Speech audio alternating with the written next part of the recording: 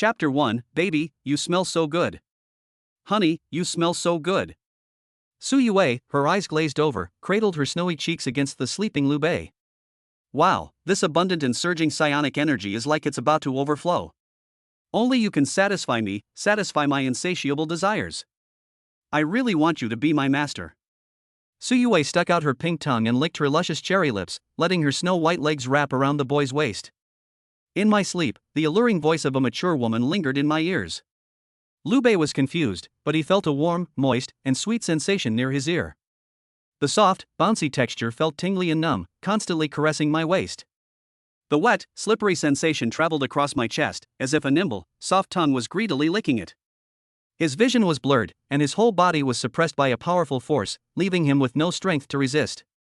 He could only let the incredibly beautiful girl's silhouette work tirelessly on his body, sucking at it wantonly. After a long while, Liu Bei felt as if most of his strength had been drained away. The girl wiped the glistening tears from the corner of her mouth and said with lingering satisfaction, you definitely won't be lured away by other women now. Sanglin Academy, right? I'll come find you tomorrow. Don't worry, I won't drain you dry.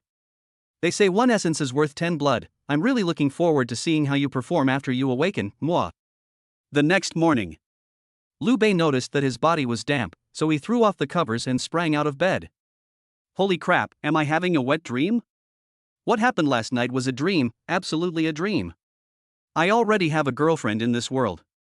Lin Shui said she wanted to form a bond with me, and I can't let her down. Liu Bei doesn't belong here.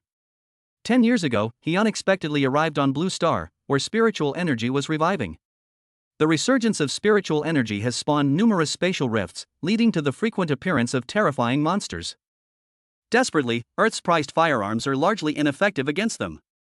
As a result, humanity has been displaced and suffered heavy casualties. Until hundreds of years ago, people discovered the method of spiritual covenant. Women awaken a spirit after reaching adulthood, while men can awaken various spirit-controlling talents. The two formed a pact, and the woman transformed into a powerful female soldier. The man transforms into a spirit master, and the two complement each other to kill demonic beasts. After hundreds of years of bloody battles, humanity finally stood on equal footing with the monsters. Numerous spirit pact academies have been established around the world, dedicated to cultivating more powerful human warriors. Today is the annual Awakening Conference. At Sanglin Academy, a sacred awakening platform stands in front of the playground. The young men and women, who had just come of age, gazed with burning passion. Liu Bei was also among the crowd, awaiting his fate. Zhao Meiqi, C-rank wandering katana, characteristic, sharpness. Before the awakening platform, the girl with long, straight black hair stared at the gleaming shadow of the katana on her chest, then happily stepped off the platform. Next, Lin Shui. A sweet-looking girl stepped onto the awakening platform. The moment her delicate hand lowered, a sword rang out with a soft hum. A dazzling rainbow shot straight into the sky, transforming into a terrifying sword spirit that cleaved the white clouds above the academy in two. On Lin Shui's chest, a sword shadow, pure white as jade, swirled with celestial energy, radiating a faint pressure and subtly revealing an aura of a celestial being who looked down upon the mortal world. The teacher in charge of awakening registration immediately jumped up from her chair and adjusted her glasses sharply. It's an S-rank artifact spirit. Lin Shui, S-rank weapon spirit snowflake goddess sword, attribute, surrounded by celestial aura, cold as frost and snow. In an instant, a discussion erupted on the playground. S-rank? How many years has it been since Sanglin Academy produced an S-rank artifact spirit? Ordinary artifact spirits have at most one attribute, but she has two. No wonder she's the school beauty. Lin Shui's Lin is truly a genius. I'm so envious of Liu Bei. He and Lin Shui are both geniuses. After they awakened, they formed a contract, which is equivalent to having a beautiful and powerful wife. Look, Liu Bei is on stage. I'm really curious what kind of talent he can awaken. At least it should be an A-level talent. Under everyone's watchful eyes, Liu Bei placed his hand on the awakening platform. The next second, a faint gray light flashed and disappeared. Liu Bei, rank F, talent, double psionic energy. What? I'm actually rank F? Liu Bei stared at his hands in disbelief, his handsome and confident face instantly drained of color. The teacher in charge of registration sighed, what a pity. After so many years of careful nurturing, he only got an F. As soon as the teacher made the final decision, an even more heated discussion erupted from the audience. F rank? Did I hear that right? Isn't Liu Bei also a genius of Sanglin, holding the #1 spot for 6 consecutive years? Is this all he's capable of? Genius my foot. He's a complete waste. Double psionic energy? That's hilarious. You call that a talent? What good is a longer mana bar? TSK, now not only Lin Shui, but even F-rank female soldiers probably won't look at him. Of course, who doesn't want to improve these days? Even the worst female soldier wants to find an E rank to achieve a leap in rank.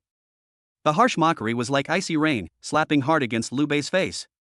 All around were expressions of disdain, contempt, and pity. In a short span of time, Liu Bei went from being a genius admired by everyone to a good-for-nothing despised by all. He knew very well that in this world where spiritual energy was reviving, the weak received no sympathy whatsoever. Rank F is not even worthy of being called a spirit master. They could only be sent to the lower levels to serve as cannon fodder, not even knowing when they would die. However, just as Liu Bei was about to leave the awakening platform, a clear, mechanical voice suddenly echoed in his mind. Congratulations, host. You have awakened an SSS level talent, 10,000 times the spiritual energy. Your spiritual energy is abundant and inexhaustible. Awakening SSS level talent, Eye of Insight. Identify female soldiers with crystal clarity. Awakening SSS level talent, War Frenzy. Bloodthirsty Berserk, combat power doubled. The host overexerted their psionic energy last night, therefore their current level is F. Please find an S rank or higher spirit weapon to form a contract with as soon as possible to activate your existing talents. I actually have 3 SSS level talents. Liu Bei's pupils dilated in shock. The sudden change filled him with immense joy. He immediately searched for Lin Shui in the crowd. Lin Shui is Liu Bei's girlfriend.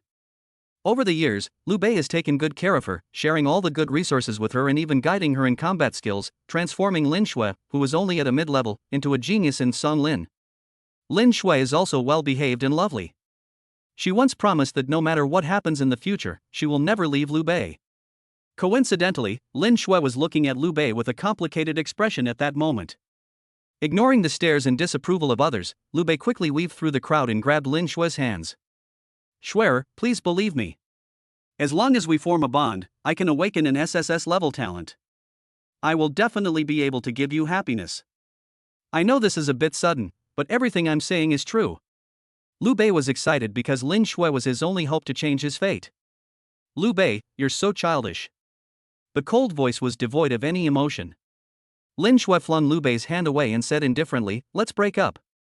You've seen it yourself, I've awakened an S-level artifact spirit, while you only have an F-level talent. We're no longer from the same world. Lin Shui's voice wasn't loud, but it was just loud enough for those around her to hear clearly. In an instant, without her having to say another word, a tidal wave of insults and ridicule surged towards Liu Bei. Holy crap, is he insane? How could he make up such a ridiculous excuse?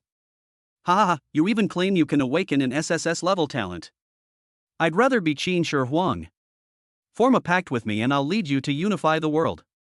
What a despicable guy. He knows he's a good for nothing, yet he still wants to ruin Lin Xiaohua's life. How dark. Girls, listen up. Don't form a guild with this kind of person. Girls help girls.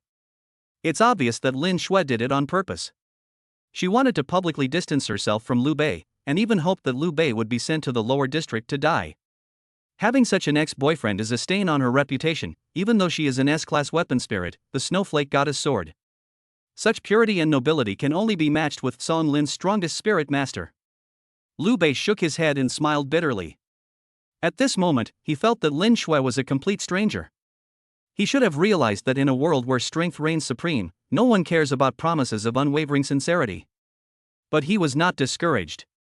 Because he knew very well that he possessed 3 exceptional talents, and as long as he found a female soldier of S rank or higher to form a contract with. Get out. Get out of Sanglin right now. Nobody will form a contract with trash like you. Go to the lower district and become cannon fodder. A 3S level spirit? Don't even mention Song Lin, there's only ever been one 3S level spirit in the entire Jiangcheng, and that was the terrifying legend from Tianji Academy. Yeah, I've never even heard of a 3S spirit master. They should take a good look at themselves in the mirror. What bad luck! Stay away from me. Just as everyone was driving Liu Bei away, an extremely alluring figure quietly appeared at the entrance of Sanglin Academy. Baby, you weren't snatched away by another woman after all. Your big sister is here to pick you up. The languid, mature woman's voice carried an intense longing, and with the arrival of her alluring figure, the once clear blue sky was eerily shrouded in dark clouds. Immediately afterwards, a terrifying pressure suddenly descended. Everyone turned to look. Yes, it's her. Tianji Academy, SSS level artifact spirit, that terrifying legend. Senior Su Yue, what's she doing here? Chapter 2, Shocking. SSS level talent. Dark clouds loomed overhead, their imposing presence overwhelming. Su Yue's appearance made everyone feel suffocated. A legendary SSS level artifact spirit. Number 1 on both the Jiangcheng beauty ranking and the popularity ranking. Is this the power of a top-tier artifact spirit? Hey, I heard that Senior Su hasn't formed a bond with anyone since she awakened, and she's still looking for a suitable spirit master. What? Does that mean I still have a chance? Dream on. You think you can even think about Senior Su? Do you even know what her awakened spirit is? The bloodthirsty netherworld scythe. Ha! It's that murderous spirit weapon that consumes spiritual energy like a floodgate being opened? Upon hearing this, everyone who coveted Su Yue leaned back in shock, breaking out in a cold sweat. A beautiful waist, a deadly knife. Senior Su is indeed very charming, but I'm more afraid of being sucked dry like a corpse. TCH, Senior Su is so arrogant. Don't even mention you, even an S-rank spirit master wouldn't catch her eye. I really don't understand why she came to Art Sanglin. Humph, a bunch of ignorant fools. A cold snort suddenly came from the crowd. Everyone turned to look and saw a confident boy stepping forward instead of backing down, seemingly intending to strike up a conversation with Su Yue. It's Chu Tianque, the only A-level talent possessor in this year's Sanglin. If it were him, he might actually win over Senior Su. His talent is Psychic Energy Burst, and his psychic energy reserves are 50 times that of an ordinary person. Chu Tianque smiled crookedly upon hearing this. That's right, the only person Senior Su was looking for can be me. If it wasn't me, who else could it be but that good-for-nothing Liu Bei? In an instant, all the boys cast envious glances at Chu Tianque. Chu Tianque's eyes darted between Su Yue and Lin Shui, a secret thrill rising in his heart. Lin Shui is Song Lin's only S-rank spirit, with impeccable looks and strength. I thought she was the only one I could be paired with. I never expected that Su Yue would appear now. A 3S level goddess, the kind of partner that countless spirit masters dream of but can never have. If I could form a bond with her, my future would be absolutely limitless. As Chu Tianque was wildly imagining things, a handsome figure suddenly appeared beside him, Liu Bei. For some reason, from the moment Liu Bei first saw Su Yue, she seemed incredibly familiar. Her legs were so white they seemed to glow, and they were so firm and supple. A head of flowing, long silver hair that reached down to the tips of her buttocks. Inside the crystal high heels, a delicate, white foot, small enough to be held in one hand. And those captivating crimson eyes. It contained a greedy lust like the tide of spring, and it was exactly the same as the figure of the woman in my dream with an amazing body. Just as Liu Bei was about to approach, he was violently bumped into by Chu Tianque. You piece of trash, you didn't actually think Senior Su came to see you, did you? You think you're worthy of an F rank? Before Liu Bei could even open his mouth to retort, Chu Tianque had already struck up a conversation with Su Yue. Senior Su, hello? Roll. The icy voice was like the coldest wind in the dead of winter. At this moment, there was not a trace of gentleness on Su Yue's face. Suddenly, a black side-like phantom appeared on her full chest. At the same time, a terrifying aura suddenly erupted. With a muffled thud, Chu Tianque was sent flying backward, coughing up blood, like a kite with a broken string. It was swept more than 10 meters away before finally landing on the ground. Everyone was utterly shocked by what they saw. Even Chu Tianque, who is at the A level, is not worth a second glance. So who exactly is Su Yue looking for? It can't be Liu Bei, can it? To everyone's astonishment, Su Yue actually took Liu Bei's arm in public, completely disregarding the fact that her soft breasts were being squeezed and deformed. Her face flushed red, and she murmured, "Baby, let's form a bond quickly. I'm so excited to be watched by so many people." Liu Bei looked at Su Yue in astonishment. Are you really the one from last night's erotic dream? That's right, I just couldn't resist last night, so I did a little preview with you. Come on, after we form a bond, I'll continue to guide you through that dream. Before Liu Bei could react, Su Yue snatched his finger and bit it hard with her cute fangs. A drop of blood appeared. Su Yue seemed to see an exquisite delicacy, and couldn't wait to open her warm little mouth and take it in deeply. Ah, the psionic energy smells so sweet and delicious, give it to me, give me more. It's a blood pact. Senior Su actually formed a blood pact with Liu Bei. A blood pact is the most devoted symbol of a female soldier. Once the pact is made, there's no going back for the rest of her life. This. Su Yue really fell for a good for nothing? The blood pact is useless. Liu Bei is doomed. Once the pact is completed, he will be drained of his life force and turned into a dried up corpse. I was born to form a bond, but I'm not alive to enjoy it. At this moment, everyone stared intently at the scene of Liu Bei and Su Yue forming a bond. Lin Shui showed no pity and did not care at all whether Liu Bei lived or died. Zhu Tianquo wiped the blood from the corner of his mouth. Even I can't get a woman, and you, a piece of trash, want to lay a finger on her? You're simply overestimating yourself.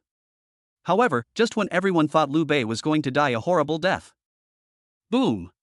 A deafening roar, accompanied by intense rainbow light, erupted from Liu Bei's body. The rainbow light was extremely dazzling, many times more intense than when Lin Shui awakened. The light shot straight into the sky, dispelling the dark clouds above Canglin, and then shone on the awakening platform, revealing a line of golden text. Liu Bei, awakened SSS level talent, 10,000 times the spiritual energy. Holy crap! I'm not seeing things, am I? A triple S level talent. How is this possible? Wasn't he an F rank trash? Double psionic energy has actually become 10,000 times psionic energy. This can't be wrong.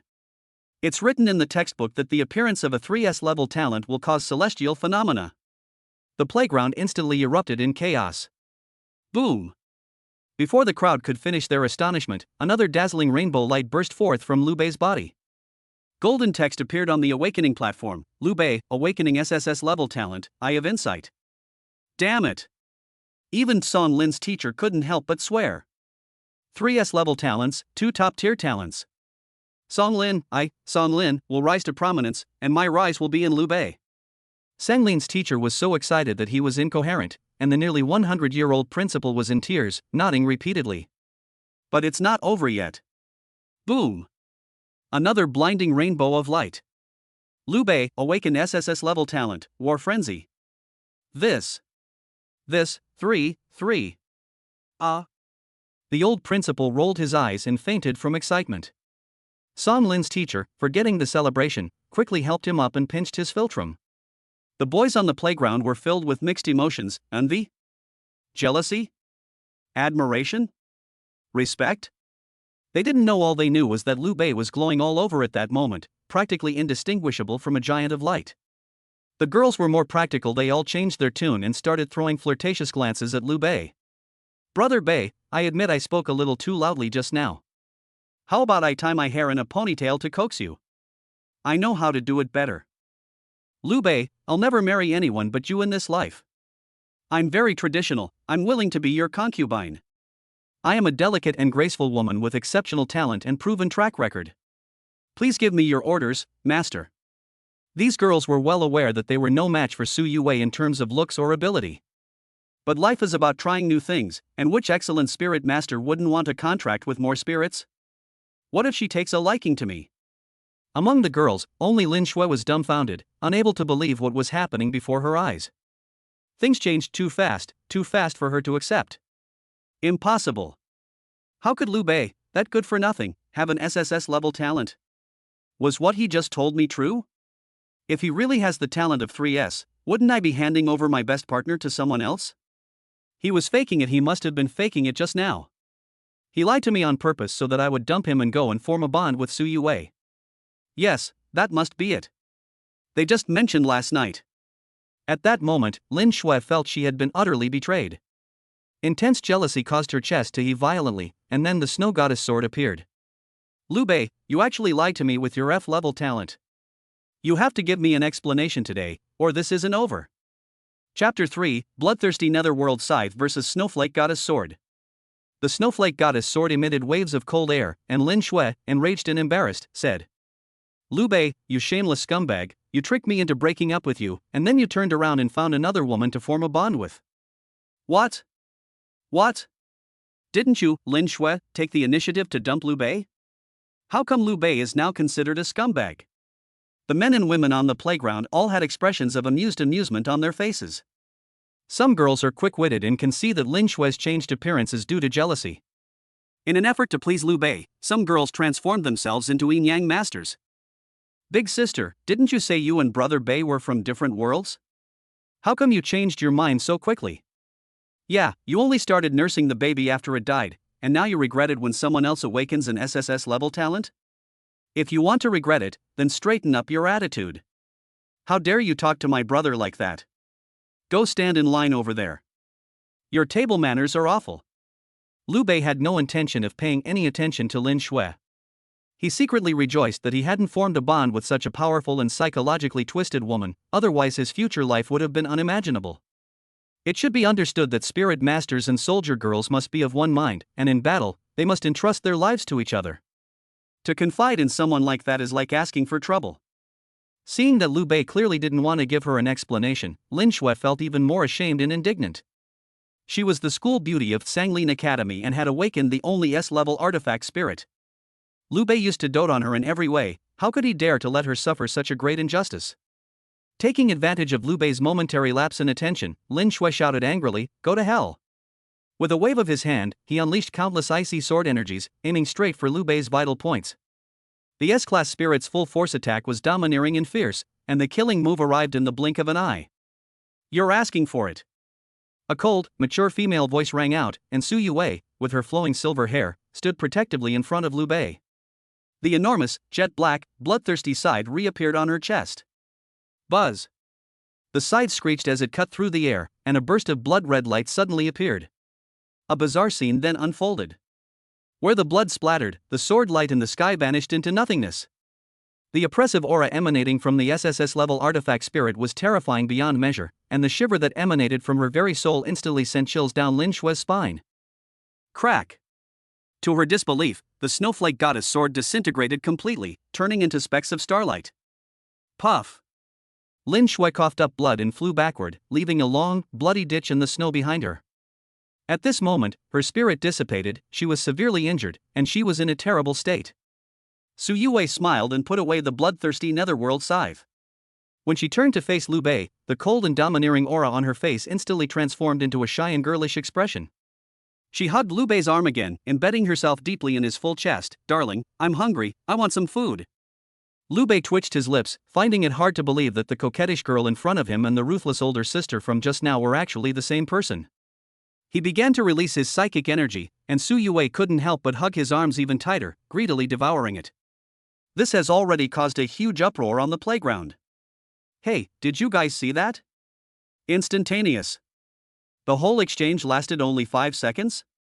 It seems like Lin Shui was gone the moment senior sister Su raised her hand. The bloodthirsty netherworld scythe is terrifying. Is this the difference between an SSS-level artifact spirit and an S-level one? Am I the only one who thinks Liu Bei is scary? How much spiritual energy did senior Su just use up in that battle? Look at him, he seems completely unaffected. Holy crap, only monsters can control monsters. I'm not envious at all, not even a little bit, sob sob sob. In the snow, Lin Shui struggled to her feet, still grumbling, "You just wait." Liu Bei frowned slightly. "As you said, we are no longer from the same world. You'd better take care of yourself. She's guarding a mountain of treasure without realizing it. It's clearly her own short-sightedness that's causing this, yet she tries to bite back. TSK, this kind of woman is truly terrifying. Unlike me, I only care about my brother. By the way, my husband has never been an F-cup, he was just too exhausted from being withered last night." Su Yue smiled mischievously, and Lin Shui felt a sudden darkness before her eyes. Pfft. She spat out another mouthful of blood. Under the watchful eyes of everyone, she forcibly activated the weapon spirit and even tried to transform the snowflake goddess sword again. Stop! 2 teachers from Sanglin Academy promptly appeared, blocking Lin Shui's path and saying, "The academy rules stipulate that students are only allowed to spar publicly and not engage in life or death battles. Lin Shui, you have already violated the rules. Do you want to make another mistake? Lin Shue's eyes revealed deep resentment. I hate you so much, Liu Bei, I will never let you go. Considering that Lin Shui was, after all, a precious S-class artifact spirit, the academy teachers ultimately chose to let the matter drop. After offering a few words of comfort to Liu Bei, he sent someone to take Lin Shui to the infirmary. Just as Liu Bei and Su Yue were about to leave, one of the female teachers called them back. Please wait a moment, students. I'd like to discuss something else with you. The speaker was named Feng Qing, the most outstanding tactics teacher at Sanglin Academy, who was in charge of the academy's resource allocation and wielded considerable influence. Liu Bei, according to the regulations of the Academy Alliance, all 3S-level spirit masters and soldier girls have the right to reselect schools, and the original academy has no right to interfere. However, I can personally guarantee that if you're willing to stay, Sanglin will dedicate 20% of the entire academy's resources to nurturing you. Feng Qing turned to Su Yue and said, "Oh, and this Su classmate, if you're willing to join Sanglin, I guarantee you'll enjoy the same treatment as Liu Bei. Ask him, and I'll go wherever he goes." 20% of a college's resources would be incredibly tempting to anyone. But Su Yue's gaze remained fixed on Liu Bei from beginning to end. She didn't care about resources at all. Liu Bei remained calm, clearly indicating that the 20% of resources did not meet his expectations. Boom boom, several loud engine roars suddenly came from the school gate. Several luxury sports cars drove into Sanglin one after another. A burly man got out of the car and laughed heartily. "Ha, Feng Qing, with your qualifications, which academy can't afford you? Brother Liu, as long as you come, my Blazing Fire Academy is willing to pay double." A well-dressed, refined man adjusted his glasses and said earnestly, "My Star Academy is ranked 4th in Jiangcheng. I can guarantee you two the best resources by virtue of my position as a senior advisor to the academy. You second-rate academies dare to steal our Tianji son-in-law? No matter how much they offer, Tianji will offer 3 times that. The teachers at Tianji Academy are the most generous. Tianji is, after all, a top-tier academy in Jiangcheng, and also Su Yue's home base, so this teacher was particularly confident. My Hawan Academy can't contribute too many resources, only 30%, but..." A woman with a bewitching appearance approached Liu Bei and snapped her fingers.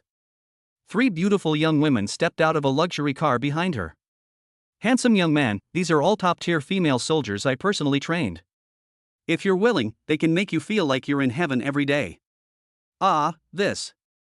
Liu Bei blushed. He had guessed that he would be sought after by various colleges, but he hadn't expected such a method of poaching people. Seeing this, Su Yue puffed out her cheeks and gently pinched his arm. The playground erupted in excitement once again, with everyone speculating about what choice Liu Bei would make. That's ruthless. So many super academies are just throwing double the resources at people. I'm so envious. Tianji, Xingchen, and Liehua are places that ordinary people would kill to get into, yet they have offered them an olive branch. I bet Liu Bei will choose Tianji. Am I the only one who wants to go to Hawan? Those 3 female soldiers are so exciting.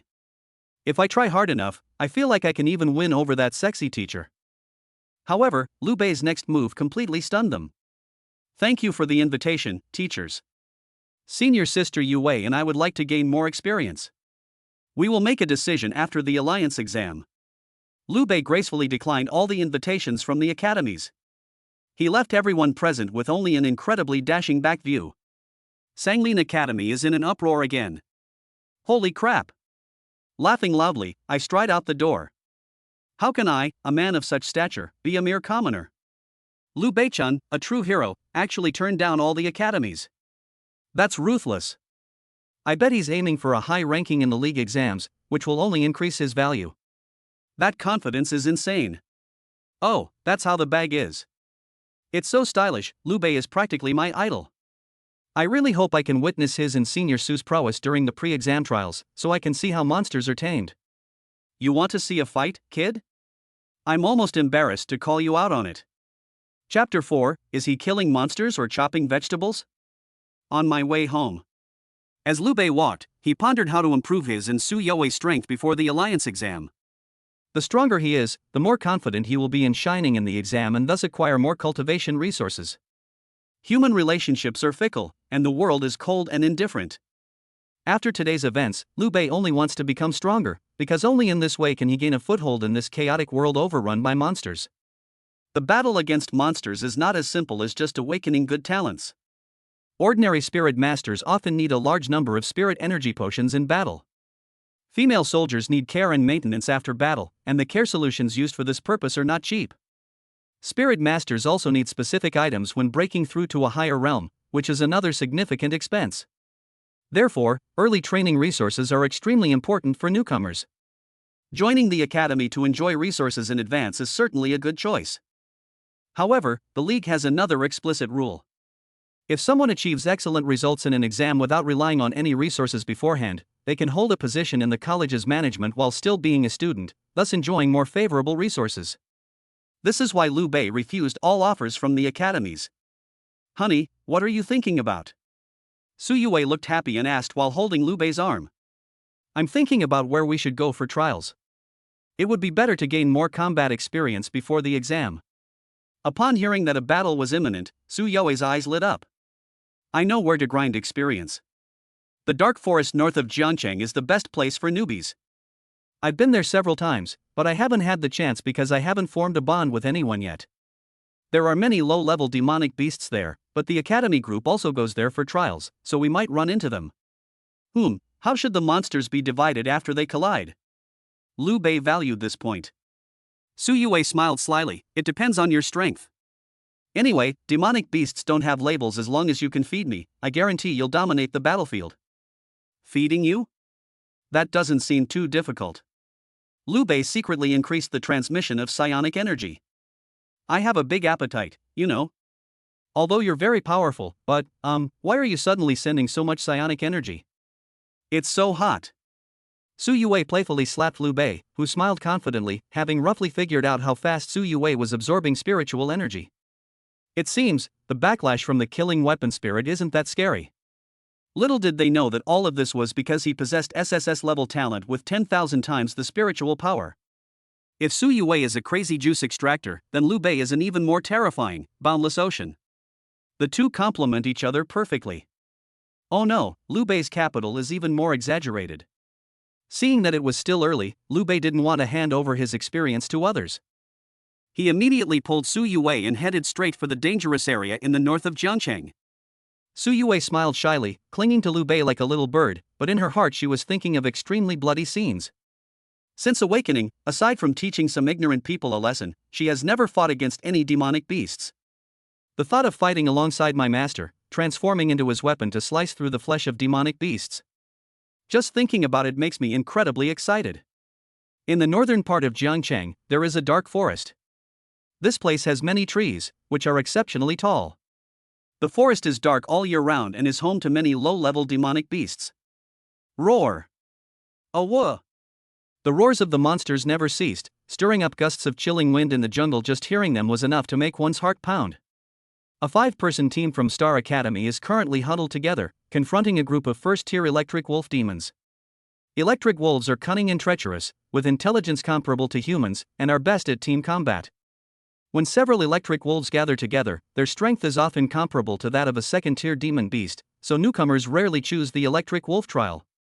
The team took the risk to quickly gain experience and collect some monster cores, but they never expected that the electric wolves would be far more troublesome than they had learned about in their textbooks. Ah! The electric wolf howled, its sharp teeth and mouth flashing with intense electricity, its greedy eyes scanning the 5-person group before it.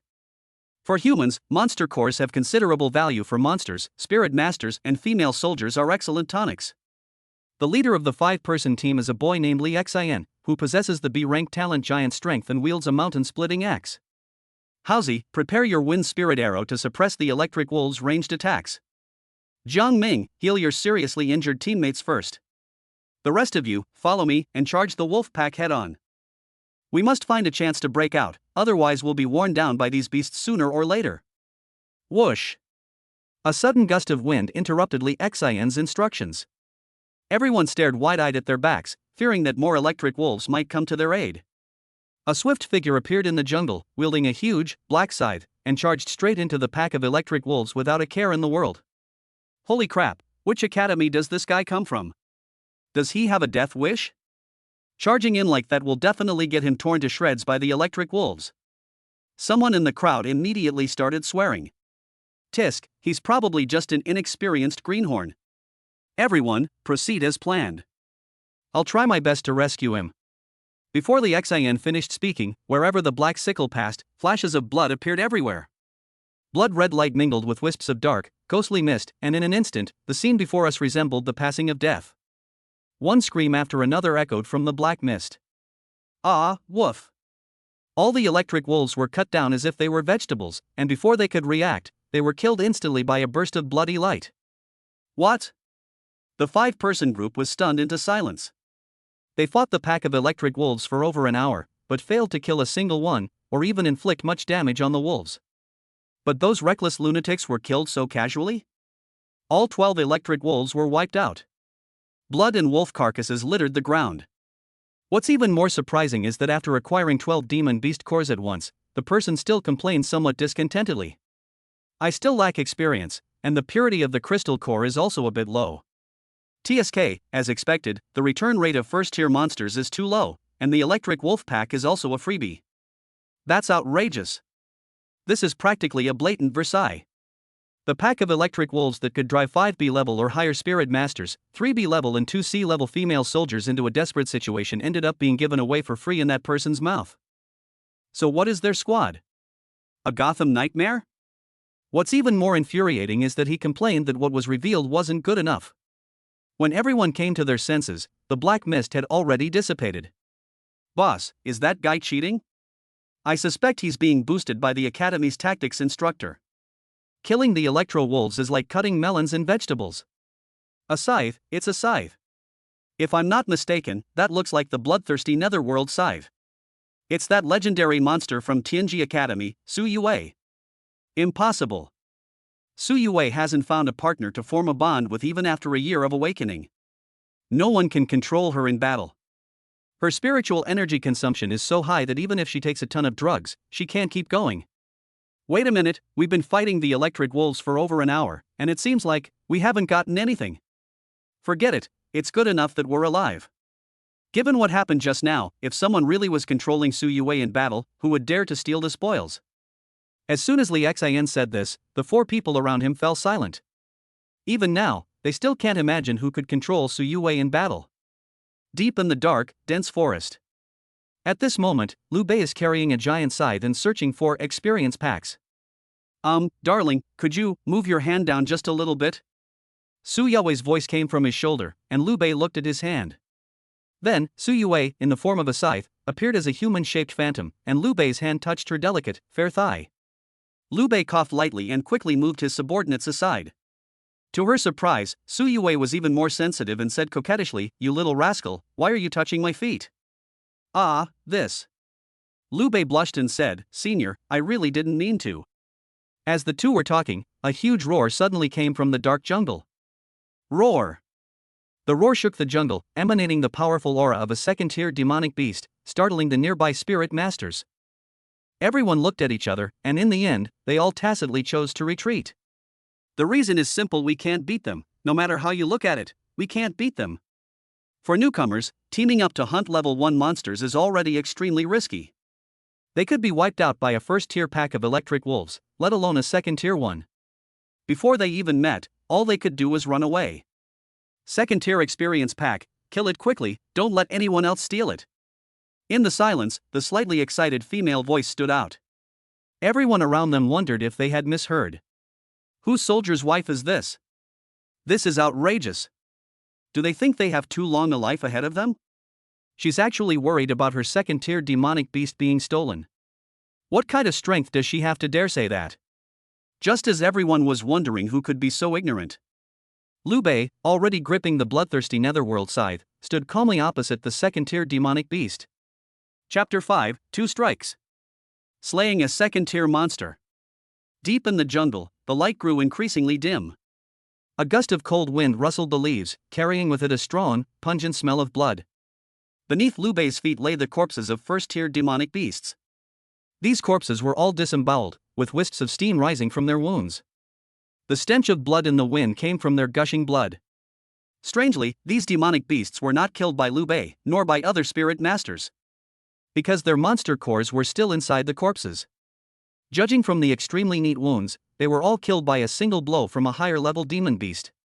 The arrangement of these corpses was also bizarre. as if they had been deliberately laid out along the way, and the deeper one went into the jungle, the more corpses there were. Liu Bei could conclude that someone, a demon beast, was fishing. And the fisherman was hovering about 10 meters away from him at that moment. It was a giant praying mantis, entirely dark green, and the size of a car. 6 wings, each the size of a door panel, were vibrating silently at a high frequency, and a pair of terrifying compound eyes, like lanterns, were radiating a bloodthirsty and ferocious light. The hoarse, unpleasant chirping of the insect sounded just like the creaking of an old wooden door, and a wave of scorching heat shot out from its serrated mouth. Second-tier monster, flying mantis. It possesses an incredibly sharp scythe as its weapon, as well as the toughest exoskeleton armor among insect-like monsters. Female soldiers of the same rank would have a hard time surviving 3 rounds under its scythe. They would usually be cut in half the moment they met. Even more terrifying is that this flying mantis has learned to actively lure and capture humans.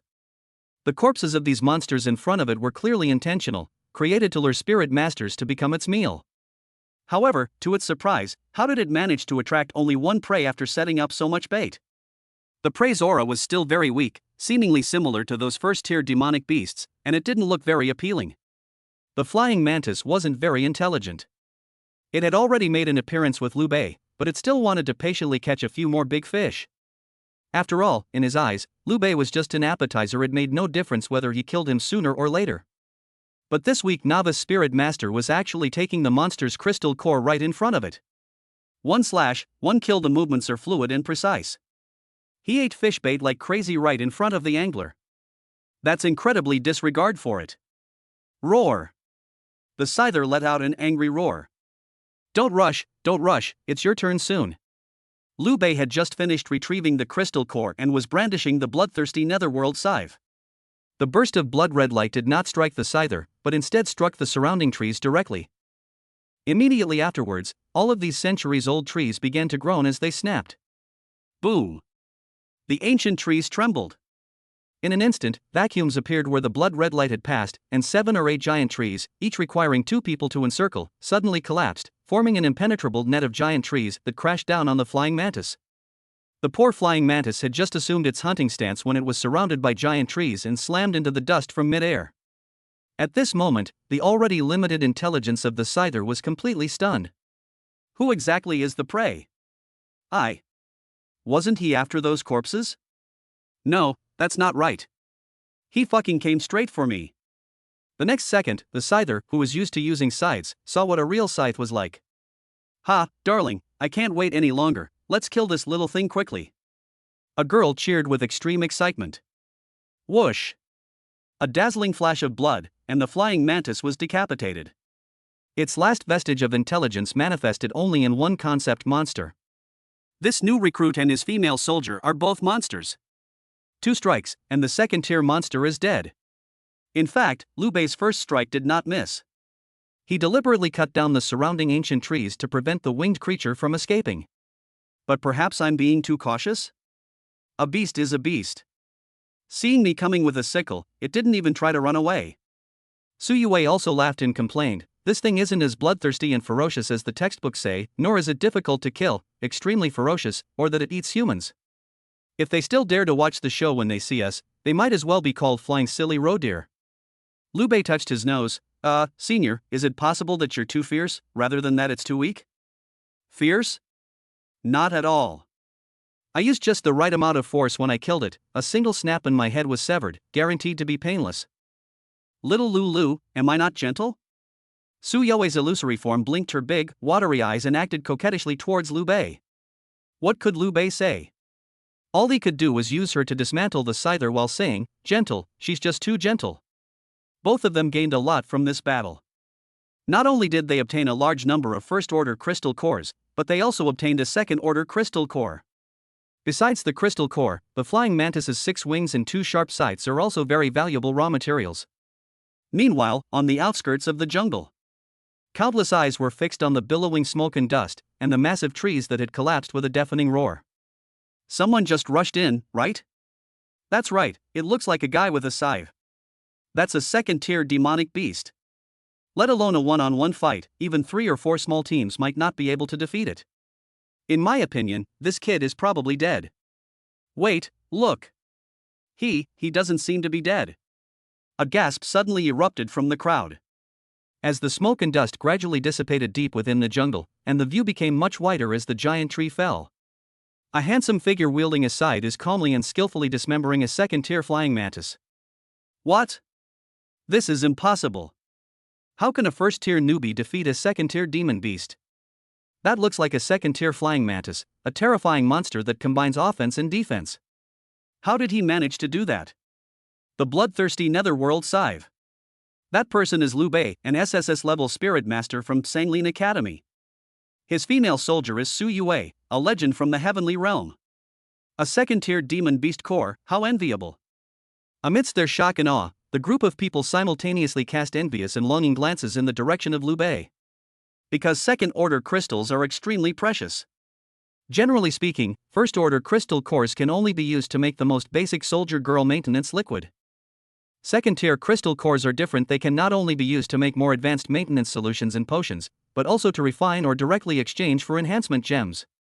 It should be noted that after a soldier girl awakens, she will have 3 basic attributes: attack power, attack speed, and durability.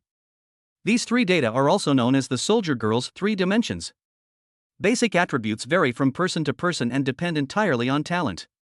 The only way to improve them is through breakthroughs in the rank of the female soldier, so the improvement speed is very slow. Meanwhile, enhancement gems can directly improve the basic attributes of female soldiers in the shortest amount of time. How could this not make everyone envious? Moreover, Liu Bei's gains weren't just a single second-tier crystal core, but also a whole pile of first-tier crystal cores. In an instant, all the team members began exchanging glances. They all seemed hesitant about whether to take the risk and gamble on this get-rich-quick opportunity. Deep in the jungle, Liu Bei noticed the complex gazes around him. To everyone's surprise, he remained calm and composed, showing no sign of haste, and slowly dismantled the useful parts of the mantis. "Excuse me, but this flying mantis was our prey. We attacked it long before you, so the spoils rightfully belong to us." The muffled voices suddenly broke the silence, and a group of 5 people appeared in front of Liu Bei and Su Yue. They were dressed in the iconic red uniforms of the Blazing Academy. The one who spoke was a burly boy holding a hammer named Liang Chao, who was implicitly considered the leader of the entire squad. Liang Chao's words were relatively polite, but his tone was full of threats, and his gaze toward Liu Bei was also malicious. However, Liu Bei didn't even raise his head, and directly removed the last mantis wing in front of everyone. "I packed everything up, including the ones I had before, and prepared to take them with me." Ignoring it, blatant ignoring it. This arrogant attitude undoubtedly made Liang Chao and others very uncomfortable. "So you're not going to give in? You won't allow it, so what?" Liu Bei's crisp and decisive answer was like a resounding slap across Liang Chao's face. The next second, a cold smile appeared on Liang Chao's lips as he picked up the hammer and stepped forward. The others also got into position, surrounding Liu Bei completely. Chapter 6: Psionic Energy Exhausted? What does it mean for psionic energy to overflow? When? Liu Bei planted his enormous scythe on the ground, coldly surveying the crowd, his eyes burning with fighting spirit. "Let's all attack together." The students from Blazing Fire Academy clearly hadn't expected Liu Bei to be so assertive. Didn't he just kill a second-tier monster? They still used Su Yue, a murderous spirit. They can continue fighting without needing supplies? The group looked at each other, clutching the female soldiers tightly, none of them daring to step forward. "What are you afraid of? They've already come all this way, are you going to let them go?" Liang Chao broke the deadlock with a low shout, then quickly analyzed the battle situation. No matter how powerful he is now at his last gasp. "We don't know what SSS talent he has, but Su Yue is known as a killing weapon spirit. Although she is powerful, the backlash against spirit masters is also extremely terrifying. If the spirit master runs out of mana, even the most powerful female soldiers are useless, especially since they just finished killing a second-tier demon beast. Now is the perfect time to strike." Encouraged by Liang Chao, voices of agreement immediately arose from the crowd. "The boss is right, if we all go together, we can definitely take them down." "Yes, don't give him any breathing room. Be careful that the kid doesn't drink a psionic potion to regain his mana. So what if he has SSS-level talent? I don't believe his talent can keep up with Su Yue's demands." "What a coincidence. Let's do it." With a roar, Liang Chao swung his giant hammer and charged at Liu Bei. Liu Bei didn't rush to retaliate. He quickly sized up the group, a few barely perceptible golden glints flashing in his eyes. The Eye of Insight. Identifying female soldiers is a breeze. In the blink of an eye, all the information about the female soldiers in the hands of the 5 men appeared before Liu Bei's eyes. Zhao Wuyan, S-rank soldier girl with flaming hammer. Attack power 80-100. Attack speed, 0 slow attack speed. Durability, 82-100. Characteristics, scorching aura, hammering sparks. Review, putting aside its appearance, this hammer-wielding weapon is definitely a top choice for muscular players. The downside is that it's too powerful and has too much momentum, making it easy to be targeted. Liu Bei's lips curled up slightly. So there was an S-rank female soldier. No wonder these people dared to cause me trouble. Apart from Liang Chao's hammer-wielding female warrior, the other female warriors are mostly B grade and C grade, including ranged and melee warriors, and there's also a support character. It can be said that it has no special features. The only person Liu Bei needs to pay attention to is Liang Chao. Call. The fiery hammer arrived in an instant, bringing with it a scorching wave of air, and smashed straight down on Liu Bei's head. After understanding his opponent's characteristics, Liu Bei did not use his scythe to block the attack head-on. Instead, he took a step lightly the instant he saw the hammer's path. The hammer blows, sparks, and heat waves all missed their mark, and Liang Chao also missed Liu Bei completely. Liang Chao looked incredulous. How could he have seen through his attack? He seemed to have moved just a tiny step to the left, and my full force attack missed completely. Unwilling to give up, Liang Chao twisted his waist and swung his hammer quickly, this time attacking from Liu Bei's side with the force of a sweeping attack. With a whoosh, flames roared and burned fiercely in the air. This time, the hammer attacked in a fan shape, covering a wide area and almost blocking all of Liu Bei's escape routes. Now let's see how you escape. A cold smile appeared on Liang Chao's lips. However, as he turned around with the hammer, Liu Bei vanished from his sight. In mid-air, Liu Bei held his sickle horizontally and executed a monkey leaping stick move, perfectly dodging once again. Seeing that their leader's 2 attacks had missed, the other 4 urged their female soldiers to slash and hack away, and 3 arrows made of spiritual energy were shot at Liu Bei. It must be said that these people cooperated very well, which shows that they have obviously undergone a lot of training and honing. If it were someone else, they might have really been in a tough fight. But Liu Bei had already seen through the flaws of several female soldiers with his discerning eye. Greenfield Wind Bow, rank B, very fast but lacks accuracy. The Qinggang Sword, grade C, is unremarkable and unremarkable. Spirit Energy Orb, grade B, can restore a small amount of spirit energy to nearby spirit masters. Each restoration has a 15-minute cooldown. Clang, bang, jingle. Liu Bei's sickle flashed with a free and unrestrained style. In an instant, all of their attacks were neutralized. What? How is this possible? Our airtight attack was actually. He seems to be able to see through our attack patterns. Wait, shouldn't he have exhausted his spiritual energy? How come he's still so powerful? The 4 men's expressions changed drastically at the same time, and they all looked at Liang Chao, who was leading the group. At this moment, Liang Chao was also completely confused. Logically speaking, no matter how much psionic energy Liu Bei had, it would be impossible for him to have lasted this long. But just now, he dodged and parried, his movements flowing smoothly and effortlessly. Yes. He must be pretending to be relaxed in order to mislead our judgment. That bastard. He actually managed to fool me completely. I almost fell for his trick. At that moment, Liang Chao suddenly realized something. Although he secretly thought highly of Liu Bei, he loudly urged, "Everyone, hurry up. This kid hasn't fought back, which means he's definitely out of mana. One more round of attacks, and we'll definitely take him down." Ouch. It's so hot, so burning. Little Lulu, why did you suddenly use so much force? Quickly, lead me into battle. I can't withstand this spiritual energy. A sudden burst of excited moan interrupted Liang Chao's words. The bloodthirsty netherworld scythe trembled slightly in Liu Bei's hand, and a faint, iridescent light burst forth from its blade. That's right. The supply of psionic energy is so abundant that it overflows, resulting in the female soldier's explosive power. Even more terrifying was that because Liu Bei possessed so much spiritual energy, the overflowing energy transformed directly into a towering, dark mist that enveloped Liang Chao and the others. A deep sense of fear instantly spread throughout the 5 people. What kind of monster is this? Psionic energy overflowed. He actually managed to make Su Yue unleash her power. Could his talent really be related to psionic abilities? Boss, didn't you say he was already on his deathbed? What do we do now? Everyone, including Liang Chao, was utterly shocked. Seeing that there was no way out, Liang Chao gritted his teeth and swung the hammer again.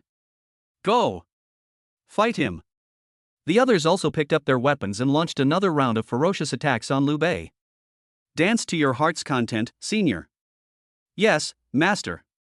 The next second, Liu Bei swept his scythe, and the dark, ghostly mist in the sky solidified into a phantom scythe that was 6 xiang wide. Wherever the blade passed, its sharp, chilling aura sliced through everything in its path. Liang Chao and the others' expressions changed drastically, and they hurriedly used the female soldiers in their hands to desperately defend themselves. But the moment the blade touched the female soldiers, all of them let out a shrill wail, and were then forced back into human form. The weapon spirit also collapsed in an instant. All 10 people coughed up blood and flew backward, landing on the ground in agony. Judging from the neat cuts on the surrounding vegetation, Liu Bei had clearly held back, otherwise, these people would probably have been cut in half just like the vegetation. Those still hesitating on the outer edge were all terrified at the sight, secretly glad that they had been too clever for not being foolish enough to snatch Liu Bei's spoils. At the same time, they were also thinking to themselves, Liang Chao, of all people to mess with, you had to mess with Liu Bei and Su Yue. Is that the kind of person you can judge by common sense? Liu Bei looked up and scanned his surroundings. At that moment, everyone lowered their heads in perfect unison. For a moment, no one dared to look him in the eye. Liu Bei revealed a satisfied smile. It seems this killing the chicken to scare the monkey strategy worked quite well.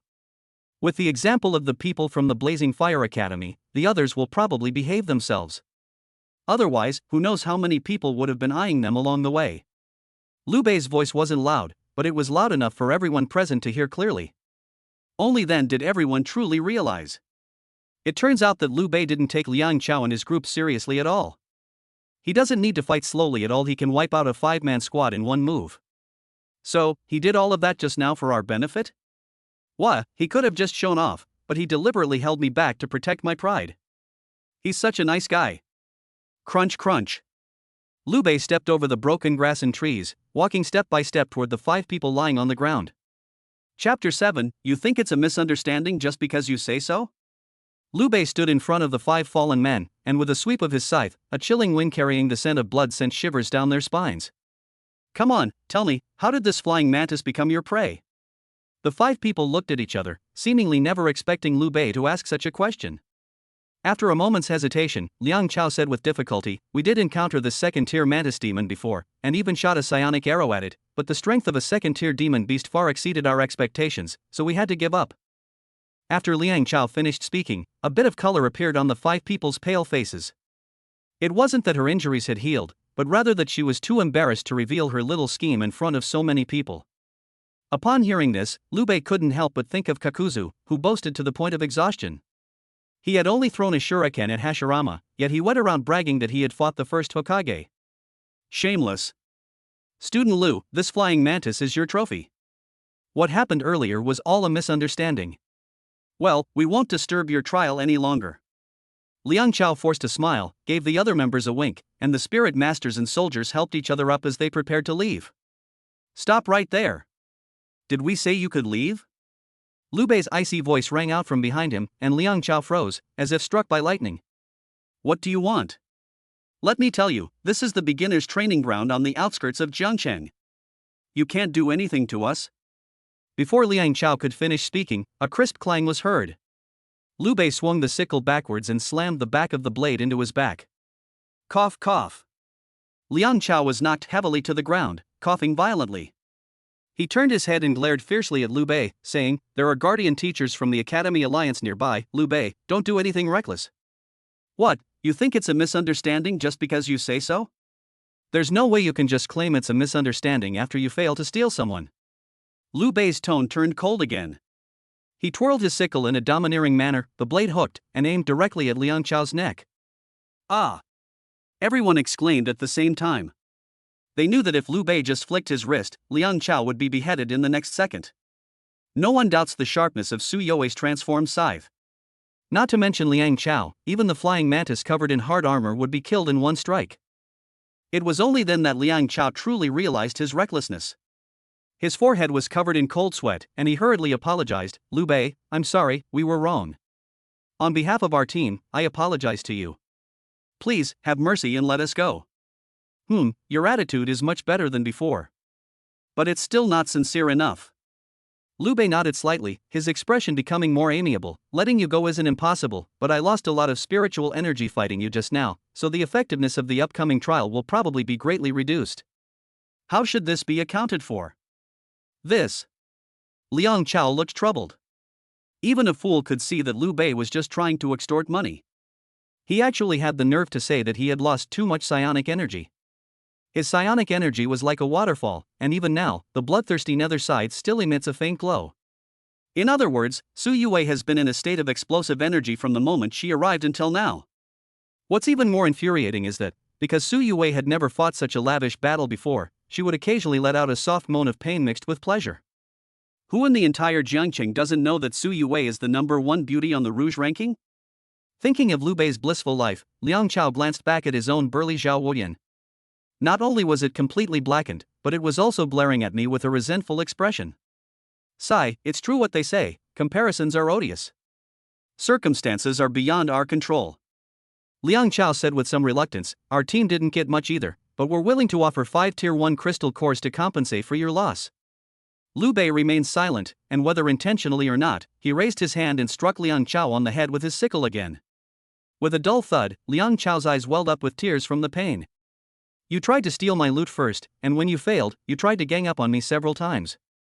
You wanted to leave without apologizing, and now you're even offering a price? As Liu Bei spoke, he snatched the bag containing the crystal cores from Liang Chao's hand. Upon opening it, there were more than 20 crystal cores inside. You're not going to take it all away, are you? What do you mean by robbery? This is what you're paying me back. As for the others, are you going to hand them over yourselves, or do I have to do it myself? Liu Bei was all smiles, but his words were like the biting cold of winter, making the group tremble with fear. He actually tried to steal everyone's entire day's worth of loot. All we wanted to do was steal one of his crystal cores, and we didn't even manage to do it. How could he act like this? A somewhat short and plump female soldier immediately let out a shriek, like a cat whose tail had been stepped on. Liu Bei, we've already apologized to you, what more do you want? Besides, how could you steal a girl's things? Are you even human? Trash, you shrimp-headed bastard. Liu Bei frowned slightly upon hearing this. Where did that foul smell come from? Before he could make a move, Su Yue had already transformed back into human form from her scythe form. She strode over to the little tank and slapped it hard across the face. With a sharp crack, the small tank was sent flying 20 meters away, crashing heavily into a broken tree stump. I can't even bear to scold my little Lulu, so where did this tank come from? When you're out in the world, don't you know you should stand at attention if you're going to get a beating? I don't care if you're male or female, just hand over all the crystal cores now, or you'll end up like that little tank. Su Yue's voice was clear and pleasant, but to everyone else it sounded like a death knell. Seeing that the soldier woman who had just insulted Liu Bei had her face turned into a pig's head after being slapped, how could they dare to have any objections? Soon, more than 50 first-order crystal cores were neatly placed in front of Su Yue. Liu Bei clicked his tongue in amazement, once again witnessing that even in human form, Su Yue possessed an immense sense of oppression. However, the next second, Su Yue, her cheeks flushed, came to Liu Bei with a large pile of crystal cores and said in a sweet voice, "Honey, this is all money I just earned. I'm willing to save money with you. Once we've saved enough, I'll buy you whatever you want." What about you? Nothing you want to buy? Having you is enough for me. Su Yue hugged Liu Bei's arm and took a deep sniff. This sweet and alluring spiritual energy scent. If the battle just now caused Liang Chao and the others 100 points of damage, the current scene will deal a critical hit of 10,000 points of damage to all the spirit masters present. Some people originally wanted to watch the excitement, but what's the point of watching now? Not only could he not win the fight, but Liu Bei also made Su Yue transform into a sexy kitten, openly showing off their affection. Let's go. The corpse is a bit uncomfortable. What a terrible day, I didn't check the Gregorian calendar before I went out today. I just wanted to see a fight and gain some real combat experience. What's the point of making me act in a romance movie? At that moment, no one noticed that a smug look flashed across Liang Chao's face. Liu Bei, you openly robbed your classmate. Do you think the protectors of the Academy Alliance are just sitting around doing nothing? Liang Chao put on a righteous and awe-inspiring expression. As soon as he finished speaking, a scorching wind suddenly blew from another direction in the jungle. A towering figure, enveloped in flames, suddenly appeared between Liu Bei and Liang Chao. The moment this person appeared, he immediately attracted the attention of everyone around him. The protectors of the Academy Alliance. It looks like teacher Mo Taizhan from the Blazing Fire Academy. Mo Taizhan, an A-level spirit master, has an S-level Crimson Flame Gauntlet as his soldier. I heard that his combat power is amazing. I didn't expect him to be the protector of this year's newcomers. This is going to be interesting. I wonder how he will deal with Liu Bei and Liang Chao. Hey, Liang Chao is also from the Blazing Fire Academy. In my opinion, Mo Taizhan will definitely favor his own people. Chapter 8, A Great Harvest. Mo Taizhan exuded a powerful aura. Liu Bei conservatively estimated that this person was at least a third-level spirit master. As for the specific level of attainment, he had no idea. Liu Bei's eye of insight can see through the true nature of the female soldier, but it cannot see through the spirit master. After Mo Taizhan appeared, Liang Chao's smug expression deepened. It's obvious that this guardian teacher was someone he called. Sure enough, Liang Chao's eyes darted around, and he immediately pointed at Liu Bei and shouted. Liu Bei, in broad daylight, our 5-person team helped you hunt down a second-tier flying mantis, but you turned your back on us. Not only did you refuse to share our spoils, but you also stole our rightful catch. You have absolutely no respect for your guardian teacher. Upon hearing this, many people around him complained that Liang Chao's attitude was too unpleasant. Damn, this guy is shameless. He lost to Liu Bei when he tried to steal the stuff, but he still has the nerve to turn around and blame others. Tisk, he's supposed to be a top student at Blazing Fire Academy, yet he acts like a little kid, telling the teacher when he can't win a fight. Oh no, Liu Bei is doomed. Mo Taizhan is the tactics instructor at the Blazing Fire Academy. No matter how talented Liu Bei is, he can't possibly be a match for the instructor. However, facing Mo Taizhan, who was clearly stronger than him, Liu Bei remained independent and neither humble nor arrogant. He collected all the bags of crystal cores without saying goodbye, and turned to leave with Su Yue. However, before leaving, Su Yue transformed back into the bloodthirsty netherworld scythe. Liu Bei once again executed a stylish sword flourish, and the back of the blade struck Liang Chao squarely on the head. Thump! Damn it, Liu Bei, don't go too far. In front of our guardian teacher, you're not going to return our spoils. Smack! With a sharp crack, Liang Chao's head was struck again. However, this time it wasn't Liu Bei who attacked him, but the backer he had found himself in Mo Taizhan. Uncle, what's wrong with you? Shut up! You idiot, didn't I tell you not to call me uncle in public, but to call me Teacher Mo? Oh, Teacher Mo. After Mo Taizhan sternly corrected him, he strode up to Liu Bei, cupped his hands in a hearty gesture, and said, Young brother Liu, we meet again. Liu Bei met Mo Taizhan. This morning, after he awakened his SSS talent, he was offered positions by representatives from various academies who were trying their best to recruit him. Mo Taizhan was the representative of the Blazing Academy faction. Liu Bei didn't have much of an impression of his appearance, but the man's skin was quite distinctive. It was pitch black, like a blacksmith who had been forging iron all year round. In addition, his physique was several times larger than Liang Chao's, making him easily recognizable in a crowd. Is there something you need? Liu Bei asked calmly. Mo Taizhan waved his hand and said, it's nothing serious. This time, it was my Liahua Academy that was in the wrong. I apologize to you on behalf of these ignorant students. It's all in the past, and I have no intention of pursuing their responsibility. Liu Bei smiled easily, as if he and Mo Taizhan were old friends. As for his stealing of Liang Chao and others' crystal cores, the two of them tacitly avoided mentioning it. In an instant, Liang Chao and the other parties involved, as well as all the onlookers, were stunned into silence. Is this still the Mo Taizhan I remember? Wasn't he supposed to be extremely protective of his own, always favoring the students of Blazing Fire Academy? I also heard that Professor Mo has a very fiery temper. Last time he got into a conflict with a teacher from another college, he beat the other person so badly that he was hospitalized with his iron fists. Did you guys notice? He just called Liu Bei little brother. Let alone us newcomers, how many people in the entire Jiangcheng would call him brother? Could this Liu Bei have some hidden identity? The position of the guardian teacher is highly respected. For the guardian teacher to treat him like this, TSK, he must have a powerful background. Mo Taizhan exchanged a few more polite words with Liu Bei, but he never mentioned the crystal cores. This made Liu Bei look at him with newfound respect. Whatever the reason, at least Mo Taizhan didn't offend him. In fact, Liu Bei had already made preparations for both scenarios long ago. If the other party is easy to talk to, then he will quietly leave with the crystal core. If the other party tries to bully the weak, he doesn't mind sparring with them and then leaving with the crystal core. In short, Liu Bei would never give up something he had already put in his pocket. Young Master Liu, do you have any new ideas about choosing a school for your future? After talking for so long, Mo Taizhan finally couldn't hold back any longer and asked what was on his mind. I'm sorry, Professor Mo, I don't have any plans for the time being. I'd like to wait until after the alliance exams are over before making a decision. Is that so? Mo Taizhan said in a normal tone, as if he had expected Liu Bei to give this answer. He laughed heartily, took a heavy bag off his body, and handed it to Liu Bei.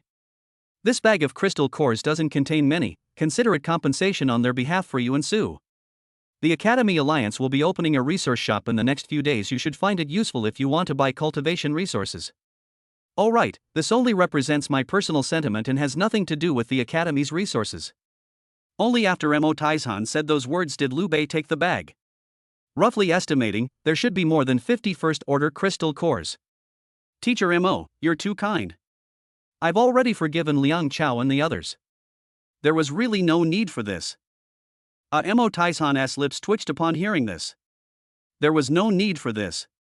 You were ruthless when collecting crystal cores. Watching Liu Bei's departing figure carrying the bloodthirsty netherworld scythe, Mo Taizhan couldn't help but sigh. This Liu Bei, at such a young age, is already so tactful and cautious in handling matters. He's truly impeccable. Uncle, we've already given him over 50 crystal cores, why are you giving him more? We don't owe him anything. Liang Chao angrily questioned Mo Taizhan, only to be met with another furious confrontation. What do you know? The soldier girl he's riding is SSS level Su Yue. Didn't you see Su Yue's combat power just now? That's not the strength a first-tier soldier girl should have. And then there's Liu Bei. How many SSS level spirit masters are there in the entire Jiangcheng? If we can recruit him to our Blazing Fire Academy, what's 50 crystal cores, or even 500 or 5,000? Mo Taizhan unleashed a torrent of words, but Liang Chao still couldn't understand. SSS talent is indeed precious, but the price to pay for its growth is much higher than that of ordinary people. Aren't there several records in the books of SSS-type talent spirit master soldiers who eventually became just ordinary people? That's because those people don't understand humility and don't comprehend the principle that excessive rigidity leads to breakage. Liu Bei understands? Uncle, you didn't see how arrogant he was just now, he. Slap. Another big slap. Mo Taizhan looked at him with a disappointed expression. What I taught you was completely wasted. Do you know that I saw everything that just happened, including Liu Bei going to deal with that flying mantis all by himself at the beginning? What's even more terrifying is that Liu Bei knew of my existence from the very beginning. His reprimand of you wasn't just to make an example of you, but also to show me. Ha! Only now did Liang Chao realize how truly terrifying Liu Bei was. Recalling how slowly he disposed of the mantis's corpse, it was as if he was deliberately waiting for someone to come to him. There's also his composure when facing the five of them, his nonchalant attitude during the battle, and his frequent glances around. All right, and those things he said to me, now that I think about it, he was clearly asking for the opinion of the guardian spirit. Hiss. A terrifying chill instantly swept through his body. For the next few days, Liang Chao would likely have nightmares about Liu Bei. Meanwhile, Liu Bei finally brought Su Yue home. There was no one else at home, it was just the two of them alone. A pinkish hue gradually filled the air. The two exchanged a smile and, with perfect understanding, snuggled into bed. Su Yue giggled, and Liu Bei couldn't wait any longer. They were busy with both hands at the same time. Pour all the crystals I harvested today onto the bed. 1, 2, 3, 152 first-order crystal cores, 1 second-order crystal core, and the scythe and wings of the flying mantis. Great! In a few days we can go on a big shopping spree at the resource mall. Before the exam, our skills will definitely improve significantly. Su Yue waved her hands excitedly, and in her excitement, she gently pressed her delicate, moist lips to Liu Bei's cheek. Chapter 9, I think he looks like a model student. For 4 consecutive days, Liu Bei and Su Yue practiced during the day and rested at night. They visited almost all the low-risk areas surrounding Jiangcheng. Unlike other newcomers, their main hunting targets are second-tier monsters, while first-tier monsters are just incidental targets. So it was only on the first day that everyone saw Liu Bei carrying a sickle and running around. After the second day, Liu Bei was seen in remote, dense forests.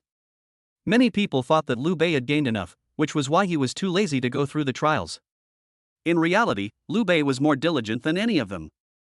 In order to keep up with and intercept the second-tier demonic beasts, he has to put in even more effort every day.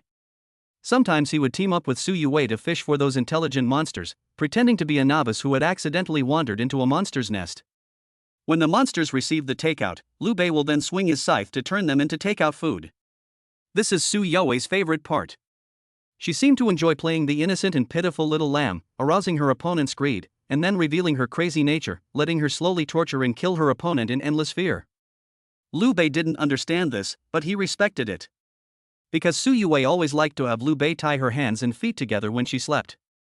They justify it by saying, "We've only just started living together, so I need to be careful with our money we need to save for the long haul."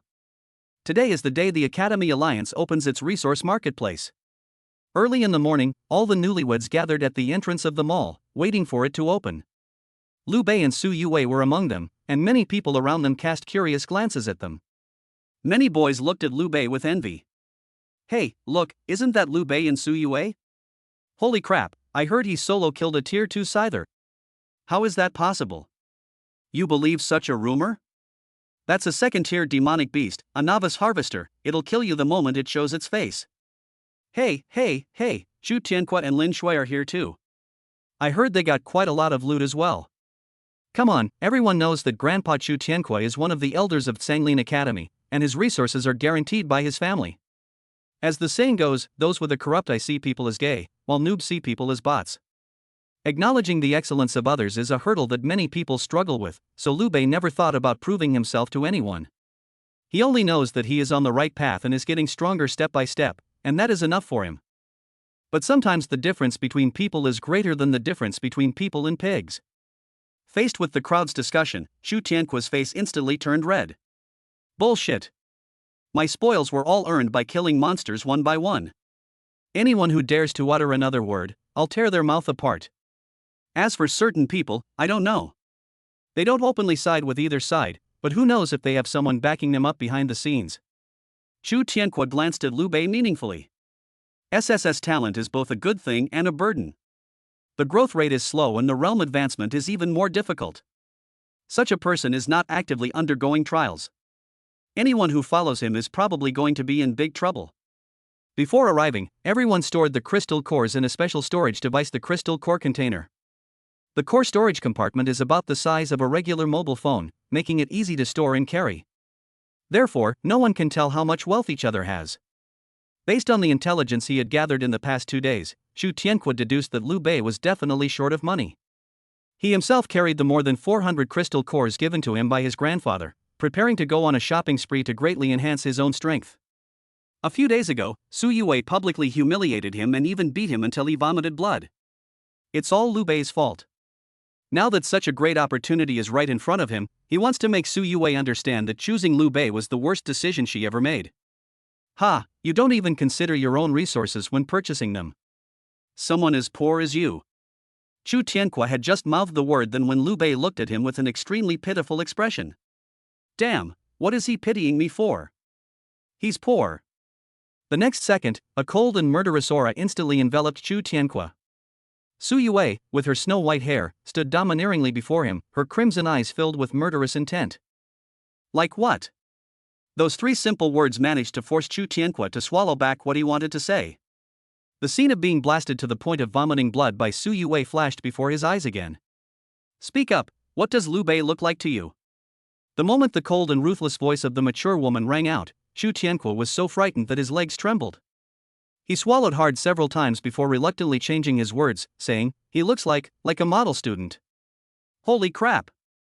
You're chickening out already? Holy crap, is this the intimidating power of a 3 SSS female soldier? I'm so envious of Liu Bei. I want a wife like that too. An uproar erupted at the entrance of the shopping mall. Chu Tianque's face turned bright red, and his fists clenched tightly, but he knew that now was not the time to fight Liu Bei. He would wait until he had enough strength to crush his opponent, and then, during the alliance exam, in front of everyone in all the academies, he would trample Liu Bei into the dust. Surprisingly, even though Chu Tianque was so intimidated by Su Yue, Lin Shui, who was standing next to him, did not say a word the whole time. Logically speaking, the two of them should have already formed a bond, which is unlike Lin Shui's personality.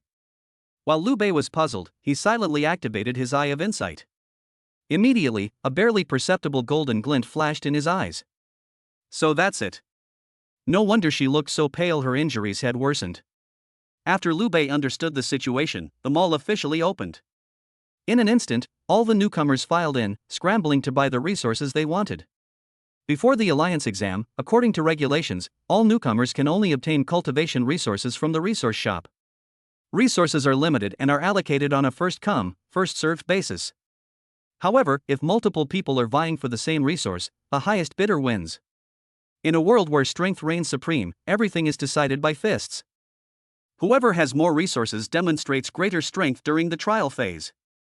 The College Alliance hopes to use this to stimulate the competitive spirit of new students and make them realize the cruelty of war at an earlier age. The store is divided into 4 main sections: Life, Combat, Spirit Master Exclusive, and Soldier Girl Enhancement. The first 2 sections mainly sell repair and maintenance potions for female soldiers, as well as some enhancement potions for Spirit Masters. These resources are relatively basic and inexpensive, and can meet the needs of most newcomers. The latter 2 zones have much scarcer resources. The counter only displayed a few soldier enhancement gems and a few high-level enhancement potions. These are all items that can directly enhance the strength of Spirit Masters and Soldier Girls in a short period of time, and their prices are ridiculously high, with each one costing hundreds of crystal cores. For an average newcomer, having 30 to 50 crystal cores is considered good. Even with the Academy's support, it's difficult to buy an item. Therefore, almost no one visits these 2 sections. The young lady at the counter also looked relaxed, having long been used to the scene of newcomers not being able to afford enhancement items. However, today Liu Bei and Su Yue are about to break this situation. Their goal was very clear: they excitedly ran straight for the only attack speed gem. This is a low-grade white attack gem that can slightly increase the attack speed of female soldiers. It is priced at 100 crystal cores or 1 second-tier crystal core. A line of smaller text was added below: if you have the corresponding second-tier crystal cores and monster resources, you can also commission the crafting of gems. Hello, we want this. Su Yue pointed to the counter and said. The saleswoman looked surprised. In all her years in the business, this was the first time she had ever encountered someone buying enhancement gems. Hey kid, this attack speed gem costs 100 tier 1 crystal cores, are you sure? Certainly. As Su Yue spoke, she reached for her money. At the same time, an untimely voice rang out: I want this gem. I'll offer 120 crystal cores. Chapter 10, Attack Speed Gem. Su Yue frowned slightly upon hearing this. Looking back, the person bidding was none other than Chu Tianque. He still looked somewhat apprehensive, but he mustered his courage and approached, slamming the crystal core container onto the counter. 120 crystal cores, I'll take this attack speed gem. These words immediately attracted the attention of many people. Look, Chu Tianque and Liu Bei are buying things in the female soldier enhancement area, and it looks like they're arguing. They both want that attack speed gem. Holy crap, it costs over 100 crystal cores. I can't even imagine it. Su Yue's weapon is the bloodthirsty nether scythe, which is a heavy weapon, so buying attack speed gems is reasonable. But Chu Tianque's female soldier is Lin Shui, who doesn't lack attack speed for swords and blades, right? Hey, isn't this just like enemies meeting and their eyes blazing with hatred? It's obviously intentional. Seeing that Chu Tianque was determined to cause trouble, Su Yue once again unleashed her full power, and the phantom of the bloodthirsty netherworld scythe instantly materialized. She's always ruthless and taciturn with people like that who never learn from their mistakes.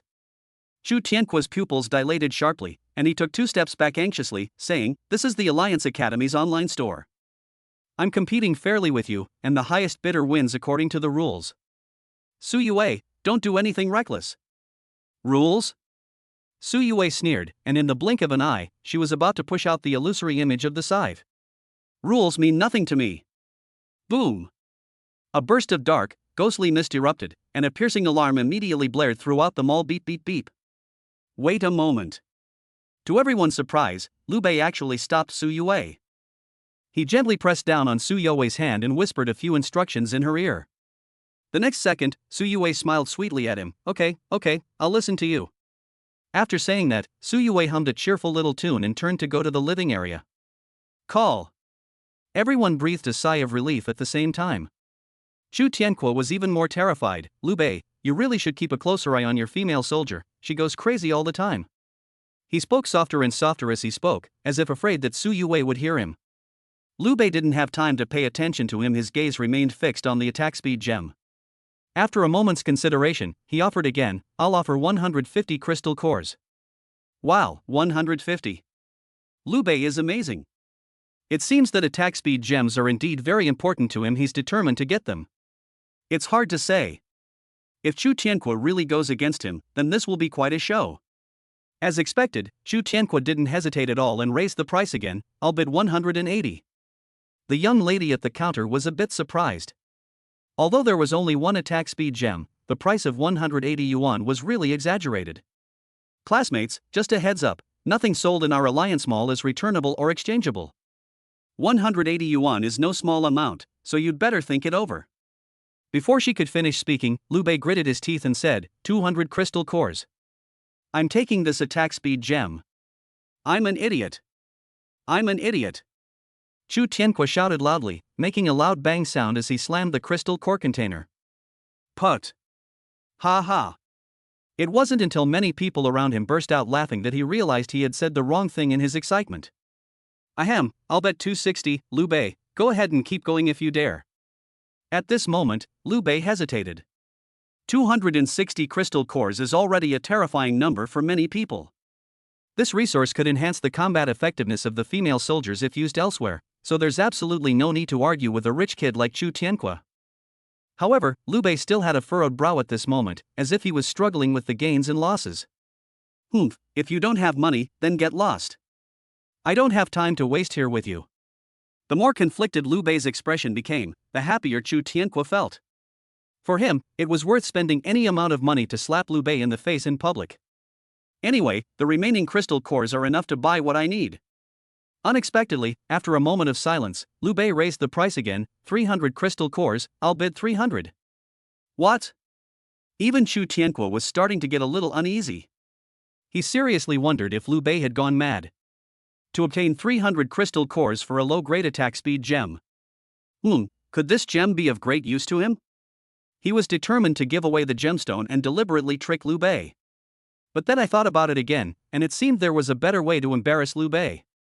300 crystal cores? How dare you, a poor bastard, say that? Come on, show me those 300 crystal cores first. Chu Tianque defeated Liu Bei's army. If Liu Bei cannot produce these crystal cores, it will be defined as malicious bidding. Not only will they not get the attack speed gem, but they will also be punished by the Academy Alliance. To everyone's surprise, Liu Bei opened the crystal core storage chamber in front of everyone and poured out 300 crystal cores all at once. Wow, he really does. I thought he was just bragging, but I didn't expect him to be so wealthy. Does he really have some powerful backer? I didn't see him much during the trial. Could it be that he went to a different place than us? Everyone was speculating, and Chu Tianque's eyes widened in disbelief, never expecting that Liu Bei would actually do it for real. Damn it, I just stood up to Liu Bei head on. If I withdraw from the auction now, I'll definitely be laughed at by everyone. But I still need to buy useful things with my crystal cores. Anyway, Liu Bei is the one who's at a disadvantage right now, so I. Just as Chu Tianque's expression shifted between anger and uncertainty, Liu Bei calmly uttered two words, trash. What did you say? Chu Tianque's face turned bright red. Get lost, I won't waste my breath on a poor person. Damn it, who are you calling broke? I'll bury you in money. Laugh. If the previous few sentences could only enrage Chu Tianque, then Liu Bei's final sneer was the last straw that drove him mad. I'll bet 400, damn it, I'm going to fight you to the bitter end today. Splash. The white crystal cores were scattered all over the counter. Chu Tianque went all in, he didn't believe Liu Bei would still have any stock left. You show off. I can't beat you when it comes to soldiers, and when it comes to money, who the hell do you think you are? I don't want it anymore. 4 words. Liu Bei's 4 casually uttered words were like 4 sharp steel knives, all piercing Chu Tianque's heart. Every strike is a critical hit. Wait, what did you say? You don't want it anymore? Are you admitting defeat? Chu Tianque seemed surprised that Liu Bei could give up so easily, and he wanted to say a few more sarcastic remarks. The next second, the saleswoman handed him the low-grade attack speed gem. Transaction complete. Congratulations to the student who successfully completed the auction. Well, holding the gemstone didn't bring Chu Tianque the same sense of satisfaction he had imagined. He wanted to see Liu Bei furious, to see him helplessly beat his chest and stamp his feet, but why was the other party so calm? His calmness sent chills down his spine. Liu Bei, I don't know if you've ever heard the saying, don't let your enemy get what he wants. Chu Tianque wanted to add more drama to his story, but what Liu Bei said next almost made him vomit blood on the spot. Miss, I have a tier 2 flying mantis core here. Paired with 6 mantis wings and a pair of sides, crafting a mid-grade attack speed gem shouldn't be a problem, right? In front of everyone, Liu Bei took out a green second-tier crystal core. As soon as the crystal core appeared, the entire place fell silent. The young lady behind the counter beamed with delight and nodded repeatedly, sure, not only can we do it, but we won't charge any fees. Chapter 11, we're all classmates. The counter girl was so happy because she was a functional soldier girl, and her ability was made from gemstones. These female soldiers generally cannot go to the battlefield or form bonds, they can only do some crafting work in the rear and slowly gain experience. Second-order crystal cores are quite rare among newcomers, and she has rarely received commissions to craft gems over the years. Now that Liu Bei has offered a piece of gold, how could she not be happy? Please wait a moment, the gem will be ready in half an hour. After speaking, the young lady took the second-tier crystal core and materials to the crafting room. Without realizing it, she started addressing Liu Bei as you formal. A single second-order crystal nucleus is enough to explain a great deal. If the funding comes from a powerful backer, it demonstrates the immense influence of the young man and the high level of importance the Academy places on him. If he obtained it by hunting monsters himself, then his strength is simply unimaginable. I'm not seeing things, am I? A second-tier crystal core. He really killed a second-tier demonic beast? I saw it with my own eyes, how could it be fake? A flying mantis, about the size of a small car, and he slit its throat with one stroke. I was there. I even heard Su Yue say, hurry up and kill them, don't let anyone else steal them. Hiss. Everyone present gasped in shock. Even those who had previously doubted Liu Bei's strength dared not speak anymore. The logic is simple, if Liu Bei really killed this second-tier demon beast, then how could ordinary spirit masters like them afford to offend him? Even if Liu Bei didn't care, the bloodthirsty netherworld scythe in his hand was no joke. It can only be said that Su Yue was too powerful, her few moves left many people with indelible psychological trauma. However, this terrifying existence, deeply feared by everyone. At this moment, she was in the living area, carrying a small basket like a newlywed young woman, making purchases according to Liu Bei's instructions. I'll take all of these repair potions. Student, there are over 100 of these, requiring over 200 crystal cores. Are you sure you want them all?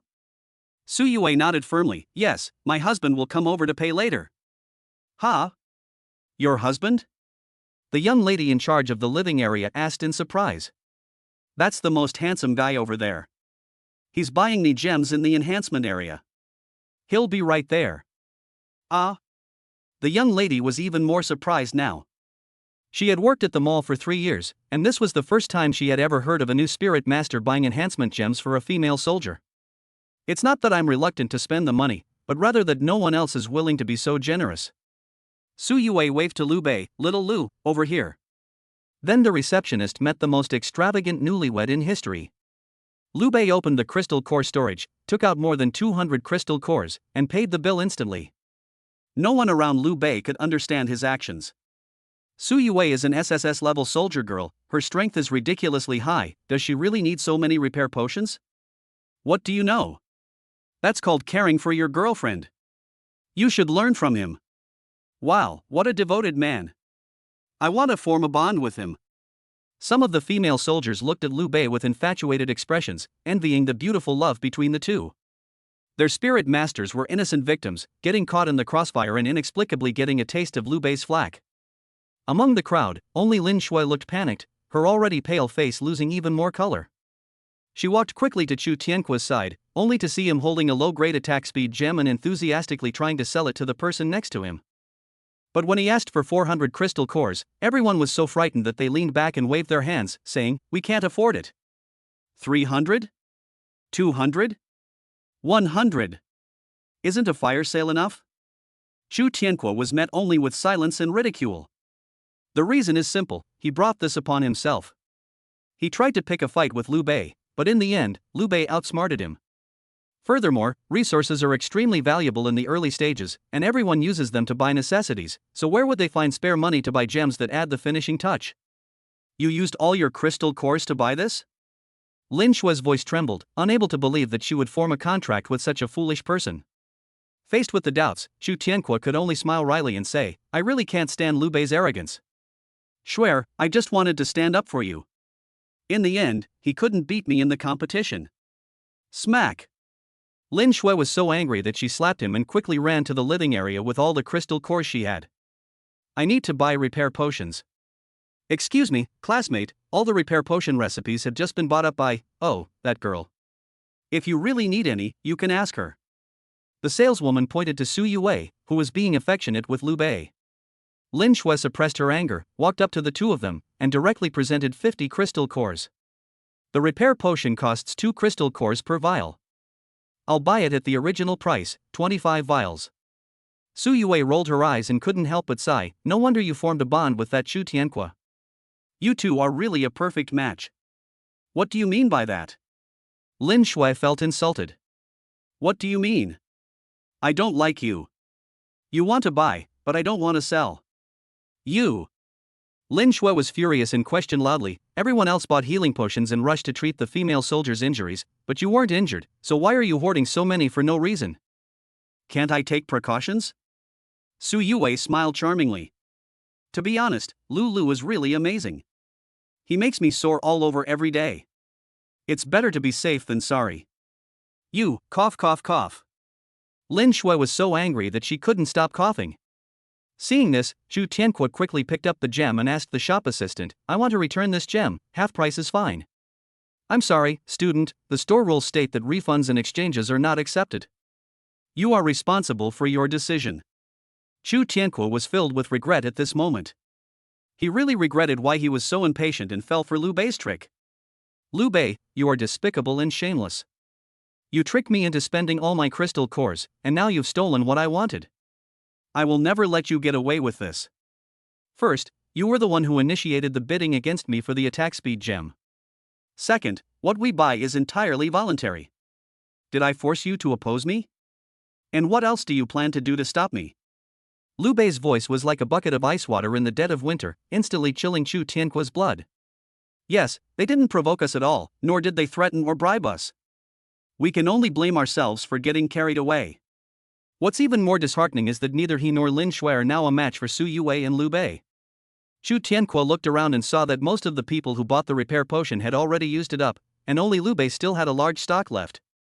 This restorative potion is essential for Lin Shui. A few days ago, Su Yue had caused her spirit to dissipate, and in the past few days, she has been fighting demonic beasts with him. If it's not fixed soon, even taking the league exam might be a problem. Liu Bei, name your price, I'll take it. Chu Tianque chose to bow his head. Liu Bei smiled calmly, that's right. We're all classmates. Saying things like don't let your enemy get what he wants is really hurtful. You, what do you mean?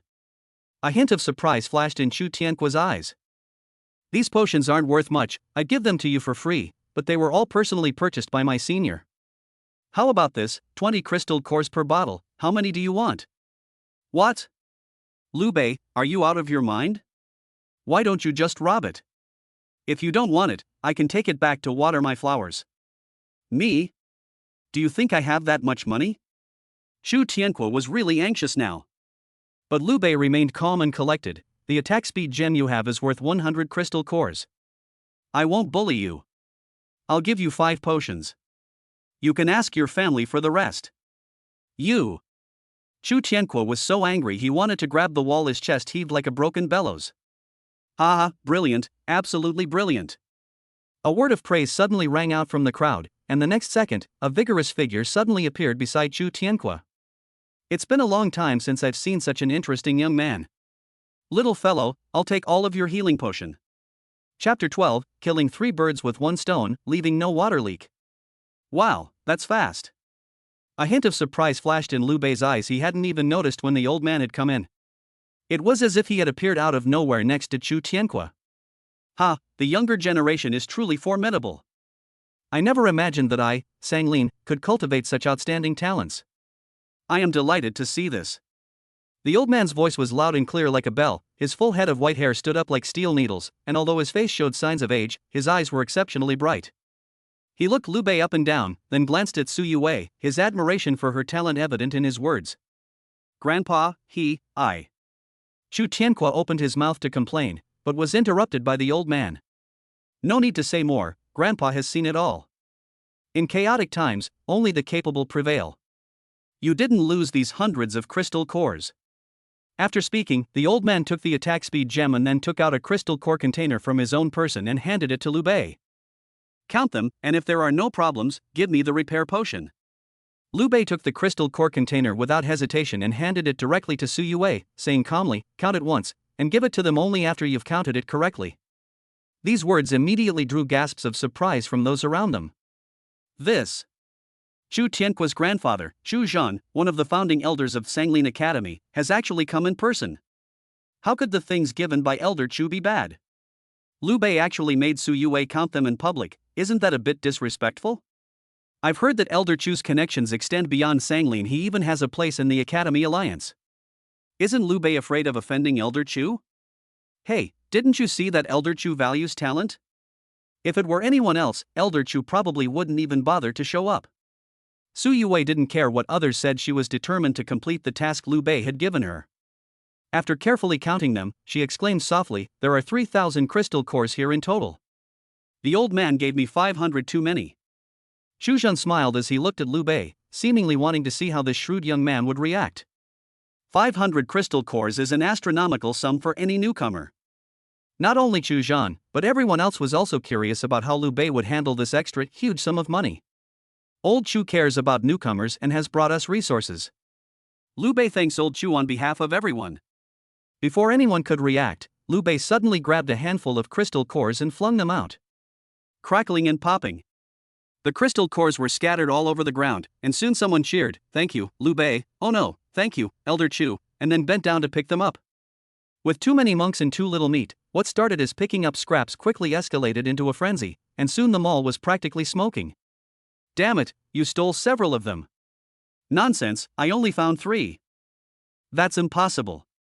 Liu Bei clearly threw out a whole bunch just now. Damn it, you're still hiding it in your pocket, aren't you? The scene was chaotic for a moment. Liu Bei took the opportunity to put away the crystal core container and looked at Chu Zhan with a smile. We are all deeply grateful for Elder Chu's gift.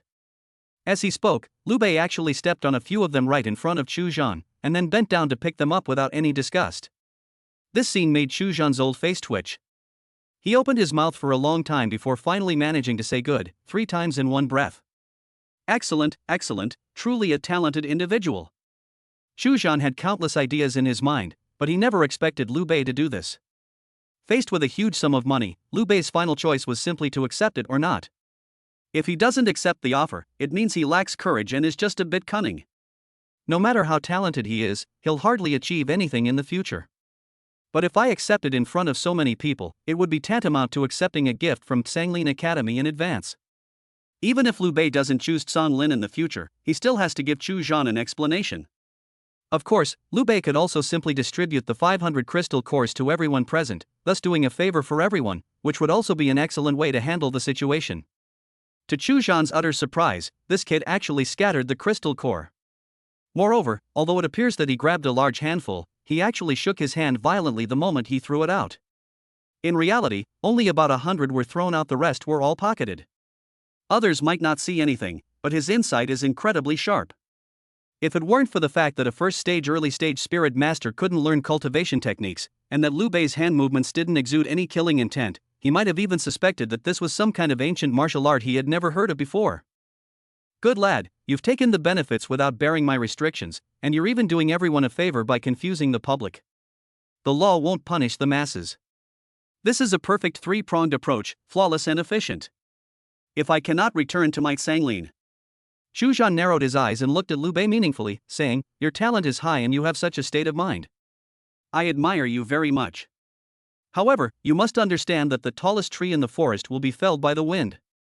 Young people should know their place and not be too rigid, lest they break easily. The league exam is in a few days, and I'm really looking forward to your performance.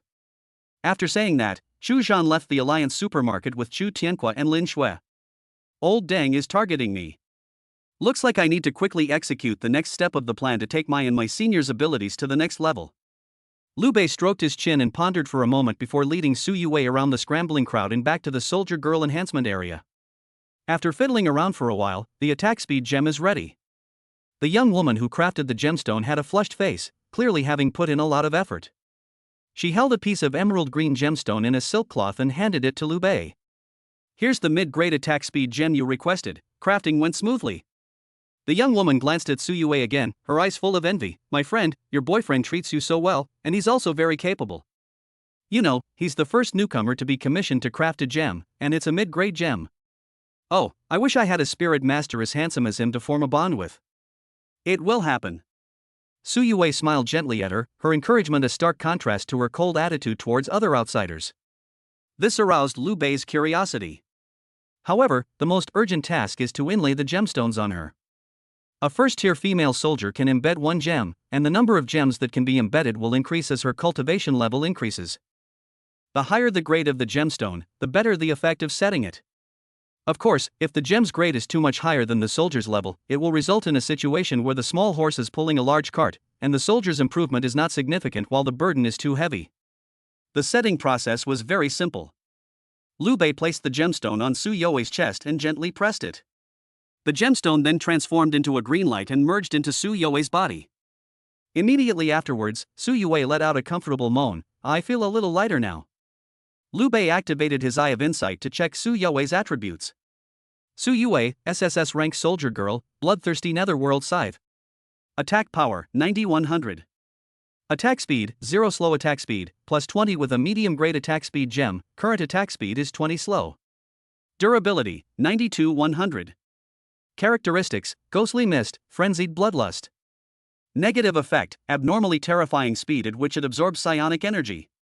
Evaluation, a ruthless grim reaper on the battlefield, reaping lives like grass, provided you can withstand her voracious appetite. Note, this female soldier is unable to control her desire to devour spiritual energy and dances with death. Are you ready? Liu Bei looked at the attack speed column and nodded in satisfaction. A mid-grade gem increased speed by 20 points. It seems that improving attributes in the early stages is relatively easy. Su Yue clasped her hands together and asked curiously, hey? If we get a few more gems, won't my attack speed be maxed out? No, Liu Bei shook his head, this is only the initial stage. If you want to improve further, the difficulty will increase exponentially. It's not as simple as just accumulating. I see. Su Yue nodded, her gaze towards Liu Bei now filled with even more admiration. Little Liu knows so much. Well, isn't this a basic course required in college? Strange, Lulu, why is your face red? I was just praising you, you didn't misunderstand, did you? Ha! How could this be? Liu Bei quickly looked away and turned off his Eye of Insight. This wasn't the first time he'd checked Su Yue's attributes. From the very first time, he discovered a strange bug. As long as you keep using the Eye of Insight to look at the female soldiers, you can achieve a see-through effect. It really is true that it sees through female soldiers completely. Otherwise, Liu Bei wouldn't have been able to tell at the entrance of the mall that Lin Shui was injured and needed a lot of recovery potions. Ahem, I really have to apologize to Chu Tianqua for this. Liu Bei considered himself a gentleman, so he simply sang Green Grassland in his heart. Chapter 13, Who Goes Further? Senior, let's count how many crystal cores we have now, so we can continue shopping later. Su Yue then began to calculate seriously. Let me see, adding what we have left, we have a total of 3,000 crystal cores. Liu Bei nodded, the number was about what he had expected. The Green Grassland account was 2,500, Old Deng had 500, and he had a little left over. Oh, and 100 crystal cores were also given as a bonus to the family members on site. 3,000 coins, that's definitely a huge windfall. Liu Bei originally wanted to wait another day before proceeding with the next step of the plan, but now it seems that he can move it forward. Amidst envious glances from the crowd, he led Su Yue back to the living area. The so-called living area sells more than just the potions and maintenance solutions that spirit masters and soldier girls use daily. It offers everything from clothing, food, housing, and transportation to entertainment. You could say that if you can think of it, it sells it. Considering that the boys and girls are already adults, most of them will choose to live together and become couples after forming a bond, so the store even prepares family planning products. It's placed on the shelf next to the checkout counter, making it very convenient to take. Suyue stared at them for a long time. Strawberry flavor, apple flavor, grape flavor, I want them all. Ha! Are you sure you need this much, classmate?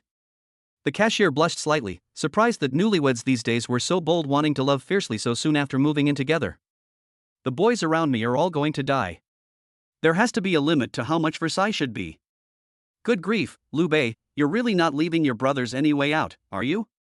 The soldier's girlfriend is a combination of a mature woman and a sexy wildcat, bold and unrestrained, and she even takes the initiative to buy him family planning supplies.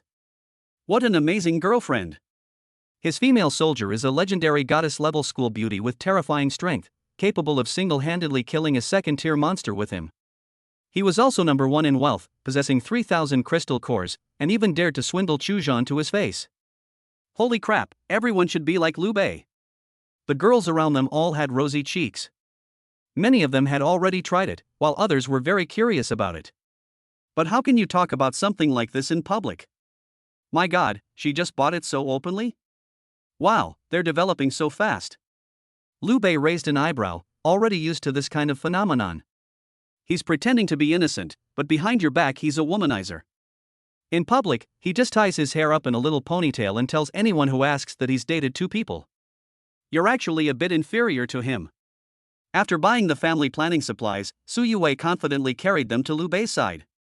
Meanwhile, Liu Bei was selecting wine. Surprisingly, he actually took out more than 1,000 crystal cores and bought all kinds of fine wines. These wines are not only of high quality and have a great taste, but many of them also have special effects that can make people feel happy, restore their energy, and even enhance their physical condition in a short period of time. That's not enough, we need something better. Liu Bei pondered for a moment, then set his sights on a more upscale wine. The wine was golden in color, and its aroma could be smelled from afar. It was called permeable fragrance, and its effects were described as suitable for second-tier spirit masters to nourish their constitution. It can be said to be the only top-quality wine in the entire event, priced at 1 second-tier crystal core. For all newlyweds, this can no longer be described as a luxury. After all, anyone who has a tier 2 crystal core will definitely use it to make enhancement gems or buy more strategic resources. Buying this kind of wine to enjoy is just burning money. I'll take this bottle. Liu Bei directly took out a second-order crystal core. This move instantly shocked everyone present. What? Has he gone mad? Even if he's rich, he can't be so extravagant. A second-tier crystal core, and he just bought a bottle of wine? Look at the effects of that wine. It's for second-tier spirit masters to nourish themselves. Did he buy it as a gift? Who knows? I don't believe he doesn't have powerful backers. Why would someone with such talent need to work hard on his own? Hey, shouldn't you be surprised that he still has a second-tier crystal core? Grass. Everyone stared in disbelief, but what surprised them even more was yet to come. Liu Bei asked the wine counter clerk to wait a moment, and then took out 2 more second-tier crystal cores. I'll take all 3 bottles. Even the saleswoman behind the counter was overjoyed. She was practically jumping for joy, but still reminded Liu Bei, young man, this wine doesn't increase your fighting power, you. It's okay, I just want to try it. Liu Bei spoke casually, but the young woman selling wine felt her heart race. From her first day at work, there weren't many people buying wine, let alone high-quality wine. How much commission would I get if I sold this? The guy in front of me must be a rich second generation from some powerful family. His family is so wealthy, and he's handsome too. I want to date a guy like that. Then I'll wrap them all up for you. Money talks, and this young lady has even started addressing people as you formal. After clearing out the liquor cabinet, Liu Bei spent a large sum of money to buy all the Spirit Master enhancement potions. As the name suggests, this potion can strengthen the Spirit Master's physical body in a short period of time. It not only increases strength, but also coats the skin with a layer of warm, jade-like, hard, and lustrous material, providing a certain degree of defense. However, humanity's desire for exploration is boundless. Some clever people even use the drug for flirting, and it's said to be very effective. Their female soldiers are quite satisfied. The only drawback is that the effects of low-level potions are short-lived, and while continuous use does not put much strain on the body, absorption requires a significant amount of spiritual energy. This often leaves many experienced alchemists regretting their decision after using up a single tube. By this point, almost everyone understood what Liu Bei was going to do. The young women behind the counter were in the prime of their 20s, all adults. Their faces flushed as they smiled at each other and sighed inwardly. Young people these days really know how to have fun. Fine wine for flirting, plus drugs to enhance the experience. The two are a perfect match, handsome man and beautiful woman, so well suited, the scene of their happiness is simply too beautiful. After Liu Bei and Su Yue left, a murmur of apprehension rippled through the crowd. TSK, I didn't expect him to be such a playboy. What a waste of such talent and his female soldier. What's a pity? If I had that kind of money, I would have done even more. That's Senior Su, and Liu Bei is a kind person. Damn it, why is there such a huge gap between people's lives? I can no longer distinguish between reality and fantasy. Inside a luxurious mansion to the east of Sanglin Academy. As dusk fell, Chu Zhan and Chu Tianque sat facing each other. Grandpa, we don't need to give Liu Bei the crystal cores today. Does our Chu family need to back down from him? The old man looked grave. He first used medicine to heal Lin Shue's injuries, and after Lin Shue had recovered somewhat, he spoke earnestly to Chu Tianque. Grandpa did all this today to teach you a lesson. When you're out in the world, if you get beaten, you have to stand up straight. If Grandpa helps you today, how will you react if you face a similar situation again in the future? Chu Tianque wasn't stupid. After thinking carefully, he replied, I'll still ask Grandpa for help. That's it. Grandpa's wings can protect you for a while, but not for a lifetime. Spoiling a fledgling eagle will only break its wings, making it weak and incompetent. Only through experience can it soar higher. Do you understand? Yes. Chu Tianque nodded emphatically. This lesson is enough for you to grow. Your talent is A, and you possess 50 times the psionic power that ordinary people cannot reach. Grandpa will find a way to further enhance your talent. Reactivating Shue's special abilities will put some strain on your bodies, but it's all for the sake of revitalizing the family. After Chu Zhan finished speaking, he handed each of them a special potion. Starting today, you will drink one high-grade enhancement potion every day. Before the alliance exam, your strength will definitely increase significantly. After taking the medicine, Chu Tianque felt hot all over, and his eyes turned a little bloodshot. He clenched his fists, somewhat excitedly saying, Grandpa, I feel a surge of power within me, enough to take down 10 first-tier demonic beasts. Ha ha, this is just the beginning. Chu Zhan stroked his graying goatee and continued. Talent can only determine a person's starting point, but how far one can go depends on many acquired factors. There is still a difference between 10 first-tier animals and 1 second-tier animal, but it won't be long before you go further than Liu Bei. Whether he can continue down this path is also a question. What belongs to the Chu family is easy to take, but also hot to the touch. At this point, a sinister glint flashed in Chu Zhan's bright old eyes. The moon is bright and the stars are few. A gentle breeze blows through the forest. Liu Bei and Su Yue moved quickly, having already left the low-risk zone and arrived in a chaotic area further away from Jiangchang. The two men carried a full bottle of fine wine, and before them lay a dilapidated mountain village. According to the map, this place is not only home to a large number of second-tier monsters, but also a third-tier beast king. Liu Bei doesn't know how far he can go in the future, but he's already not very interested in second-tier monsters. He wanted to pull off an even bigger heist with Su Yue. Chapter 14, This kid is really cunning. Under the moonlight, two alluring figures walk side by side. Senior, isn't it enough that you're here? Do I really need to dress like this? Liu Bei felt extremely uncomfortable wearing the plus-size maid outfit, especially the strange garter stockings. Why did they always seem to be digging into his flesh? This is the first time in his life he's felt that being a woman is really tough. Su Yue covered her mouth and smiled, her doting gaze sweeping over him. Didn't you say that the third-tier ape demon loves to drink and is lustful, especially fond of abducting human female soldiers? With your strong spiritual energy aura and your pretty appearance as a young girl, wouldn't you bewitch the ape demon to death?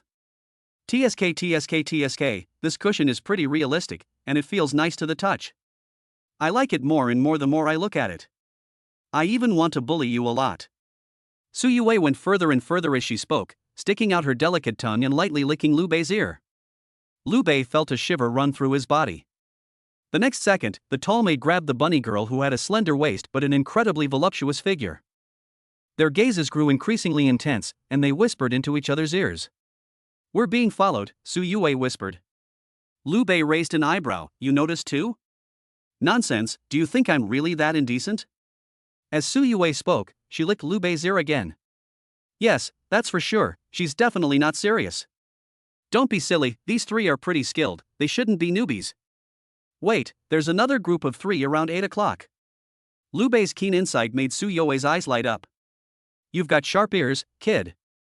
"Still licking?" "You smell so good, Lu." After a brief, symbolic display of affection, Su Yue leaned close to Liu Bei's ear again as they walked. "It's confirmed, there are 6 people in 2 groups, but they don't seem to be one group." "Well, let them come if they want. What we're doing isn't anything shameful. More people means more fun."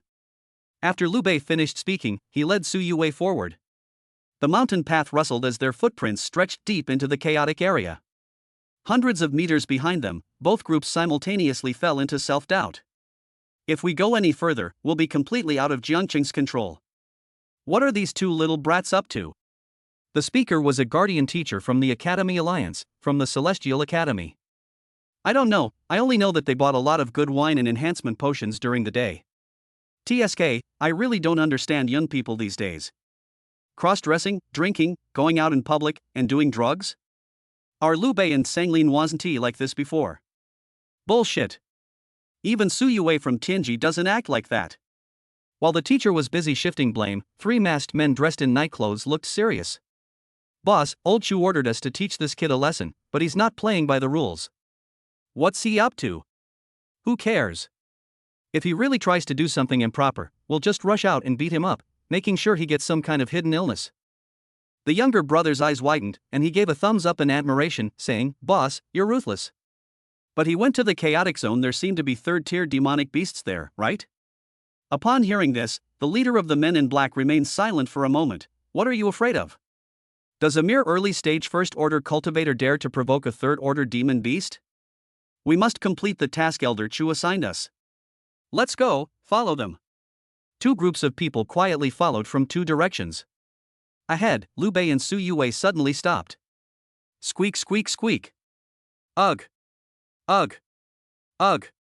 In the dilapidated mountain village, some hazy tree shadows could be vaguely seen, and the cries of ape demons pierced the night, sounding rather shrill. "This is pretty much it." Liu Bei casually squatted down, ignoring the slit in her skirt that revealed her pubic hair and frizzy hair. He took out a bottle of fine wine, unscrewed the cap, spilled some, and then simply threw it in the middle of the deserted road. In an instant, the aroma of the liquor filled the air. Especially those bottles of transparent incense once opened, their rich fragrance wafted for miles on the wind, quickly attracting excited cries from the ape demons. "Ooh ooh ooh ooh! Oh woo oh woo!" In the mountain village, several lithe black figures swung through tree branches and withered vines, while others leaped and ran on the ground, rapidly approaching Liu Bei. "They're ape demons! And there are so many of them! They're here!" Liu Bei and Su Yue exchanged a glance, and Liu Bei leaned back slightly. Immediately afterwards, a tremendous roar suddenly echoed from the depths of the mountain village. Roar! The roar was enough to shake the mountains and forests, and even the dilapidated village shook. The 2 groups that had been following Liu Bei were now completely unsettled. "Nonsense! Utter nonsense! Why did you have to come here of all places? Don't you know the ape demon is a heavy drinker? And you've even spilled the wine. I have a feeling these 2 little ones are doing this on purpose." After the guardian teacher from Sanglin Academy finished speaking, the 3 teachers looked at each other, and at the same time, they saw fear in each other's eyes. "A 3rd-tier ape demon? How dare they? Even if the 3 of us attack together, we might not be able to handle them. I heard that the ape demon has already gained sentience and is running rampant in the chaotic area, plundering many female soldiers who have fallen into its hands and being brutally tortured to death." Upon hearing this, the female soldier in the hands of the Tianji Academy teacher immediately materialized. "There's no time to hesitate, we have to hurry and save them." Su Yue is an SSS level female soldier, a promising talent for our Tianji Academy, and Liu Bei can't be harmed either. Walk! 3 figures moved swiftly, while on the other side, the masked man in black was once again caught in a dilemma. "Boss, this kid's gone mad, going and provoking the ape demon. Should we go after him?" "Go for it. A 3rd-tier ape demon can tear a spirit master to shreds like paper." Assess the situation, retreat if necessary. Then, Elder Chu's task. Do you think this kid is still alive? Old Master Chu only told us to teach him a lesson. Humph, it seems we're going to exceed expectations now. Hey boss, it looks like someone's coming over there. It looks like the Alliance's guardian teacher. After one of the men in black reminded him, the other man in black's eyes widened instantly. Wait a minute. Boss, Liu Bei and that little girl are here too. What? While the group was still in shock, they saw Liu Bei and Su Yue rapidly charging back towards their location. As they ran, they tore off their maid outfits and bunny girl costumes, and splashed wine along the way, clearly indicating that they had planned this for a long time. Behind them was a huge cloud of smoke and dust. Squeak, squeak, squeak. The smoke and dust were filled with the cries of ape demons. One after another, crazed ape demons, drooling and with eyes full of greed, were running towards this place for their lives. Holy crap! What's this kid up to? He discovered us a long time ago? Damn it, there are quite a few second-tier ape demons among them. Run! The man in black tried to escape, and the teacher who was protecting him wanted to come to his rescue. How could Liu Bei tell which group was good and which was bad? All he knew was that he had offended Chu Laodeng during the day, and anyone who had been following him recently was most likely Chu Laodeng's henchman. Splash! In mid-air, the two sets of women's clothing were thrown directly into the arms of the man in black. What the hell is this? Women's clothing? Liu Bei laughed and said, following you all night must have been tiring. Here, take this as a souvenir. Su Yue raised her hand and said, I'll treat you to some more drinks. After delivering the gift, the two immediately released a wisp of dark mist and vanished in a flash. The guardian teacher and the man in black collided, leaving the six of them dumbfounded. Before them stood a horde of nearly rampaging ape demons. The aroma of wine wafts through the air, and women's clothing is in hand. Damn! That kid's really cunning. I'll just. Chapter 15, Third Order Monster, Ape Demon King. 3 guardian teachers and 3 men in black with ulterior motives were suddenly caught up in the ape demon horde. Profanities flew everywhere, and dust billowed. Brilliant psionic fluctuations erupted continuously. The ape demon was clumsy and quickly tore the sexy women's clothing to shreds. After tearing the women's clothing, it started tearing at the spirit master. Damn it, these monkeys are too ferocious, cover your crotch. What? There's a female monkey too? The male monkey is even fiercer, holding the female soldier in one hand and covering her buttocks with the other. Damn it, what the hell is going on? We came here to set someone up, but these 2 little brats managed to outsmart us instead. How are we going to explain this to Elder Chu?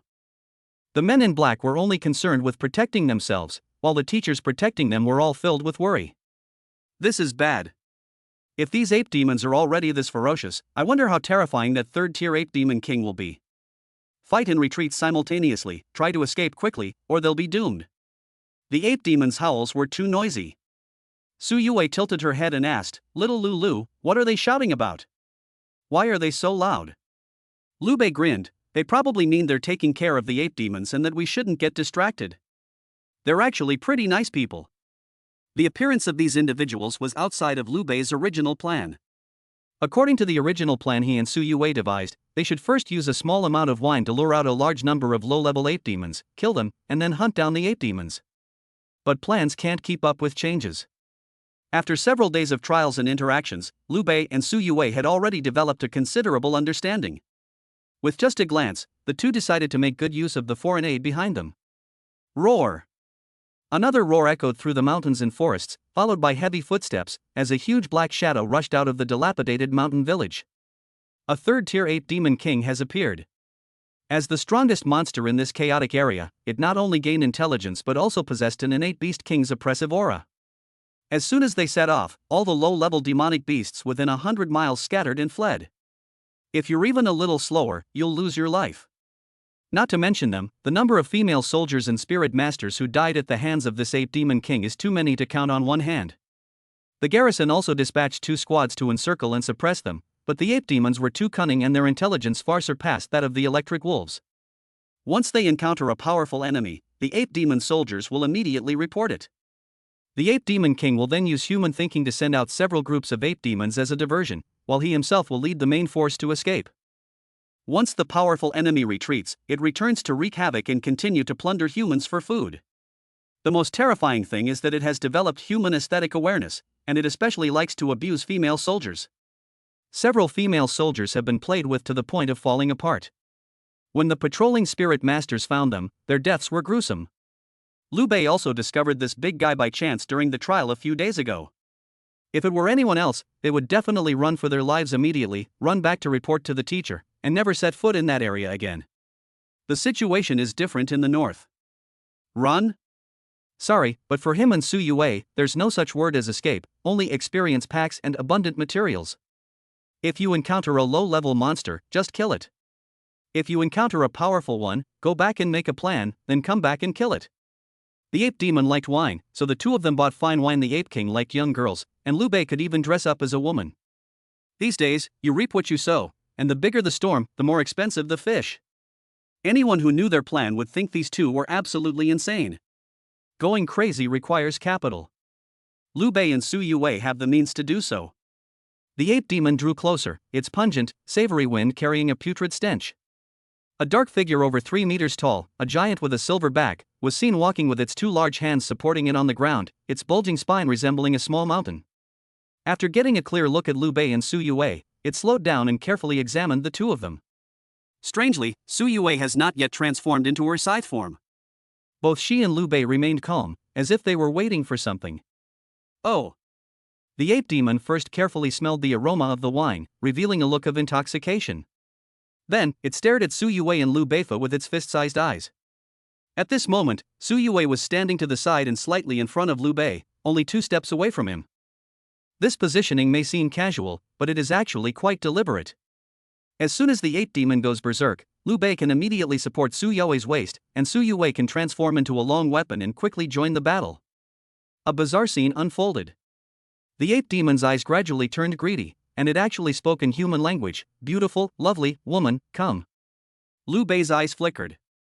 This ape demon was incredibly intelligent, already able to speak simple human language. Immediately afterwards, a cold smile appeared on Su Yue's lips. She once again adopted a meek and submissive demeanor, patiently waiting for her prey to take the bait, before unleashing her furious cruelty. Get out of my way. Su Yue was stunned. She had actually been pushed aside by the giant hand of the ape demon. It would be awkward not to talk to you. Su Yue, with her fiery temper, was about to lash out. This was the first time in her life that someone, a monster, had ever told her she was ugly.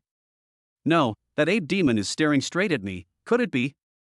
No way, really? As Liu Bei watched the ape demon's giant hand get closer and closer, goosebumps instantly spread across his entire body. He suddenly realized that although he had lost his women's clothing, he still had the makeup that Su Yue had put on him before he left home.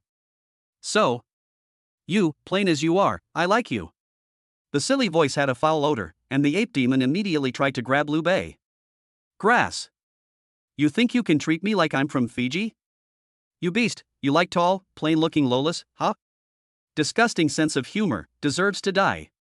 A chilling killing intent suddenly erupted from Liu Bei. The next second, a flash of dark light appeared on Su Yue's body, transforming into a giant bloodthirsty netherworld scythe. The ape demon's eyes trembled. He never expected that these two humans, whose auras were extremely weak, could still muster the will to resist him. As the Beast King, the ape demon usually faces only those who bow down and submit. The low-level spirit masters and soldier girls who were captured were filled with despair upon seeing it. Occasionally, some spirit masters would try to abandon the female soldiers as shields in order to save their own lives, but in the end, they would be caught and devoured on the spot. You dare? Whoosh! The only answer the ape demon king could receive was a jet black, sharp scythe. Blood glint flashed, and a chilling killing intent filled the air. The ape demon king was still in shock and couldn't react, but what was there to fear from the attack of a mere first-level spirit master? It instinctively raised its giant paw to block. The physical strength of a third-tier demon beast is far beyond what a first-tier spirit master can imagine. However, crack!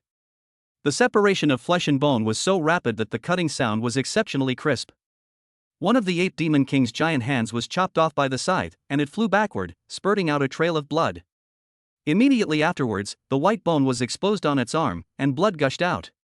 The ape demon king stared at the wound with wide disbelief in his eyes. Roar! The immense pain and rage drove it into a frenzy, causing it to roar violently at Liu Bei. The roar was several times more terrifying than before. In an instant, the earth shook, trees were broken, and even the dilapidated mountain village in the distance trembled violently. Let's look at Liu Bei again. He simply dusted off his clothes, then skillfully swung his scythe, pointing it domineeringly at the ape demon. You beast, you think you're something just because you can utter a couple of human words? Today, you're going to die here. Chapter 16, in the world of martial arts, speed is the only way to break through. The ape demon king's furious roar instantly reached the ape demon horde. For a moment, both sides in the battle were stunned. The ape demon was puzzled because its king had never seemed so furious before. Just now, a junior spirit master ran over there. He didn't look that powerful. In the past, when the great king fought against the spirit masters, it would take several people to surround him, as those who exuded powerful auras were usually quite formidable. As for those emanating a first-tier aura, even if they are second-tier, as long as they cannot escape, they will ultimately become the king's playthings. Today is really weird. The ape demon's thoughts might not be so clear, but it's not hard to tell from the strange expressions on their faces that this is basically what they're thinking. Several men in black looked in the direction of the ape demon, their eyes initially showing fear, but quickly turning into intense joy. These two brats have angered the ape demon king. They're doomed. Quickly find a way to escape and go back to Elder Chu to claim our reward. We can't let this fire spread to ourselves. At the command of the leader of the men in black, the battle against the ape demons resumed. The guardian teachers who wanted to support Liu Bei complained bitterly. What did these two little devils do? Instead of running for their lives, they went and angered the ape demon? They're at most mid-stage first rank right now, while the ape demon king is at least early stage third rank. With such a large gap in realms, let alone them, even we might not be able to gain any advantage. Stop talking, quickly disperse the ape demon horde. Of the three guardian teachers, the leader is at the mid-stage of the third rank, while the other two are at the late stage of the second rank. Even so, they had no intention of confronting the ape demon king head-on. They'd be incredibly lucky if they could bring Liu Bei and Su Yue back together tonight. It should be noted that spirit masters, soldier girls, and demon beasts all have the same realm, ranging from the 1st to the 5th level, with each realm further divided into early, middle, late stages, and perfection. Generally speaking, fighting across levels is extremely difficult, with each level's gap resembling an insurmountable chasm. Challenging monsters of a higher level is tantamount to suicide. This is because everything in the world has its own laws and destiny. Although demon beasts are born with insufficient intelligence, their physical bodies are much stronger than those of humans. A demon beast like the ape demon king, which has gained sentience, can even fight several spirit masters of the same level simultaneously using only its physical body. It can even create a situation where it dominates the opponent. However, Liu Bei is clearly an exception. With a single strike, he neatly severed the thick-skinned giant hand of the ape demon. Roar!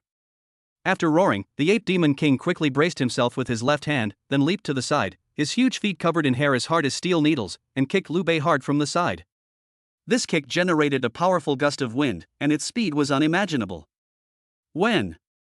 With a clang of metal clashing, Liu Bei parried with his sickle, the base of which sank 3 inches into the ground.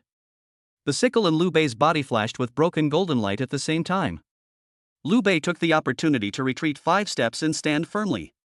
What's terrifying is that he didn't give the ape demon king any time to breathe, and instead of retreating, he advanced. In an instant, the dark mist spread rapidly, and Liu Bei seemed like a deadly grim reaper from hell. The ape demon king's pupils trembled violently. How can a first-tier spirit master have such fearless confidence? Does he want to hunt me down? Roar! Bang bang bang! As the king of monsters within a radius of 100 miles, how could the ape demon king tolerate being provoked by a mere first-tier spirit master? It pounded its chest with one hand and pushed off the ground with both legs. The ground collapsed, and the ape demon king leaped high into the air, determined to smash Liu Bei into a pulp. You beast! You have some of the might of a beast king. You deserve to die by my scythe. Liu Bei roared, his fighting spirit equally high, and leaped into the air. Whoosh! At this moment, the bright moonlight, illuminated by the blood-red light of the sickle, resembled a blood moon. Just as the two were about to clash, the ape demon king stared intently at the scythe. That sickle is strange. The ape demon king was far more intelligent than the electric wolf. It was fierce, but it did not intend to act recklessly. He was caught off guard, which allowed Liu Bei to launch a sneak attack and break one of his palms. Now, in this rematch, despite its enormous size, it is by no means slow. as long as you dodge Liu Bei's scythe. One strike, just one strike. And that will shatter this tiny human being into dust. The two sides were getting closer and closer, and the Ape Demon King was determined to win. It spun in midair, dodging Liu Bei's scythe, and then suddenly swung its fist, aiming for Liu Bei's head. If this blow lands, Liu Bei's head will surely be shattered into pieces. Whoosh! With a whooshing sound of a scythe, a bizarre scene unfolded. The originally powerful scythe, after missing its target, was reversed by Liu Bei and slashed at the Ape Demon King's legs at an extremely tricky angle. Snap! The next second, more blood splattered. The Ape Demon King's legs were slashed, but they were not cut off as they had been before. After landing, Liu Bei couldn't help but sigh inwardly, a third-tier demon beast, its physical body is indeed strong enough. As long as we are on guard, it will be difficult to break its limbs. The Ape Demon King let out another roar of pain, but it also realized the upper limit of Liu Bei's damage. Under its full-force defense, Liu Bei was unable to inflict a devastating blow on it.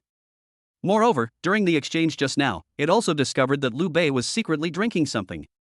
Those were enhancement potions for human spirit masters. The ape demon had a deep impression of them from his past battles with spirit masters. Humans, who were originally weak and insignificant, were able to hold their own against it for a while after drinking the potion. However, human-made drugs also have a fatal drawback. That is, the drug's effects are short-lived, and it often loses its effectiveness after only a few uses. During the fight, the Ape Demon King noticed that golden light kept breaking off from Liu Bei and the scythe. Once the golden light completely dissipates, Liu Bei will take out the potion from his pocket and drink it quickly. Cunning, human. The Ape Demon King spoke in human language again and immediately engaged in a fierce battle with Liu Bei. The scythe swings wildly, and the ape demon dances in chaos. The enormous fist and palm, unleashing their full power, were able to withstand the sharpness of the scythe, sparking a series of fires. The sickle grip continued to vibrate, making Liu Bei's tiger's mouth numb. He kept using medicine to support himself, and instead of losing momentum, he became more and more courageous in the fight. In a short period of time, the Ape Demon King and Liu Bei clashed no less than 100 times. However, when Liu Bei reached into his pocket again, it was empty. Looking at the Ape Demon King again, he still retains the strength to fight. Roar! A cruel glint appeared in the Ape Demon King's eyes. The time to reap the prey has come. Seizing the opportunity, it pounded its chest twice and charged forward with its mountain-like body. Even more terrifying, this time it completely disregarded the pain and slammed its severed arm down on Liu Bei. The next second, time seemed to stand still, and Liu Bei's life or death was hanging by a thread. In the critical moment, he calmly tore open his clothes, revealing bottles of medicine gleaming in the moonlight beneath the lining. Liu Bei's clothes were covered with medicine, no less than 100 bottles. The Ape Demon King's pupils constricted sharply, and its speed increased instead of decreasing. It had to kill Liu Bei, otherwise, if it continued to drag this out, it had no confidence that it could leave this battlefield alive. After gulping down 2 vials of medicine, Liu Bei brandished his giant scythe and fought head-on against the Ape Demon King. A few seconds later, the two shifted positions. Liu Bei swung his sickle, and a string of scorching blood beads fell to the ground. The Ape Demon King wanted to fight again, but suddenly felt a chill on his neck. Weak. Put. Before it could finish speaking, a crimson line of blood appeared instantly. Immediately afterwards, scalding hot blood gushed out, and the Ape Demon King stared wide-eyed in disbelief as his enormous head rolled off. With its intelligence, it could only conceive that Liu Bei had played a dirty trick, pretending not to have the potion, thus luring it into a desperate attack. But why did the sickle's speed suddenly become so fast? In the brief exchange, Liu Bei swung his scythe at its neck dozens of times. Moreover, each strike was incredibly precise, leaving only afterimages as it landed heavily on the same spot. On its enormous head, the Ape Demon King's eyes quickly dimmed. Cunning, terrifying, powerful. This was the last thought that flashed through its mind. We won. With a soft cry, Su Yue transformed into human form. The black mist around her gradually dissipated, revealing a dark green gemstone on her chest. Medium-grade attack speed gem. It is thanks to its enhancement that the attack speed of the bloodthirsty nether scythe can instantly increase by a whole level. In the world of martial arts, speed is the only way to break through. Liu Bei never used his full strength from the very beginning, deliberately hiding his true abilities in order to mislead the Ape Demon King's judgment. When the Ape Demon King adapted to his attack speed and realized that he was out of potions and about to fight desperately, Liu Bei finally revealed his trump card. I thought I'd need that mid-grade attack speed gem, but it turns out this gorilla isn't that tough either. Su Yue sighed, and with a flash of her scythe, she dissected a lake blue, third-order crystal core. Gouge out its eyes too, those are treasures. Okay, Lulu, I'm going to take a good shower when we get back. I'm all sweaty and sticky. Okay, but we still have some things to take care of. Liu Bei's gaze drifted into the distance, finally settling on the 6 people still surrounded by the 8 demon horde. Chapter 17, Robbery. The battle between Liu Bei and the 8 demon king lasted only about 10 minutes from start to finish. The enormous 8 demon corpse was left on the spot, with only its eyes gouged out by Su Yue. These eyes are truly amazing. When they were first dug out, they were still covered in blood and flesh. When Su Yue grasped it in her hand, it immediately crystallized, turning into a pair of dark red gemstones. What a treasure! Little Lulu, let's look through these ancient books together. Why didn't I see this information? Liu Bei recalled the scene of Su Yue reading a book, and his face suddenly turned red. Senior, you weren't studying properly either. Your hands and feet were all restless, constantly rubbing against my legs. Oh, I just wanted to get to know you better. Su Yue smiled and took Liu Bei's arm. Come on, the battle over there seems to be ending soon. We need to hurry, or we'll let Chu Laoding's men get away. The moon is bright and the stars are few. The 8 demon howls. The man in black was eager to escape, while the teacher was anxious to save lives. Both sides used all their strength, and soon the 8 demon siege began to falter. Some 8 demons started to slack off, making loud noises but actually running away while fighting. The encirclement was about to be breached. Su Yue and Liu Bei hid in a tree, where they had a clear view of the battle. Those 3 are the guardian teachers of the Academy Alliance. I remember them. The one in the blue shirt is our Tianji teacher. Yes, the one on his left is Tsong Lin's. These 3 are all guardian spirits. They must be here to help us. The 2 exchanged a glance, then immediately turned their attention to the 3 masked men in black. Then these 3 must be spies sent by old Chu. They're being so secretive, they're obviously guilty. Su Yue grabbed Liu Bei's hand. Come on, Liu Bei, let's go teach them a lesson. Hey, senior, there are also guardian teachers nearby, so our actions will definitely be restricted. What should we do then? Let these 3 bastards go? Liu Bei smiled and took the 8 demon eyes, the 2 dark red beads from Su Yue's arms. We don't need to lift a finger. Watch me show you how to wait for the enemy to tire themselves out. Ha! There's such a good thing? Su Yue looked on with curiosity as Liu Bei poured a wisp of spiritual energy into the 8 demon's eye. Immediately afterwards, a huge roar almost identical to that of the 8 demon king erupted. Woohoo! The roar shook the mountains and forests, and the 8 demons immediately stopped their attack upon hearing it. They pricked up their ears, as if trying to confirm the command in the king's roar. Roar! Liu Bei let out another loud roar. The next second, all the 8 demons' eyes turned bloodshot, and they bared their teeth, their previous fatigue completely gone. Squeak, squeak, squeak. It's unclear which 8 demon sounded the charge, but the 8 demon horde launched another attack like a tidal wave, only this time their targets were the trio in black. The teachers who protect the way were automatically ignored. The leader of the men in black's eyelids twitched violently. What's going on? These monkeys were almost scattered. How come they're suddenly acting like they've taken some kind of drug?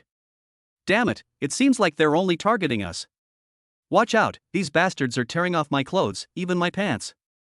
And they're stealing my stuff. The 3 urged the female soldiers to fight back continuously, but the 8 demon horde suddenly became extremely fierce, and their fighting style became more flexible than before. If they were merely attacking haphazardly before, they have now learned the art of fighting. Feinting to the east while attacking in the west, besieging a point to lure reinforcements, launching a flanking attack, and encircling from the rear.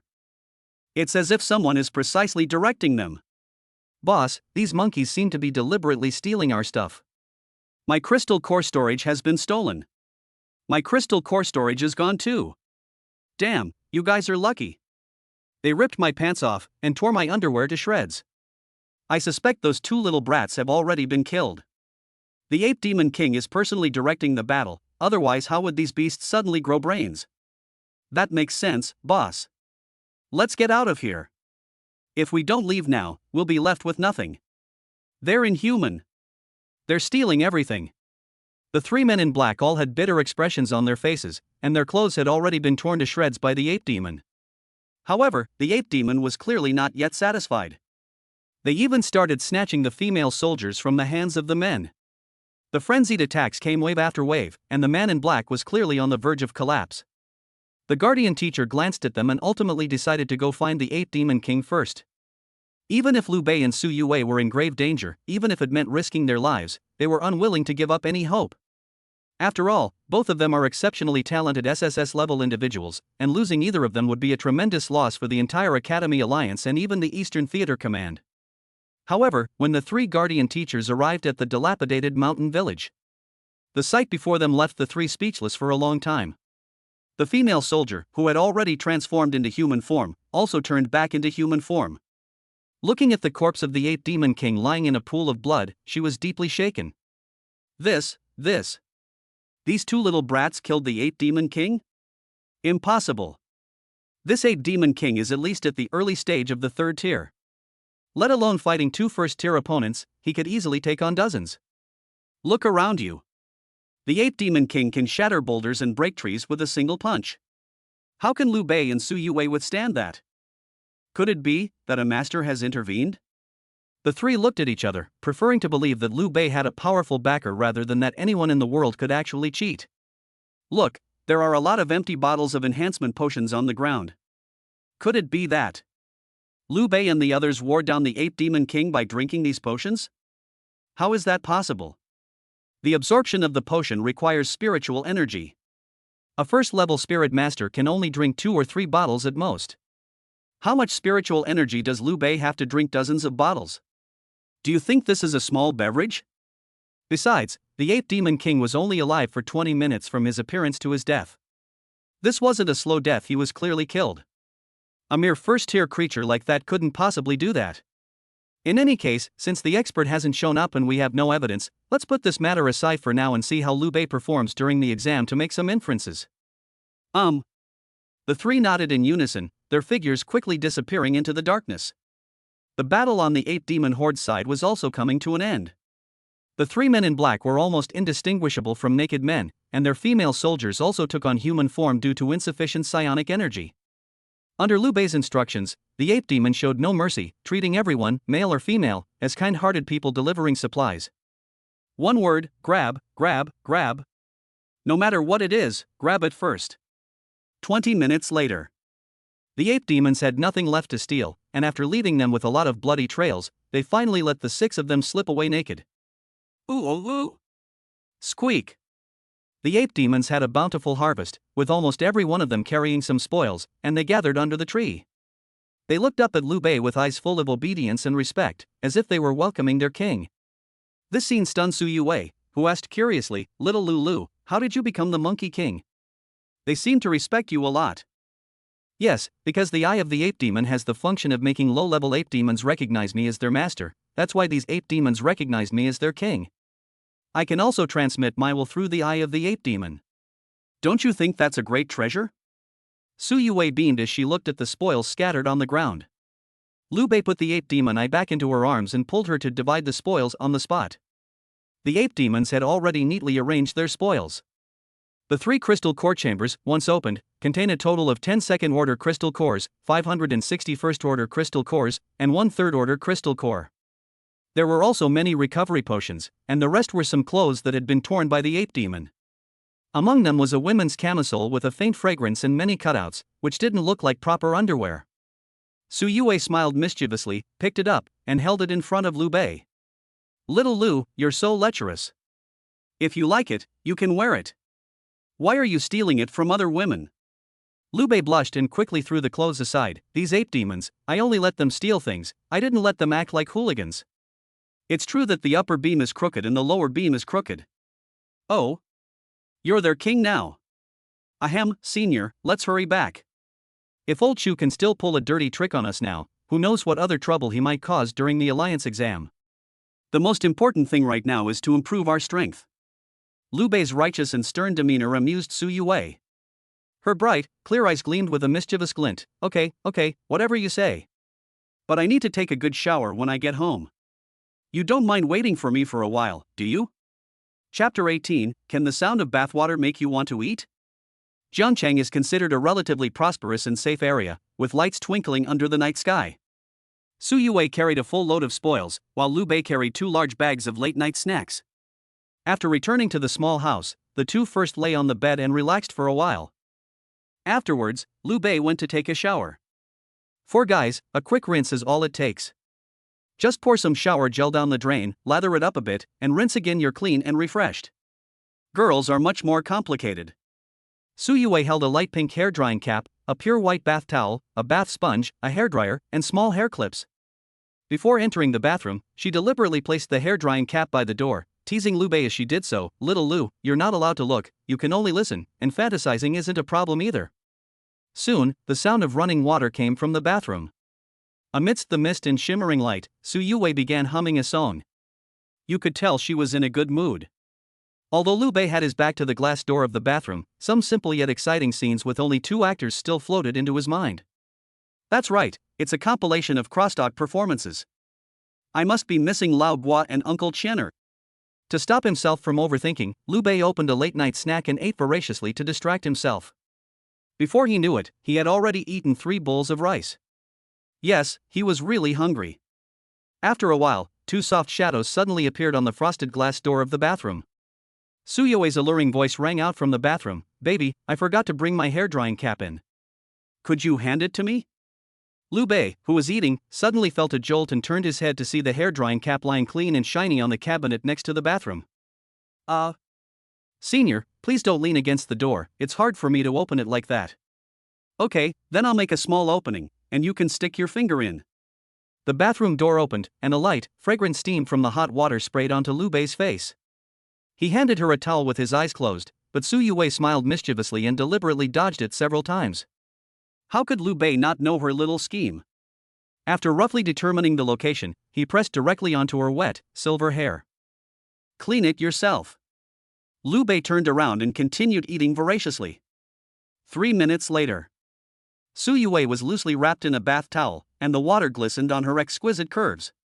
A few playful drops of water flowed down her long hair to her buttocks, slid down her thighs, and finally swirled on her tender toes, turning into a string of tiny footprints on the ground. Hey, why did you eat my midnight snack too? Su Yue, standing behind Liu Bei, couldn't help but laugh. Liu Bei then realized that he had devoured all the late-night snacks and completely forgotten to leave some for Su Yue. Sorry, senior, I was too hungry just now. I'll go buy you another one. Wait a minute, my feet are a little cold. Su Yue murmured to herself, and her white and pinkish feet were barefoot, not wearing slippers, but standing in front of Liu Bei. I'll go get you your slippers. No need. As soon as she finished speaking, Su Yue stood on tiptoe and boldly stepped on Liu Bei's foot, quickly closing the distance between them. She then wrapped her arms around Liu Bei's neck and said softly, "You glutton, is it because the sound of my bath water makes your mouth water? Ouch, I'm going to fall." Before Liu Bei could answer, Su Yue let out a soft cry, which startled Liu Bei so much that he quickly reached out and wrapped his arms around her waist. A wet, soft sensation touched his fingertips, and Liu Bei's face flushed again. Su Yue smiled triumphantly. "Ha, so eager to get physical? I'll go buy you some late-night snacks. What do you want to eat?" Psionic rice bowl. Although Liu Bei was innocent, he wasn't stupid. He naturally understood that Su Yue was teasing him again. He immediately tapped Su Yue on the head. "If you don't tell me, I'll buy barbecue. Okay, it has to be really, really hot. I'm really fed up with this little devil." Liu Bei carried Su Yue to the bedside, and the moment he put her down, a gurgling sound suddenly came from Su Yue's flat and smooth abdomen. Ha! What's wrong with me? Now it was Su Yue's turn to blush. She never expected that her stomach would growl with hunger, especially at a time like this. I'm going downstairs to buy some really, really hot barbecue." "Oh, then hurry back." Su Yue's blushing face was exceptionally cute, and Liu Bei couldn't help but glance at her a few more times. It wasn't until she stretched out her snow-white arms and legs and urged him haphazardly that Liu Bei finally went downstairs. When he excitedly returned home with barbecue and draft beer, Su Yue was already asleep, curled up in bed like a well-behaved kitten. It's obvious that the outer side of the bed is reserved for Liu Bei. Liu Bei is somewhat naive, but he doesn't pretend to be innocent like someone who sleeps on the sofa. I simply lay down on the other side, closed my eyes, and prepared to get a good night's rest. There's still one day until the Alliance exam. I need to have someone forge a gem tomorrow morning. That's the only way to improve my strength right now. Chu Laoding's men must think I was killed by the 8 Demon King. They're probably back to collect their rewards by now. I'm really curious what Chu Laodan's expression will be when he sees me again. I'm really looking forward to the alliance exams. Liu Bei's mind was racing when suddenly, a snow-white thigh pressed down on him from the side. A soft, dreamlike murmur came from beside her. Little Lulu, I like you so much. Where's my psychic rice bowl? I just can't do anything with you. Liu Bei smiled indulgently, holding Su You's small hand in the blankets, and slowly channeling a surge of spiritual energy. In the eastern part of Jiangcheng, there is a luxurious private mansion. The imposing gate prominently displays the two large characters Chu Mansion. 3 ragged men rushed into Chu Zhan's study as if fleeing a famine, but their faces were filled with joy. Reporting to Elder Chu, the mission is complete. That kid and his female soldier are dead without a burial place. Oh? I only asked you to teach him a lesson, not to kill him. Chu Zhan raised his eyelids slightly, his expression indifferent, as if he had no dissatisfaction with the result. Elder Chu, these 2 brats are courting death. They provoked that 3rd-tier ape demon king in the chaotic zone and enraged it. What? A 3rd-tier ape demon king? Yes, it's that 3rd-tier ape demon king, no doubt about it. Chu Zhan's old face showed a hint of fear, and he snorted coldly. Young man doesn't know the immensity of heaven and earth. Even the garrison troops have a headache because of that ape demon. He is really overestimating himself. However, limited by their genius, the experience they need to advance in their cultivation level far exceeds that of ordinary people, so it's understandable that they might impulsively take risks. After a brief pause, Chu Zhan changed the subject. Has anyone else discovered this? 3 of the guardian teachers went with us, and like us, they were surrounded by the ape demons. Just as one person was about to explain in detail, another person quickly interrupted. Those 3 guardian teachers wanted to protect those 2 little brats, but they were trapped by the ape demon horde we attracted. In the end, they were too busy to provide support. You've done well. You may leave now. I will reward you in 3 days. Thank you, Elder Chu. The 3 left Chu Zhan's study. Chu Tianque appeared from the shadows in the corner. Grandpa, is Liu Bei really dead? Yes, a 1st-tier spirit master will only face certain death if he encounters a 3rd-tier demon beast, no matter how talented he is. Back in the day, Yan Nantian from the Eastern Theater Command was also a top-tier SSS talent, and his female soldiers with SSS attributes were invincible. Finally, having achieved the feat of single-handedly defeating 5 2nd-tier demonic beasts, could Liu Bei possibly compare to Yan Nantian? Yan Nantian? Chu Tianque's face showed longing. Is he the current head of the Eastern Theater Command? That's right. Chu Zhan nodded inside. It's a pity. Liu Bei is also a talented person, but he is arrogant by nature. He may not be able to serve Tsong Lin in the future, and he has offended our Chu family. He won't have died in vain. I'll use his body as a stepping stone to win 1st place in the alliance exams and secure a place for our Chu family in the Academy Alliance. Chu Tianque clenched his fists, his mind racing. Chu Zhan patted his shoulder and laughed. Good grandson, it wasn't in vain that your grandfather spent a fortune to forge this gem for you. With your late-stage 1st-order cultivation, you're sure to shine. But Grandpa, both Shuer and I have been enhanced by the potions. I'm not worried about damaging my foundation, but I'm afraid Shuer can't withstand too many gemstones being inlaid.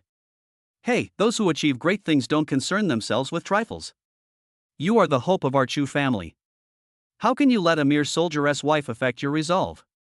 As your soldieress wife, she should also be aware of this. After Chu Zhan finished speaking, Chu Tianque's expression was complicated, and his heart remained unsettled for a long time. The next morning. Full of energy, Su Yue excitedly dragged Liu Bei to the Alliance Mall. With exams approaching, everyone has already bought most of what they needed, and the mall doesn't have much stock left, so there are basically no customers. The 2 went straight to the soldier girl enhancement area and found the young lady who had previously crafted gems for them. Su Yue immediately displayed 3 crystal core chambers. We're going to forge gems. Chapter 19, I'm coming clean, I'm a tycoon.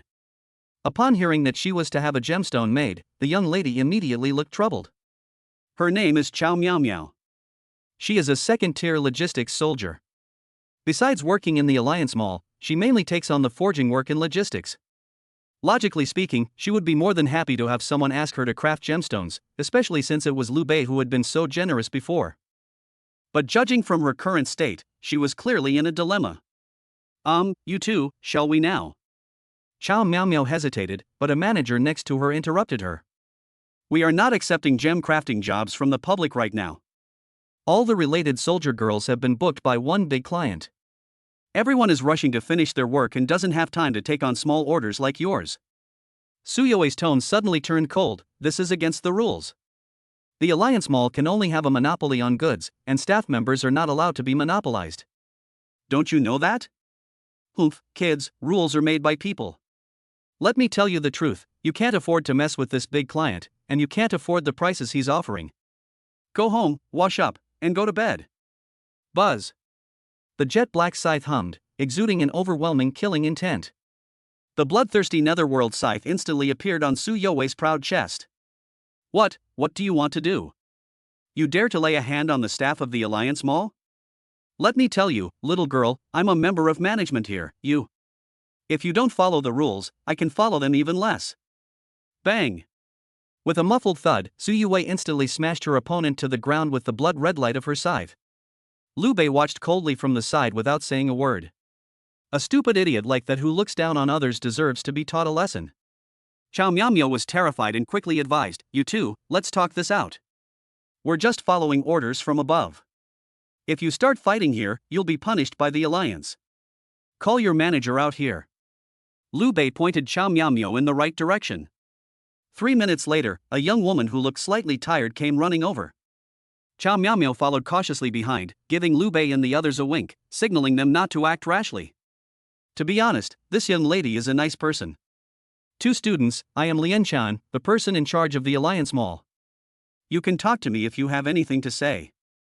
Don't make things difficult for our staff. We want to create some gemstones. After Liu Bei made his request, Lianchan also looked troubled. Student, all the female soldiers are already in use, so we can't take any more orders. We hope you can understand. Suyue snorted coldly and released the snobbish man on the ground. This snobbish woman was dressed somewhat flamboyantly, with a name tag adorning her heavy chest. Sui Yin, forging team leader. She had been hit quite hard, her eyes had rolled back. She was panting heavily and wanted to complain to Lianchan.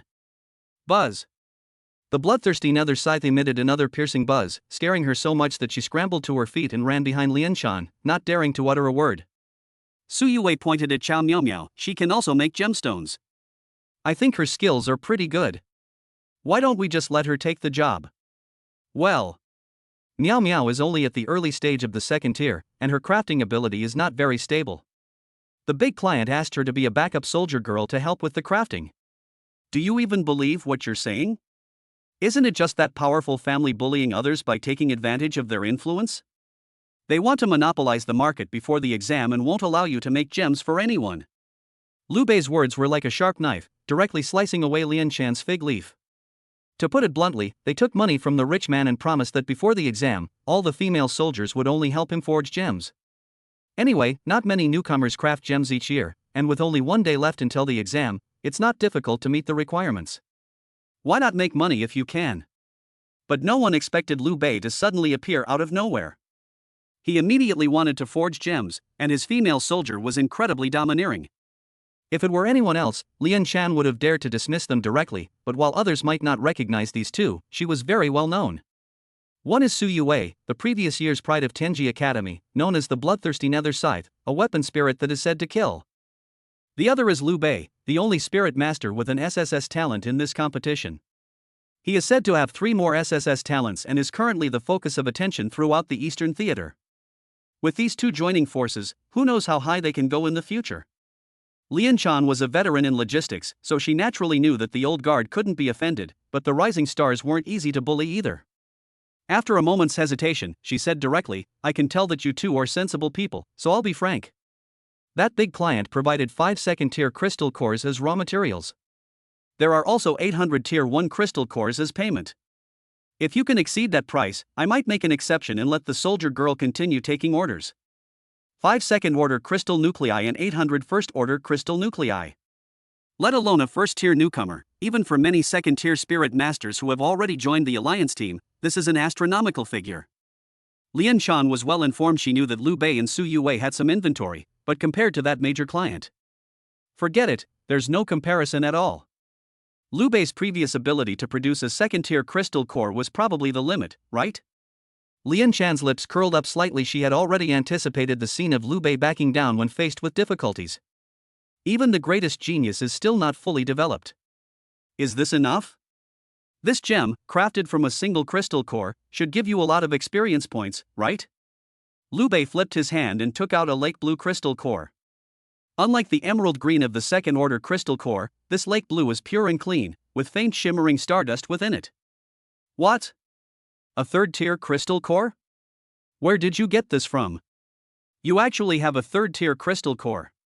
Even if you're a key student being groomed by the academy and have a powerful family backing you, it's impossible for you to be given a third tier crystal core at this stage. Sui Yan's face flushed, and her breathing became rapid. She hated herself for treating Liu Bei and Su Yue that way. Getting beaten up isn't the problem, the real issue is offending a hidden tycoon. If she were to forge this third tier crystal core, it would be enough to propel her from the mid second tier to the late second tier. Such immense wealth. I only hope that this young couple will forgive my mistake and not give me meat, but at least give me a sip of soup. Lian Chan also widened her bright eyes, but as the head of them all, she had seen it all and was not as out of control as Sui Yan. Chow Miao was so surprised that she couldn't close her mouth for a long time. She had a faint expectation in her heart, but it was just an expectation. She knew her own limitations, and it was normal for Liu Bei not to choose her. She would never ask for anything on her own initiative. Su Yue was very satisfied with the expressions of the group. With a wave of her hand, she poured out more than 20 emerald green crystal cores as if they were free. Liu Bei then opened another crystal core storage compartment, revealing nearly 1,000 first-order crystal cores. We're coming clean, no more pretending, we're both rich. Su Yue pouted, I thought that rich bastard was so wealthy. Look, is what we have enough? The display case was filled with emerald green, almost making Chow Miao, Lian Chan, and Sui Yan's faces turn green. That's enough, absolutely enough. You two are truly amazing. I apologize for my rudeness earlier. Sui Yan bowed and apologized repeatedly, and even deliberately puffed out her name tag, which indicated that she was a mid-stage second-tier forging soldier. Su Yue and Liu Bei have always looked down on this kind of person and completely ignored him. Lian Chan's smile was noticeably kinder than before, and her eyes gleamed with a strange light as she looked at the third-tier crystal core. Gentlemen, we have accepted your request. Please come with me to the forging room, and I will introduce you to our forging soldier. No need.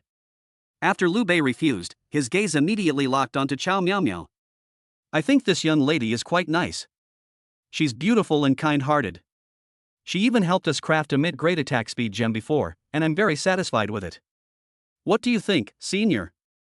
Su Yue nodded, yeah, I also like this girl's appearance, so I'll choose her. Lian Chan was slightly surprised. She never expected that these two people, who seemed to be quite shrewd, would make such a frivolous choice. As customers, it is your freedom to choose who to work with, but I must remind you that gemstone crafting is a very complex process, and the success rate and quality are very important. Miao is only at the early stage of Tier 2. Even setting aside whether she's capable of handling so many of your requests, if she fails and wastes materials, it would be a huge loss for you. After speaking, Lian Chan puffed out her full breasts, releasing her feminine charm while also displaying the aura of her third-tier forged weapon spirit. But Liu Bei clearly didn't buy it. His gaze remained fixed on Chow Miao from beginning to end. Back when they first met, when Liu Bei commissioned her to forge an attack speed gem, he activated his Eye of Insight to check her soldier girl attributes. Chow Miao, a B-rank soldier girl with good luck. Attack power, 52-100.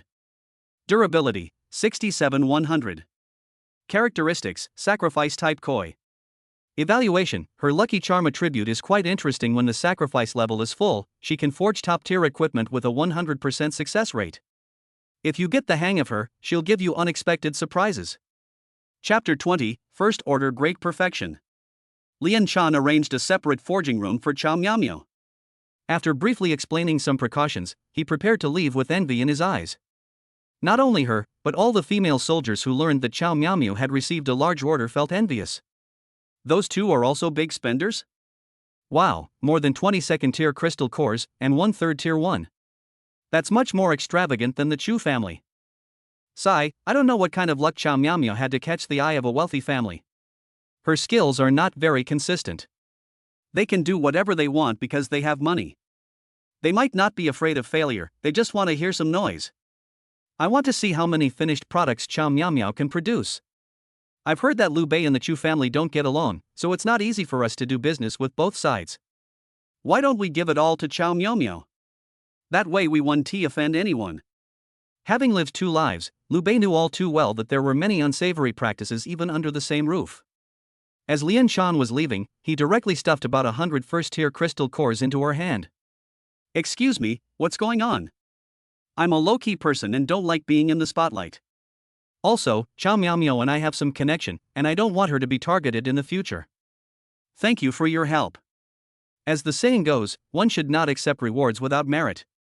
Since Liu Bei made the request, Lian Shan had a reason to accept it. Don't worry, I promise I won't let the people below talk nonsense. Miao Miao is like my own sister, I won't let her be bullied. Do you really not need me to send more people to help?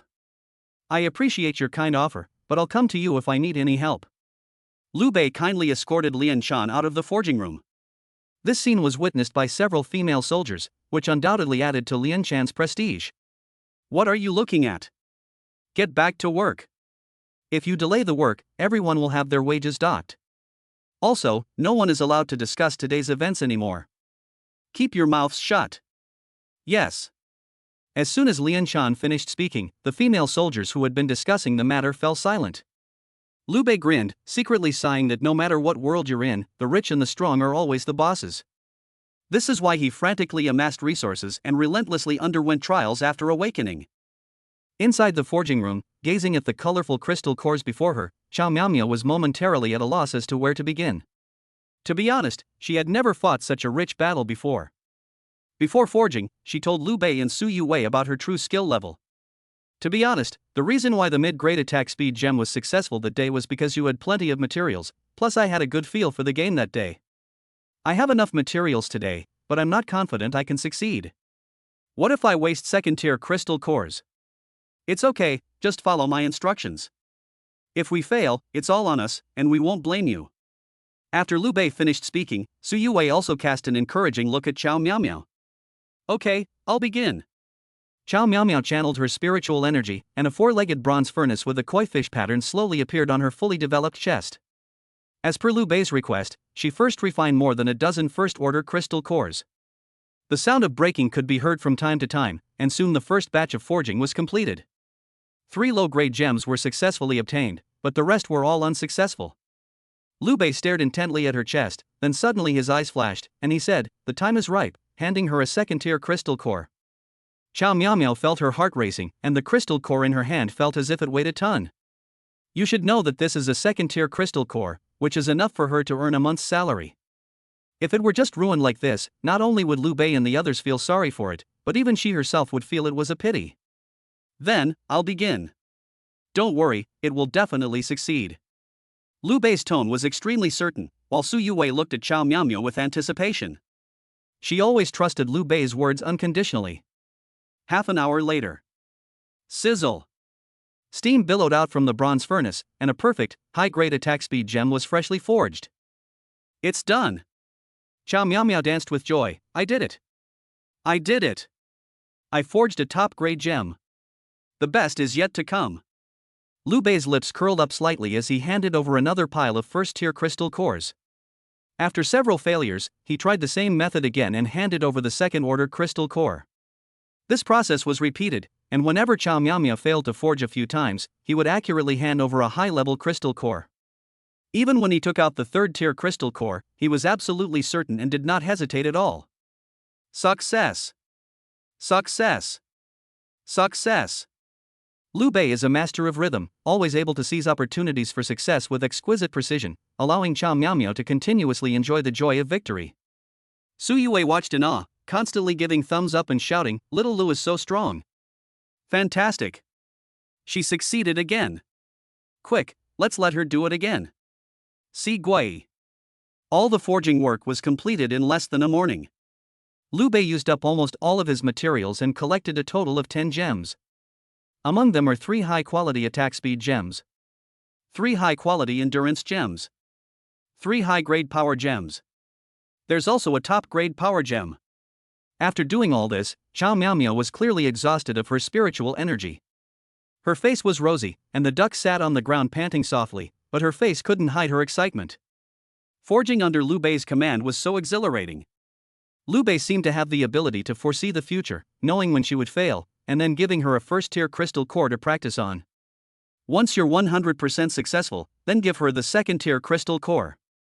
At certain critical junctures, Liu Bei would even give her 2 second-tier crystal cores to help her attempt to obtain high-grade gems. In this way, Chao Miao achieved 10 great successes, transforming all the previously mid-grade gems into high-grade ones. The superior grade was upgraded to the best grade, and her experience level soared from the early stage of the second tier to the late stage of the second tier. Wow, you're amazing. How did you know I'd reach that point right away? Chao Miao's question was very sincere, but her flushed face and panting state made the question seem somewhat ambiguous. Liu Bei rubbed his nose, knowing he couldn't very well reveal his SSS talent. There's nothing special about it, it's just a matter of practice. Su Yue thought the brief answer was just a bluff, but Chao Miao took it very seriously, thinking that Liu Bei was a real hidden talent. I'm so envious of you, classmate, having such an amazing boyfriend. I hope you do well on your college entrance exam. Before parting, Chao Miao offered Su Yue her sincere blessings. Upon hearing the word boyfriend, Su Yue's aloof expression instantly melted away. She smiled, took Chao Miao's hand, and stuffed a few more crystal cores into her hand. Hee, you have such a nice voice, you're such a good person. Well. Chao Miao was confused. Did I just say something? By the way, you two, there's something I must remind you, the setting of gemstones has certain limitations on the level of the female soldiers. In the early stages of Tier 1, a soldier can only be inlaid with 1 piece of equipment. In the mid-stage, this increases to 2 pieces, and in the late stage, it increases to 5 pieces. Once Tier 1 is fully developed, it can be inlaid with 10 pieces. You've crafted so many top-grade gems, but you can't force them in. Otherwise, the soldier's foundation will be severely damaged, and it might even cost her life. According to Chao Miao's guess, Liu Bei and Su Yue should be among the most outstanding newcomers. The soldier's cultivation level is synchronized with that of the spirit master, and Liu Bei's cultivation level is likely to be at the mid-stage of the first rank. Before the exam, reaching the mid-stage of the first rank through trials is the primary criterion for judging genius. If Liu Bei had been diligently killing demonic beasts these past few days, coupled with his exceptional talent, he might have been able to reach the late stage of the first rank. Of course, there is a prerequisite: Liu Bei cannot have an SSS level talent. Because the heavens are fair, all SSS level spirit masters will face the same problem, the limitations of genius. The higher your talent level, the harder it is to level up. It should be noted that each major breakthrough for a spirit master requires specific materials and spiritual energy, while breakthroughs within minor realms require painstaking effort to gradually accumulate combat experience and insights. People with low talent are like short buckets, they can be filled very easily. People with higher talent are like tall buckets of water, they are not easy to fill, but as long as they keep breaking through, their achievements will definitely be much greater than those with lower talent. Hey kid, what level are you at right now? Chao Miao tentatively asked a question, and the next second, in front of her, Liu Bei strung 10 gemstones into a simple necklace and put it on Su Yue's snow-white and slender neck. Then, each of those gems transformed into spiritual light and merged into Su Yue's body. First tier, great perfection? Chapter 21, The Alliance Exam begins. Breaking news. The annual Academy Alliance examinations have officially begun, and the top talent rankings have also launched. It is understood that the rewards for this year's Alliance exam will be more generous than any previous year, and outstanding students will be able to join the Academy Alliance and become key trainees. The top 10 will directly become tactical instructors, learning second-tier martial arts techniques. Shocking. Liu Bei, the spirit master in Jiangcheng City who awakened SSS-level talent, is rumored to have forfeited the exam before it even started. Rumors circulate that he was too eager to break through his cultivation level and died at the hands of a demonic beast. According to renowned critic MacArthur, this young person's lack of a sense of collective honor and social responsibility, his self-destruction, and his tragic downfall are all understandable. The current favorites to win the championship are Chu Tianque from the Chu family, Li Hanshan from Xingchen Academy, Zhao Li from Tianji Academy, and Liang Chao from Liehua Academy. Attention! The official platform will never engage in gambling in any form. We urge the public to be utterly opposed to gambling and drugs and refuse to be exploited. On the day the Alliance exams began, the headlines of the Jiangcheng Express were immediately dominated by related news. All the news focused on the favorites to win this year's championship, and many authoritative figures also conducted professional analyses, identifying who the dark horse was, who the genius was, and who had powerful financial backers. Liu Bei, who was previously favored by many, was presumed to have died young and disappeared from public view. What the hell is this? The newspaper writer died young. No way, I'm going to settle the score with him. On her way to the exam, Su Yue tore the newspaper to shreds and gritted her teeth, determined to take Liu Bei to cause trouble. She could tolerate being called a murderous spirit, and she could also tolerate being called Black Widow or the creator of mummies. But Liu Bei is no good. I'll wipe your newspaper out of the ground with one sickle. Liu Bei smiled helplessly. Senior, how about we take a test first? The exam room is right ahead, and we can still go to the newspaper office after the test. Su Yue stroked her chin and pondered for a moment before finally agreeing with Liu Bei's statement. That's right, we're already here, let's take the exam first. Anyway, we're going to lose this newspaper. At this moment, the area outside the Alliance examination hall was already packed with people. As an annual grand event in Jiangqing City, the Alliance examination is considered extremely sacred by everyone. Because it represents the future of Jiangqing City, the combat capabilities of a new generation, and the stability of the safe zone for decades to come. The list of outstanding young talents is the highest honor for countless young talents seeking knowledge. Those who make the list have a bright future ahead of them. The examination hall opened, and all the newlyweds stepped into the sacred arena with excitement. Meanwhile, in the audience, senior students who had already graduated and joined the combat team, as well as underage boys and girls and relatives of the students taking the exam, were all looking forward to the upcoming exam. The stadium, with nearly 10,000 spectators, was packed with people, with not a single empty seat. The rostrum offered the best view of the arena and was filled with outstanding tactical instructors from various academies. These people have sharp eyes, waiting for the best newcomers to emerge so they can add fresh blood to their tactical squads. There are so many outstanding talents this year. Tianji Academy, Sanglin Academy, and Xingchen and Liehua were going to have a tough time competing for them. I have my eye on the eldest young master of the Chu family and want to take him under my wing. Don't try to take him away from me. Heh, you've already made a reservation before the exam even starts. Then I'll take Zhao Li from Tianji. He's a speed-based player, which is perfect for my agility path. It would be most appropriate for Li Hanshan from Xingchen to return to Xingchen. Liang Chao specializes in strength, so he's suitable to follow me into the path of strength. I'm just waiting for him to make it into the top 10. Hey, nobody wants Liu Bei? He and his female soldiers are both SSS rank. Your information is far behind the times. There are rumors that Liu Bei is gone, that he overestimated himself by challenging a third-tier ape demon king. What a pity. A collective sigh rippled through the crowd. But the people kept glancing at each other, and they all tacitly chose to remain silent about Liu Bei, their thoughts unknown. Among the crowd was a special female tactics instructor. This person was not accompanied by a spirit master, had a serene gaze, a cold demeanor, did not talk to others, and seemed to have little interest in the exam in front of him. When she heard that a genius had fallen, she simply sighed softly and did not inquire further. The Alliance exam has officially begun. There was no complicated declaration or speech. The host simply said 6 words: fairness, impartiality, and transparency. Then, in the very center of the arena, a huge transparent lottery machine began to operate. Splash! Everyone in the room turned their attention to it. The league exams are as exciting as they are every year. Wow, I can't wait to become an adult. I want to take this kind of exam after I awaken. Several underage boys and girls showed intense longing on their faces.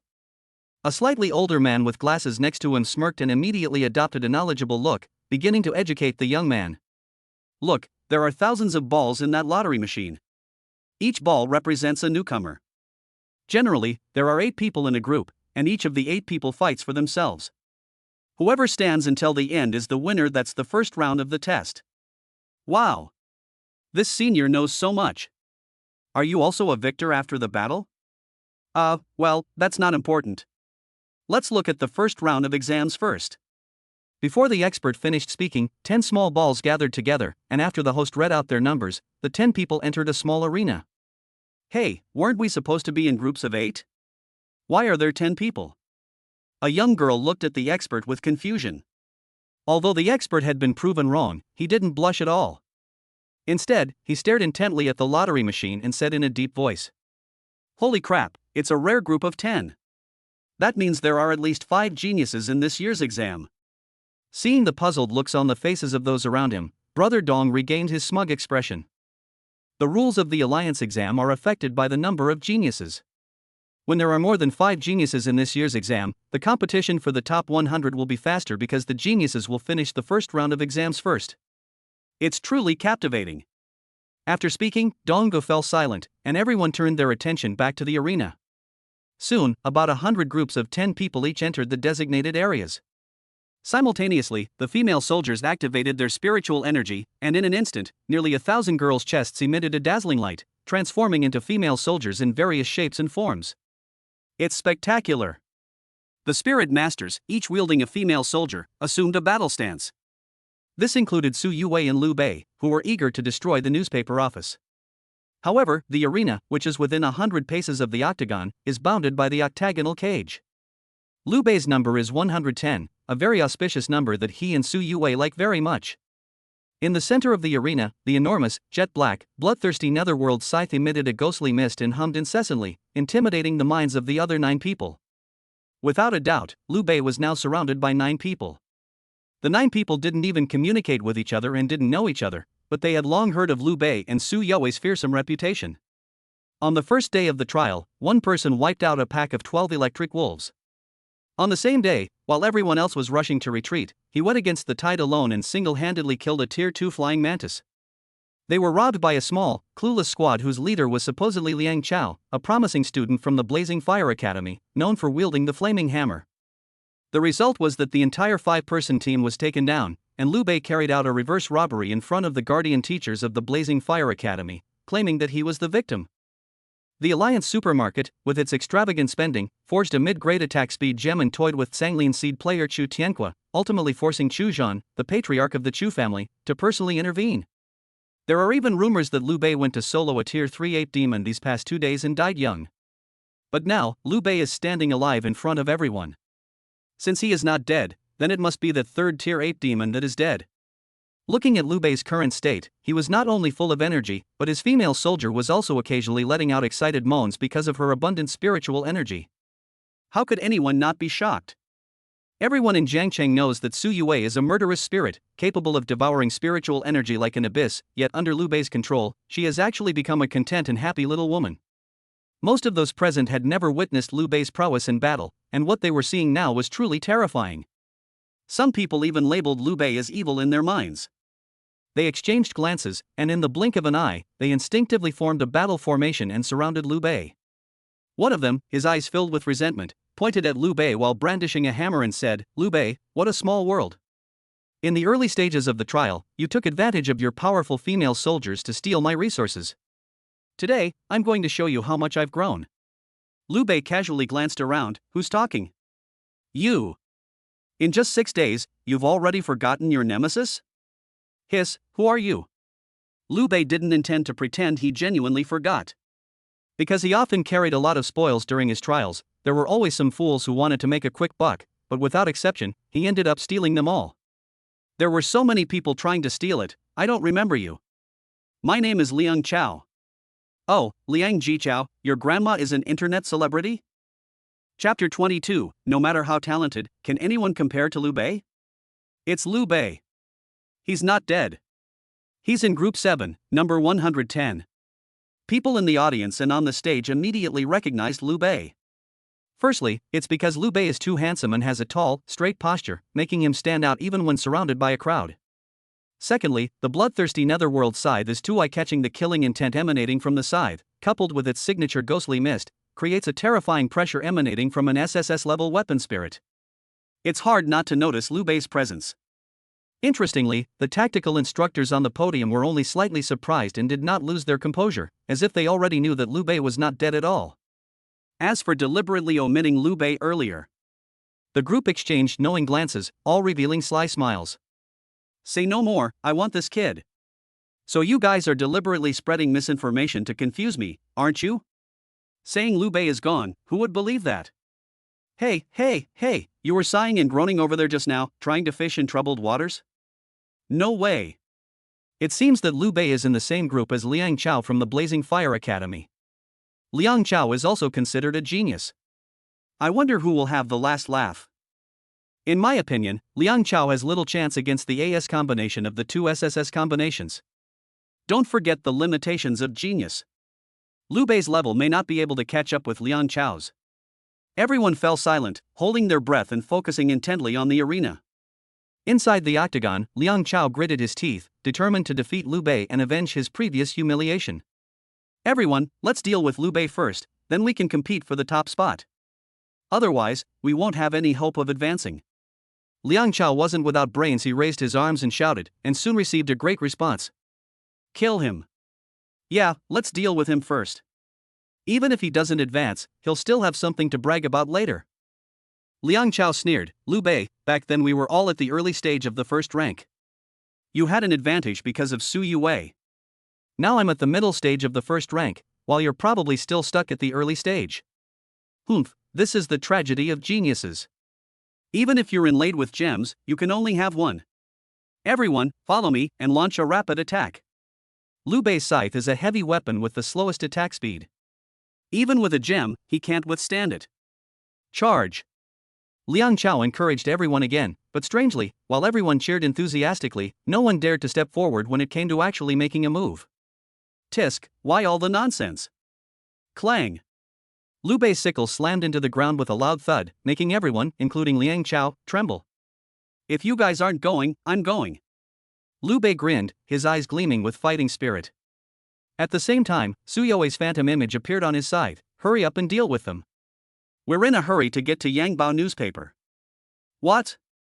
You're clearly surrounded by us, and you still dare to be so arrogant? You're underestimating us. Liu Bei, Su Yue, no matter how talented you are, if we gang up on you, you won't get the better of us. Whoosh! Liu Bei stopped wasting words and took the lead in swinging his scythe, launching an attack on the 9 people. This scene was terrifying. Who was surrounding whom? Quick, everyone! Use speed to stop him.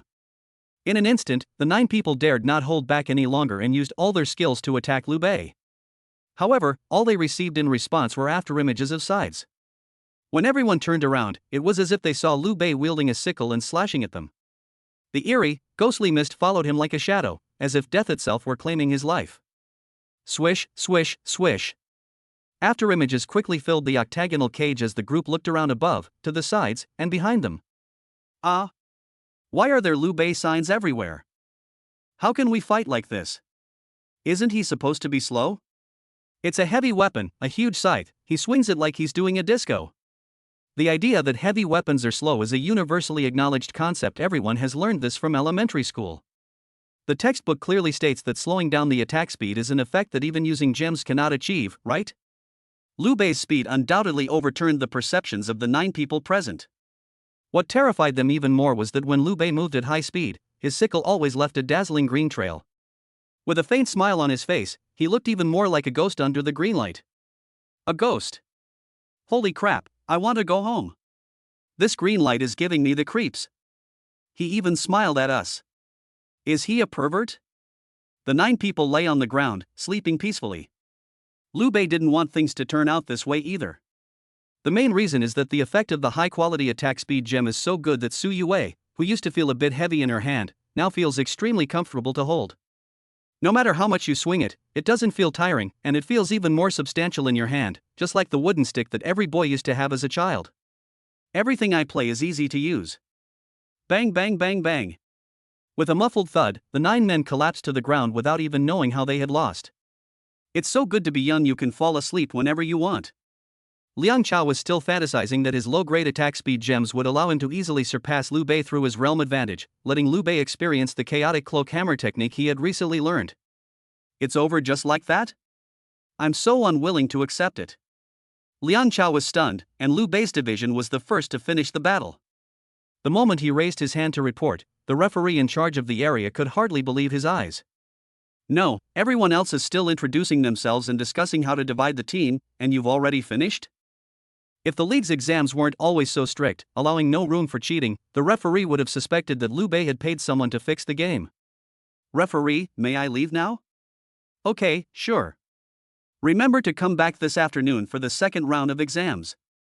After the referee finished speaking, he added Liu Bei's record to the list of top talents.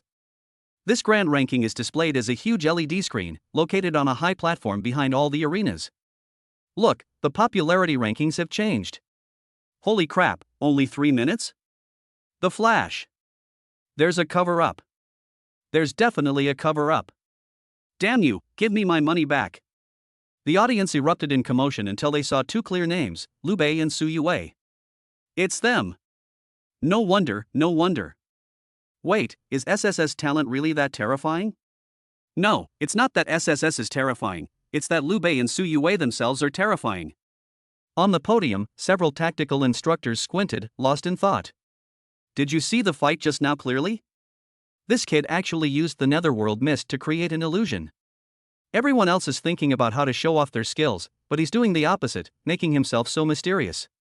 If I'm not mistaken, then the green light should be a high-grade attack speed gem, right? Top-grade gemstones? Gentlemen, did you sponsor this in advance?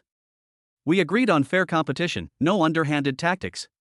The tactical instructors had no interest in watching other matches and joined the fray, vying for control of Liu Bei.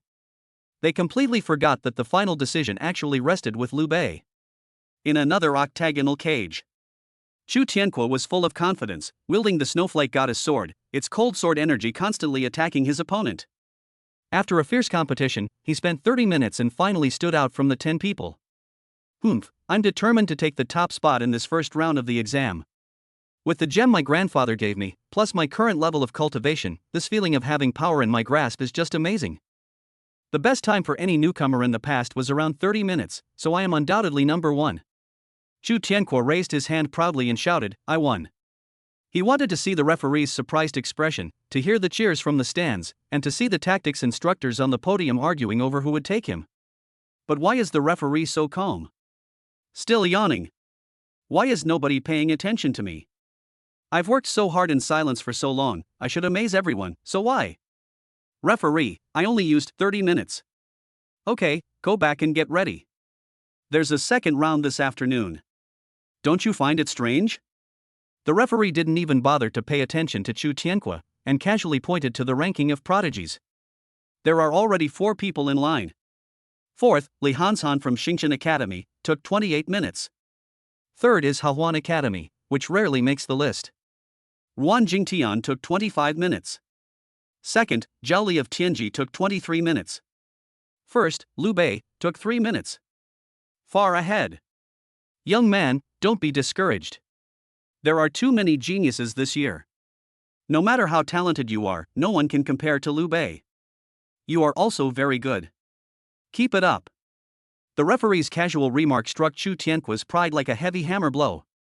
Meanwhile, in a secluded spot in the stands, Chu Zhan's expression was uncertain, and behind him, 3 trembling people knelt on one knee. Chapter 23, The Layman Who Adds Money. The midday sun blazed fiercely, shining on the arena where the league exams were being held. The first round of the exam has ended, and the winners from all 10-person groups have automatically entered the top 100. The list of the most outstanding talents includes 15 people, with Liu Bei and Su Yue at the top. Their achievement of overpowering all others in just 3 minutes is like a towering mountain, leaving everyone in awe. As the saying goes, some are happy while others are sad. The winners were overjoyed, ate and rested, and prepared for the second round of exams in the afternoon. Most of the eliminated contestants were disheartened, but as they gazed at the dazzling names on the list of prodigies, they felt a surge of longing. Life should be like Liu Bei's. A hidden corner in the stands. Useless, a bunch of useless trash. What's the point of keeping you around?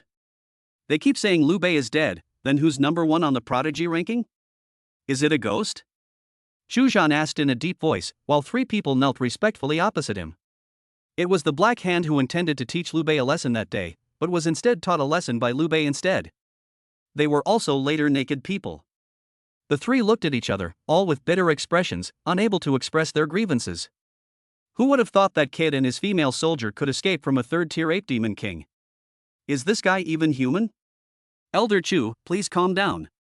We can confirm that we trapped 3 guardian teachers that day, and we heard the ape demon kings roar the entire time.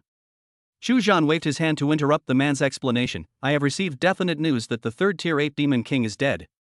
What? The ape demon king is dead? Impossible. How could 2 1st-tier brats kill a 3rd-tier demon beast? And a king level 1 at that. The 3 were so shocked that their jaws almost dropped to the ground. If it weren't for the fact that the speaker was Chu Zhan, they would have thought he was a madman. Nothing is impossible. Geniuses like Liu Bei and Su Yue are bound to be courted by powerful forces. It's just a matter of which academy is behind them. Xu Zhan stroked his goatee, his old eyes glancing toward the podium. On the podium, tactical instructors from various colleges were still debating the question of Liu Bei's ownership. These people argued heatedly, almost coming to blows several times, and there was no indication that anyone was plotting anything. Of the three kneeling men, one had darting eyes and quickly put on a fawning smile, saying, "Don't worry, Elder Chu. Liu Bei is limited by his genius, so at most he can only reach the mid-stage of the first rank. Our young master is at the late stage, so he can definitely crush him. Yes, young master, with your extraordinary talent, you will surely win the final championship on the list of the most outstanding talents. Yes, young master, you'll definitely do it." The other two echoed this sentiment. Xu Zhan snorted coldly, thoroughly disgusted by such obsequious flattery. "All right, you can all go back to the Chu family and receive your punishments." "Yes." The three dared not question it and quickly disappeared. Who could it be? Blazing fire, starry sky, celestial pole, joyful union. It shouldn't be Son Lin, after all, I'm on Son Lin's board of directors. It's highly likely that Tianji is involved, after all, only they could afford to do something so extravagant as to help two immature kids act up. As Xu Zhan was deep in thought, another figure knelt respectfully behind him. Reporting to Elder Chu, the top-grade gemstones that the Alliance Mall is crafting for the young master are ready. As he spoke, the man spread his hands and produced a sparkling red gem. Xu Zhan took it and smiled with satisfaction. A top-grade power gem. With the four from before, Quora will definitely be invincible in the battles to come. Is there anything unusual at the mall? No, it's just that the blacksmith girl you didn't like before seems to have been promoted by Lianshan. She not only became her first assistant, but was also promoted to supervisor. Did you find out the reason? Lianshan only said that the little soldier's wife was diligent, but I kept an eye on things and found out from others that the little soldier's wife seemed to have forged gems for Liu Bei. Xu Zhan frowned slightly, his suspicions deepening once again. Now that things have come to this, he is even more convinced that Liu Bei really does have a powerful backer. It is still a considerable backer. Otherwise, how could a mere second-tier early-stage soldier girl with weak characteristics win Lianshan's favor? It must have been a gemstone of good quality that they helped Liu Bei create. It's important to know that the Alliance has always been strict about the promotion of logistics female soldiers. Using connections is definitely not an option. They must have forged excellent gems. Your subordinate has something else to report. Explain. Liu Bei and Su Yue, they. What are you hesitating for? Can those two little ones really cause a huge uproar? Xu Zhan was getting impatient. He wanted to quickly hand the gem in his hand to Chu Tianque so that Lin Shui could integrate with it as soon as possible and adapt to the power of this power gem. Liu Bei and Su Yue caused a scene at the Jiangqing City Daily, claiming that the reporter published fake news, which caused them severe psychological trauma and even affected their exams. What? Xu Zhan was now completely unsettled. He couldn't believe that Liu Bei and Su Yue would have the audacity to go to the newspaper building in the middle of the city. That's the most authoritative news organization in Jiangqing City, and even the College Alliance treats it with great respect. How dare they do that? Those two little bastards have some nerve. Did they contact the reporters we bribed? Those reporters were blocked at the door by the two of them and beaten up badly. When my subordinate passed by, they were still being beaten. This is outrageous. This is utterly lawless. Xu Zhan clenched his fists so tightly they cracked, lifted the kneeling man up, and with the speed of the wind, headed straight for the Jiangqing City Daily building. The entrance to the city newspaper building was already packed with onlookers. Holding the bloodthirsty netherworld scythe, Liu Bei pressed the blade firmly against the reporters and demanded in a deep voice, "Tell me, who told you to fabricate fake news and spread rumors that I was killed by a monster?" The reporters' expressions were extremely complicated. Their glasses had long been kicked to pieces, but they still habitually reached out to straighten the deformed frames. We all heard it from rumors. Wow, you guys have pretty good connections. Liu Bei was not about to buy it. With a flick of the sickle, a flash of blood erupted, instantly slicing a man's head into a bald patch. The man's hair was like autumn leaves, pulled up by the roots, with a trace of blood on his scalp. Tell me, if my hand were to slip even slightly, your ear might be gone, you one-eared rat spirit. Do you think being a reporter is any good? The sickle scraped against the ground with a piercing crack, which, combined with Liu Bei's mocking banter, sounded like the low groan of a demon from hell. The reporters' defenses crumbled instantly, and they blurted out everything. I'll talk. It was the Chu family. The Chu family made us put on the news saying you were dead, and they gave each of us 800 crystal cores as a kickback. The Chu family said that as long as you die, other geniuses will get attention. This is called one whale falls and all things are born. We are doing a great deed. Yes, they also said that you are an overconfident person who deserves to suffer the consequences. Spreading the news of your death will help the newlyweds to be humble and not arrogant. To hell with being arrogant and impatient. Liu Bei's eyes turned cold, and after a moment's thought, he understood the cause and effect. Those 3 naked men probably thought I died at the hands of the Ape Demon King, and after returning, they reported to Elder Chu to claim their reward. Fearing that others would discover he was behind it, Chu Laoding instructed reporters to quickly spread the news, claiming that I had been killed by the Ape Demon King. But he didn't know I wasn't dead, and he certainly didn't expect me to dare cause trouble at the Jiangqing City newspaper. Is there any logic in this world that if someone harms another, the victim should just swallow their anger? Liu Bei slammed his sickle to the ground with a crisp clang, startling the group into trembling all over. Immediately, Su Yue transformed back into human form. She put on a victim's act, tears welling in her eyes, and sadly leaned on Liu Bei's shoulder, looking like an innocent little white flower.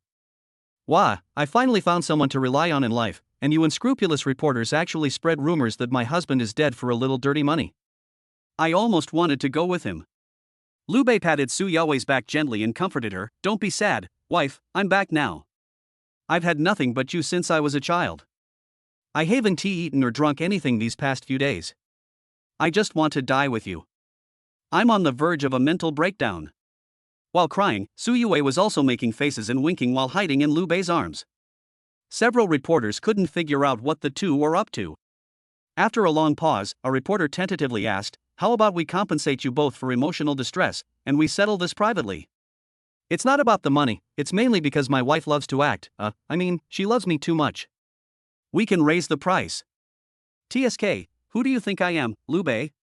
Do you think I'm some kind of money-grubbing hermit? Liu Bei waved his hand, indicating he wanted 3,000, but before he knew it, several reporters' eyes lit up and they hurriedly said, 5,000, right? We're willing to pay 5,000. Chapter 24, Open Scheme. Su Yue accepted the compensation with tears in her eyes. She seemed genuinely heartbroken, nestled in Liu Bei's arms, and occasionally pressing Liu Bei's hand against her chest. Do you like it? Su Yue tiptoed and whispered in Liu Bei's ear. A soft touch came from his palm, and Liu Bei blushed slightly as he said, Don't joke around. There's still a scene to perform later. If nothing unexpected happens, old Master Chu will be here soon. More and more people gathered to watch, and by now, everyone basically understood what had happened. A corrupt reporter from Jiangqing Daily took money from the Chu family and published a fake news story claiming that Liu Bei was dead, causing severe psychological trauma to the young couple. That little girl probably had a sad childhood, otherwise she wouldn't be so upset. Alas, happy people use their childhood to heal their entire lives, while unhappy people spend their entire lives healing from their childhood. These reporters are profiting from human suffering. They're utterly despicable. Make way, make way. A moment later, Zhu Zhan appeared in the crowd, followed by several security personnel from the city newspaper center. Initially, without a powerful figure in charge, these security personnel didn't dare to confront Liu Bei directly. After all, this young man was not very old, but the aura he exuded was truly imposing. Especially that terrifying giant scythe, which could actually make their female soldiers tremble in their very souls. Now that Elder Chu from the Academy Alliance is here, I doubt this kid will dare to act recklessly. Zhu Zhan's face was gloomy as he pondered how to distance himself from these reporters. Furthermore, given Liu Bei's outburst at the Jiangqing City Daily, he needs to be taught a lesson. It would be best to disqualify him from the exam that way. The rich kid will be one step closer to the championship. Zhu Zhan pushed through the crowd and stepped forward. It's here. A glint of light flashed in Liu Bei's eyes. His face turned cold, and he pointed at the reporters, shouting, You unscrupulous reporters, it's one thing to profit from human suffering, but you also want to frame old Master Chu? Do you know that Elder Chu has always been kind to all the newcomers? How could an old man of his age do such a dirty thing? Today I will definitely clear Elder Chu's name.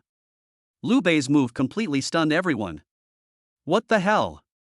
So these unscrupulous reporters were just trying to smear old Master Chu after all this time? This wasn't done by the Chu family?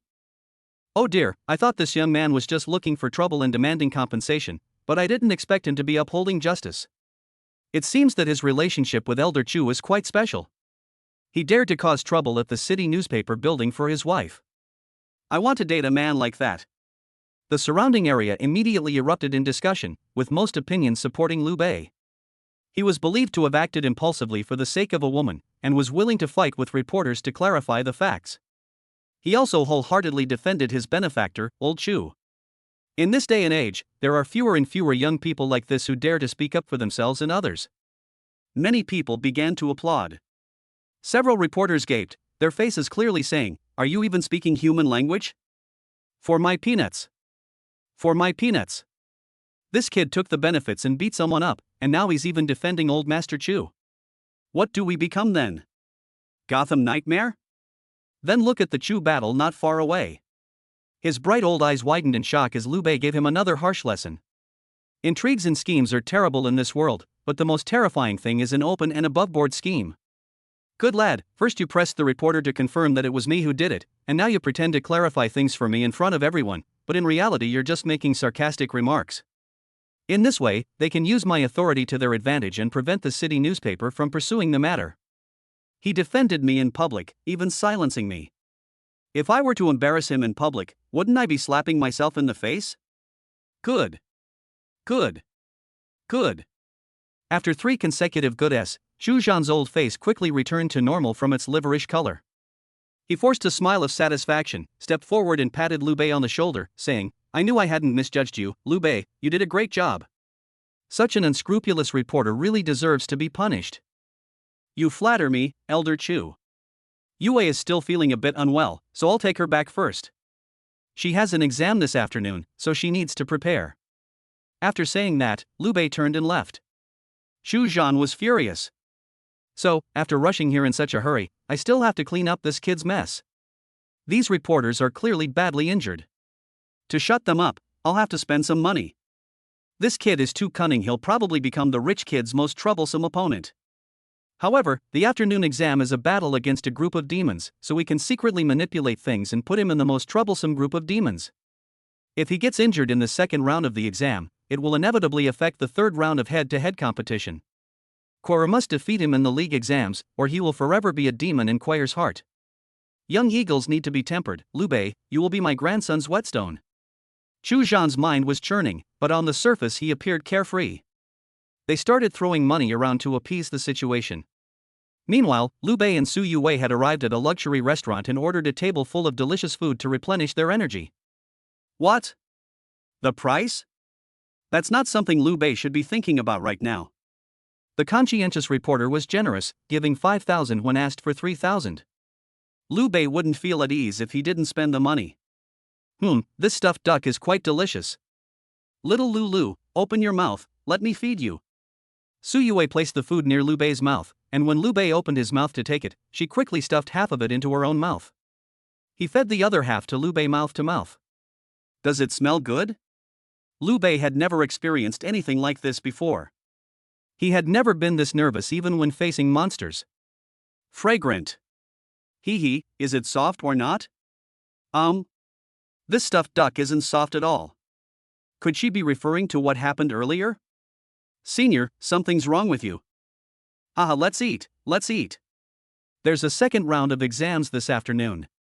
When the exam was mentioned, Liu Bei immediately became serious. The second round of exams will involve fighting against a group of monsters. There don't seem to be many monsters left in this danger zone. I wonder how the Alliance will arrange it. While eating her shredded pork roll, Su Yue nodded and said, "Who cares? We can just go to the chaotic area. We know it like the back of our hand.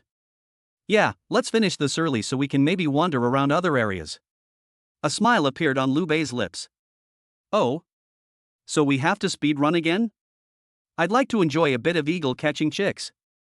Su Yue presents herself as a domineering and mature woman to everyone else, but when she's with Liu Bei, she's either being coquettish or clingy, acting like a perfectly obedient little girlfriend. Liu Bei looked at her indulgently. "It's not like we're talking about going that fast. It's fine if you want to play a little longer." Yay! I love Lulu the most. Not far away, a group of new trainees eating at a table found the conversation between the two particularly jarring. They are from Star Academy, and come from well-off families. They are usually arrogant and domineering both inside and outside the academy. Upon hearing someone say that the afternoon exam would be fast-tracked and that they would also have a good time, the group immediately showed strong disdain on their faces. Where did this country bumpkin come from, so confident? Are you treating the Alliance exam like a game, speed testing? Do you think you're number one on the list of geniuses? Humph, just because they made it into the top 100, they're already so arrogant. Newcomers who don't learn to be humble and modest will suffer a great loss. The group deliberately amplified their voices so that Liu Bei and Su Yue could hear them. Their female soldiers covered their mouths and laughed non-stop, clearly used to the arrogance of these rich young men. Su Yue frowned upon hearing this. The reason she hasn't made a move yet is that she's unsure whether those people have insulted Liu Bei. If you don't criticize Liu Bei, everything is negotiable. Liu Bei didn't take what the others said to heart. After all, there are too many blind people in this world, why waste time teaching them all a lesson? However, the one sitting in the main seat looks familiar. I think I saw him during the trial, but I don't know if I actually tried to steal him. At the same time, the people at that table also cast provocative glances in their direction. Chapter 25, Exam Difficulty Increases, Liu Bei Year 1. Seeing that Su Yue was prettier and had a better figure than them, the female soldiers were immediately filled with competitive spirit. One by one, they puffed out their not-so-full chests and began boasting about their own Spirit Master's performance in the first round. My boyfriend and I didn't have any special strategies, we just fought those guys head-on, and we beat the game in about 50 minutes. My boyfriend said we needed to use our brains, but it didn't take much effort. We took down the last guy in 48 minutes. Miley Xin is still the best. He wielded my machete and cut everyone down in 40 minutes. He ranks 58th on the list of prodigies. Hey, Li Xin, eat up. Why aren't you eating? The axe-wielding woman waved her hand in front of her spirit master's eyes. She noticed that Li Xin seemed to have met some extraordinary person. He not only dropped his chopsticks in fright, but also spat out the meat he was eating. Electric wolves, early stage of Tier 1, 12 electric wolves. One scythe and one person, they'll all be carried away in a swift stroke. Li Xin murmured in shock, looking completely lost, with cold sweat still dripping down his face. This terrified his wife, who was a soldier. Li Xin, are you alright? What happened? Who's over there? Could it be those two idiots? Shut up! Li Xin interrupted the soldier's wife with a loud shout. Coincidentally, Liu Bei and Su Yue had just finished their meal and were passing by their table when they went to pay the bill.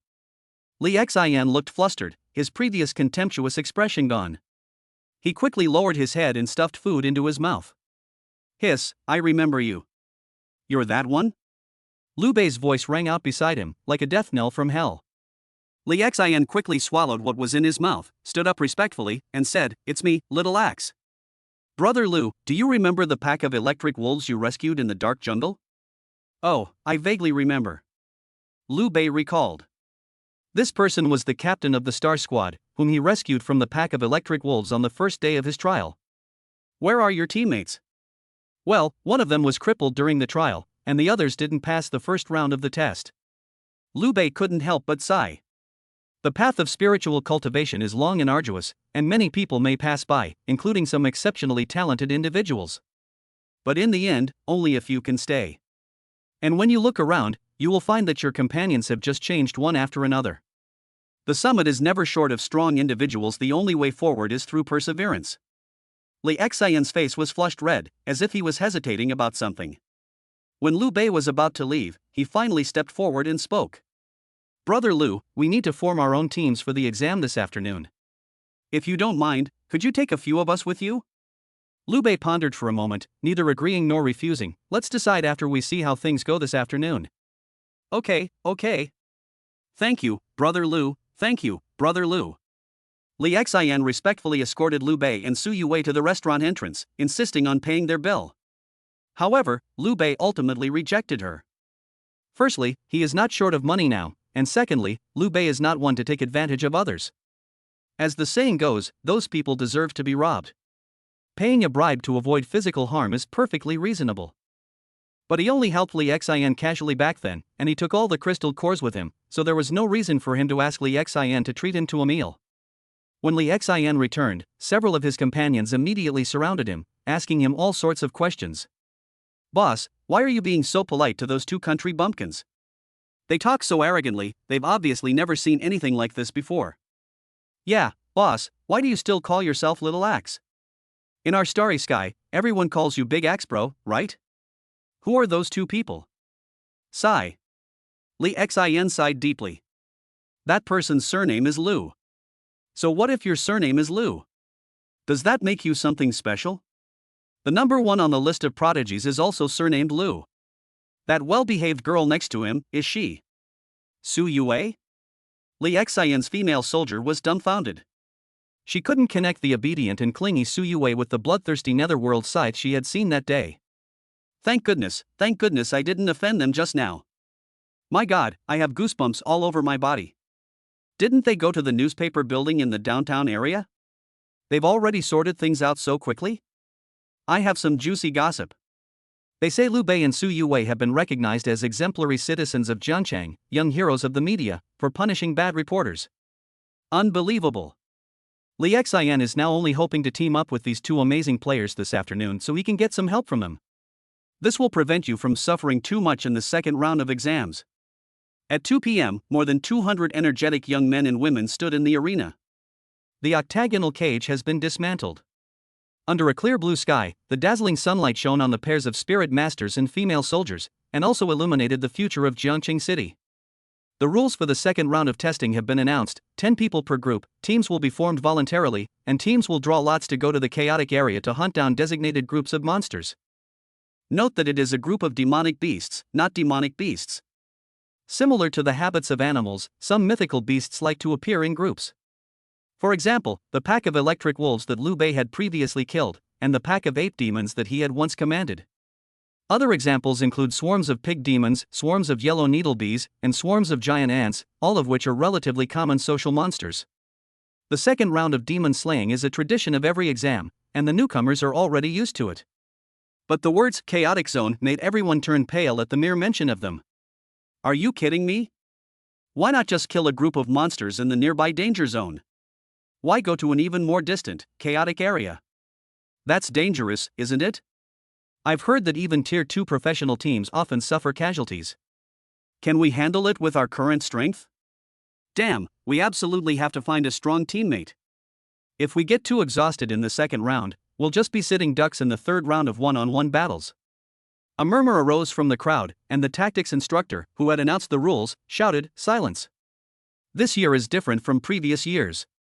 Some students hunted too many monsters in dangerous areas during the trial, resulting in not enough second-tier monsters for the exam. The Alliance has no choice but to increase the difficulty of the exam. With the increasing number of spatial rifts and the growing tension in the war zone, the Alliance has decided that starting this year, the second round of tests will be conducted in the chaotic zone in order to help you adapt to the battlefield as quickly as possible. The second round of exams has begun. Life and death are in the hands of fate. Bloodshed and sacrifice are inevitable. If anyone regrets their decision, they may withdraw now." The entire room fell silent. Quit? Having finally made it into the top 100, who would be willing to give up? The pressure of repeating a grade is something most people can't handle. Even in chaotic areas, we have to grit our teeth and go for it. According to the rules, a team must have at least 7 people and at most 10 people, and the selection of teammates is crucial. Before that, everyone frowned and looked around with some suspicion. Who exactly hunted so many demonic beasts? Damn it, this is involution, huh? He single-handedly increased the difficulty of the exam. This guy deserves to die. No wonder we couldn't see any monsters in the later stages of the trial. Turns out they were all killed. Who's so heartless as to leave people no way to survive? In the center of the crowd, Liu Bei touched his nose, while Su Yue stuck out her tongue. The two exchanged a smile. Some things were better left unsaid, but the unspoken understanding was clear. Some people in the know glanced at the two of them instinctively, but dared not reveal the truth. Years later, people named the year Liu Bei participated in the Alliance exam Liu Bei Year 1. Before taking the exam in the chaotic area, the newlyweds will also visit Liu Bei's former residence to pay their respects. When they were fighting bloody battles with the horde of demonic beasts, they all complained bitterly. Damn Liu Bei won, this second round of exams is way too difficult. Chapter 26, Madness, Absolute Madness. Even at 2 or 3 o'clock in the morning, the sun is still scorching hot in autumn. There was no shade on the arena. Some gentle male spirit masters used their hands to shield their female soldiers from the sun, while others had their female soldiers stand in their shadows. The stereotypical straight man believes that warm men are treated like dogs, and they allow their female soldiers to be exposed to the scorching sun just like them, emphasizing fairness. Su Yue didn't care about the stares of others at all, and slipped into Liu Bei's arms like a slippery little fish. Her height was just at Liu Bei's chin. The fragrance from her hair lingered around Liu Bei's nose, and the soft touch stimulated his senses. Little Lulu, I'm cold. Senior, you want to hug me? No problem. But that's a bit of a ridiculous excuse, isn't it? Grouping begins. Almost simultaneously, all the newcomers moved their feet and quickly walked towards their favorite teammates. That's right, most people had already arranged their teams before the league exam even started. Of course, plans can't keep up with changes. You promised we'd team up, why did you go to someone else's team? Zhang Feng, you tried to prevent me from teaming up with Lu Quan, but you went to Lu Quan yourself. I see, you two had planned this all along. It's your own fault for being stupid. Don't you even know where you rank on the list of most outstanding talents? Bro, please carry me. If you take me, the money is negotiable. Please take me under your wing. My female soldier is very open-minded and has a lot of tricks up her sleeve. I'm looking for a skilled single man who's open to everyone working together. We can even switch roles after the exam. Faced with the chaotic zone, this year's newcomers have shown a more extreme approach to team formation. This reveals a glimpse of the true nature of humanity. Interestingly, Liu Bei didn't move an inch from beginning to end. He let Su Yue hold him, as if the team-up was none of their business. Many spirit masters, accompanied by their female soldiers, lingered and hesitated around Liu Bei, seemingly eager to form a team. But they opened their mouths several times and then closed them again, as if some concern prevented them from making a decision. In the stands, in that same secluded corner, kneeling behind Xu Zhan were those three naked men again. Reporting to Elder Chu, as you instructed, we have assigned Liu Bei the most challenging opponent, the Ape Demon Horde. There are many second-tier ape demons in the Ape Demon group, which is much more difficult than the first-tier Ape Demon group. Moreover, Liu Bei killed the Ape Demon King, so those ape demons must hate him to the bone. The news has already been spread, and as you can see, no one dares to team up with him. Xu Zhan nodded in satisfaction. Well done. I am fair in rewarding and punishing, and you will be rewarded later. Thank you, Elder Chu. On the podium, several tactics instructors looked at each other, puzzled that no one had teamed up with Liu Bei. That doesn't make sense. Liu Bei is so strong, why doesn't anyone team up with him? Fighting against a horde of demons is very different from fighting alone. In a team, spirit masters will play different roles based on their strengths, complementing each other's weaknesses. How can Liu Bei manage without teammates? Should we intervene? No, team formation has always been voluntary in previous alliance exams. I suspect that Liu Bei may have offended someone. That's possible. It seems that Liu Bei is really going to face a tough battle. Hey, look!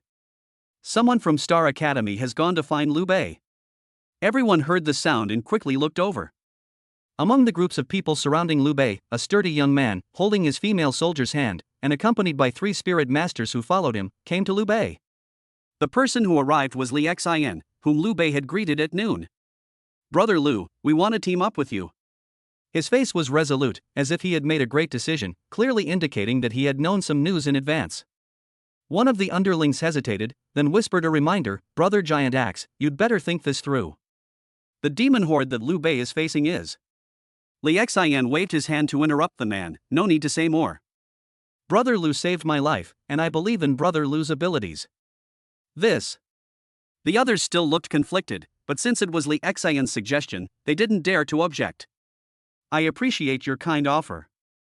Liu Bei smiled easily and surprisingly rejected the only person who was willing to team up with him. Brother Liu, I really didn't mean to curry favor this time, actually. I understand. You must have heard some rumors. The horde of monsters I'm facing must be very difficult to deal with, right?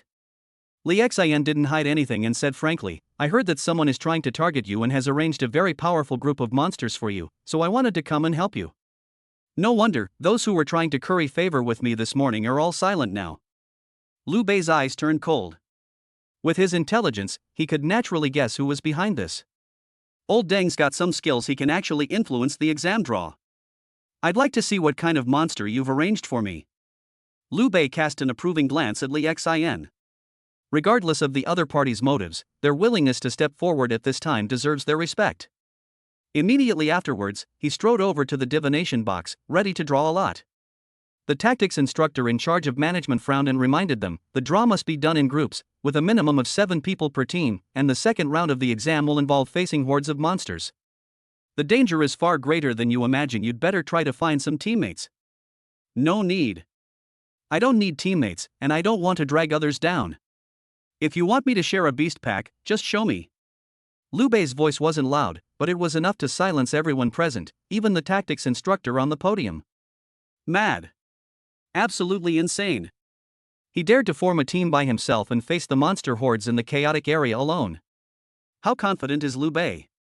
What's even more terrifying is that, knowing he was being targeted, he didn't raise any objections or choose to remain silent. Instead, he spoke out about it in front of everyone.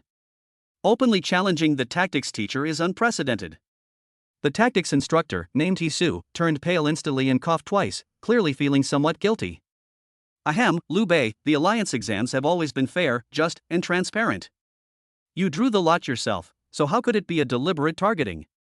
You need to provide evidence for your statements. Do you dare to open the divination box in front of everyone? Liu Bei confronted him again, and Hisu's eyelids twitched wildly. He even subconsciously wanted to glance at the stands. At that moment, Zhu Zhan instinctively lowered his head, and having lived for so long, he couldn't help but sigh inwardly. This young man's demeanor is in no way inferior to Yan Nantian, the former commander-in-chief of the Eastern Theater Command. Ah, it's a pity that he is not a descendant of my Chu family, nor does he have any interest in my Sanglin Academy. The commotion in Liu Bei is getting bigger and bigger, and many newcomers have already formed teams, waiting for the draw while also enjoying the gossip. A bead of cold sweat trickled down Hisu's forehead. On the podium, several authoritative tactical instructors could no longer remain seated. They all stood up, eager to come over and find out what was going on. However, to everyone's surprise, Liu Bei's expression gradually softened, and he patted Hisu on the shoulder, saying, "Forget it, some benefits are worth taking, but others are too hot to handle. I'll spend more time reading the Zhongqing City Daily."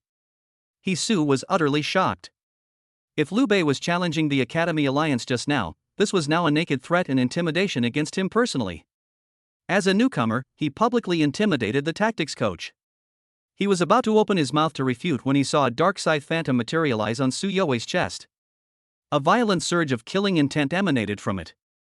The next second, Su Youwei put her finger to her lips, making a shushing gesture. Immediately afterwards, Liu Bei reached out and randomly picked up a stick. Deep within the chaotic zone, an SSS level risk, a horde of ape demons. Ah, this. A hint of surprise flashed in Liu Bei's eyes. He and Su Youwei exchanged a glance, both seeing the doubt on each other's faces. Then I had to suppress my laughter. This made their expressions look very strange. But to onlookers, it was clear that he was terrified. Because the ape demon horde is the disaster that no one wants to face. Holy crap, they're ape demons. The ape demons in the chaotic zone, are they from that third-tier ape demon king's clan? Holy crap, thank goodness I didn't team up with Liu Bei. The ape demons are incredibly cunning, each possessing considerable intelligence, and they're terrifying when they're in groups. I heard that this group of ape demons is wicked and specializes in injuring passing strategic teams. Even the garrison troops can't do anything about them. Any team that draws the ape demon horde is doomed to die. Liu Bei and Su Youwei are going to face this alone. It's hellish difficulty. Most of the newcomers to the gossip were secretly relieved, because Liu Bei had already drawn the worst lot. As expected, everyone drew wild boar swarms and poisonous bee swarms next, and there was no more hellish difficulty like the ape demon swarm. The tactical instructors all looked worried, but the draw had already been decided. At most, they could only send out drones for monitoring and broadcasting. If there was any real danger. If the tactics instructor intervenes, the students will be immediately disqualified from the exam. This is what we should do. We can't worry about that now. There are quite a few second-tier members in that ape demon group. If anything happens to Liu Bei or Su Youwei, it will be a major loss for the Academy Alliance. Well, let's just wait and see. In the stands, Zhu Zhan's eyes were sinister, and the corners of his mouth were upturned. Sharing his schadenfreude were the 3 people kneeling behind him. Zhu Tianque was also gloating. He and Lin Shui exchanged a glance, their excitement evident on their faces. At the same time, Liu Bei and Su Youwei quickly turned around and headed straight for the chaotic area. Oh my, I almost couldn't hold back my laughter. Let's go deal with the ape demon. Su Yue laughed so hard she covered her stomach and couldn't close her legs. Liu Bei couldn't help but laugh, but he forced a smile and said, "Senior, be serious. We're about to face a tough battle, and it's going to be dangerous." Chu Tianque smiled even more broadly as he watched the two figures disappear into the distance. "Humph, now you know fear? You're so scared you can't even walk properly. Too late. Now you know the consequences of offending this young master, don't you?" Chapter 27, You Fight, I'm on Vacation. In the chaotic zone, all squads have reached their assigned zones. In an instant, the female soldiers radiated dazzling light and transformed into weapons of various shapes. Swords, spears, halberds, whips, maces, hammers, claws, and even grappling hooks and meteor hammers, they had it all. The spirit masters unleashed their talents, either amplifying their abilities or using their movement techniques, releasing massive amounts of spiritual energy to quickly engage in combat with the horde of demonic beasts. Monster groups often fight in concert, and those with higher intelligence may even have tactics and strategies, learning how humans use tactics. Therefore, all the newcomers were on high alert and dared not be careless in the slightest. Even so, within half an hour, many squads had already suffered casualties. The electric wolf pack unleashed a lightning matrix, the wild boar herd launched a savage charge, and the poisonous bees fired countless venomous stingers. The wide-range attacks kept all the squads busy, and the battle quickly escalated to a fever pitch. But all the teams still felt lucky. After all, they were only facing a slightly stronger group of demons, which was still better than Liu Bei facing the ape demons. The ape demon is bloodthirsty, ferocious, cunning, and may even use weapons. Moreover, they even have a third-tier ape demon king. The difficulty of Liu Bei's exam can only be described as hellish. Chu Tianque's Division 5 was dealing with a group of wild boar demons. These wild boars have thick skin and strong bodies, making them impervious to ordinary attacks. Everyone, maintain your formation. Don't let the pig demons break through your lines. I'll unleash a wide area attack to restrict their movement. After speaking, Chu Tianque brandished the snowflake goddess sword, which Lin Shui had transformed into, unleashing a vast expanse of icy, frosty sword energy. The wild boars were indeed much slower. Young master is mighty. Awesome. Follow the young master, and you'll be a high-class person sooner or later. Almost all of Chu Tianque's team members were his followers. Seeing that the S-level artifact spirit was beginning to unleash its power, their pressure instantly decreased, and everyone immediately began to flatter Chu Tianque. Flattery will get you everywhere, especially with someone like Chu Tianque. At first, he was able to remain calm and focused. The more he talked, the more his mouth twisted into a crooked grin, as he felt he was about to become the number one on the list of the most outstanding talents. Sizzle! After slaying a boar demon, Chu Tianque raised the snowflake goddess sword high. The dawn of victory is just around the corner. We just need to wear down these boar demons until they are exhausted, then we can wipe them all out in one fell swoop. Think about that unlucky Liu Bei, we're much luckier than him. If we don't fight hard now, when will we? Mentioning Liu Bei, all the members of Chu Tianque's team began to pledge their loyalty. Yes, Liu Bei was dealing with a bunch of second-tier ape demons. They're probably all dead by now. Humph, let him be arrogant. Daring to oppose our young master Chu, he's just asking for death. When we're done here, we can go check out Zone 1. Maybe we'll find his and Su Yao's remains. The group wore cruel smiles, completely unaware that a small drone was recording their every word and action from mid-air. These drones broadcast the footage in real time, projecting it simultaneously onto the stage in front of the tactical instructors. The second round of testing is, in principle, entirely based on ability, but for the safety of most trainees, drones will be deployed to monitor each area. If a powerful and tyrannical monster appears and the number of students who die or are injured is too high, the Academy Alliance will intervene. This year's exam is particularly unusual, as it is held in a more dangerous and chaotic area. The battle against the monster horde will last all night, until 6 o'clock tomorrow morning. Therefore, the tactical instructors dared not be careless in the slightest and were all staring at the screens of various live streams. The team members led by Old Master Chu are far too aggressive. Old Master Chu has performed well. With a little more refinement of his character, he should be a promising talent. Old Master Chu. Stop. Chu Zhan, his face grim, stopped the tactical instructors and said in a deep voice, "Why are you calling me Old Man Chu all the time? It's awful, and it makes me uncomfortable." At this moment, elders from various academies, including Chu Zhan, gathered on the platform to watch the battle unfold among the different teams. Chu Zhan's gaze swept back and forth. His biggest concern right now isn't his grandson Chu Tianque, but Liu Bei. But in all the scenes of the intense battle, Liu Bei and Su Yue were nowhere to be seen. The tactical instructors had the same question, but no matter how they looked, none of them seemed to be in Division 1, where Liu Bei was located. Deep within the chaotic zone. In the once dilapidated mountain village occupied by the Ape Demon King and the Ape Monster, a small, elegant pavilion has appeared out of nowhere.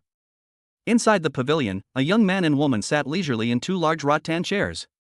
In front of the two was a table with a chipped corner, which was wiped clean and covered with various fresh fruits. The fruit consisted mostly of oranges and tangerines, with some apples, bananas, and peaches as well. Surprisingly, there were two enormous coconuts on the very edge. Straws were inserted into the coconuts. The men would take sips from time to time, while the women, being less honest, would often suck on the men's straws. This woman was naturally Su Yue. She knew, of course, that Liu Bei could see through her little schemes, but she didn't care. Hee, taking this sip counts as an indirect kiss. You've kissed before, haven't you? Liu Bei muttered to himself, then leaned back comfortably in the recliner, sipping coconut juice and sipping Su Yue's tea, thoroughly enjoying himself. Su Yue stretched out a big yawn. I wonder how the other side is doing. This tough battle of ours has made me sleepy. If you're sleepy, take a nap. The exam won't finish until tomorrow morning anyway. But the mountain wind is strong at night, so I'll have my monkeys look for something nearby to keep warm. Liu Bei glanced at the ape demon behind him who was fanning him with a banana leaf. The ape demon immediately understood, respectfully prostrated itself, and awaited his orders. Ooh, squeak squeak. Oh. The ape demon summoned two helpers and fled as fast as it could. Su Yue was greatly surprised. Little Lulu, you've really become the Monkey King? The ape demon eyes are clearly with me. How are you commanding them? Ancient books record that once you use the ape demon eye, you can communicate with these ape demons, which is equivalent to learning a beast language. After Liu Bei finished speaking, his lying down body suddenly froze. Senior, it seems like something is watching us. It's a drone. After Su Yue sensed it, she was about to run out of the pavilion when Liu Bei stopped her. Wait, Senior, just let the monkeys go. Liu Bei then gave another order to an ape demon, which immediately climbed onto the canopy of a tall tree, shielded its eyes with its hand, and quickly searched for a target. At the same time, a drone suddenly descended and flew straight toward the pavilion where Liu Bei was. Squeak! The ape demon let out a scream, and the instant the drone captured the pavilion, it leaped up, caught the drone in its arms, and broke it in two. On the chairman's platform of the College Alliance. All the tactical instructors and academy elders stared at the snowflakes on the screen of Zone 1, lost in thought. Was I seeing things? Those two little ones were eating fruit? Ape demon? The ape demon is actually serving them? Does it think Liu Bei is the ape demon king? While everyone else is engaged in fierce battles, what are those two doing? Going on vacation? The silence at that moment was deafening. People preferred to believe they were seeing things or that there was a bug in the image. They also refused to believe that the Ape Demon King and his group of ape demons, a scourge of chaos that even the garrison troops had failed to resolve, could be defeated by Liu Bei. This kid is too monstrous. Inside the pavilion, Liu Bei kept examining the damaged drone. Did you get a picture? No, right? Ugh, if I'd known someone was secretly filming us, I would have done something daring. Just thinking about it is so exciting. Why are there two rattan chairs here? They're in the way. Well, Su Yue's focus is always different from that of normal people. Plenty of coconut juice and plenty of fruit. Liu Bei checked the time. The sun was setting and it was about to get dark, making it the perfect time to fish in troubled waters. The passing requirement for the second round of testing is to clear out the monster horde in the area before 6 a.m. the following morning. This cleaning process is quite particular. Killing them all counts as eradication. Moving to another place and ensuring the monsters don't return before 6 p.m. also counts as eradication. Therefore, some weaker teams will resort to tricks, specifically figuring out how to drive the monsters out. Ooh. Liu Bei let out another monkey cry, and in an instant, all the ape demons submitted to him and bowed down to him. It really does look a bit like the Monkey King commanding his monkey subjects. Liu Bei's instructions were simple: this place is not safe, everyone move to another place. After that, the ape demon obediently gathered its supplies and began its migration. In less than 15 minutes, Liu Bei had passed the test. But instead of reporting his achievements, he carried Su Yue on his back and walked quickly through the night. In the chaotic zone, battles continue across various regions. Suddenly, all the birds and beasts in the jungle scattered in a frenzy. In the distance, a figure wielding a scythe could be seen moving at lightning speed, enveloped in thick, eerie mist, with a trail of ghostly green light trailing behind. It is rapidly traveling across various regions. The figure's face was obscured as it ran wildly, a woman's excited voice emanating from the side. Ding dong, I have a secret, I'll quietly kill you. As the song drew closer, the terrifying pressure of the scythe shook people's minds, and the monsters that were originally fighting with the Spirit Master team began to flee in panic. They seemed to see the end of the world, and the Grim Reaper who had been reaping the spoils here so frantically just a few days ago. Chapter 28. It's not a ghost story, it's a disturbance in Lubei. The monsters were terrified. Yes, the monster horde, which was determined to defend their homeland and each squad fought to the death, was terrified when they saw that scythe-wielding shadow. Roar! Hiss! In the darkness, the mournful cries of beasts echoed everywhere. The monsters seemed to see the Grim Reaper of Doom, and a fear from their very souls made them no longer dare to fight. They were all driven to flee in a frenzy. What's frightening is that the dark figure didn't seem satisfied. He single-handedly began to slaughter all the demonic beasts. Halt! You're surrounded. No, don't run that way, it's too dark and scary there. Little cutie, come under my scythe, I won't kill you. Don't be afraid, dizziness is normal. Take deep breaths, it will pass quickly. A gentle, sickly female voice lingered in the dark forest, making the monster tremble. Some of the monsters were so frantic that they crashed into trees. This message also reached the ears of many newlyweds. They had just been fighting fiercely in small groups, but the moment that scythe-wielding shadow appeared, all the pressure on them vanished. The monsters have all run away, what's the point of killing them? Captain, could it be haunted? Holy crap, that's terrifying. Is it some female soldier who died and is still haunted? Whose vengeful spirit could be so ruthless? Anyone with that ability shouldn't have died. Look at that big scythe, who does it resemble? Picture. Almost in unison, everyone exclaimed, like that legendary monster from the heavenly realm, Su Yue. This isn't a ghost story, it's a nightmare for Liu Bei. A spirit master opened a bottle of spirit energy replenishment potion, drank it down in large gulps, wiped his mouth, and said with lingering fear. It's only evening, and Liu Bei has already finished the battle? That's too monstrous. A female soldier was applying a healing potion, and she was equally stunned. I am from Tianji Academy. I have personally witnessed the terror of senior sister Su's devouring of spiritual energy. She can instantly drain a dummy test subject dry.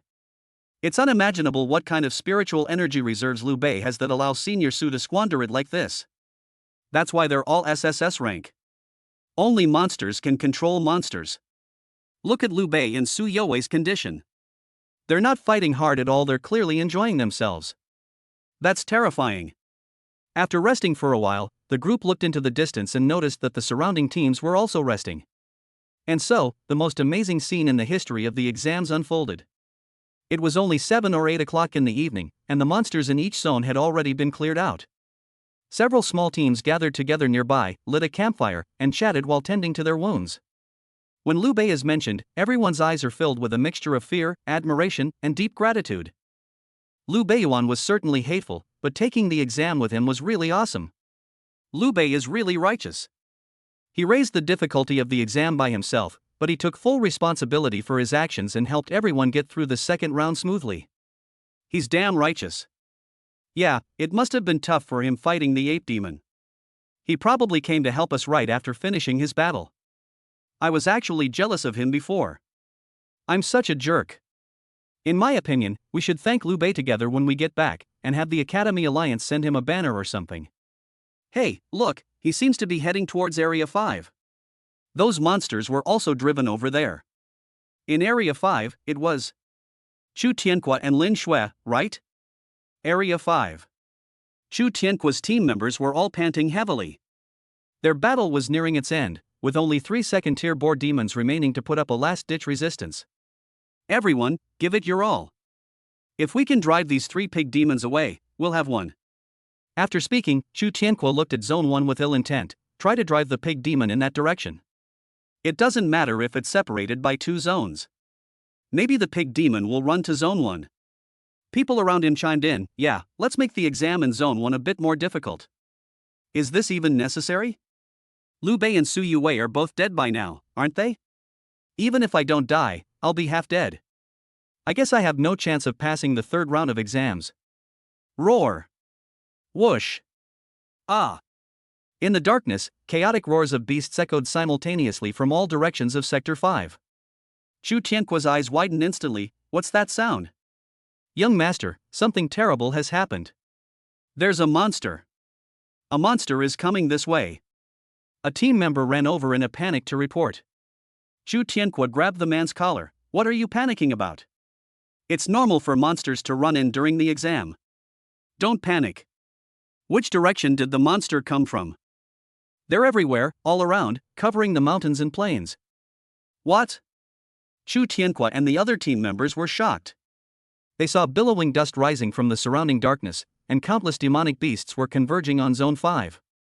Lin Shui's voice came from the snowflake goddess sword. We might be being targeted. Who dares? I am the eldest grandson of the Chu family. Who dares to target me?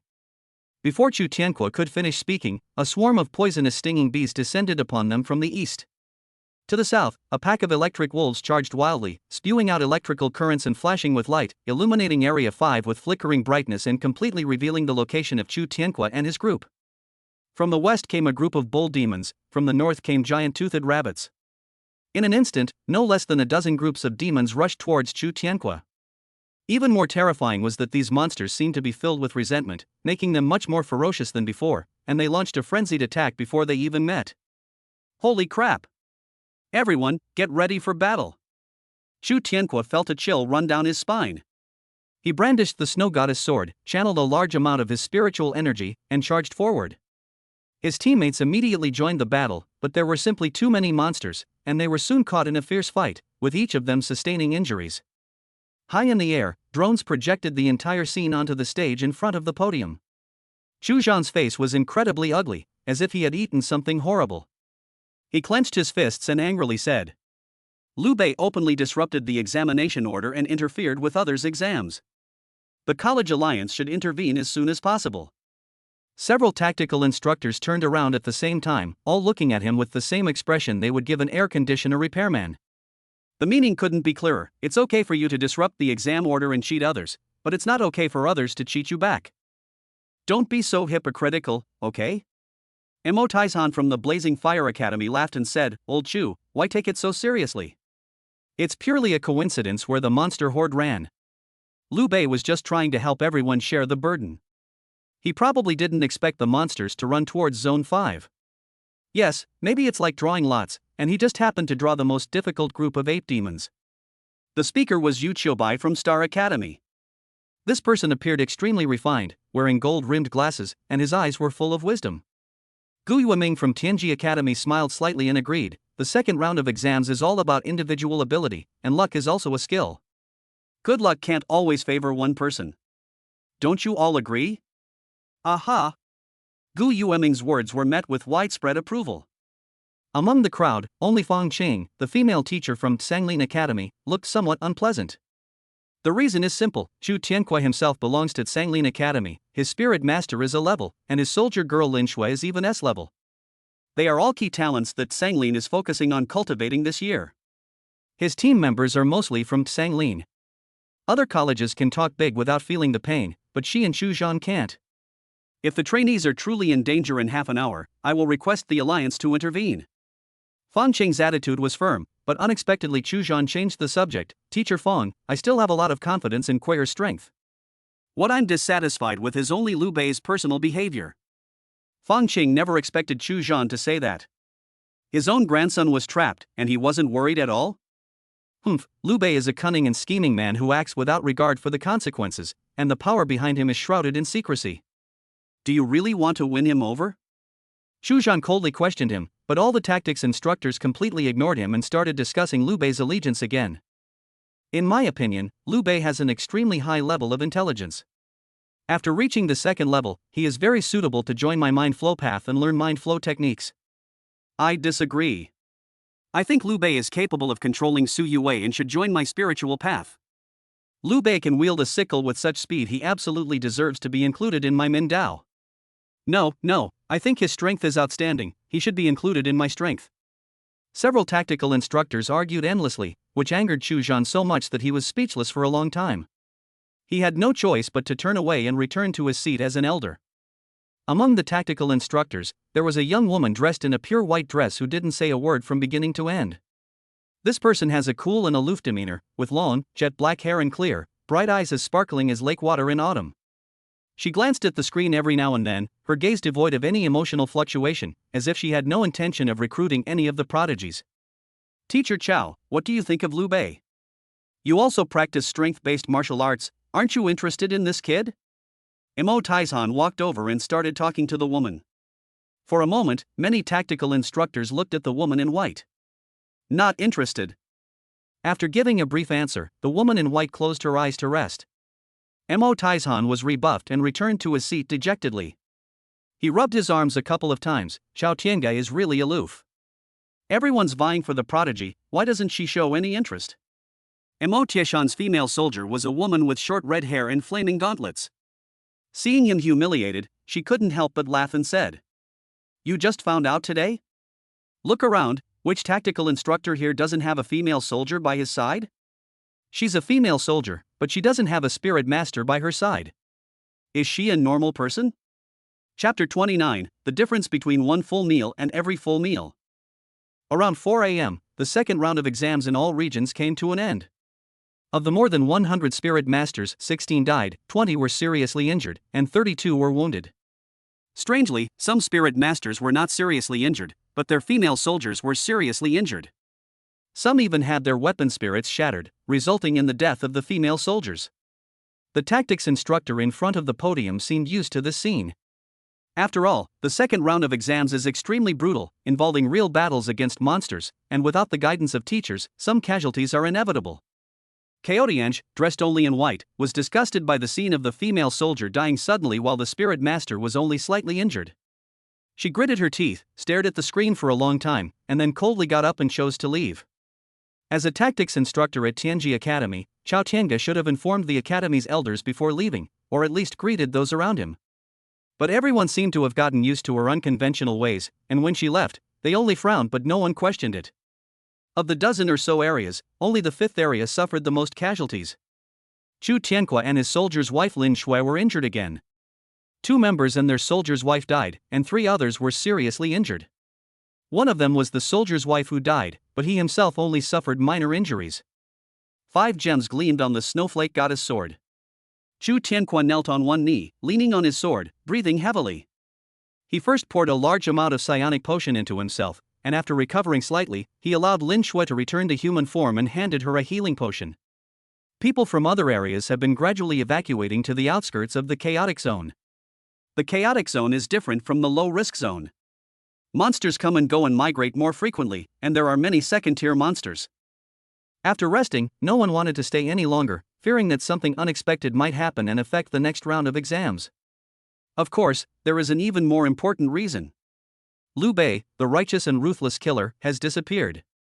People's sense of security instantly dropped, and their enthusiasm for watching the spectacle vanished. Chu Tianque angrily scanned his surroundings, trying to spot Liu Bei and confirm that Liu Bei was behind all of this. At the same time, he didn't want to see Liu Bei, and a sense of fear crept into his heart. Has Liu Bei become my inner demon? No, I absolutely cannot let myself be afraid of him. In the third round, Liu Bei, I will trample you under my feet. In the darkness, Liu Bei and Su Yue were also walking towards the arena. Little Lu, you are so smart. You actually came up with such a good way to find out Chu Tianque's strength. Su Yue, holding Liu Bei's arm with a happy expression, analyzed, I can see very clearly that Lin Shui has a total of 5 gemstones embedded in her body, 1 high grade and 4 mid grade. That should be all their trump cards. Not necessarily. These gems are definitely his trump card, but since old Master Chu has staked everything on this grandson, he might be making some preparations. Both Liu Bei and Su Yue were quite rational. His actions just now seemed crazy, but in reality, they were a form of retaliation to force Chu Tianque to use his full strength. After driving away the demonic beasts, Liu Bei immediately began to carefully observe Chu Tianque's battle situation. As the saying goes, know yourself and know your enemy, and you will never be defeated. Liu Bei never liked to fight unprepared battles. The results of the second round of the Alliance Arena exam have been announced. The Liu Bei team, consisting of only him and Su Yue, once again surpassed all others to reach the top of the Fengyun Tianjiao ranking. The remaining groups are Star Academy, Blazing Fire, Azure Rain, Joyful Union, Steel, and so on, with each academy group consisting of at least 8 people. This makes Liu Bei and Su Yue stand out even more. Wow! As expected of Liu Bei, he's amazing, still in first place. He and Su Yue, the two of them, defeated a hellish difficulty group of 8 demons? What about the 8 Demon King? How were they dealt with? Could they have killed him too?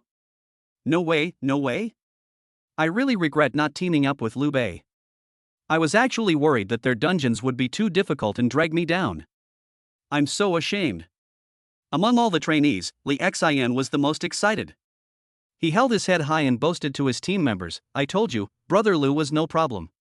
He defeated the beast horde single-handedly and even helped everyone after the exam. He was so cool. Chu Tianqua's team is at the very bottom of the list. The casualties were the most severe, and the duration was the longest. Strangely, he and Lin Shui were injured just moments before, but their injuries were completely healed as soon as they returned. Lin Shui's eyes were filled with resentment. She clenched her fists and secretly vowed that she would get first place in the final exam no matter what. "Liu Bei, it's all because of you that I got injured, forced me to submit to Chu Tianqua, and drank those drugs that caused permanent damage to my body. I will never let you get away with this." The resentment in Chu Tianqua's heart goes without saying. Not far behind them, another boy glared angrily at Liu Bei. The boy's name is Zhao Li, and he comes from Tianji Academy. His unusual behavior quickly sparked a lot of discussion. Why does this kid look like he has a grudge against my idol, Liu Bei? How could there be no grudge? I heard he pursued Senior Su for many years, writing love letters and bringing her breakfast, but Senior Su just wouldn't take the bait. She wouldn't even open the door for him, let alone give him a crack. The person asking the question watched as Su Yue clung to Liu Bei, clinging to him, completely oblivious to the stares of others, sometimes whispering in his ear, sometimes stealing a kiss from him. TSK, shrimp and pork heart, indeed. Even the most devoted love warrior couldn't stand this scene. She's good looking, but what talent does she have that makes Senior Su look down on her so much? A gossipy female soldier looked on with amusement, and several students from Tianji Academy immediately gathered around. "I'm not sleepy anymore now that you're talking about this. He has an S-level talent, Gale Shadow Clone technique. I even wanted to form a bond with him back then, but he only has Senior Sister Su in his heart. S-class? That's a high-quality stock. If it were me, I would have fallen for it long ago. Wake up! Senior Su is an SSS-ranked student. She took a liking to your Geizhai Liu Bei at first sight. Alright, everyone's already formed a bond, what's with all this infatuation? Yes, hurry up and adjust, there's still a third round of exams." After the conversation ended, all the spirit masters and soldier girls adjusted themselves on the spot. The second round of exams consumed a huge amount of spiritual energy, leaving many spirit masters in a state of exhaustion, and the female soldiers also experiencing a significant drop in stamina. At this point, resources play a crucial role. Those who have access to the Academy's resources, or those with substantial family wealth, will have ample medicine to recover. Of all these couples, only Liu Bei did not choose any faction. But his family background. Various medicines were laid out on the floor, and Su Yue could even use the repair medicine to wash her hands. That's too extravagant. What's even more outrageous is that whenever someone around her expresses envy or praises Su Yue for her good taste and how great her husband is, these female soldiers will receive financial assistance from Su Yue. Giving someone a repair potion is a piece of cake. Okay, here you go. We're classmates, so please say more since you're so nice. Hee, this is for you, you're a good person. Tell me if you don't have enough medicine. I love listening to you talk. You just told me how great my husband is, didn't you? Well, Liu Bei pretty much understands now. Su Yue seems to really enjoy hearing people say that the two of them are a perfect match. Whenever someone says something like that, she finds it agreeable and will react differently than usual. When Li Xian and the others called her sister-in-law just now, Su Yue was even happier. Her face was filled with happiness and shyness, just like a newlywed bride. 2 hours later, the third round of the exam, which was also the final round of this year's Alliance exam, officially began. The exam was still administered by tactics teacher He Su. When he looked at Su Yue and Liu Bei, who were unharmed, his eyelids twitched uncontrollably. Ahem, the third round of the exam will be a one-on-one battle. Everyone will choose their opponents by drawing lots, and then they will enter the octagon again. There is no time limit for this exam. Those who advance will proceed to the next octagon until a champion is crowned. As soon as the inspiring declaration was made, all the newlyweds looked at the octagonal cage located at the innermost and highest point. That's the most crucial part of the battle between the two strongest teams. The champion of this exam will be decided there.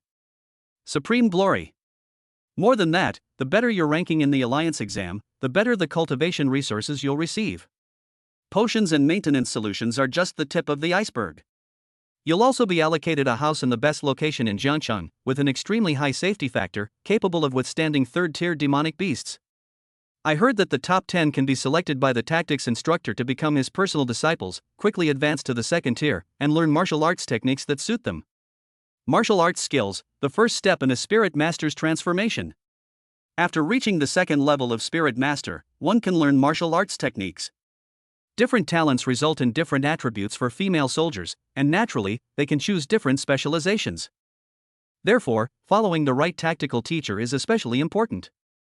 Every newcomer present wanted to be favored by the tactics instructor. Within the 30-odd octagonal cages, psionic energy poured out wildly. Swords flash and spears move like dragons. When the female soldiers clash, the spirit masters unleash their various talents, with strength, intelligence, speed, and attack speed all being perfectly demonstrated in that instant. The battle raged on, but the situation took a sudden turn when it came to Liu Bei and Su Yue. Their opponent was AB rank spirit master, and the female soldier was AB rank iron whip. Before the two sides even clashed, Su Yue simply transformed into human form, and the moment the giant scythe appeared, the spirit master instantly collapsed. "I'm not fighting anymore, teacher. I forfeit. I request to be directly assigned to the Alliance's combat squad, hone my skills for a year, and then find a tactics teacher to learn martial arts." This. The referee was speechless for a moment, and the whole stadium erupted in uproar. Huh? Someone actually withdrew? What kind of deterrent power does Liu Bei possess? Those who have reached this point are all outstanding individuals with lofty ambitions. How could this person give up his future and not compete for the top spot? Hey, you can tell the difference between one full meal and every full meal. Would you want to fight Liu Bei? Silence fell over the crowd. And just like that, Liu Bei had a smooth ride all the way to the semifinals. Everyone who ran into him considered themselves unlucky and gave up on the exam. Until he met Zhao Li from Tianji Academy. An S-rank spirit master, known as the #1 simp in the heavenly realm. Oh no, I mean the warm-hearted man. Zhao Li is of medium build with a resolute face, and his female soldier is also S-rank, a pair of purple lightning blades radiating blazing lightning. Chapter 30, Swift Shadow Clone, Purple Lightning Blade Zhao Li. Wow, that little lightning bolt outfit is pretty cool. Liu Bei made a joke and silently activated his Eye of Insight. Identify female soldiers at a glance. Chen Yu, S-rank soldier girl, wielding the purple lightning blade. Attack power, 83-100. Durability, 71-100. Attack speed, 76 fast attack speed. Characteristics, burst lightning, speed of a Liskarm. Evaluation, when fully charged with psionic energy, it can unleash an astonishingly fast attack. Its dual blades are imbued with lightning, and can paralyze enemies in close combat. The downside is that maintaining lightning requires a significant amount of psionic energy, and only those with psionic talents can control it. It is not well suited for prolonged battles. Mana cost? These attributes are somewhat similar to those of the senior student. Liu Bei grinned. Now he knew why his senior hadn't chosen this person to form a bond with. If you hang out with him, you'll go hungry at least 9 times in 3 days. Senior Su, did you see that? My psionic energy has been honed and is now 20 times stronger than that of an ordinary person. I can support you now. As long as you are willing to come back, I am willing to make you my second soldier girl. No, the main position is yours, and the purple lightning blade can be my backup. Senior, I've never forgotten you all these years. I've worked so hard to get to where I am today because of you. Liu Bei was taken aback. Luckily, he was a professional, otherwise he would have almost been amused by this kid. Hey buddy, fighting is fighting, what are you babbling about? Trying to feel good about yourself? You. Zhao Li pointed a stun gun at Liu Bei and said angrily, "It's all your fault for stealing my love. Otherwise, how could my 3 years of effort not have moved Senior Su? Do you know how many days I've been sending her breakfast?" The phantom of Su Yue appeared on the bloodthirsty nether scythe. Zhao Li was overjoyed and was about to continue catching up with his old friends. Who are you? Those three simple words almost made Zhao Li vomit blood on the spot. When facing outsiders, or even people they don't like, Su Yue has always maintained a cold and aloof image. I don't remember you. Besides, too many people brought me breakfast, and I didn't take any of them. In the end, you guys who were pursuing me all took them and ate them yourselves. Upon hearing this, the onlookers in the audience could no longer hold back their laughter. Ha, I thought this kid was a pure-hearted warrior, but it turns out he's a simp. Being a simp is pretty pathetic. The other person didn't even want his things, yet he still has the nerve to bring them up. Damn, he really doesn't care about his female soldier's feelings. She's an S-rank purple lightning blade, it's such a waste that she's with him. Su Yue's question was undoubtedly the last straw that broke the camel's back. Zhao Li's face flushed red, and he shouted, since senior sister is so heartless, then I will retreat now, and this retreat will last a lifetime. It has to be said that Zhao Li is the most terrifying opponent Liu Bei has ever encountered since his awakening. He couldn't take it anymore if this fight didn't end soon, he risked being humiliated to death by his opponent. What a vicious fighting style. Whoosh! Liu Bei made the first move, wielding his scythe, and the eerie mist dissipated.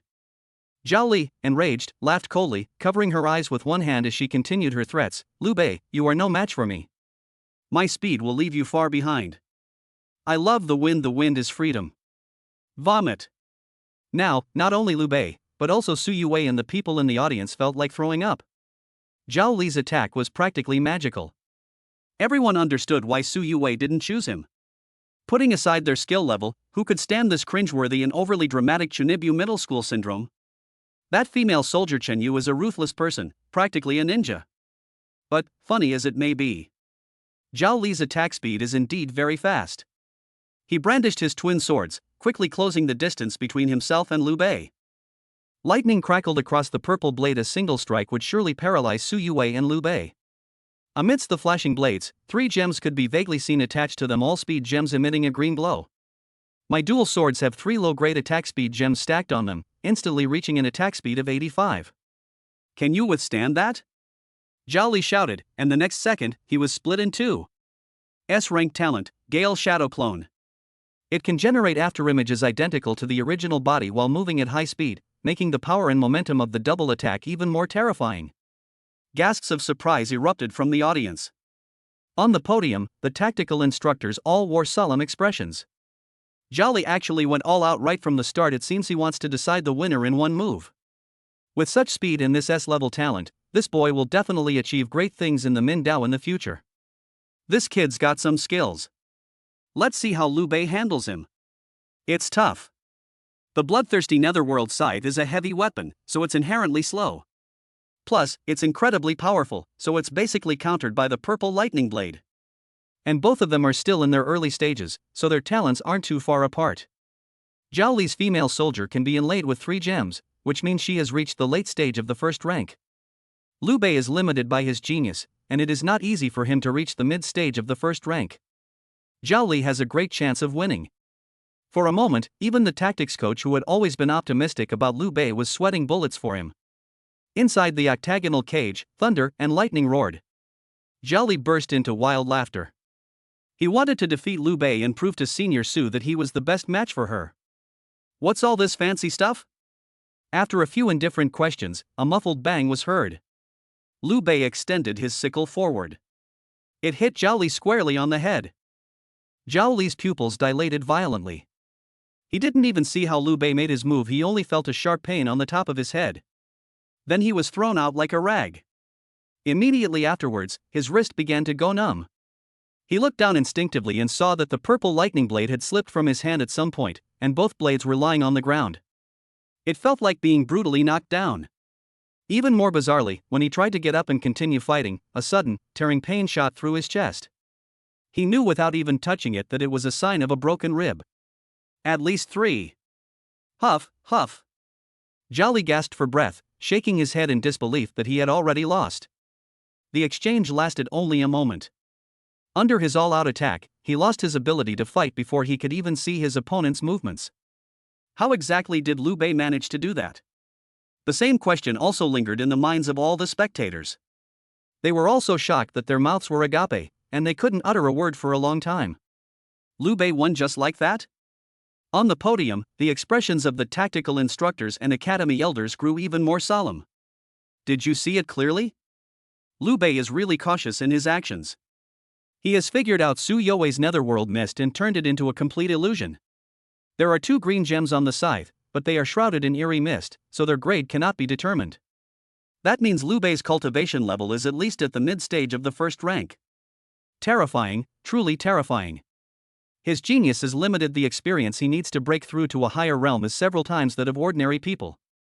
Just how many demonic beasts has he killed? Have you forgotten who increased the difficulty of the second round of exams? Why was he able to command ape demons in the chaotic zone? When Gu Yueming from Tianji Academy asked his question, everyone gasped in shock. I see. This is terrifying to think about. Even the commander-in-chief Yan Nantian back then wasn't this good, was he? What a magnificent presence he had. The tactical instructors continued their analysis, but Zhao Li, lying on the ground, remained completely bewildered. At this moment, the most clear-headed person was the female soldier with the purple lightning blade, Shen Yu. In the instant she clashed with Liu Bei, she actually saw an afterimage. Liu Bei didn't actually hit Zhao Li once. Instead, he first slipped through the countless blade shadows and struck Zhao Li on the head, then quickly hooked the scythe blade back and knocked the 2 swords away. The final blow landed on his chest, breaking his ribs. The reason it appears that he only made one move is simply because Liu Bei's speed was too fast. It should be understood that all things in the universe are interconnected and mutually restraining, and there must be natural laws governing this. Light weapons are less powerful, but they are fast and have a greater advantage. Heavy weapons are cumbersome, but they are powerful and can overcome any opponent with sheer force. But if this limitation is broken, making heavy weapons effortless and possessing both explosive power and speed, small arms will become extremely vulnerable. In the brief moment of their exchange, Shen Yu saw the 2 gems on Liu Bei's scythe. Those are 2 high-grade attack speed gems. A top-tier attack speed gem. It's hard to imagine how abundant Liu Bei's resources are. The battle ended, and Liu Bei shouldered his sickle and turned to leave. Suddenly, Zhao Li's unwilling voice rang out from behind, I don't understand. Even if you used some special method to break my attack speed, how did you see through my Gale Shadow clone? How can you tell which one is the physical me? This. Liu Bei's face flushed slightly. He won this battle honorably, except for this one.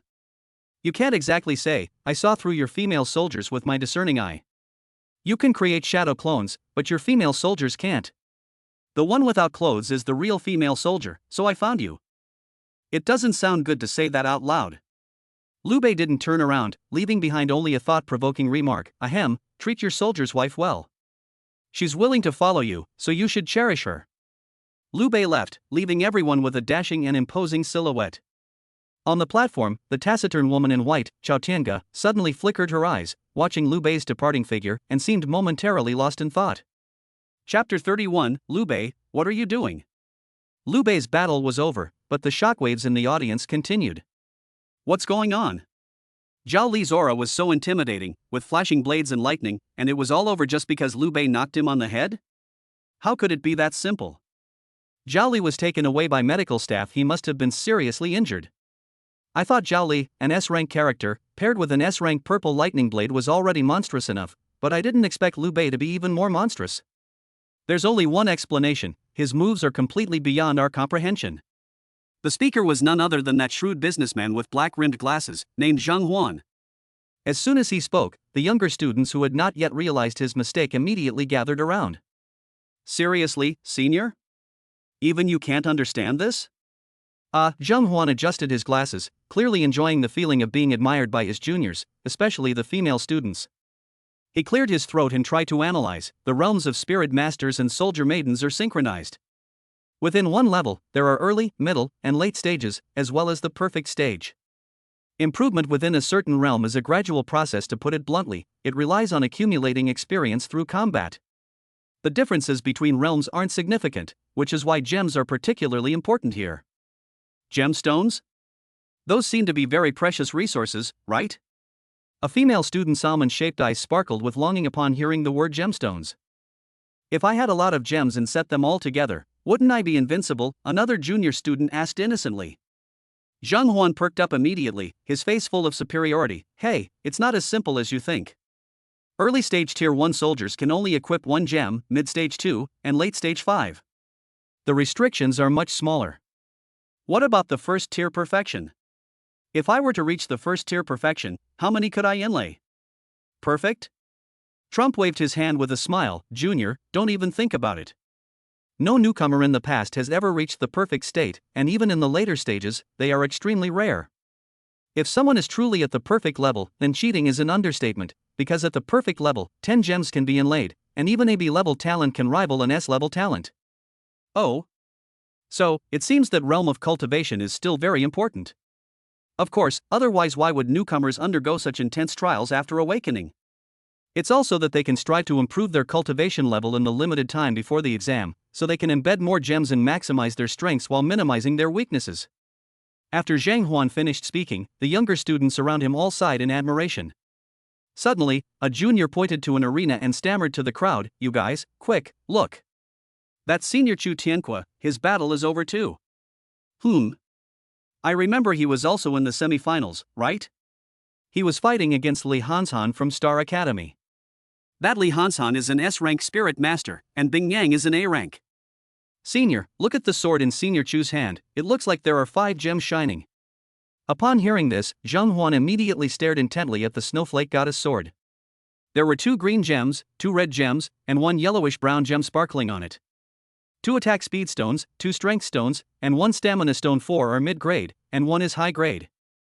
This configuration is truly luxurious. Zhang Huan stood up excitedly.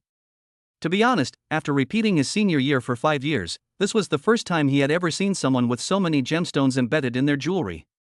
So, Senior Chu Tianque has reached the late stage of the first tier? Wow, late stage of tier 1, that's terrifying. Look at his opponent, he seems to be in even worse shape than Zhao from Tianji Academy. On the arena. A cruel smile appeared on Chu Tianque's face. The snowflake goddess sword exuded a chilling aura, and drip, drip, a string of scarlet blood beads flowed continuously down the blade. 10 meters away from him, Li Hanshan knelt on one knee, leaning on his soldier's wind-breaking rifle. Numerous cracks appeared on the wind-breaking gun, and one of Li Hanshan's arms had gone limp, clearly caused by broken bones. Blood was seeping from his head, chest, and legs, and his vision was going black intermittently, as if he might faint at any moment. Chu Tianque stepped forward, raising his sword to stab Li Hanshan once more. Li Hanshan was also a man of fierce temperament. He even tried to stand up and continue fighting, leaning on his spear with one hand. Stop! At the critical moment, the referee stopped the fight in time. Li Hanshan concedes defeat in this battle. The victor is Chu Tianque. After the final decision was made, Li Hanshan could no longer support himself and fell heavily to the ground. He turned his head with difficulty to look at the podium and gave a helpless, bitter smile. On the podium, Yu Bai, the tactics instructor from Xingqian Academy, was talking to the referee team with a serious expression. Clearly, he couldn't bear to see his own academy's students' foundation damaged, so he voluntarily withdrew. After the match, Chu Tianque raised the snowflake goddess sword, declaring his victory. At the same time, the ranking of prodigies was updated again. He and Lin Shui jumped to second place, which means they have entered the finals and have the qualification to compete with Liu Bei for the final championship. Great, Schwer, we can finally teach Liu Bei a lesson. Yes, Liu Bei targeted us several times before, and I will definitely get my revenge 1,000 times over. We must win this battle. Only by winning the championship can we obtain the highest honor. After entering the league, we will not only receive the rank of sergeant, but also be able to choose our own tactical instructor. The two were filled with excitement and boundless anticipation. At this moment, Lin Shui felt that everything she had done before was worthwhile. Although Chu Tianque was not as talented as Liu Bei, with the help of his family's resources and his step-by-step efforts with her, he eventually reached the top. Next, we must defeat Liu Bei, avenge our grievances, and let him taste the feeling of being trampled into the mud in front of thousands of people. Compared to the complex inner thoughts of the two, Su Yue and Liu Bei in the audience seemed very relaxed. They changed out of their combat uniforms, put on casual baseball caps, and wore matching white shirts, deliberately entering from the outside. Aside from being relatively good-looking and somewhat attractive, they look no different from those younger students who haven't yet realized their potential. As a result, no one around them recognized them at all, and some clueless junior students even wanted Su Yue's contact information. But for some reason, just getting a little close made them feel like their inner spiritual energy was out of control. I feel dizzy and lightheaded, like I've taken something bad and I feel terrible all over. And look at the handsome guy next to this pretty girl. The two of them were so close, yet he didn't feel uncomfortable at all. They had no idea that Liu Bei possessed 10,000 times the spiritual energy within him, a terrifying amount. I simply assumed the two were a young couple and decided not to make things awkward for myself. Some girls wanted Liu Bei's contact information, but before they could even speak, Su Yuwei glared at them fiercely. What's terrifying is that those girls even sensed a chilling murderous intent. 5 gems, this kid's got some skills. He managed to push himself to the late stage of Tier 1. After making a joke, Liu Bei pulled Su Yuwei and turned to leave. Su Yuwei nodded, a look of recollection on her face. In the second round of the exam, we drove away the demonic beasts to force him to reveal his trump card. He also revealed 5 gems at that time, so we can confirm his cultivation level. If I'm not mistaken, he must have more tricks up his sleeve since he revealed them so early.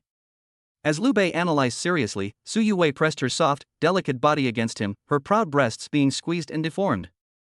The buttons on the white shirt are bearing an undue burden. Little Liu, do you have any other trump cards up your sleeve? Su Yuwei's smile looked very strange. Liu Bei gently tapped her forehead. Senior, the final battle is about to begin, why are you still fooling around? TCH, they have confidence in you? Whatever, I'll see what you're made of after the exam today. If you want to see my cards, then see my cards. Why are you staring at my belt? Another 2 hours of rest time. This time is incredibly precious for both the spirit master and the soldier girl, as it allows them to adjust their condition, replenish their spiritual energy, and heal the soldier girl's wounds. In the lounge, Lin Shui and Chu Tianque once again took out the mysterious potion that Chu Zhan had given them and both drank it. A surge of power coursed through his body once more. In contrast, Liu Bei and Su Yuwei were bored in the lounge. Su Yuwei pulled out a deck of cards from somewhere, and the two of them played games like fishing with a golden hook and arranging spider cards. After a while, they started playing a word chain game. Later, Su Yuwei simply took off her shoes and socks and completely relaxed. A pair of soft, white feet rested on Liu Bei's legs. Give me a massage, hee, it's preparation for battle. Liu Bei?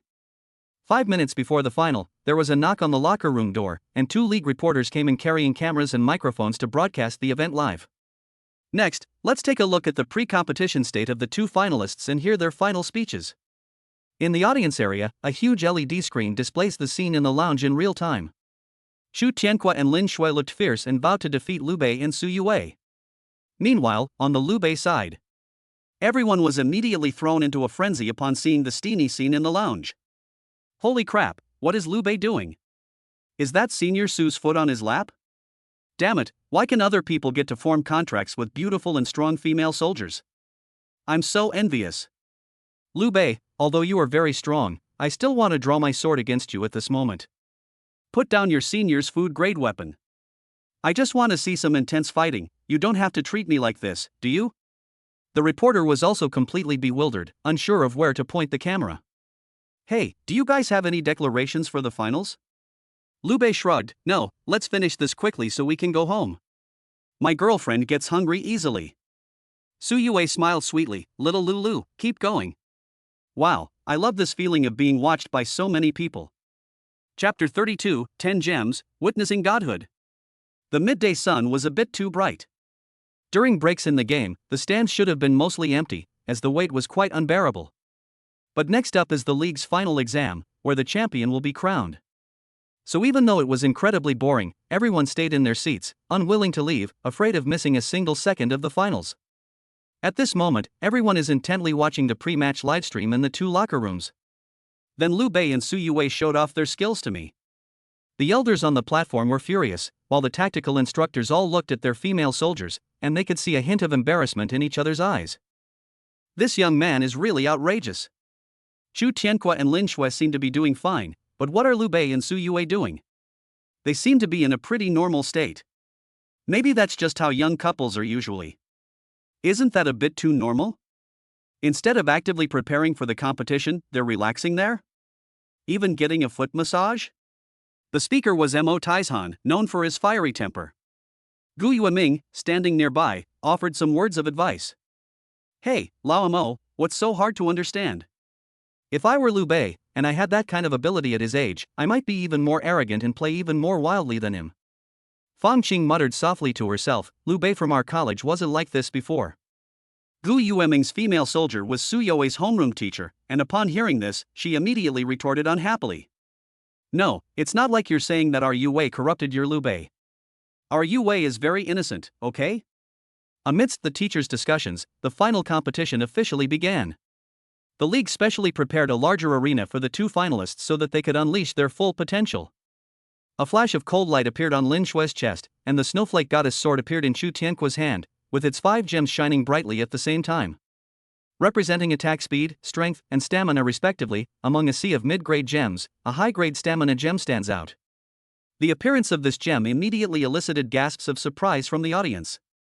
He's here! Chu Tianqua actually revealed 5 gems right from the start. Is he going all out from the beginning? When he fought Li Hanshan before, he only lit up the 5th stamina gem at the very last critical moment. You can imagine how strong the pressure Liu Bei was. In my opinion, Liu Bei may not win this match. He is limited by his genius, and his cultivation level will definitely not reach the late stage of the first rank. Chu Tianqua's resource advantage can suppress him completely. Wow, only the Chu family could afford this kind of wealth. Hey, look, Senior Su has transformed. Wow, the bloodthirsty netherworld scythe. It's so exciting to see. The gasps of surprise came like a tidal wave, one after another. Inside the arena, Chu Tianqua, wielding the snowflake goddess sword, was the first to unleash a burst of frosty sword energy. As his cultivation level increased, Lin Shue's unique characteristics were brought into full play. The cold sword energy carried a holy and ethereal aura, transforming into sharp blades that pointed towards Liu Bei. The day has finally come, Liu Bei. Come on, show us your skills and let's have a fair fight. You think you're worthy of mentioning uprightness? Liu Bei grinned and said, Good grandson, your cultivation level is quite good. Your grandpa must have put in a lot of effort, right? My grandfather? What nonsense are you talking about? Chu Tianqua was taken aback by Liu Bei's question, but he immediately realized that something was wrong. Damn it, you dared to take advantage of me. Chu Tianqua flicked his sword, and in an instant, hundreds of frosty sword energies shot towards Liu Bei. The sword energy was much stronger than before, and a biting cold wind swept across the entire arena, with even the people in the stands feeling a bone-chilling cold. Is this the power of a late-stage Tier 1 cultivator? That's terrifying. The netherworld mist released by Liu Bei has been dispersed by the sword energy. As expected, overwhelming superiority in cultivation level can compensate for a lack of talent. Even geniuses can be defeated. Chu Tianqua's advantage gave many people with less talent a lot of confidence, and they all hoped that Chu Tianqua could win. Mortals are more eager to witness someone kill a god than to see a god ascend the throne. Liu Bei's achievements have brought him to an unattainable height, making him seem like a god on a pedestal. Only by being pulled down from his pedestal can most people make up for their inferiority complex. However, after the eerie fog was dispelled, Liu Bei remained leisurely and nonchalant. As the cold wind swept through, the jet-black scythe finally revealed its full form. 5 gems gleamed brightly on the scythe. Top grade, still top grade. 5 top-grade gems, how is this possible? Is his resource base even more abundant than that of the Chu family? No, only late-stage Tier 1 can inlay 5 gems. Could Liu Bei be late-stage Tier 1? The higher the talent, the harder it is to level up. An ordinary person can kill 10 demonic beasts, but he has to kill 100. How many demonic beasts has he killed? Holy crap, during the second round of exams, the teacher said someone wiped out all the monsters around Jiangchang. That classmate, was it Liu Bei? Public opinion instantly reversed, and those who had just been clamoring for Chu Tianqua to kill a god fell silent. Only at this moment did they fully understand why Liu Bei could defeat Zhao Li, the purple lightning blade, so easily and take the top spot on the Wind and Cloud Prodigy ranking without lifting a finger. The eerie mist was merely a smokescreen, designed to obscure the brilliance of the gems. In an instant, the eerie mist on Liu Bei's sickle dissipated, replaced by a thick, pungent smell of blood. The bloody aura solidified in mid-air, transforming into streaks of blood-red light that violently collided with Chu Tianqua's sword energy. Clang! The clanging of metal continued, and the blood mist, like a massive army advancing relentlessly, headed straight for Chu Tianqua with overwhelming force. What? This is impossible. The gems that Grandpa painstakingly prepared for me are inferior to yours. Chu Tianqua brandished the snowflake goddess sword, gritting his teeth and enduring the pain. Amidst the blood mist, Liu Bei moved like a ghost, appearing before Chu Tianqua in the blink of an eye. Bang bang bang! The swung sides became afterimages, each strike powerful and heavy, all striking the snow goddess sword. Lin Shui's muffled groans of pain emanated from the snowflake goddess sword, and soon, fine cracks appeared on the blade. Clang! Clang!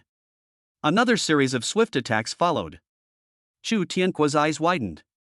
He simply couldn't imagine how Liu Bei could swing a heavy weapon like the bloodthirsty netherworld scythe with such speed and afterimages, creating an attack speed as fast as the wind. Aren't heavy weapons the most tiring to use? Are all 5 of his gems strength attribute? No, that's not right. If it were all power gems, it wouldn't be able to reach that speed at all. Unless he has both a strength gem and an attack speed gem, which complement each other, that doesn't make sense either. To raise the attack speed of the giant scythe to that level, all his gems must be top tier. Damn it, I've been getting completely crushed, and this blood mist is interfering with everything. I can't even see what grade those 5 gems are.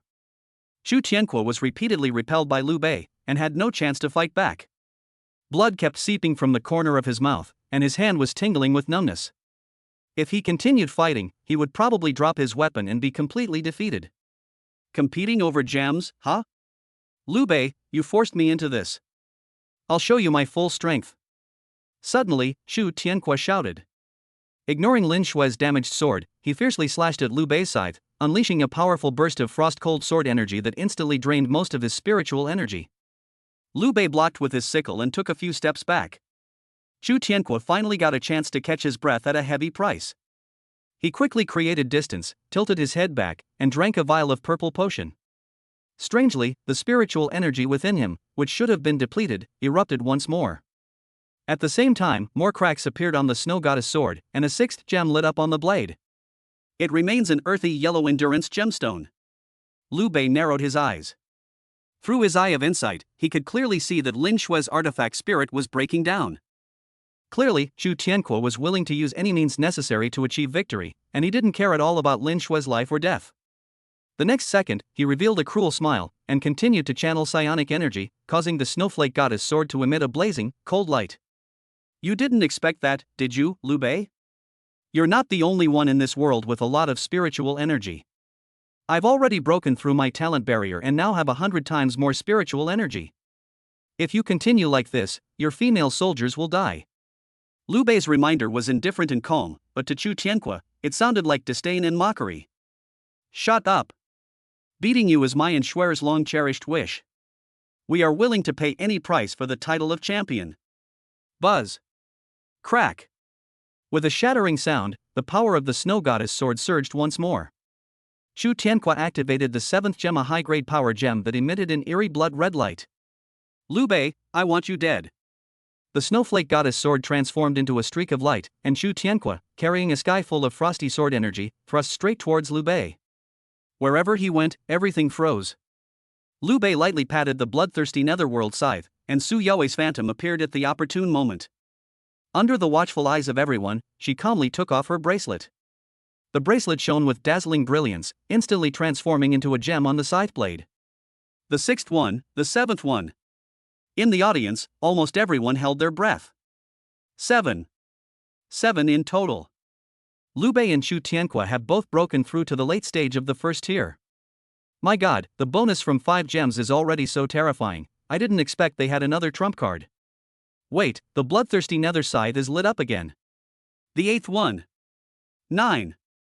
Liu Bei can actually light up 9 gems, and they're all top grade. The audience and the podium erupted in cheers, because after Liu Bei lit up the 9 gems, the bloodthirsty nether scythe showed no signs of breaking. This undoubtedly proves that he has likely reached the pinnacle of the 1st tier, the great perfection of the 1st tier. You want to compare gemstones, right? Look at this, what is it? Liu Bei's lips curled up slightly, and as soon as he finished speaking, the bloodthirsty netherworld scythe once again shone with astonishing bloodlight. The 10th gem was a blood-red, top-grade power gem. Accompanied by a terrifying aura, it suddenly lit up.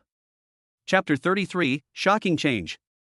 10 gems gleamed on the bloodthirsty nether scythe. The brilliance of fine gemstones is captivating, while the blood-red of the finest gemstones is dazzling. This caused an uproar not only in the audience but also on the podium. The tactical instructors, who had been so composed during their earlier critiques, were now all standing up, staring intently at the arena. In a daze, they seemed to have returned to their youthful days as students, feeling the passion of those years. Damn, Liu Bei is pretty good. I can almost hear glorious years playing in my ears. 10 gems, and the soldier girl is completely undamaged. This is a true first-tier great perfection. To reach the first-level perfection realm during the exam, Liu Bei is an unprecedented genius. Even Commander-in-Chief Yan Nantian back then did not have such talent. How did he manage to do it despite being a genius with limitations? The more low-level demonic beasts he kills, the less experience he gains. Among the tactical instructors, Yu Bai of the Star Academy's flow path is the most rational. He was dressed like a scholar, and his eyes revealed depth and wisdom. Have you all forgotten the third-tier ape demon king? Isn't the best raw material for top-grade gemstones the third-tier crystal core? For a newcomer, the experience gained from a third-tier demon beast is unimaginable. A single word awakened me from my dream. Previously, none of the tactical instructors, including the elders of various academies, had imagined that the third-tier ape demon king had actually died at Liu Bei's hands. After all, this matter is too shocking. Looking back now, Liu Bei's top-grade gemstones, coupled with the image of him controlling a horde of ape demons. No one dared to think about it anymore. A prodigy, an absolute prodigy. In the arena, Chu Tianquo's imposing presence was halved upon seeing the 10 gems on Liu Bei's scythe. But the sword light still pierced towards Liu Bei with overwhelming force. The next second, Liu Bei didn't dodge at all, and the bloodthirsty netherworld scythe shone with bloody light. Boom! After a deafening roar, the overwhelming blood-red light almost materialized, burning fiercely along the ground. Liu Bei charged forward against the sword's light. The moment the frost approached him, blood splattered everywhere. Then, the ice and snow melted, and spring returned to the earth. When the bloodthirsty netherworld scythe clashed head-on with the snowflake goddess sword. As the frost retreated, Lin Shui let out a painful cry, her spirit once again on the verge of collapse. The scythe was powerful and heavy. Under the effect of the top-grade power gem, its blood-red light shone brightly, crushing the stone bricks beneath Chu Tianquo to pieces. What's even more terrifying is that, under such a high-intensity attack, Chu Tianquo's spiritual energy had long been exhausted, but Liu Bei's spiritual energy was still inexhaustible. Like the bright moon shining on a great river, the surging spiritual energy swept through Su You's body, keeping her at the peak of her explosive power. Powerful. Unbelievably strong. Chu Tianquo felt that he was not fighting against a human being, but a god who was high above and invincible. Ironically, he thought he had reached the level of a god, but in reality, he couldn't even see the god's health bar. He was struck by Liu Bei's scythe, causing him to bleed from all 7 orifices, while Lin Shui's spirit weapon collapsed once again. The Eye of Insight's assessment is, the spirit has dissipated, and there is an unknown toxin in her body. This female soldier is on the verge of death. Liu Bei frowned slightly. After completely blasting Chu Tianquo into the deep pit, he twirled his sword, hoisted Su Yue onto his shoulder, and leaped back 10 meters away. Along the way, wherever the scythe passed, the ground seemed to be burned by the fires of purgatory. If you look closely, you can also see the illusory shapes that resemble the flowers of the other shore. Rather than describing it as springtime on Earth, it's more like the other side of the underworld. The people in the audience were already numb.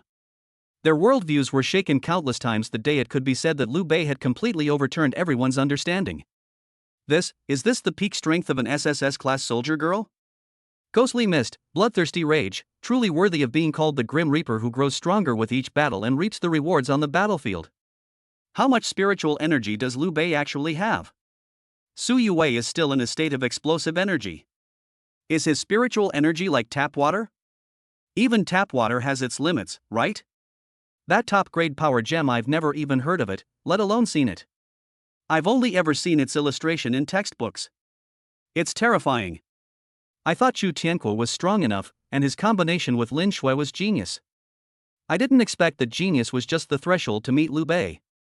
The autumn wind rises, and the blood mist dissipates. The fire of purgatory created by Liu Bei gradually died down. Chu Tianquo had half his body embedded in the ground and was already unconscious. Lin Shui was forced back into human form, but she was barely breathing and was on the verge of death. The referee raised his flag and declared, "In this final battle of the league exam, I declare Liu Bei the victor." Etc. Just when everyone thought the game was over, and some people in the stands were even ready to cheer for Liu Bei. Suddenly, Chu Tianquo uttered a muffled sound. The voice was exceptionally heavy, accompanied by deep breathing, like the roar of a wild beast. "It's not over yet, Liu Bei, die." In the arena, a sudden change occurs.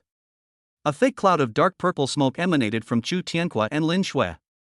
The smoke enveloped the two of them, and they began to move again. Like marionettes, Chu Tianque and Lin Shui slowly rose to their feet. Strangely, their heads remained drooping, showing no signs of waking up. The next second, Chu Tianque and Lin Shui's eyes snapped open, and they let out an angry roar. Roar!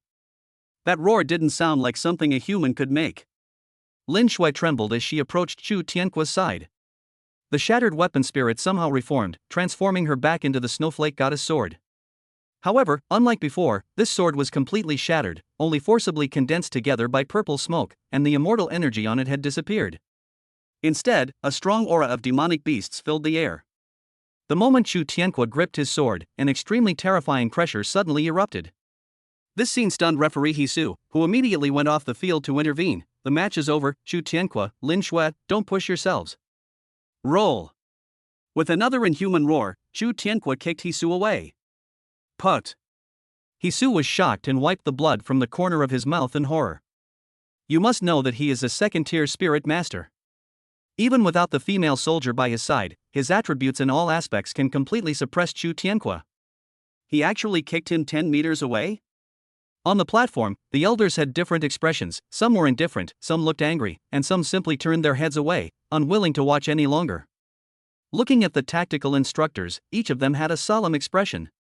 As pillars of the organization with incredibly rich combat experience, they could tell at a glance that Chu Tianque and Lin Shui were not in good condition. Mo Taishan, being straightforward, was the first to step forward and question, Old Chu, something's not right with your grandson. Chu Zhan raised an eyebrow and asked nonchalantly, what? The match isn't over yet, are you trying to interfere? Yu Qiubai frowned and interjected, I wonder what medicine young Master Chu just took. The medicines I gave him are all usable in battle. They have passed the Alliance's inspection and are fully qualified. The elders are all here, and you can verify them. Chu Zhan looked around at everyone, and sure enough, all the elders chose to remain silent, and no one spoke. Fang Qing from Sanglin Academy hesitated for a moment, but finally couldn't hold back and advised, no, if this continues, even if Chu Tianque wins against Lin Shui, she will die. She is an S-rank soldier girl. Aren't female soldiers meant to be sacrificed? A ruthless glint appeared on Chu Zhan's face as he interrupted Fang Qing. The female soldier is dead, but the spirit master can form contracts with new female soldiers and send them back to the battlefield. But without a spirit master, the female soldiers would struggle to unleash their full combat potential. As female soldiers, they should be prepared to sacrifice themselves from the moment they awaken, otherwise, how can they go to the battlefield? Chu Zhan's remarks left Fang Qing speechless. It must be admitted that spirit masters are more precious than female soldiers. This is a deeply ingrained belief among the vast majority of people. Only a small minority of people scoff at this idea. A white-clad figure, as pure as snow, sings the song of heaven. With nimble movements, she leaped off the stage as her dress fluttered in the wind. Chaotiange, what are you doing? The final is still going on, and no one is allowed to interfere. Chaotiange completely ignored Chu Zhan's obstruction and strode towards the arena. She could sense that Lin Shui's life was slipping away, and even Su Yue was facing a great threat. If the fighting continues, both of these female soldiers will likely either die or be seriously injured. In the arena, Liu Bei activated his Eye of Insight once again. The S-rank soldier girl Snowflake Goddess Sword, a weapon spirit forcibly condensed and shattered by an unknown force, possesses extremely strong destructive power and an eerie, indescribable aura. In an instant, a chilling, eerie wind swept over us. Everything touched by the cold wind was covered with a layer of purplish-blue frost, and after freezing, it made a fragile sound and quietly shattered. This horrific scene almost suffocated everyone present. Su Yue's illusory image emerged from the scythe, her expression extremely serious. Liu Bei, be careful, I sense their aura is far more terrifying than the 8 demon kings. Even if we had 10 gems, we might not be able to win. After a brief pause, Su Yue decisively said, I'll stop him, you run towards teacher Chaotiange. Su Yue was already prepared to sacrifice herself. However, she seemed to have forgotten that her spirit master was Liu Bei, who possessed 3 SSS-level talents. They are also among the very few spirit masters who highly value female soldiers. Boom! A surge of violent spiritual energy suddenly poured into Su Yue's body, and a burning sensation filled her entire body. The bloodthirsty netherworld scythe once again unleashed a torrent of blood-red light. Liu Bei, what are you going to do? At this moment, Liu Bei's eyes were brighter than ever before, his scythe sweeping across the room, his fighting spirit soaring. Senior, I will never abandon you no matter what. I promise to take care of you for the rest of my life, and that promise is for the rest of my life. This is not the time to say such things. Shoo. The next second, Liu Bei placed his hand on Su Yue's phantom red lips, which was also the blade of the scythe. With a gentle swipe, a line of blood instantly flowed out. You wanted to see my hand, didn't you? Now's the time. Liu Bei grinned, and then Su Yue felt an unprecedented surge of powerful energy flow into her body. Mum. She couldn't help but let out an excited moan as she broke through to her explosive energy state. If her psionic energy just now was like a great river, then her current energy is like a vast ocean. Chapter 34, the third SSS talent, War Frenzy. The rostrum was only 300 steps away from the arena. Chao Tiange gritted his teeth, wishing he could push his speed to its limit. Because she knew very well that the situation on the battlefield could change in an instant, and if she was even a little slow, Su Yue and Lin Shui might end up losing to each other. She didn't want to see any female soldier bleed outside the battlefield, making pointless sacrifices in the struggle for honor and power. However, Chu Tianque and Liu Bei were only 10 meters apart, and it would only take them a blink of an eye to close the distance. At this moment, Chu Tianque's face was contorted, and his eyes were bloodshot, making him look like a wild beast ready to devour its prey. Completely disregarding Lin Shui's life or death, he lit up all the gems while continuously pouring an eerie dark purple spiritual energy. The oppressive aura emanating from the snowflake goddess sword grew increasingly terrifying, and the shattering of its spirit became more severe. Boom!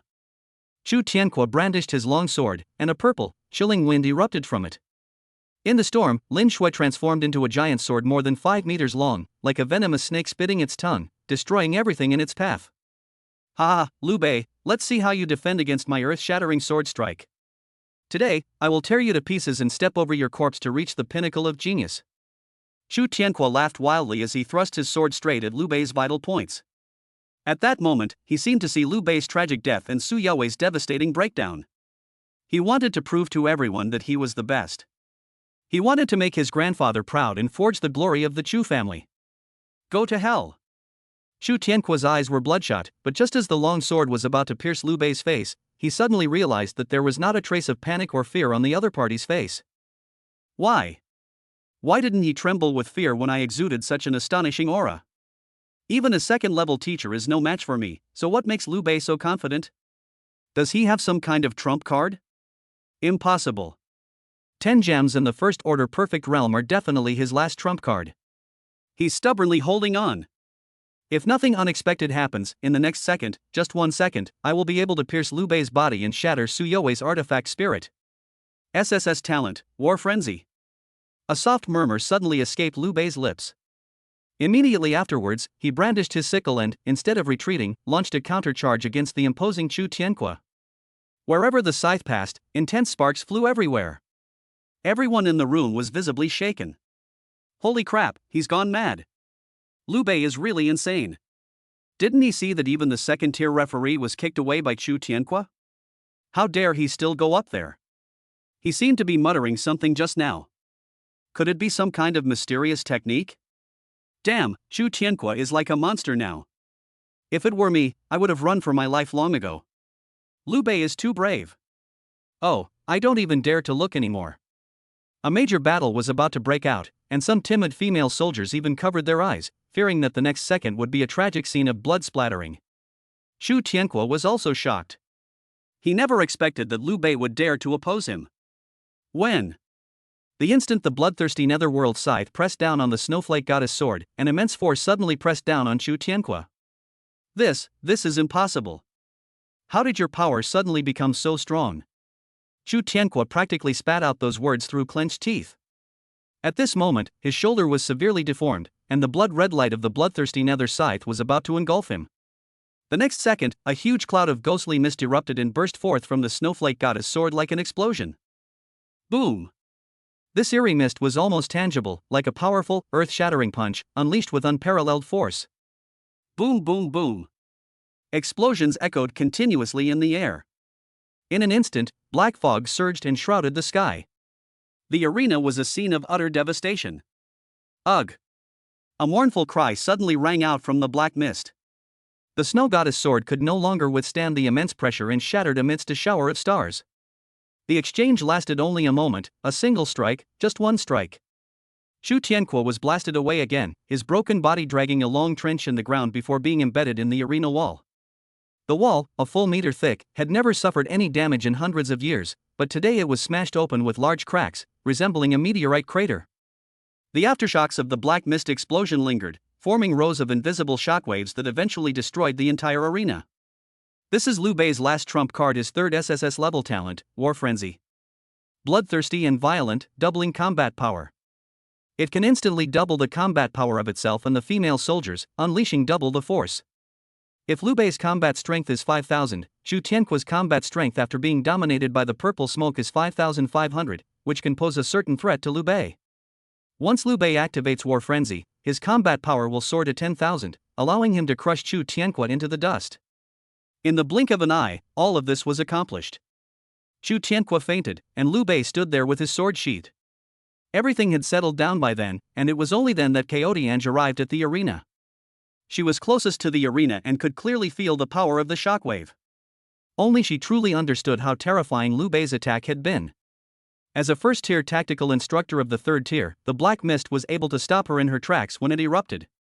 Not only her, but all the tactical instructors on the podium broke out in a cold sweat at that moment. What exactly was that? The netherworld mist exploded in an instant? Is it the power of a top-grade power gem? I feel that Liu Bei's attack would probably require even my full strength to withstand, let alone Xu Tianque. No, it doesn't seem like the power of the gemstone. I feel that immense power is erupting from Liu Bei's body. Could it be his talent? His strength is terrifying, but this kid's mentality is even more terrifying. He actually has a trump card up his sleeve at this critical moment. I feel that Liu Bei has already stopped, otherwise Xu Tianque and his female soldiers would probably have been blasted to dust. No matter what, let's save them first. Old Master Chu and Lin Shui from Tsanglin don't look too good. Among the tactical instructors, Fang Qing's expression was the most unpleasant. Lin Shui's fate is currently unknown. She is a rarest class female soldier with the Snowflake Goddess sword, which has dual characteristics. Tsanglin Academy may not be able to cultivate one in many years. If anything goes wrong, the academy will suffer a huge loss. Su Yue probably won't feel too good either. The impact was so strong just now. Even if she can still stand up now, there's no guarantee she won't suffer some internal injuries. In battles between spirit masters, it is often the female soldiers who suffer the most serious injuries. Even if female soldiers are not as precious as spirit masters, they are still human beings after all. How can they be consumed like this? Fang Qing grew increasingly angry as she thought about it. She clenched her fists so tightly that her nails dug into her palms. Xu Zhan's actions were far too domineering.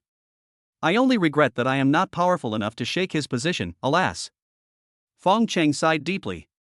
As a fellow soldier, she couldn't bear to watch the horrific scenes on the arena anymore.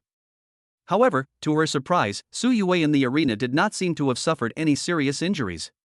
At this moment, Su Yue had already transformed into human form. Her bright, clear eyes stared intently at Liu Bei, devoid of their usual playfulness and teasing.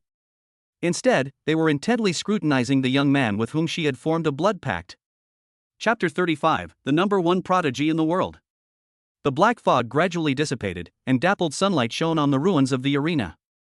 Everything before Qiutiange's eyes was nothing short of ruins. Even now, she still can't understand how Liu Bei Fangkai managed to deliver such a terrifying blow.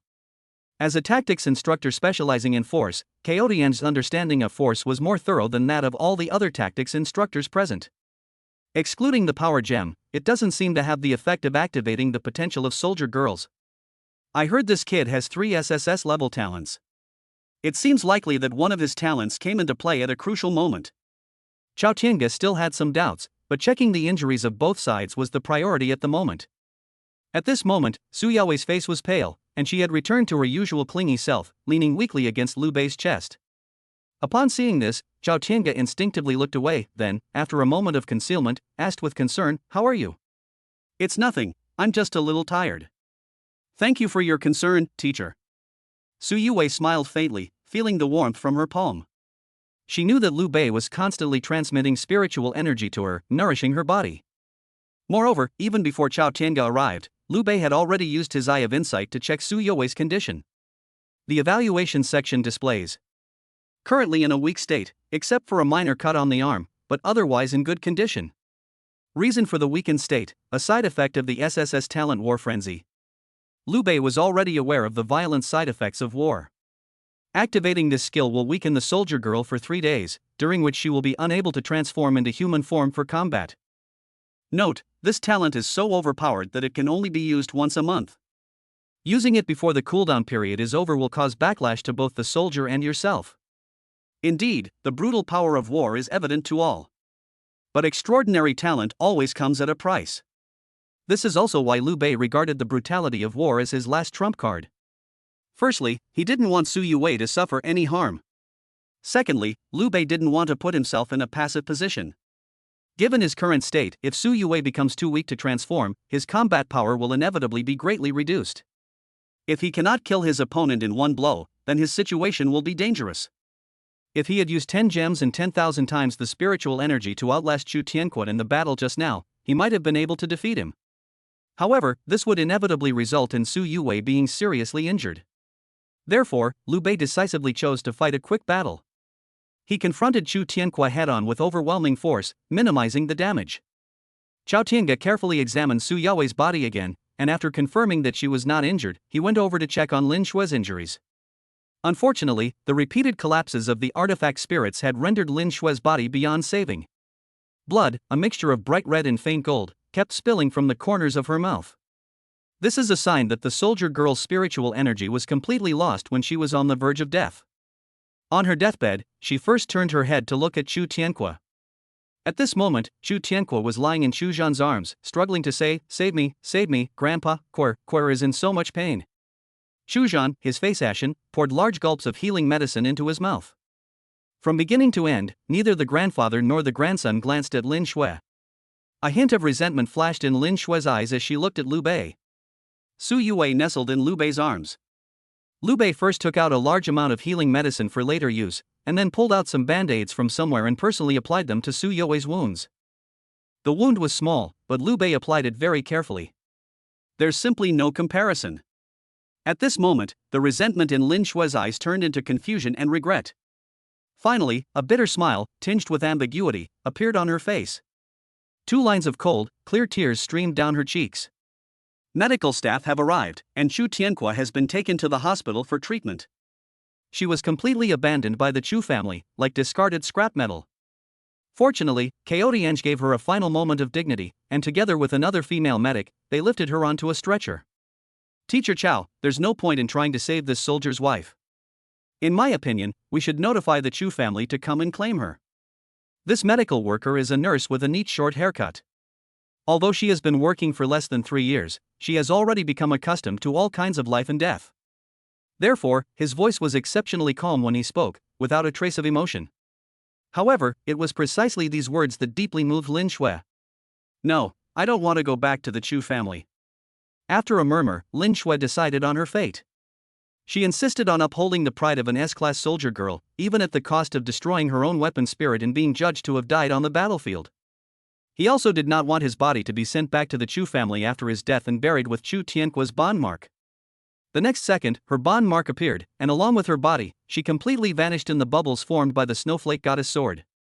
No one expected her to end her life in such a tragic way. Chao Tiange's expression was complicated. After letting out a soft sigh, he took a white cloth from the female medic and covered the stretcher with it. Applause gradually erupted from the audience. That was someone celebrating Liu Bei and Su Yue's victory. Of course, some people had deep thoughts, not only mourning the death of Lin Shui, but also recalling the scenes that had just happened. On the platform, some elders showed dissatisfaction, while others remained silent. The tactical instructors had different expressions, but Feng Cheng was the saddest of them all. She quietly wiped away the tears from the corners of her eyes, trying her best not to show too much emotion. The world is inherently diverse, with each person seeing things from a different perspective. For Liu Bei and Su Yue, the battle was already won, and right and wrong no longer mattered. There are some things that they cannot shake now. Even as the setting sun fades into the depths, it still governs the laws of twilight. But a new sun will eventually rise in the future. What Liu Bei needs is determination and time. The massive ranking of prodigies finally revealed its final change. In this year's Alliance exam, the top talents were none other than Liu Bei and Su Yue. The arena, which was originally a ruin, was suddenly showered with colorful silk threads. The applause from the audience gradually grew louder, eventually turning into cheers of admiration for the victor.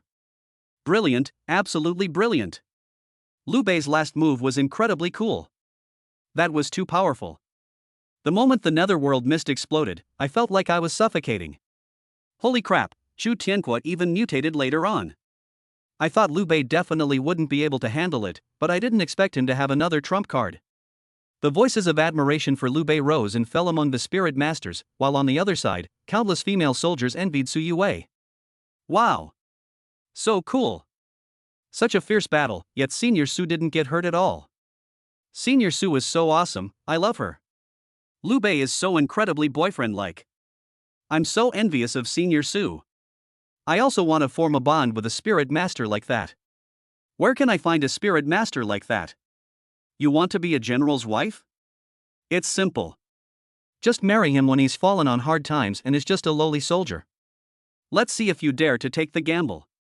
I'm hesitant to gamble on this. Hey, look! Senior Su can walk on her own, but Senior Liu picked her up in a princess carry. Oh my god, so sweet, I'm dying of envy. Among the crowd, there were also some compassionate individuals who began to sigh at Lin Xue's plight. Sigh, it's just a pity for Lin Xue. She's an S-level artifact spirit, how did she end up with that shrimp-headed guy Chu Tianque? What's so pitiful about it? I heard that when Senior Liu awakened his talent, he was initially at the F level because of excessive consumption. Lin Xue immediately turned against him and broke up with him in front of everyone. Yes, and then she got angry and picked fights with Chu Tianque several times. If she hadn't pushed Senior Liu and Senior Su to their limits this time, things wouldn't have turned out like this. Forming a bond really requires careful consideration. Choosing someone to fight alongside you is the key. Don't become an expendable resource and be discarded by the spirit master once you're no longer of use. At this moment, Su Yue wrapped her arms around Liu Bei's neck, her pretty face flushed with an unprecedented blush. I'm so excited to be watched by so many people, Lulu. But I can walk by myself, don't you feel heavy walking like this? You are in a weakened state now, so listen to me. Alright, I'll let you do whatever you want with me, but look where you're touching me right now, lower your hand a little bit. Liu Bei blushed. Well, now that you mention it, it does seem like he has an extra big cotton candy in his hand. Cough cough, Liu Bei pretended nothing had happened, loosened his grip slightly, and moved his hand down a little. Hey, you've got pretty good control over your strength. What, are you planning to learn strength-based martial arts techniques after you reach the second tier? Su Yue smiled mischievously and deliberately teased Liu Bei. To everyone's surprise, Liu Bei actually started to think about it seriously, and after a long time, he finally gave his response, strength is indeed a good style, quite suitable for us. Su Yue was amused and annoyed by his antics, lightly punching his chest. Hey, were we discussing cultivation? Besides, who told you to slack off? I order you to stay where you are. Liu Bei? The two figures walked further and further away. This was the second time Chao Tiange had looked directly at Liu Bei. Deep down, she always felt that this young man under the setting sun was somewhat different from others. Chapter 36, Marching Forward, Academy Alliance. Liu Bei's home is about 2 kilometers away from the Alliance arena. After leaving the arena, Su Yue gently patted his arm and said softly, okay, put me down. I was just trying to assert my dominance, it was so exciting to be watched by so many people. Well. Liu Bei twitched his lips. His senior's thought process was as peculiar as ever. However, he has no intention of letting go of Su Yue. Because of the devastating side effects of war, Su Yue is practically paralyzed to the point of exhaustion. The main reason she wanted Liu Bei to let go of her was because she felt sorry for him. Good steel should be used where it's needed most. You can work hard after you get home. Su Yue breathed softly into Liu Bei's ear, and suddenly the roar of an engine came from ahead. A luxury sports car with a dazzling trail effect pulled up in front of the two of them. The car door opened, and a beautiful female soldier stepped out. Mr. Liu, Ms. Su, hello. My name is Gu Ning, and I am a logistics soldier who manages the Alliance's resources. Gu Ning looked quite young, around 24 or 25 years old. She introduced herself with a smile, and when she looked at Liu Bei and Su Yue, a barely perceptible hint of ambiguity appeared in her eyes. In view of your outstanding performance in the Alliance exam, the Alliance is providing you with a luxury car. Oh, this is it.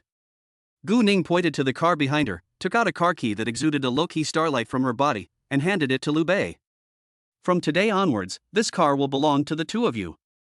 In addition, the Alliance will also provide you with a scenic view apartment in the center of Jiangqing City, with a security level of SSS.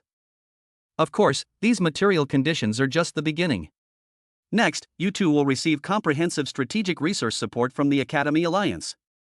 Gu Ning then pointed to herself, I am the exclusive female soldier responsible for liaising with you two. You can tell me if you have any requests. After speaking, Gu Ning showed a proud expression.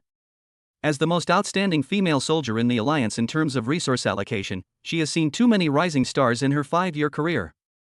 These people include those who ranked in the top 10 of the league exam, runners-up and champions, as well as special talents favored by the tactics teacher. Without exception, these newcomers were all incredibly excited when faced with the generous resources offered by the league. Over time, Gu Ning developed a sense of superiority.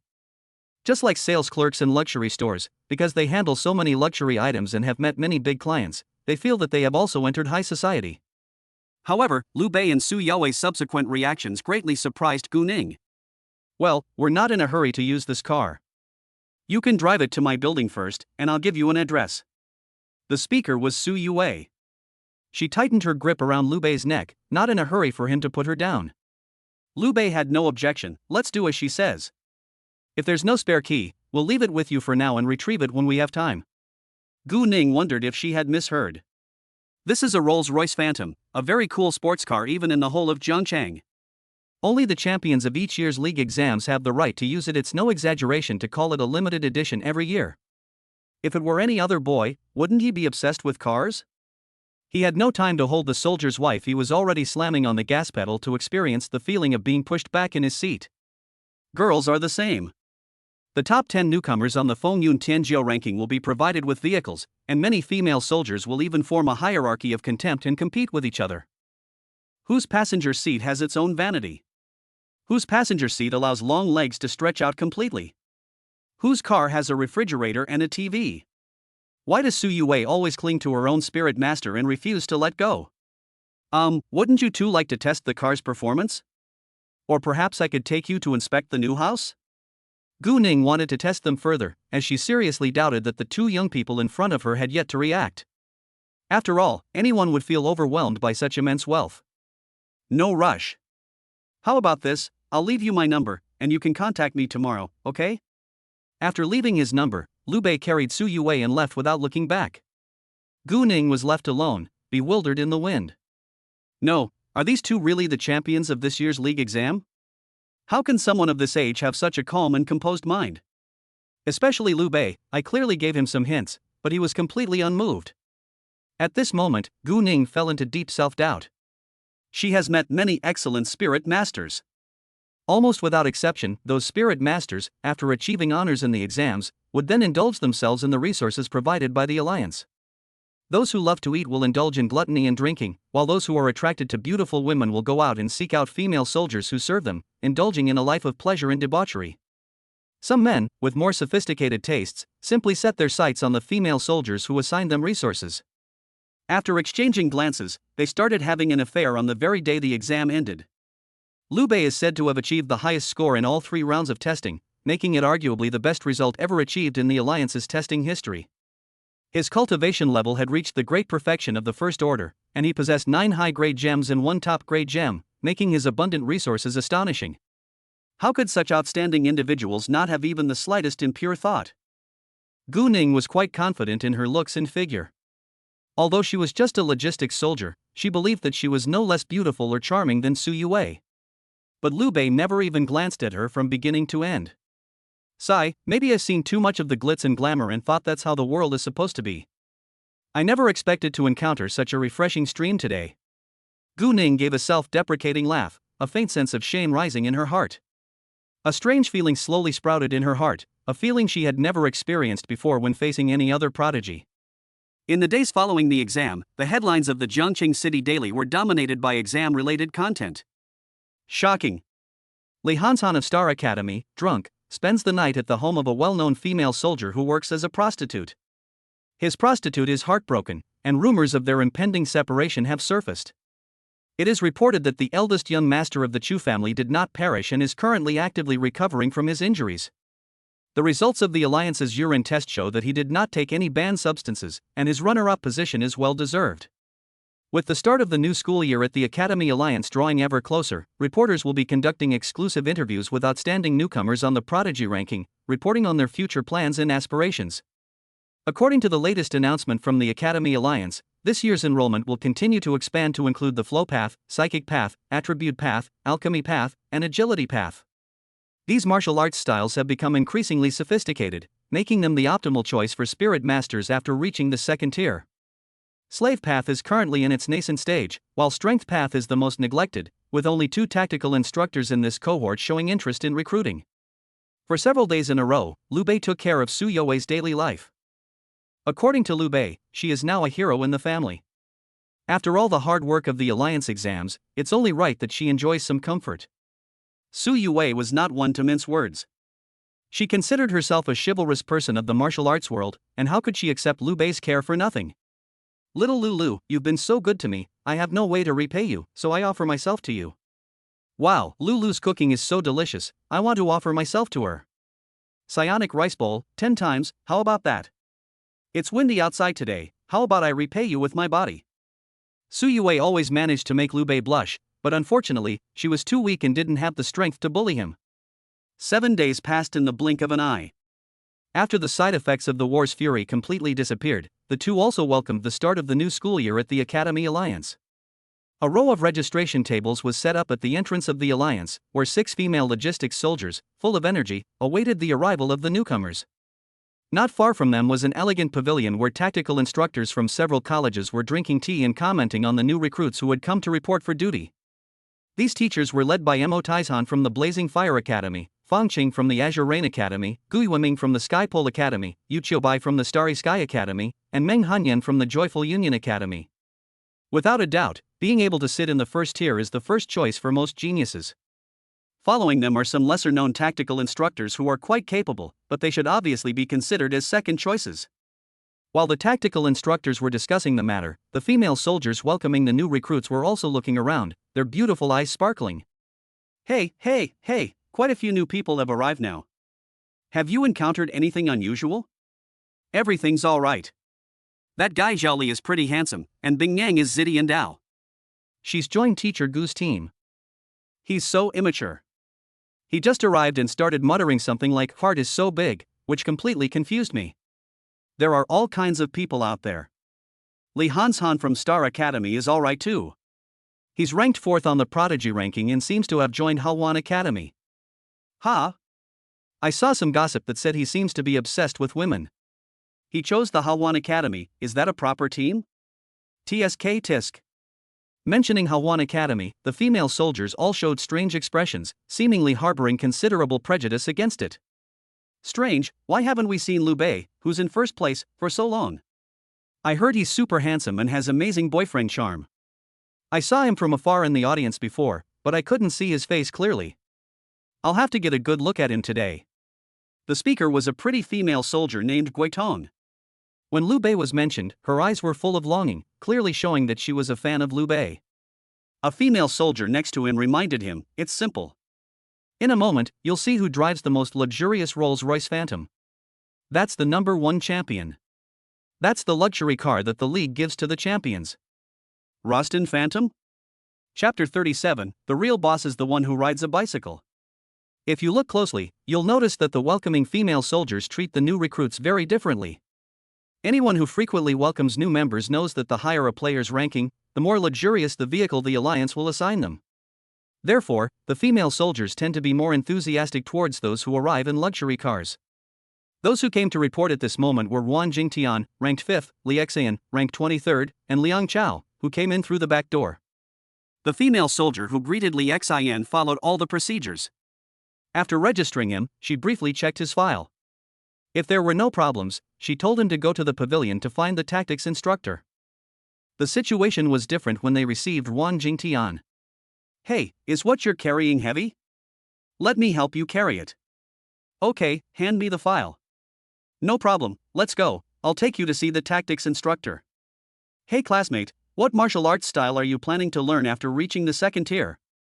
Have you considered becoming a second female soldier? The female soldiers who greeted Liang Chao were basically the same. Because they had already found out who had the ability and who had the background. As the saying goes, it's good to take shelter under a big tree. Who doesn't want to improve themselves these days? In reality, a spirit master can only formally form a bond with their second soldier maiden upon reaching the third rank. Before this, any extra female soldiers were reserved for backup. Either wait until the third tier before forming a contract, or the previous soldier girl dies in battle, or actively breaks the contract before the so-called second soldier girl can take the stage. Look at Xiao Ding's flirtatious behavior. She was the one who was most emotional when she said that Hahuan Academy was the most emotional. Now she can't wait to stick to that Ruan Jingtian. Hey, it's good to be prepared. If we don't act when they're still in their early stages, we might not be able to get them by the time they reach the third tier. Who cares what academy it is? Being ranked 5th is already quite an achievement. Hey, the eldest young master of the Chu family is here. It's my turn now, so don't any of you try to take it from me. My goodness, young Master Chu is already lame, and you're still so enthusiastic? Seeing that the runner-up of this year's exam had arrived, a female soldier quickly tidied her hair and ran over to greet him. 7 days is not enough time for Chu Tianhua to fully recover from his serious injuries. Fortunately, his grandfather had plenty of resources, and he was able to come by with his cane. With the arrival of more and more newcomers, the entrance to the Academy Alliance has become increasingly lively.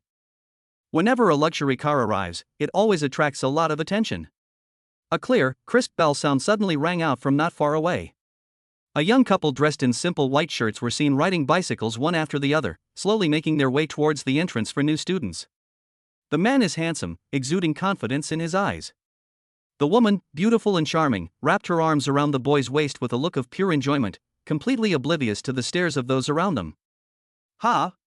Why are there people coming by bicycle?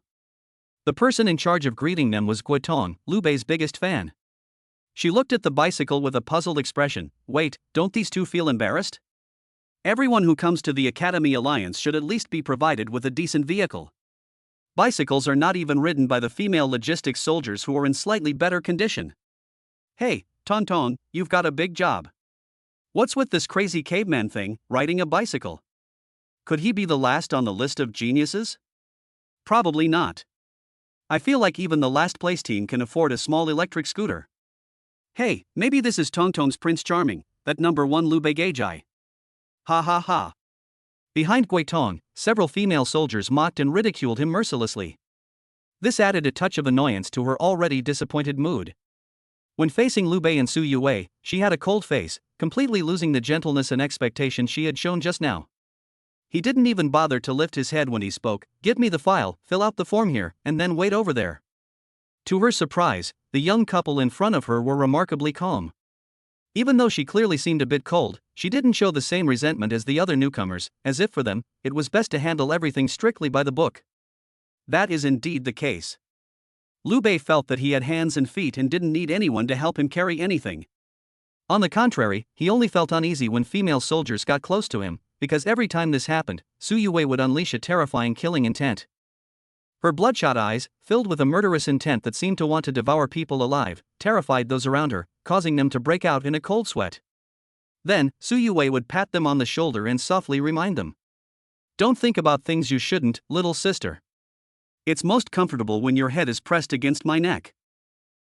Because of this, Su Yue has received several reports that she is threatening the personal safety of young girls. When the alliance manager who received the report heard that it was Su Yue, his expression immediately became complicated, and he waved the girls away to go home. The reason is simple. Su Yue's performance in the league exam was simply too terrifying. The vast, eerie mist, the terrifying power it unleashed in an instant, the doomsday pressure that blotted out the sky. As long as Su Yue doesn't cause trouble, no one dares to mess with her. The girls were still not satisfied and went to the Jiangqing City Daily to expose Su Yue's unreasonable and domineering behavior and her abnormally strong possessiveness towards Liu Bei. But how could the newspaper staff dare to accept their whistleblowing? They all leaned back tactically, and some reporters even turned pale at the mention of Su Yue, not only daring not to report any negative news about her, but also accusing these young girls of being version T0. Liu Bei filled out the form and handed it to Guotong. Gui Tong still didn't bother to look up, and casually pointed, saying, "Go wait over there for a while. The tactical instructor's line is full now. Go report in 20 minutes later." Liu Bei frowned. "Isn't this against the rules? You're telling me to wait over there without even looking at my file? You're unhappy that I made you wait? I haven't even said you've wasted my time." Gui Tong seemed surprised that a newcomer would question her. You should know that although she is a logistics soldier, she has much more seniority in the Academy Alliance than these newcomers. Just go wait there and wait patiently. The tactics instructor will arrange for you to go over after he finishes this round, understand? Gui Tong's face was full of impatience. She was already in a bad mood, and if she couldn't even handle this little thing, her girlfriends would laugh at her even more. Unexpectedly, a slender hand suddenly pressed down on the table in front of her. "It's Su Yue." "Young man, was your attitude just now directed at my little Lulu?" Gui Tong looked at her in confusion. Why was this spirit master acting strangely, and why was the soldier girl acting strangely as well? Are you all deaf? I don't care what little Lulu or big Lulu are, go over there. Crack. Bang. Before Gui Tong could finish speaking, Su Yue suddenly exerted force with her slender, white hand. In an instant, blood splattered everywhere. Under Su Yue's immense force, the entire row of tables groaned in pain, and in the blink of an eye, they all shattered and turned to dust. Ah! Gui Tong and the other 5 female soldiers simultaneously let out a piercing scream, looking at Su Yue with terrified expressions. They were in a sorry state, covered in splinters of wood, their hair and mouths filled with them, and now they were glaring angrily at Su Yue and Liu Bei. What are you doing? Do you know where you are? How dare you cause trouble here? The logistics girls are also part of the alliance. Don't think you're so great just because you're a bunch of combat-oriented guys. It's obvious you didn't get in through the proper channels. You came in through the back door and you still dare to be so arrogant. The commotion among the female soldiers quickly attracted the attention of those around them. Gui Tong was now even more justified, shouting loudly, "Everyone, come and judge for yourselves. We're following the rules and regulations, but those two don't even have the slightest patience." The other female soldiers chimed in, "Yeah, they don't respect the rules of the alliance at all. The tactics instructor is over there in the pavilion. With your attitude so poor, who would want to take you in?" More and more people gathered around, but strangely, not a single person dared to speak up for them. The female recruits looked at each other in bewilderment. That's strange. Usually, whenever a newcomer causes trouble, there's always someone willing to stand up for justice. Are these new recruits lacking in empathy? Or are the spirit masters too cowardly, with not a single one daring to step forward? Hey, why are these people shaking their heads at us? What's wrong? What happened? A hurried female voice rang out. On the periphery of the crowd, a female logistics soldier dressed in sexy business attire pushed through the crowd and came closer. She tidied the stray hairs by her ears, revealing her long, slender legs in slingback stockings. "Sister Ningning, you have to stand up for us. These two are causing trouble here and they even tried to hit someone." As Gui Tong spoke, she forced out a sob, pointing at Liu Bei and Su Yue with her finger. Su Yue glared at her and threatened, "If you don't want this finger anymore, then keep pointing at me." The voice was incredibly cold, sending chills down the spines of everyone around. Gui Tong instinctively withdrew her fingers. Smack!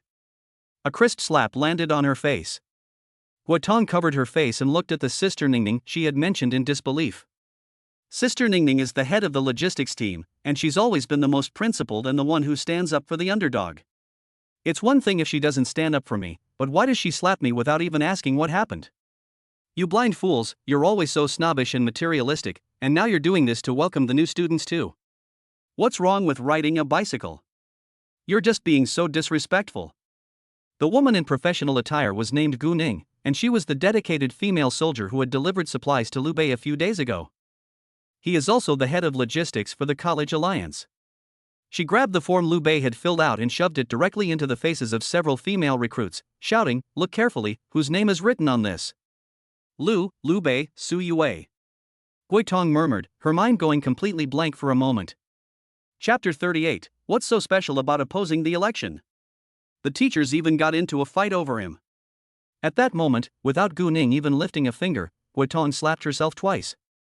She truly never expected that the Prince Charming she had been longing for would arrive by bicycle. According to the standards, the college alliance should have provided him with a Rolls-Royce Phantom. Are there people in this world who prefer riding motorcycles to driving their Rolls-Royce Phantoms? And Su Yue is abnormal too. Which female soldier doesn't have a little vanity? Many female soldiers would rather cry in a luxury car than laugh on the back of a bicycle. How can she still smile so sweetly while sitting on a bicycle? In fact, it was Su Yue, not Liu Bei, who suggested riding bicycles. Her reason was simple. Two people riding bikes can be in direct contact if she leans forward really hard, they can even be practically touching. Driving is not an option, even the most luxurious car can't accommodate two people sitting together. Up and down, is the koala hugging the tree? Su Yue had no objection, but Liu Bei firmly disagreed, saying that driving like that was unsafe. Only after Liu Bei and Su Yue's identities were fully revealed did people in the crowd start pointing and whispering. Liu Bei really knows how to have fun. Instead of driving his Rolls-Royce Phantom, he rode a bike and had a romantic time with Senior Su. These female soldiers are really looking down on people. They think that those who ride bicycles are not strong. Sigh, I would never have thought that those who ride bicycles are the real big shots. Gotham is a nightmare. Offending Su Yue will probably not end well. This logistics soldier will probably have to keep a low profile from now on. At this moment, Wutong's tears of regret fell like pearls from a broken string. She cried very sadly. It seemed she was infatuated with Liu Bei in a very special way. Gu Ning glanced at her sideways. What's the use of regretting it now? If she had just been a little more patient, things wouldn't have come to this. But this girl is really delusional. Liu Bei doesn't even like me, so why would he care about her? Aside from having a pure and innocent face, she lacks firmness in the right places and perky curves in the right places. Looking at Su Yue again, she had transformed into a petite and demure woman, her figure ridiculously hot, and the button on her chest looked like it could pop open at any moment. No wonder Liu Bei couldn't stand any other girls. Under Gu Ning's orders, all the female recruits greeted Liu Bei and Su Yue with respectful attitudes. Liu Bei was not interested in Liu Bei's act of throwing his child. His biggest concern right now is choosing a tactics coach. Which tactical mentor a spirit master follows will directly affect the direction of their future development, and even determine how far a spirit master can go. Before coming here, he and Su Yue already had someone they liked in mind. At the pavilion 100 meters away. At this moment, many new recruits have already lined up, waiting for the tactics instructors to select them. All the young spirit masters and female soldiers had burning eyes, clutching their resumes tightly as if they were holding not just a few pages of paper, but a heavy destiny. Sigh, I really envy the top 10. They get priority in being selected by the tactics teacher, and they're guaranteed to be chosen. For those of us who are outside the top 10, it's not so easy. Yes, those who rank higher are fine, but those who rank lower will likely have to train in grassroots patrol teams for a year or two before they can join a tactics instructor. Who knows how much hardship they'll have to endure. That's why the top 10 are the real geniuses, and we're just supporting characters to make them stand out. Several spirit masters standing at the back led the female soldiers in a constant stream of complaints. Their gazes remained fervent, but their tone was full of envy. Holy crap, look! It seems like Zhao Li from Tianji has been chosen by two teachers. Teacher Xie Tao from Thunder Path and teacher Gu Yueming from Agility Path.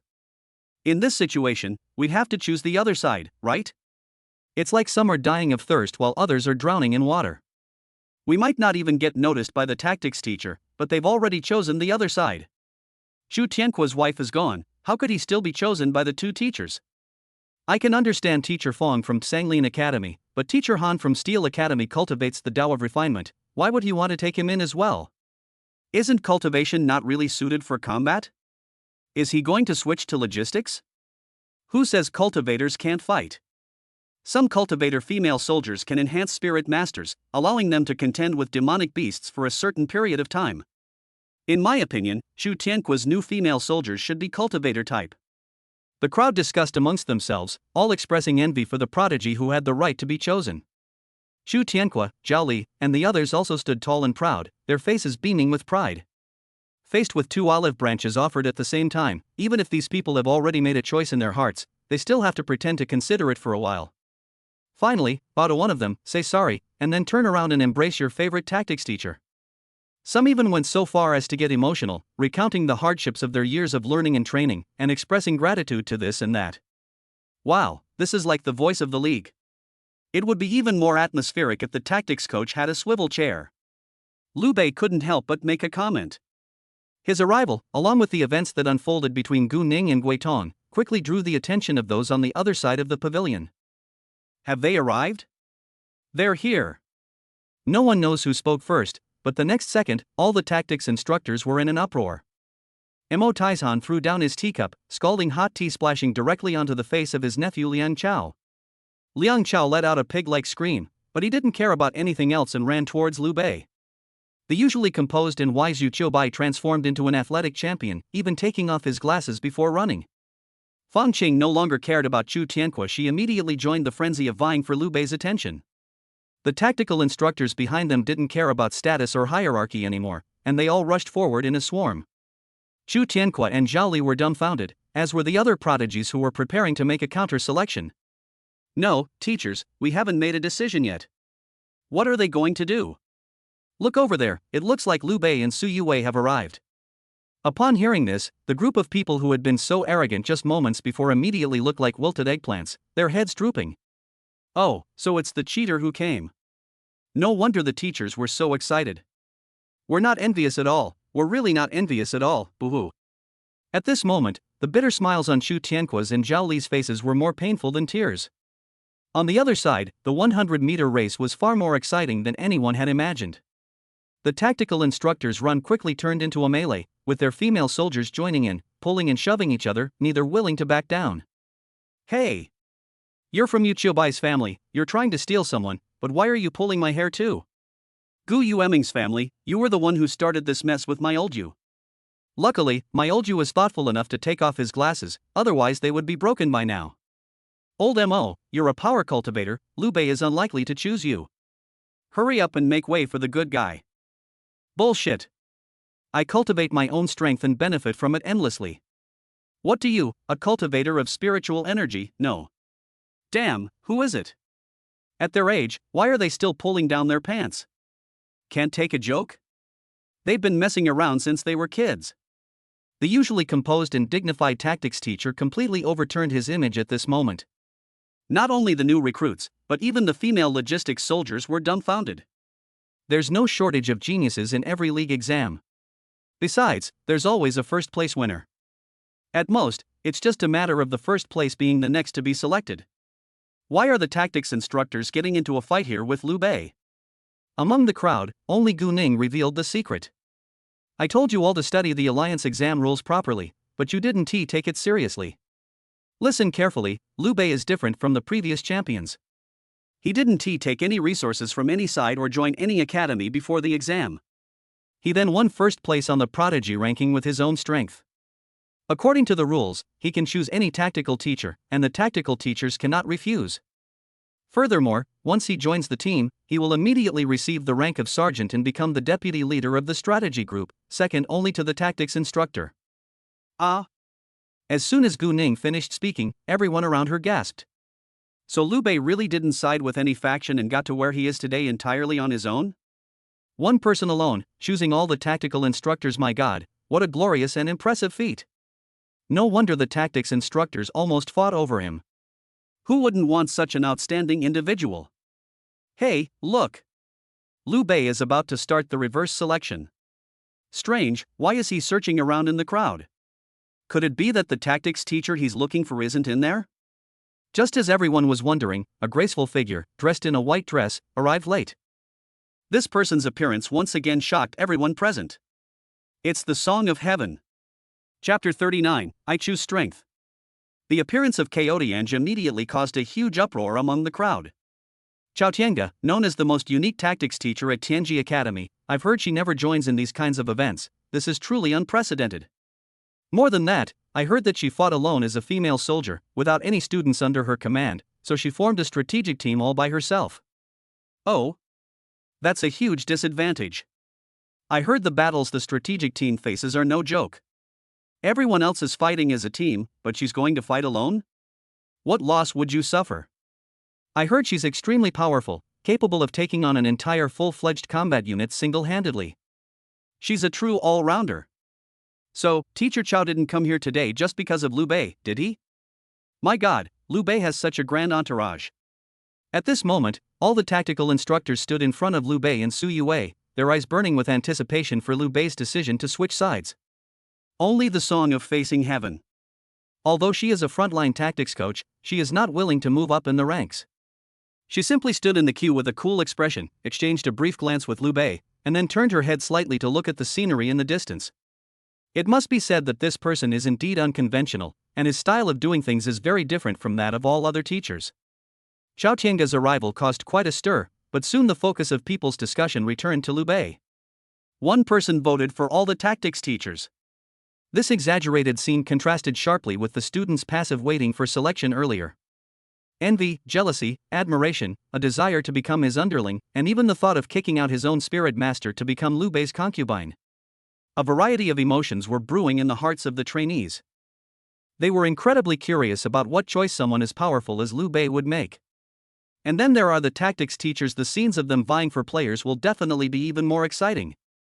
Liu Bei, I see that although you use heavy female soldiers, you are as fast as the wind. If you could join my path of agility and learn my agility martial art Ghost Shadow Flash, and combine it with your netherworld mist, you would surely achieve great things. The first to speak was Gu Yueming from Tianji Academy.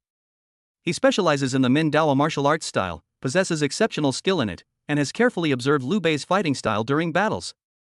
He greatly admired both Liu Bei's base speed and the eerie afterimages he displayed after embedding 3 speed gems. In my opinion, since Liu Bei can control the killing weapon spirit Su Yue, he must have extremely high attainments in spiritual energy. Why not join my spiritual energy path and release your spiritual energy like the wind, so that your talent will not be buried? Ma Hong from Chaos Academy quickly followed suit and extended an olive branch. His main cultivation of the psychic path can continuously lengthen the mana bar of a spirit master, bringing endless benefits to the female soldier. In addition, the release speed he mentioned is also very important for spirit masters. Being able to cast instantly without any precast animation is a universally acknowledged combat skill. Fang Cheng from Tsanglin Academy had a complicated expression. Losing Lin Shui was a big blow to her, and if she lost Liu Bei as well, she really wouldn't be able to explain it to the Academy's board of directors. She stepped forward and said earnestly, "Child, your teacher still hopes you can return to Tsanglin's strategic team.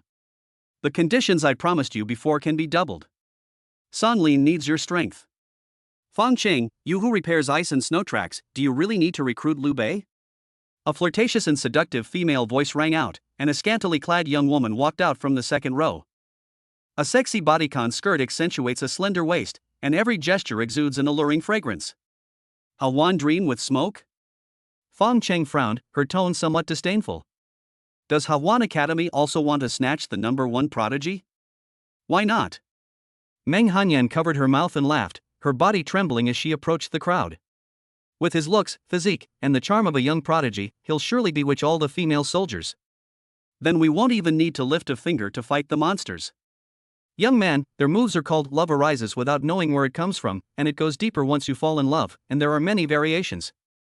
I guarantee your female soldier will enjoy them very much. Well, Liu Bei could already sense the intense killing intent emanating from Su Yue. Unexpectedly, Meng Hanyan suddenly leaned over and whispered something in her ear. Immediately afterward, Su Yue's eyes lit up with surprise, and she nodded repeatedly. "Oh, is it really that amazing? So only the two of us can cultivate? Hey, senior, you're not really thinking of selling me out, are you?" Liu Bei quickly pulled Su Yue back to his side, afraid that Meng Hanyan might instill some bad ideas in her. The talent war continues. Yu Qiubai of Xingchen wanted Liu Bei to join his mind flow path, saying that with mental attacks and the bloodthirsty netherworld scythe, no one could defeat him. Mo Taizhan was not to be outdone, swinging his fist and creating gusts of wind. "Add strength, temper yourself, and I'll teach you how to split Mount Hua with your fist." However, Liu Bei remained calm and smiled throughout, without responding to either party. This caused quite a stir among the other newcomers, who began speculating. Wow, Liu Bei's got some serious attitude. The tactics instructor was practically putting on a show for him, and he was completely unmoved? If you ask me, he's definitely trying to sell himself to a higher bidder. I've heard a lot about him. Don't let his good looks fool you, he's actually quite shrewd and very intelligent. Do these two advantages conflict? His bloodthirsty netherworld scythe is actually more suitable for the agility path. Adding an attribute path would be good too. In the future, if he is enchanted with an attribute, his damage will explode. Am I the only one who wants to choose the Hawan's erotic path? Teacher Meng Hanyan is so exciting, I want her to tutor me every day, preferably after school, just the two of us. Pa. You're blinded by lust, aren't you? Is Meng Hanyan an ordinary person?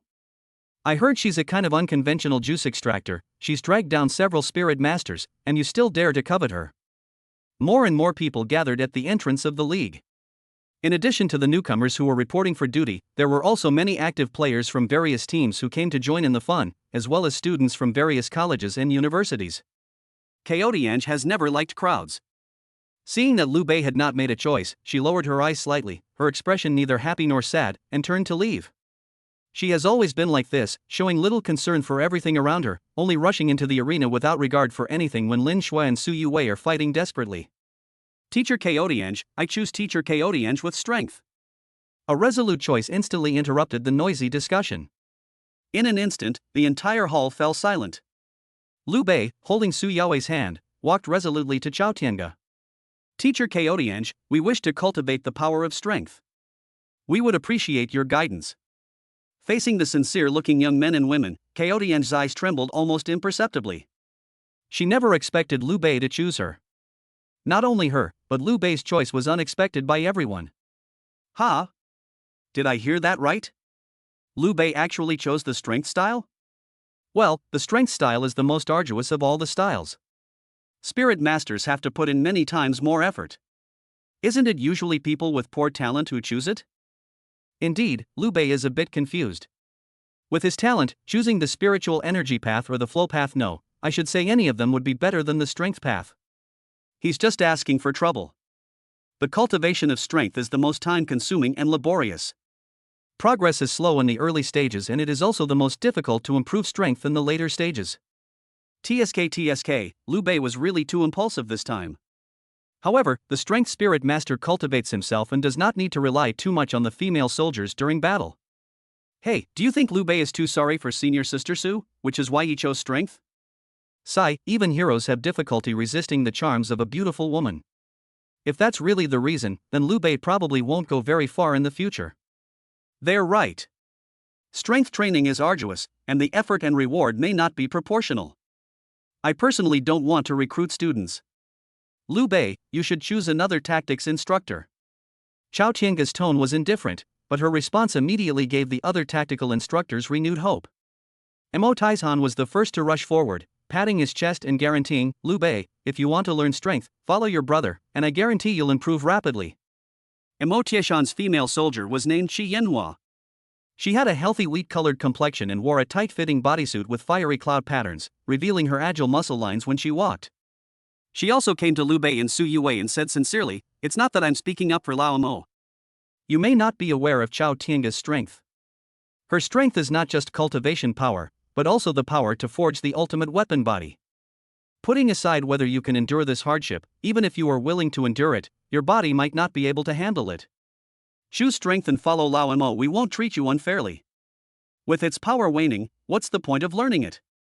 It's better to learn the mind flow technique, which can be applied to actual combat immediately. Don't forget the path of desire, it'll make you feel great. Yu Qiubai, Meng Hanyan, and others also extended olive branches, hoping that Liu Bei would give them serious consideration. However, Liu Bei and Su Yuwei's eyes never left Chao Tiange. Chao Tiange wanted to say something more, but Gu Ning, who was standing nearby, reminded her in time. Teacher Chao, Liu Bei did not use any of the academy's resources before the exam. As the number one on the Fengyun Prodigy ranking, according to the Alliance's regulations, he can freely choose his tactical instructors and can also serve as the deputy leader of the strategic group as a sergeant. Well, theoretically speaking, his rank is equivalent to yours. Besides, everyone has witnessed Liu Bei and Su Yuwei's abilities. The strategy team can add high-quality fresh blood, so why would you refuse? Gu Ning's explanation was both reasonable and well-founded, demonstrating her high emotional intelligence. Chao Tiange opened her mouth, but had no reason to refuse. She subconsciously looked into Liu Bei's eyes, but his gaze was full of sincerity, without a trace of calculation. So, from the very beginning, the person he wanted to choose was me? Chapter 40, The Divine Bow of Yinghua, Song of the Heavens. Coyote is aloof, but not pretentious. Since she couldn't refuse, she simply stopped with the pleasantries and directly told Liu Bei the entry requirements for cultivating power. The power I cultivate is to forge an ultimate weapon body and open up the 8 major meridians in the body. The process is arduous and time-consuming, so I require you to break through to the second stage within 3 days. The materials needed for the power breakthrough are the claws of a second-tier human-faced owl, the eyes of a third-tier ape demon, and the heart of a third-tier lava crocodile. If you succeed, come find me at Lanyu Pavilion. If you fail, then you should switch to another martial arts style as soon as possible, and you won't need to come find me anymore.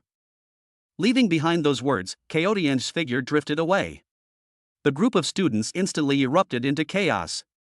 Holy crap, aren't the tactics instructor's training theories all top secrets? Teacher Chow just blurted them out in front of everyone like that? That's way too generous. Don't you even listen to what conditions she needs for cultivating power? Of those 3 breakthrough materials, which one of them is something we can get our hands on right now? Yeah, that's right.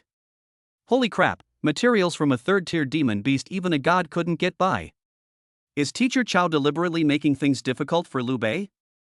Brother, your reaction time seems a bit slow. If she really wanted to make things difficult for Liu Bei, wouldn't it have been easier for her to make such harsh conditions earlier? In my opinion, this is the price of cultivating the extreme weapon martial body. I've heard that once you master the extreme soldier martial body, you'll benefit greatly, and you'll be able to unleash powerful moves from your entire body. However, the process of opening up the 8 meridians is extremely difficult. Not only is the spiritual energy required unimaginable, but the location of the 8 meridians is also hard to fathom. You can only sense it yourself.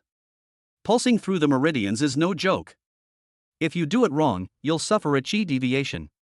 No wonder Teacher Chaotiange doesn't recruit anyone. He's afraid of misleading his students. If I were Liu Bei, I would definitely change my approach. There's no need to make things difficult for myself. It's not worth risking my life before I've even mastered the power. The new trainees had differing opinions, but without exception, they all disapproved of Liu Bei's choice of Li Dao. The tactical instructors all shook their heads and sighed, but before leaving, they didn't forget to give Liu Bei some advice. If you want to change your mind, just say so anytime. My fiery power is always ready to welcome you. I don't like to put down one person to praise another, but Agile Path is indeed more suitable for you, Liu Bei. I believe you have that vision. The Mind Flow Path can elevate your wisdom to a higher level, Liu Bei. If you figure it out within 7 days, feel free to contact me. While the other tactical instructors explained things to Liu Bei, Meng Hanyan took a different approach, whispering something to Su Yue. After Meng Hanyan finished speaking, a meaningful smile appeared on her face. Su Yue listened attentively, nodding repeatedly, as if she had grasped some profound truth. Liu Bei didn't care what others said, nor did he care about other people's attitudes towards him. It's enough for him to know that he's on the right path. Caring too much about what others think is a sign of weakness. It only shakes one's resolve, gives one more reasons to give up, and ultimately leads to nothing. Watching Chao Tiange's departing figure, Liu Bei's eye of insight closed. That's right. As early as when he first met Chaotiange, he used his eye of insight to check the other party's attributes. In the next few encounters, Liu Bei would also secretly activate his eye of insight to constantly check on Chao Tiange's condition. Because he discovered that Chaotiange seemed to have a secret and a serious hidden illness. If no intervention is taken, her artifact spirit may be severely damaged. Chaotiange, SS rank soldier girl Linghua Demon Bao. Attack power, 85-100. Attack speed, 72-100. Durability, 39-100. Characteristic, righteous power, calamity is imminent. Negative effect, bewitching mind.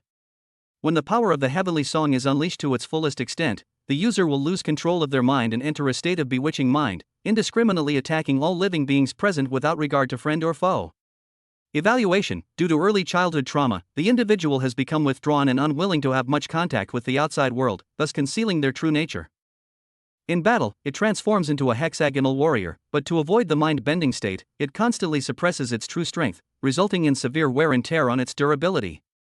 Ignoring the possibility of it killing its master, this Linghua Demon Bao is undoubtedly a powerful weapon for dominating the battlefield. Additional reminder: this female soldier has not yet formed a bond. Perhaps forming a bond can reduce the negative effects of the bewitching charm. After the previous battle with Lin Shui, and the time spent observing Chao Tiange, Liu Bei discovered that the attributes of the female soldiers seen by the Eye of Insight were not static, but would change according to the current state of the female soldiers. For a female soldier like Chaotiange who has a hidden past, the Eye of Insight can even see some of her secrets. SSS talent is indeed terrifying. Liu Bei sighed inwardly, and amidst the incomprehension of those around him, he led Su Yue toward the accommodations assigned to them by the Academy Alliance. The College Alliance occupies an area comparable to any single college. Not only were the tactical instructors provided with elegant villas, but the trainees were also provided with independent dormitories.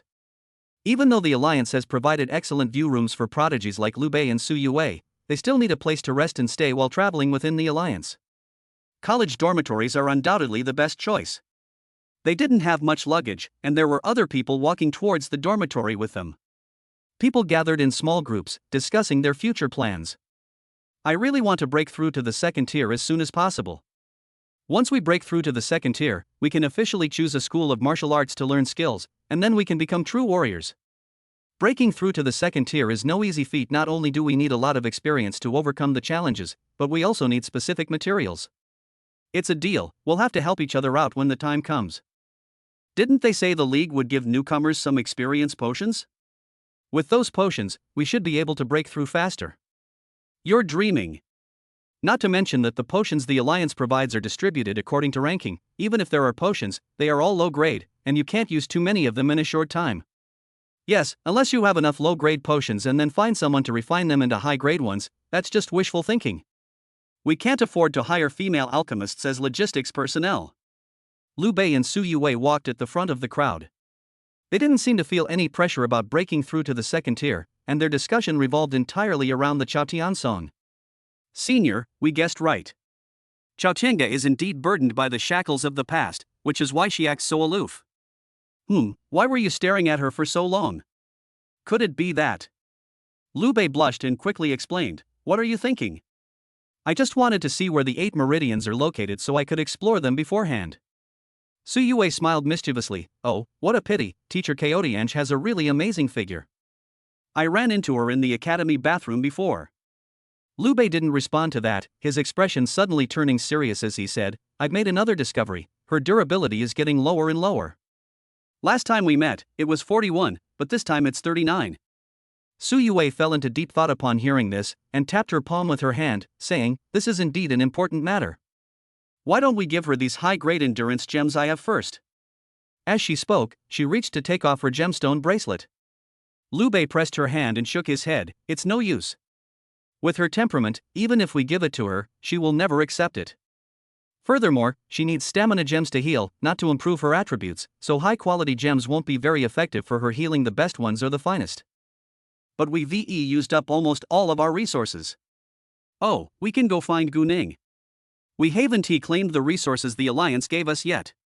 The Alliance mainly provides experience potions or low-level crystal cores, and they're distributed in batches, which is far from enough to solve an immediate problem. Liu Bei and Su Yue exchanged a glance, both noticing a hint of melancholy in each other's eyes. After arriving at the Academy Alliance, the two of them undoubtedly became the brightest stars among all the newcomers. Even if some people are not optimistic about their future, no one is foolish enough to cause them trouble right now. Even Chu Tianque, who was lame, had a much kinder smile on his face when he saw Liu Bei today than before. Liu Bei was deeply disappointed by this. In comparison, he still preferred the unruly Captain Chu of the old transport team. Stop! A cold shout suddenly rang out behind Liu Bei and Su Yue. A group of spirit masters with unfriendly expressions, accompanied by female soldiers, stopped the group of newcomers in their tracks. They were all dressed in Alliance camouflage uniforms, looking like formal combat team members. A bunch of clueless newbies who don't even know basic manners. Don't they know how to greet their seniors? Ha! The burly man who was shouting was tall and strong, with dyed yellow hair, and was known as Sang Biao. He exuded an imposing aura, emanating the presence of a second-tier spirit master. With a swift movement, he grabbed a newcomer, roughly snatched his luggage, and began rummaging through it. Once you've joined the Alliance, you have to understand its rules. Our seniors in the patrol team will inevitably have to protect you in the future, so shouldn't you show some sincerity? After searching for a while and finding the crystal core storage and other valuables, Sang Biao returned the bag to the newcomer. Seeing this, a hint of excitement flashed in Liu Bei and Su Yue's eyes. Great! There are still more good people in this world. Someone has come to deliver supplies again. Chapter 41, Ultimate Martial Body, Opening the Meridians. The patrol team, as the name suggests, is a combat squad that patrols the area around Jiangcheng. They are usually composed of students ranked outside the top 10 on the Fengyun Tianjiao ranking. Although I went through 3 rounds of exams and stood in front of the tactics teacher, unfortunately, I was not selected by any of the teachers in the end. They belong to the group that has some ability, but cannot be considered outstanding. These people are often proud and unwilling to return to the academy to repeat their studies. He decided to follow the alliance's arrangements, join the patrol team, and throw himself directly into the front-line battle. The alliance views this process as a training exercise and also as a form of selection. The training period usually lasts 1 to 2 years. Whoever survives and performs well can be selected again by the tactics instructor to become a formal member of the strategy team. The current patrol team consists of 10 people, all of whom are veterans who have been on the battlefield and killed second-tier monsters. Even if their talent is not as good as that of the Rising Stars, the killing intent accumulated from long-term battles and the level of skill honed through hard work are incomparable to that of a greenhorn. Huang Mao Sangbiao made no attempt to conceal his early-stage second-order realm aura. Faced with his intimidating presence, the newcomers dared not speak out and handed over their belongings. Of course, there are also some newcomers who are full of fighting spirit. Zhao Li from Tianji Academy bravely stepped forward and loudly rebuked. "You're openly bullying newbies. You have no manners whatsoever as senior students. In broad daylight, under the clear sky, let me, the leader of the newbies, punish you." Smack! Before Zhao Li could finish speaking, Sang Biao threw a powerful punch at him. "What the hell? Sanctions, huh? Ha? The new leader, huh? Ha? Do you even know that the people I despise the most are you talented bunch?" Sang Biao spoke while brandishing his weapon. After several rounds of fighting, Zhao Li's eyes were seeing stars. The newlyweds watching from the sidelines were all trembling with fear. It must be said that these newcomers, who have only gone through trials and exams, are still quite different from the veterans who have actually fought on the battlefield. Strength is one aspect, momentum is another, but more importantly, Sang Biao possesses a fierce and ruthless spirit. Zhao Li's female soldier, Shen Yu, didn't even have a chance to transform before being directly controlled by the patrol team's female soldiers, and she had no room to resist either. A second-tier player versus a first-tier player is a complete and utter defeat. After Zhao Li, there were a few others who dared to resist, but even though they were prepared, the female soldiers were captured by the patrol team in just a few rounds after they took human form. Those with guts fared even worse. Not only were their luggage stolen, but they, along with their female soldiers, were also severely beaten. At this moment, everyone's face was covered in bruises, and they looked unwilling but dared not say a word. Sang Biao's footsteps drew closer, a sinister grin on his face as he approached Liu Bei and Su Yue. "What should we do, brother? We're so scared. Let's give him all our things and beg him not to hit us, okay?" Su Yue's eyes were glistening with tears, her cherry lips trembled slightly, and even her voice was made to sound extremely weak. Liu Bei twitched his lips. "Senior, it's a real shame you didn't join the arts and literature department with acting skills like that." "Shoo, keep acting, he'll be here soon." After Su Yue whispered a reminder, a barely perceptible hint of mockery flashed in her eyes. Without making a sound, Liu Bei placed his hand on her slender waist. "You two, hand it over." Sang Biao came up to the two of them and urged them impatiently. At this point, he was too lazy to waste words. Everyone knew perfectly well that this was blatant robbery, and the protection fee was just a pretext. Suddenly, he noticed that the soldier's wife in front of him was very beautiful, completely different from the ordinary women he had seen before. What excited him even more was that the young soldier's wife acted very weak and frightened, with her bright, clear eyes sparkling, making her exceptionally endearing. "And look at that figure, TSK, this brat is really lucky." Su Yue shook Liu Bei's arm and said softly, "Brother, let's give the luggage to this man and try not to cause trouble." Her sweet, coquettish words completely melted Sang Biao's heart. He nodded repeatedly and said, "Yes. This little sister is so sensible, but she's such a waste to be with a pretty boy like you." Sang Biao sized up Liu Bei for a while and found that apart from being a bit handsome, tall, and having a good temperament, there was nothing else outstanding about this kid. Damn, just because he's talented, he got to form a bond with such an amazing female soldier, and even got selected by the tactics instructor. Thinking of this, he became furious and reached out to push Liu Bei. Court death. Su Yue's expression instantly turned cold. She gave a sharp shout, and the delicate, lamb-like demeanor of before vanished, replaced by a powerful and domineering older sister. Sang Biao was so startled by this sudden change that he stopped what he was doing. But immediately, an even more lewd smile appeared on his face. "Oh ho, little sister, you have two faces, huh? I like your kind the most." A heavy, muffled thud. Liu Bei was the first to strike, stepping forward and delivering a powerful elbow strike to Sang Biao's chest. His movements were lightning fast, astonishingly quick. After striking with his elbow, he quickly withdrew it as if nothing had happened. Before Sang Biao could react, his face suddenly contorted, and his tall body was sent flying backward, elbowed more than 20 meters away. Well. Oh dear, this kid's acting weird. Only then did he feel the excruciating pain in his chest, and he lay on the ground screaming like a pig being slaughtered. Ha! Liu Bei actually dared to fight with the patrol team. Isn't he afraid of offending people? Holy crap, that big blonde guy is at the early stage of the second tier. His physical abilities are many levels stronger than ours. What did Liu Bei just do? It looks like he elbowed the guy so hard he sent him flying. Terrifying, absolutely terrifying. I thought his strength came from Su Yue, but I never expected him to be so powerful on his own. This power is so weird. Could it be that he also has gems embedded in his body? All the newlyweds were speechless with astonishment. They simply couldn't understand why Liu Bei possessed such abnormal physical strength. The patrol team members were also astonished. It seemed that Sang Biao was quite strong among them, and they never expected that he would be defeated by a mere kid. Among the patrol team, only one spirit master with deep eyes was filled with the image of Liu Bei's recent attack, his face showing deep shock. It's the ultimate weapon body. Master Chaotian's ultimate weapon body. What is your relationship with Master Chaotian? Why do you know the method of opening meridians? Upon hearing this, Liu Bei raised an eyebrow and said casually, "Oh, so there are some discerning people among you. I'm a member of Teacher Chaotian's strategic team." What, you have a problem with that? Impossible. Teacher Chaotian never takes on students. The spirit master, his face flushed with excitement, pointed at Liu Bei and retorted. Back then, I begged her for a month but couldn't win her over.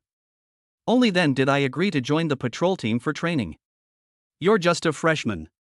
Even if Teacher Chow accepts you, you can't possibly open your meridians so quickly. Your attack just now opened at least 2 meridians. As soon as he finished speaking, several spirit masters nearby questioned him. Brother Dao, you're not kidding, are you? You've been in the patrol team for 2.5 years, and it took you so long to open 1 meridian, while this kid has opened 2? Yeah, boss, you must be mistaken. Teacher Chaotian is proud and arrogant. How could she possibly hire a pretty boy? No, I have witnessed Teacher Chow's power before. This is the power of the extreme soldier martial body. It can contain one's inner energy, concentrate one point, and then unleash it instantly. There's no mistake. The spirit master, known as Brother Knife by everyone, is clearly the leader of this patrol team. At this moment, he was completely shocked, ignoring the blonde-haired man who was still groaning in pain in the distance. Is this the difference that talent brings? No, that's not right. You must have used some special method to exploit a loophole. Yes, that must be it. Damn it. How could Teacher Chow recruit someone like you into her strategy team? You're practically blaspheming the ultimate martial body. After 2.5 years of hard work, his achievements were surpassed by a newcomer overnight. Dao Ge simply couldn't accept such a huge blow. How dare you disrespect Teacher Chow, brat? Explosive Blade, will not let you get away with this today. Wait, how did this guy suddenly become a red-hot person? Liu Bei helplessly rubbed his nose. He never expected to run into Chao Tiange's die-hard fan in a place like this. He casually made a move that exposed his vulnerability to others. Well. Actually, there's no real trick to opening the meridians. It's just about activating the SSS talent, Eye of Insight, and ignoring Chaotian's clothes for now. Ahem, it's all for cultivation. Liu Bei can swear here that his mind is free of any distractions. Omega? Then, you need to see through the skin texture and confirm the location of the 8 extraordinary meridians. Finally, one uses a large amount of spiritual energy to open the meridians. Aim at the target and charge forward relentlessly. Note that you cannot stop during the meridian surge. We must press on with our momentum and breakthrough. The amount of psionic energy consumed in this process is terrifying. Coincidentally, what Liu Bei has the least shortage of is psionic energy. If Bao Dao knew that Liu Bei was currently attempting to open his 3rd major meridian, and that the key to opening it was to desecrate his goddess, Chao Tiangu. TSK, Liu Bei couldn't imagine how interesting the other person's expression must be. Chapter 42, What kind of brother knife is this? Just call me Little Knife. As his name suggests, the Blade Master has an exaggerated red urchin-shaped hairstyle, while the soldier girl is a non-mainstream girl wearing a leather jacket and with long purple hair. Whoosh! His female soldier transformed into a dragon sparrow greatsword, which also exuded a domineering aura belonging to the second tier. Whoosh whoosh whoosh! The dragon sparrow great ring blade was wielded with great force, its explosive force threatening Liu Bei. Kid, you'd better tell me the secret to opening your meridians today, or you're not leaving here. Ha! Everyone present was stunned. Wait, didn't he just say that Liu Bei had desecrated the extreme soldier martial body? Yes, with such a big show of force, I thought he was going to protect teacher Chaotiange, but I didn't expect him to want Liu Bei's secrets. This is so shameless. Even the members of the patrol team felt their faces burning. To be honest, I really didn't expect the boss to pull this move. Oh dear, Brother Dao has been trying to open his meridians for a whole year. If I were him, I would also be impatient. If there's a trick, why not learn it? Brother Dao is at the mid-stage of the second tier. This kid is really unlucky today. Of all the cultivation paths, he had to choose the path of strength and even became a disciple of Chaotiange. TSK. Brother Dao is always ruthless. Even if this kid reveals his secret, he won't escape a beating. We're in for a good show. Liu Bei couldn't help but laugh, but his secret was too unique, and he really couldn't tell anyone except Su Yue. If word gets out, the first person to criticize him will probably be Chaotiange. Furthermore, Liu Bei was very dissatisfied with the way Bao Dao and the others acted. Whether you're begging for food or asking for advice, you have to have an attitude. Liu Bei had no time to play the role of a champion of justice, but since the other party had kicked a hornet's nest, there was no reason for him to let them off the hook. I can't reveal the secrets, but I'm always ready to fight. As soon as Liu Bei finished speaking, Su Yue transformed into human form. In an instant, the massive bloodthirsty netherworld scythe emitted a strange, dark mist. Although it was only at the first order perfect realm, its aura was enough to firmly suppress the dragon sparrow great ring blade. The moment the sickle was drawn, the patrol team members immediately became uneasy. Ha! First order great perfection? Is this kid really the new recruit who came to report for duty today? This is the first time I've seen a newcomer with such a terrifying level of cultivation. The number one genius in our class was only at the late stage of the first tier, right? Damn, the younger generation is truly surpassing the older generation. Bullshit about the younger generation surpassing the older generation. It's just because the power behind them is a bit stronger. Bao Dao sneered, pointing his long sword at Liu Bei and said, "What a coincidence. I can't stand people like you who are talented and have powerful backers. I love teaching people like you a lesson. Hurry up and hand over the secret, or not only you, but all of you newbies will get beaten up." Upon hearing this, some timid and fearful newcomers immediately distanced themselves from Liu Bei. "No, brother, we don't know him well. Yes, he cultivates his strength on his own, following teacher Chaotiange. It has nothing to do with us. Liu Bei, hurry up and do as this patrolman says, don't drag everyone down with you. Stop trying to be a hero. If we can't win, we'll all be dragged down by you. Human relationships are fickle, and the world is cold and indifferent." Liu Bei was already used to these things.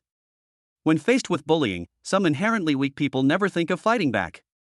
They just want to be sheep, scrambling to line up and pay protection money to please the bullies. Little did they know that such behavior was tantamount to drinking poison to quench their thirst, and would only embolden the bullies. Ironically, when some people awaken and want to resist, instead of thinking about uniting, they help the perpetrators to suppress the will of those who resist. It's as if only by entrusting their fate to the bullies can they find a moment of peace.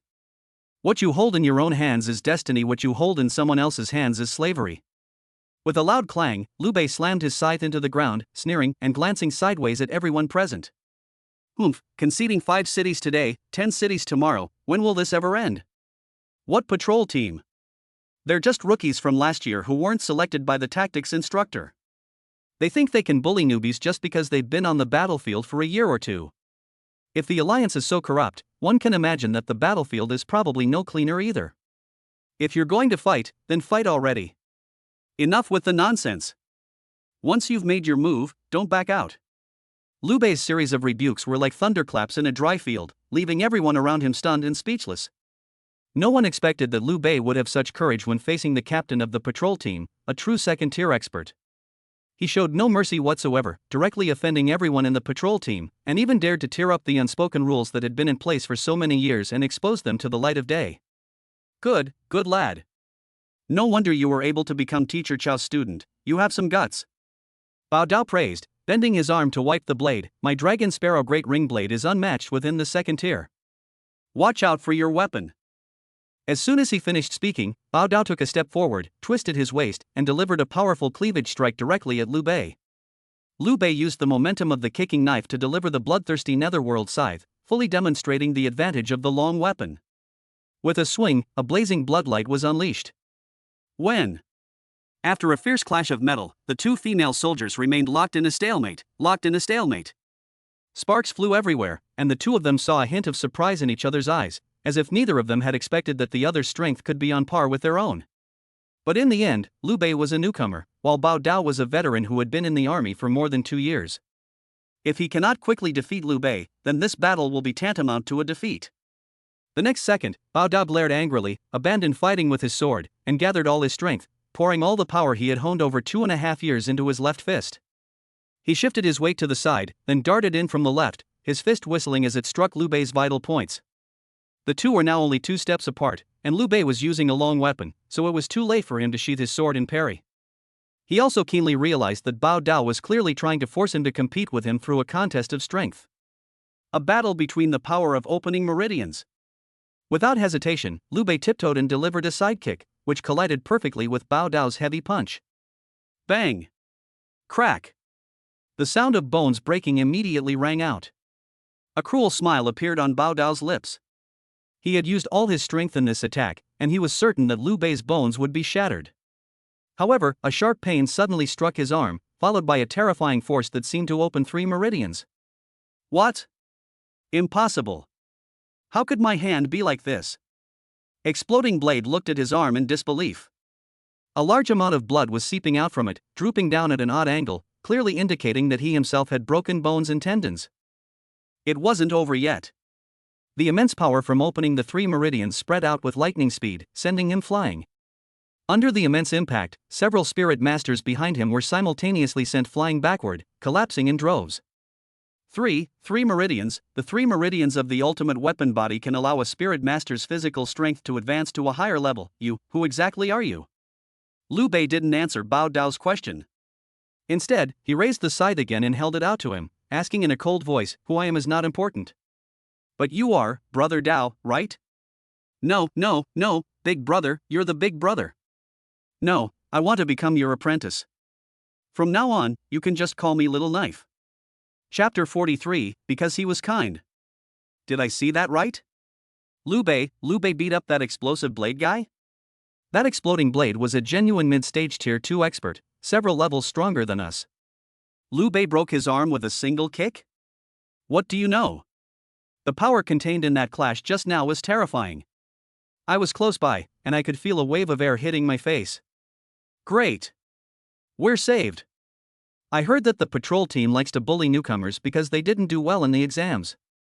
With Liu Bei here, let's see if they dare to be arrogant anymore. Liu Bei's kick not only sent explosive blade flying, but also unleashed the spirit of all the newcomers. The long-standing unspoken rules of the College Alliance have finally been broken today. On the ground, Bao Dao and the others lay sprawled out, panting heavily, staring at Liu Bei with fear on their faces. This kid is terrifying. He doesn't seem like a newcomer at all. Brother Dao opened 1 meridian in 2.5 years, and he opened 3 meridians in half a day. What kind of monster is this? Even with a trick, it's impossible to be this fast. Oh dear, when has our patrol team ever suffered such a loss? We've really run into a brick wall this time. We need to figure out a way to get out of here quickly. Several patrol team members whispered among themselves, while simultaneously casting questioning glances at Bao Dao. With Liu Bei's sickle within reach, how could Bao Dao dare to play any tricks? He swallowed hard, forcing a smile again. Brother, we were wrong. We shouldn't have gone against you. We apologize to you. You guys, hurry up and apologize to my brother. What are you waiting for? With a sharp shout, Bao Dao's teammates quickly pulled Bing Yang down to kneel and apologize to Liu Bei and Su Yue. Even Sang Biao, who had been knocked away by Liu Bei earlier, was tumbling and crawling, kowtowing repeatedly. This scene made Liu Bei frown. Logically speaking, the patrol team members should have some backbone. Even if they were beaten, they shouldn't have given in so quickly. This group of people has absolutely no bottom line. Brother Dao, is that Sang Biao? Liu Bei's voice sounded like a ghostly bell, making Bao Dao and Sang Biao tremble. No, please call me Xiao Dao. Xiao Dao is fine. Yes, brother Ruthless, I'm not called Sang Biao, just call me Xiao Biaozi. Little knife, little Biaozi, you two are taking advantage of your seniority and high skill level to openly rob newcomers.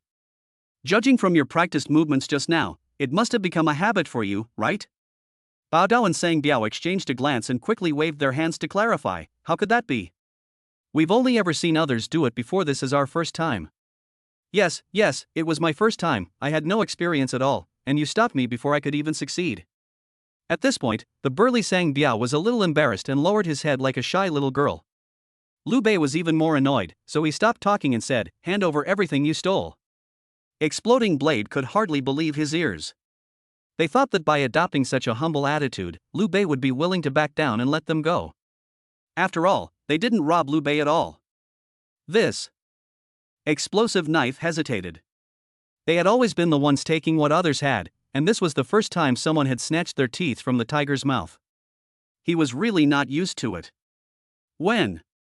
Without saying a word, Liu Bei slammed his sickle heavily into the ground. This strike used the power of an open meridian, and in an instant, a ripple of dust rose from the ground, centered on the tip of the sickle. The force of the ground's recoil caused Bao Dao and Sang Biao's hands to go numb violently. Hand it all over. You guys, hurry up and return what you just stole to your juniors. At Bao Dao's command, the team members behind him were about to move when Liu Bei interrupted them again. Stop. Who told you to return the things? I said give them to me. Ah. This left Bao Dao, Sang Biao, and the others completely dumbfounded, as were the newcomers who had been robbed earlier. This, brother, weren't you going to uphold justice? Why are you still? Stop talking nonsense. What you did was illegal, and what you got was stolen money. I saw injustice and recovered the stolen money, and I used it where it was needed. What, you have a problem with that? Liu Bei's threatening words echoed with the blood-red light from his scythe, and how could Bao Dao dare to say no? No objection, it's absolutely reasonable. While Explosive Knife said this, he was actually cursing inwardly. Damn it, this guy is double-crossing me. He's so inhuman. He even steals from his own people. He's a role model for us all. However, Liu Bei's actions immediately aroused the dissatisfaction of those around him. Just moments ago they regarded Liu Bei as a hero and a beacon of hope, but upon hearing that Liu Bei wanted to take what was theirs, they immediately transformed into righteous young warriors and began to berate him. Liu Bei, you've gone too far. You knew they stole our things, yet you refused to return them and try to keep them for yourself? Yeah, aren't you afraid we'll report us to the tactics instructor? If the tactics instructor can't control these patrol teams, surely he can control you? Liu Bei, we're classmates, and you've taken a lot of things from everyone during the trial. We won't hold it against you, but this is the Academy Alliance. We are all future prodigies, and we should help each other. The Spirit Masters spoke with great seriousness, completely forgetting that it was Liu Bei who had just taught the patrol team a lesson. Without Liu Bei, they would still be like wilted chicks, at the mercy of the patrol team, queuing up to pay protection money. Bao Dao and the others sneered. Although they didn't dare to mess with Liu Bei, they were happy to watch the good show of the new prodigies fighting amongst themselves. The patrol team harbors resentment towards the newcomer prodigy. This has been a widely acknowledged fact within the Academy Alliance for many years. The patrol team is poorly paid, so collecting some protection money is a way to help new recruits on the battlefield in the future, which is something the League has always tacitly approved. After all, everyone's goal is to fight against the monsters. As long as the people below don't cause too much conflict, the higher-ups will turn a blind eye to minor frictions. But no one expected that such a ruthless character as Liu Bei would emerge from this batch of newcomers. By openly breaking the unspoken rules, he will undoubtedly offend all the patrol teams. Now they're even trying to double-cross each other, completely disregarding their classmates' feelings. This kid's got guts and a big appetite. He's offended both sides, making himself unpopular with everyone. Let's see what he does now. Thinking of this, a sinister glint flashed in Bao Dao's eyes. However, just when he thought Liu Bei would be in a dilemma. Xiao Dao, you guys should be the best at teaching newbies how to do things, right? Liu Bei spoke in a flippant tone, raising his hand to put away the scythe. Immediately afterward, a surge of spiritual energy was injected into it, illuminating 10 gems on the blade. In an instant, 10 dazzling gemstones captivated the eye. Holy crap! You have 10 high-grade gems, no, one of them is top grade. Bao Dao was so excited he was incoherent. In his 2.5 years of patrolling, he had never seen anyone with such extravagant resources. Looks like this kid's not simple. His eyes darted back and forth, and when he looked at the gemstone, he couldn't hide the envy in his eyes. The next second, Explosive Blade sprang to his feet and snarled, "Guys, let's stretch our muscles." Immediately afterwards, Sang Biao, who had been rubbing his wounds, and all the patrol team members transformed back into their fierce and menacing appearances. "You! Liu Bei, what do you want to do?" The boastful newcomers were stunned. Before they could say anything, Bao Dao slapped them hard across the face. "You little brat, how dare you talk to my brother like that? Huh? So what if I want your things? So what?" Sang Biao was not to be outdone, and in a fierce battle, he beat the most vocal spirit master until he saw stars. "You son of a bitch, you want something from your brother? Aren't you afraid your sister-in-law will chop you up? You dare to open your mouth?" In an instant, the sounds of brutal beatings and painful screams filled the air. Sigh, as expected, the wicked must be dealt with by the wicked. Liu Bei shook his head and sighed he couldn't bring himself to do such a thing. Because he is kind. Chapter 44, Casting a Long Line to Catch a Big Fish. As the saying goes, a sapling won't grow straight if it's not pruned. The righteous young man who was just arguing with Liu Bei was now crying and begging for his mother under the punishment of Bao Dao and the others, and dared not mention getting his things back again. The patrol team fought very hard and cooperated perfectly, with the female soldiers responsible for verbal abuse and psychological suppression. Is this any good, Greyhound? This is supposed to be a rising star? This is hilarious, you guys are a waste of these female soldiers. Sang Biao and Bao Dao were responsible for using fists and feet, and their catchphrase, "What the hell are you talking to my brother Bei like that?" had almost become their mantra. Before long, everyone was covered in sweat. With a fawning expression, Bao Dao reported the results to Liu Bei. "Brother Bei, look, they've all behaved themselves. One kid even hid a gem in his underwear, and I pried it out. Yes, well done. Brother Bei, if there's nothing else, shall we head out?" Bao Dao probed with a question, but Liu Bei's next answer chilled him to the bone. "Ouch, do you even know that the people you beat up are my dearest friends and family? They do have some mental issues, but you went too far. What are you going to do about their medical expenses later?" Liu Bei's expression was incredibly sincere, and it also contained a hint of regret and disappointment. If they hadn't personally experienced all of this, Bao Dao and the others would have seriously doubted whether all of this was Liu Bei's doing. "This, Brother Bei, it's not that you told us, you can't cross the river and demolish the house." Sang Biao looked miserable. He really hadn't expected to provoke such a scoundrel today. The so-called sugar rooster is a more terrifying existence than the iron rooster. A miserly man is at most stingy, while a sugar rooster is someone no one can covet. If you touch it, not only will you get nothing, but you're also guaranteed to get a piece of it stuck to you. At this moment, Liu Bei was seen by everyone as a complete pushover, yet he possessed extraordinary combat power, making him impossible to defeat. Enough with the nonsense. Medical expenses, 10,000 crystal cores. Ha! Brother Bei, you don't know this, our patrol team's pay is extremely low. The subsidies the Alliance gives us are nothing compared to what you geniuses get. 10,000 crystal cores is way too much. How much? I've always charged this much for protection money. Look at yourself for the reasons. Have you been working hard to kill monsters all these years? Has your pay increased?" Faced with Liu Bei's merciless reprimand, Bao Dao and the others looked even uglier. "Dude, do you want to hear if you're even speaking human language? You're a new recruit who just arrived and you're already demanding protection money? How do you expect us patrol team to save face?" However, Bao Dao's eyes lit up immediately, and he whispered a suggestion. "Brother Bei, how about this? There are quite a few of us scattered guerrillas who rob new recruits. I'll bring them to you in batches. You rob them, then release our brothers. That way, you'll make more money, and we won't suffer much loss." Upon hearing this, Liu Bei gave Bao Dao a meaningful look and sneered, "You seem quite willing to sacrifice your beloved family and friends. Hey, they're all my brothers, if they don't need it now, when will they? I'm off now." Fearing that Liu Bei might change his mind, Bao Dao quickly gathered his teammates and went to fetch more people. Little did he know that the sound behind him would startle him into a cold sweat. "You'd better find some tough guys. If you can't beat me, be careful you don't break your other arm too." Liu Bei's voice wasn't loud, but it sounded like thunder to everyone in the patrol team. Sang Biao forced a smile, then turned back, wanting to continue the act. Bao Dao immediately raised his hand to stop them, his face serious, and said, "No need. I didn't expect there to be such a master among the newcomers. Kid, are you really letting us go?" At this moment, Bao Dao's eyes were full of vigilance, and he was no longer as polite in addressing Liu Bei as before. His female soldier transformed again, holding the dragon sparrow great ring blade in her left hand, but only daring to adopt a passive defensive stance. Liu Bei twirled the sickle in a huge flourish, hoisting it onto his shoulder, demonstrating his utmost sincerity.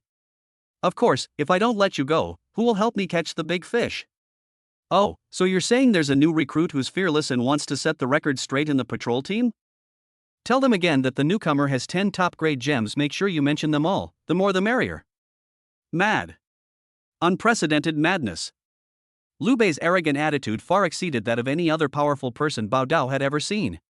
His relaxed tone, in particular, suggested that he didn't take the patrol team seriously at all.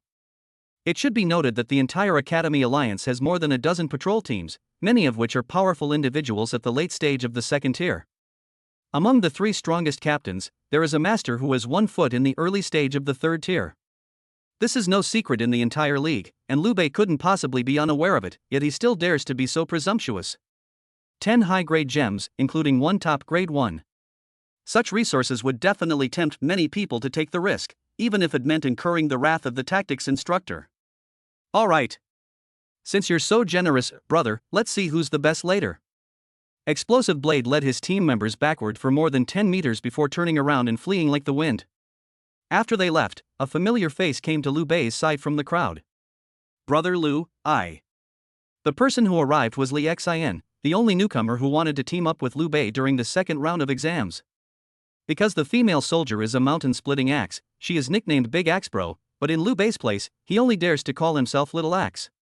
He was filled with shame, and after opening his mouth for a long time, he couldn't utter a single word. Liu Bei noticed some bruises on his face, clearly indicating that he belonged to the group with some backbone. "Brother Liu, I should have been on your side, but no need to say more, you are much better than those who just sit and wait to die." Li Xian's eyes widened in surprise, and he regretfully pounded his thigh. He hated himself for being terrified by the scalpel-wielding gang, and he didn't dare face the accusations from the group of righteous young warriors. He lacked Liu Bei's strength and charisma, so he could only stand behind the crowd and silently support Liu Bei. Human nature is inherently contradictory, and Liu Bei paid no attention to Li Xian's behavior. Whether heroes or villains, there are always some people who like to judge others by their own standards. Little did they know that this was a ridiculous act in itself. Ultimately, it's nothing more than wanting to show off one's superiority or to find some psychological comfort for the despicable things one has done. Not to mention Li Xian, Liu Bei was equally indifferent to those who jumped out to criticize him. From beginning to end, his purpose was very clear: to seize resources, prepare for breaking through to the second tier, and incidentally forge gems to cure Chaotian's hidden ailment. That's all. The other newcomers dared not watch the spectacle any longer. They all packed their luggage and kept their distance, afraid that they would get splattered with blood when Liu Bei was beaten by the patrol team. Just kidding, in their eyes Liu Bei is simply crazy. The number 1 on the list of prodigies, single-handedly taking on an entire patrol squad. Yes, he's awesome, but he can't be reckless, can he? I'm outta here. There must be something wrong with Liu Bei's thought process. That's why they say geniuses are often killed young. If he keeps acting like this, he'll get hurt sooner or later. Damn, what a waste of all those resources. The Alliance just sent them out, I haven't even had a chance to use them yet. Before the group had gone far, a large, dark mass of figures could be seen rapidly approaching Liu Bei from the direction where Bao Dao and the others had left. Bao Dao and Sang Biao led the way respectfully, while the 3 men at the head of the group looked menacing and were clearly not to be trifled with. Holy crap, could these 3 be the 3 captains of the patrol team? It's over, Liu Bei is really finished now. I heard that 2 of them are at the 3rd level and the other is at the late 2nd level. Liu Bei really brought this on himself. Luckily we ran fast. Sigh, we should try to avoid him in the future. A group of timid newcomers kept patting their chests, clearly quite frightened by the patrol team. Upon closer inspection, it turned out there were a full 60 or 70 people on the other side. However, to everyone's surprise, seeing that Explosive Blade had brought so many helpers, the patrol team had no intention of making things peaceful at all. But Liu Beifei wasn't scared away. Instead, he sat down on a bench nearby. He then placed the bloodthirsty netherworld scythe, which Su Yue had transformed into, across his lap, and casually took out a wrap from the stolen package, eating it as if no one else was around. Chapter 45, You should keep a low profile from now on. Is Liu Bei too arrogant? Is he blind? There are 60 or 70 people on the other side. Even if they are all first tier, they could still wear him down, right? There are at least 20-odd tier 2 leaders, plus 2 tier 3 captains. Holy crap, what are we waiting for if we don't run? Do you think he knows he's in big trouble and is just waiting to die? No way, he's still eating a burrito. Holy crap, he's either gone mad or completely insane. Even if the King of Heaven himself came today, I don't believe Liu Bei would have the last laugh. The newcomers all stood far away, pointing and whispering at Liu Bei. After much hesitation, Li Xian was eventually pulled away by several of his close associates. Liu Bei remained completely unconcerned about this. From beginning to end, he never intended to involve anyone, nor did he need anyone's help. The path of the strong is always lonely, and this is fully exemplified in Liu Bei's life. The patrol team arrived in a grand procession, and Sang Biao and Bao Dao already had cheerful smiles on their faces. It was as if they could trample Liu Bei under their feet and vent their rage at will in the next second. Boss Chu, that kid eating a burrito over there. I swear, he's got a death wish. He dares to eat right when the captain is coming. I'm so angry. Sang Biao was so angry that he started pulling at his blonde hair, while Bao Dao, standing beside him, had a sinister look on his face and suggested in a deep voice. 3 elders, that kid as female soldier is quite good. I heard that Master Chaotiange hates spirit masters who can't protect their female soldiers.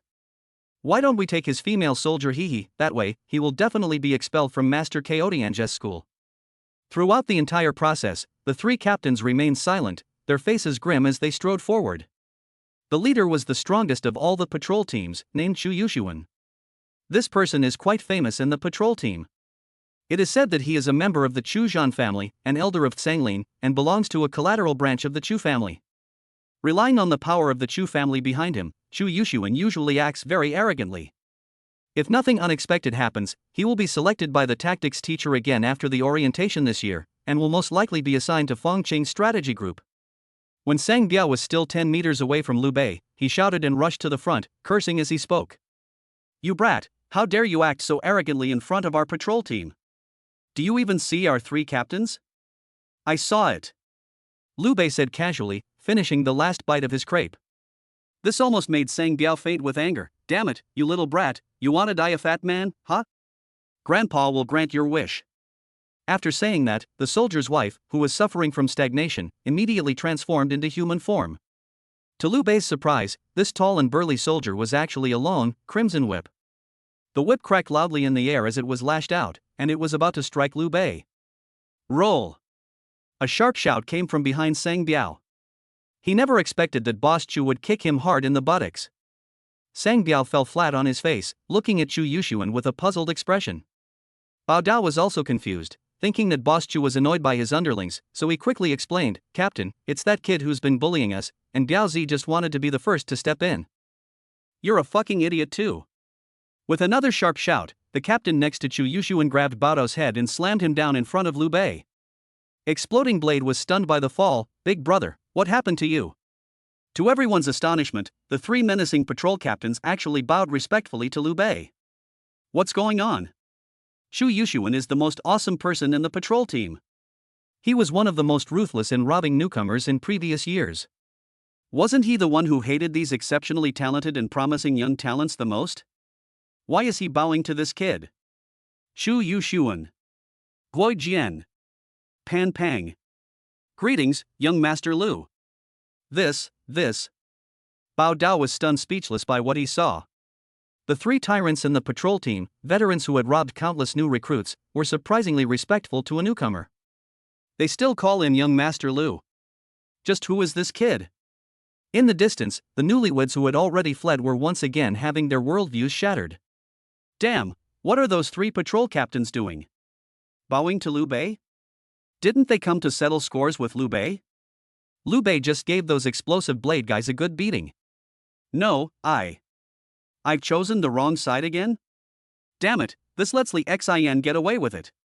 Does he know something? Liu Bei definitely has a powerful backer. Wait a minute, I heard that Liu Bei hasn't sided with any faction. What's going on with these patrol teams? Amidst everyone's astonished gazes, Liu Bei casually nodded, then wiped his hands with his clothes without a care for his image. This arrogant attitude clearly shows that they don't take the three captains seriously. Strangely, the three of them just bowed and greeted each other, as if they dared not raise their heads without Liu Bei's permission. Throughout the entire ordeal, Liu Bei didn't even pick up the bloodthirsty nether scythe beside him. What immense pressure this is! Long time no see. The three of you look quite well dressed today, better than in your night clothes. Liu Bei's opening remarks left everyone completely dumbfounded. Does he have connections with the 3 battalion commanders? That's impossible. Boss Chu has always only done patrol duties, and he's arrogant and only obeys Song Lin. How could he possibly know this kid? Bao Dao and the other patrol members were completely bewildered, but the 3 people opposite Liu Bei were already drenched in sweat. Chu Yushuan looked up and smiled wryly. It's alright, it's alright. If you like these clothes, I'll have someone send 2 new sets to young Master Lu later. Young Master Lu is incredibly capable. That night, the 8 demons were truly a force to be reckoned with under your command. The 3 of us still find it amazing when we think about it now. We heard from our men that a few fools offended young Master Lu, so we quickly brought them here to apologize and also called over all the brothers in the alliance to get acquainted with young Master Lu. The 3 captains were unusually friendly. Liu Bei stared at them for a moment with a playful expression, then turned to look at the 3 soldiers' wives. This sight was crucial. The 3 female soldiers immediately recalled the night they were dominated by the 8 demons, the scene of their clothes being almost completely stripped off. They looked terrified and clutched their collars. One of them even crossed her arms over her chest, pressing down on the sexy little camisole she was wearing underneath her clothes. This scene once again shocked the patrol team members. Especially the explosive blade. My dear soldier's wife is a nightmare for even ghosts. I was hoping the battalion commander would bully his soldier's wife, but looking at it this way, it's obvious he and the battalion commander's soldier's wife have a history. What the hell? You're messing with my sister-in-law?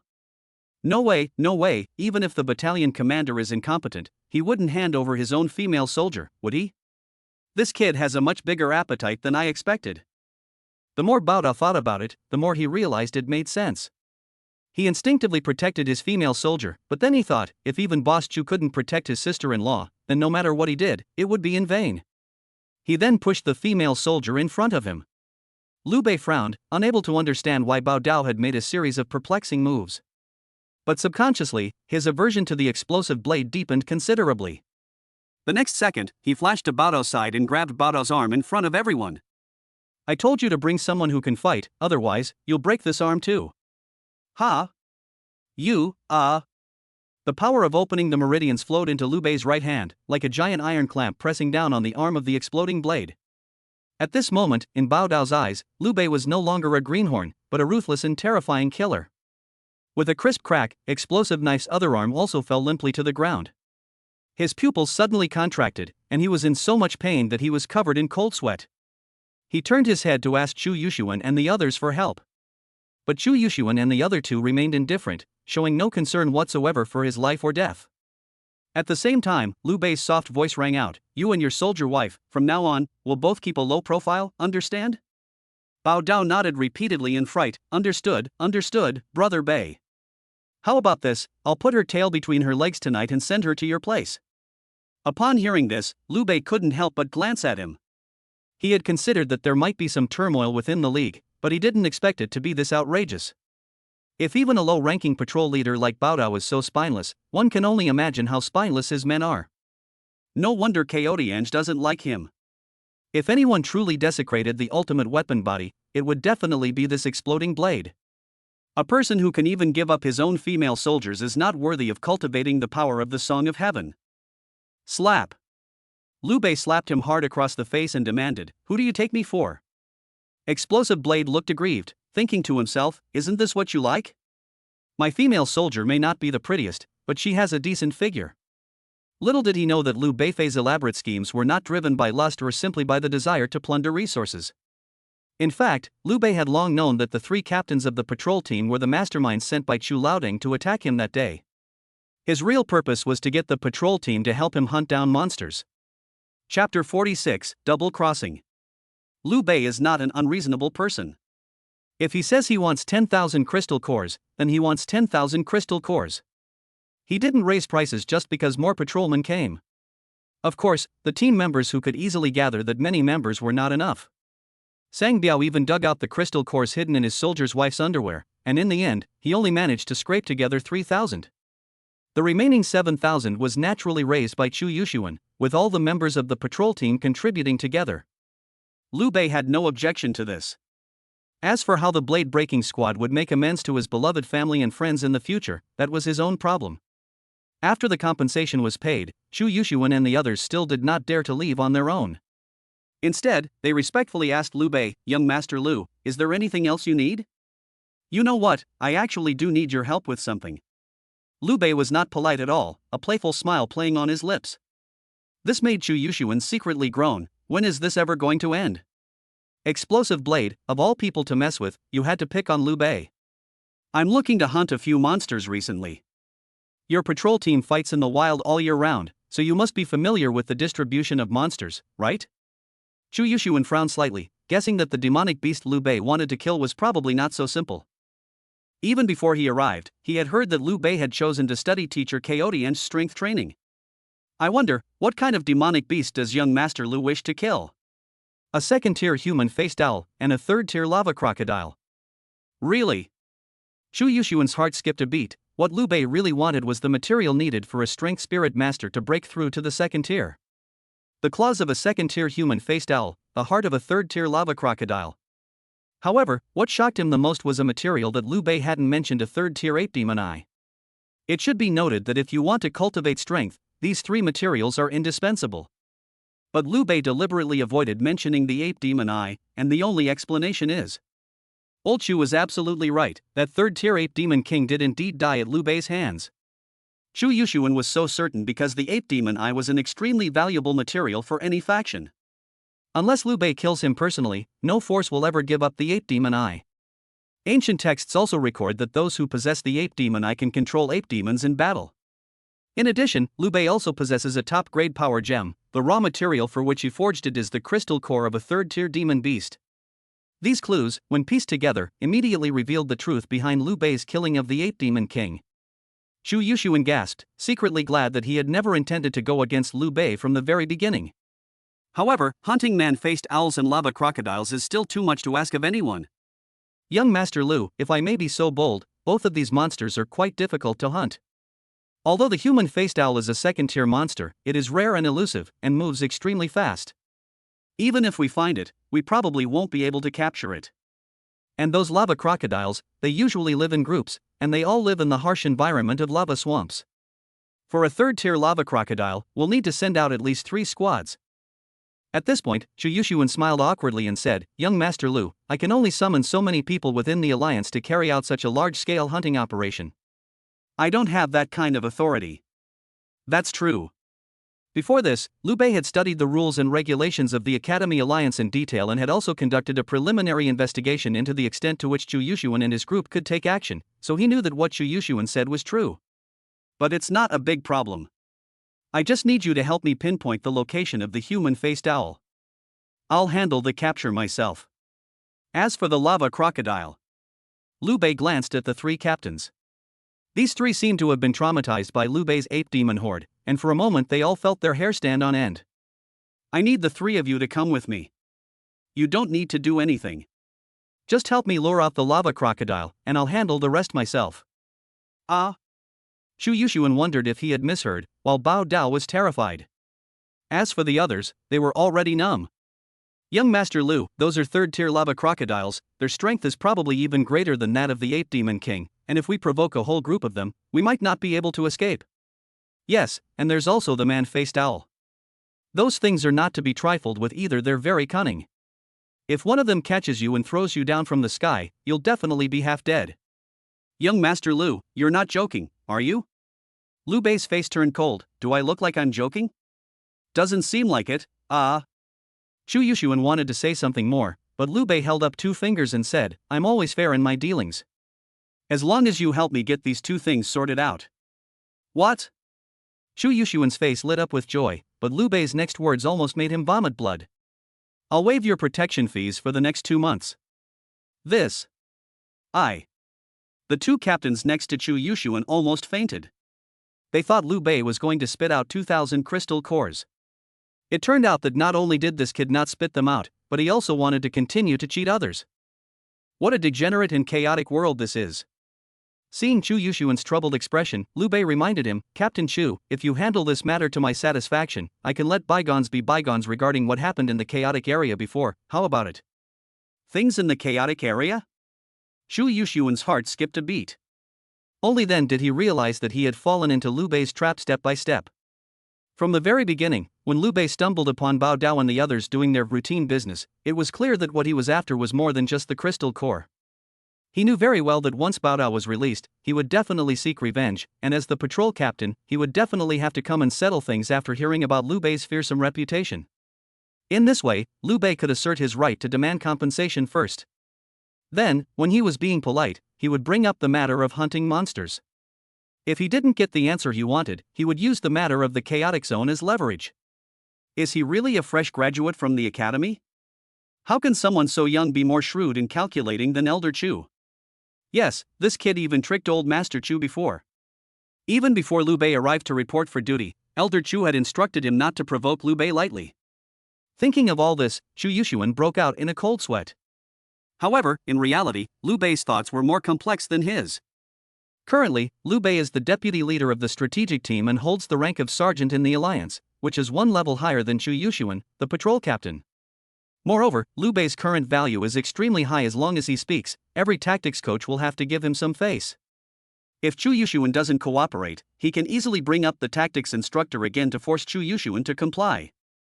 However, by this point, Chu Yushuan's mental energy had long been exhausted. He gritted his teeth and agreed to Liu Bei's request, but with one small condition. "Young Master Liu, I can provide you with a small team, led by the three of us brothers. However, after hunting down the monsters." Liu Bei saw through Chu Yushuan's thoughts at a glance. "The materials are mine, and the crystal cores, no matter what level they are yours. How about it?" Young Master Liu is so generous. "Then let's meet at Night Owl Ridge tomorrow night." "No problem." After the two sides reached an agreement, the patrol team, led by Chu Yushuan, scattered in a flash. Liu Bei and Su Yue returned to their residence to rest. Only a group of dumbfounded newcomers remained, unable to believe what they were seeing. "No, it's over already?" "Liu Bei doesn't seem to have done anything, but it seems he's outsourced the hunting of monsters." "Holy crap, this is the number one on the list of prodigies." "Sure enough, you need to be smart as well as strong. I've made plenty of mistakes in my life, but the best thing I've ever done is never messing with Liu Bei. Damn it, he sold us out and we're still helping him count the money? I feel like the patrol team is helping Liu Bei grow cotton." Chapter 47, Conspiracy. The college alliance was still brightly lit at night. In the strategic zone, the tactical instructors were teaching their strategic team members techniques for breaking through to the second tier. Yu Qiubai, dressed as a scholar, was calm and composed, explaining everything in detail. The newcomers listened attentively, filled with anticipation for the flow path they would be studying in the future. Gu Yueming of the Mindao sect found an empty space and demonstrated his Mindao martial arts technique, Ghost Shadow Flash, to all his team members. Fang Qingxiu cultivated the ice and snow path, which, with the help of her spirit master, transformed into a bow and arrow covered in ice crystals. The moment the psionic energy was shot out like an arrow, the howling cold wind captivated the hearts of all the newcomers. While the other tactical instructors were busy training new recruits, only Chaotian's Lanyue Pavilion was the quietest. The night was deep and the dew was heavy. The bright moon was like frost. A magpie's shadow flitted past the half-closed window, followed by the sound of flapping wings. Chao Tiange quietly opened her eyes from her meditation. Her bright, clear eyes were as deep as a pool. In a daze, the scene of Princess Liu Bei holding Su Yue appeared before her eyes again. Can he really break through to the second tier within 3 days? Chao Tian murmured, raising his head to look at the bright moon outside the window, a ripple of emotion unconsciously stirring in his heart. In the northwest corner of the Academy Alliance, there are patrol team camps of various sizes scattered around. As the captain of the patrol team, Chu Yushuan not only had his own tent, but it was also bright and spacious, with all kinds of living facilities. As night fell, wisps of hot smoke slowly rose from his tent. Inside the tent, 6 people sat on the ground around a copper pot. Steam rose from the copper pot, bubbling away, as Chu Yushuan and his soldier wife sat in the main seats. It's like God is helping the patrol team. Of all the people Liu Bei could have gone to, he had to target us. Ha ha ha. Sitting opposite Chu Yushuan were 2 other patrol captains, Gui Jian and Pan Pang. The 2 men were a fat man and a thin man. The fat man was named Gui Jian, with a face full of fat, while the thin man was named Pan Pang, with a pointed mouth and monkey-like cheeks. Interestingly, although the 2 men weren't particularly good-looking, the female soldiers were all very beautiful, and it wouldn't be an exaggeration to say they were top-tier in appearance. The man speaking while holding a wineglass was none other than Fatty Gui Jian. Pan Pang also raised his glass and toasted Chu Yushuan, saying, "I'm sure the boss has a foolproof plan. Tomorrow night, we'll teach the Liu Bei a lesson so he'll never dare to mess with us again." Chu Yushuan didn't rush to speak. He downed his drink in one gulp, then said with a grim expression, "A mere lesson isn't enough. Let's go all the way and teach this kid a lesson this time." At this point, Chu Yushuan stopped talking and made a snap gesture towards his neck. This made Gui Jian and Pan Pang's eyelids twitch. "Ha! Boss Chu, that kid is now a non-commissioned officer. If we take him down, there might be endless trouble in the future. Yes, especially since this kid has become Chao Tiange's disciple. Chao Tiange's temperament is unpredictable. What if he investigates?" As the 2 pondered, Chu Yushuan interjected, "Why do you think I was so polite to him today? It's all because of Chaotiange. My 2 brothers may not know Chaotiange's strength. I was fortunate enough to witness Chaotiange's prowess in a battle once." Chu Yushuan paused deliberately at this point, instantly piquing everyone's interest. Even the 3 soldiers' female companions urged, "Tell me quickly, what kind of artifact spirit is she?" I had just joined the patrol team at that time. We were trapped in a high-risk area by a group of second-tier Gale Wolves. All 15 members of the team were injured, and it was only a matter of time before they were eaten by the Gale Wolves. We all thought we were going to die there, but that night, Chao Tiange happened to be out on a mission. Without saying a word, she directly condensed a weapon spirit. It was a bow and arrow that exuded a terrifying pressure. I saw it clearly. With a gentle pull of her hands, the bow was instantly drawn to its full extent, and then the arrow was shot out with a gust of wind and thunder.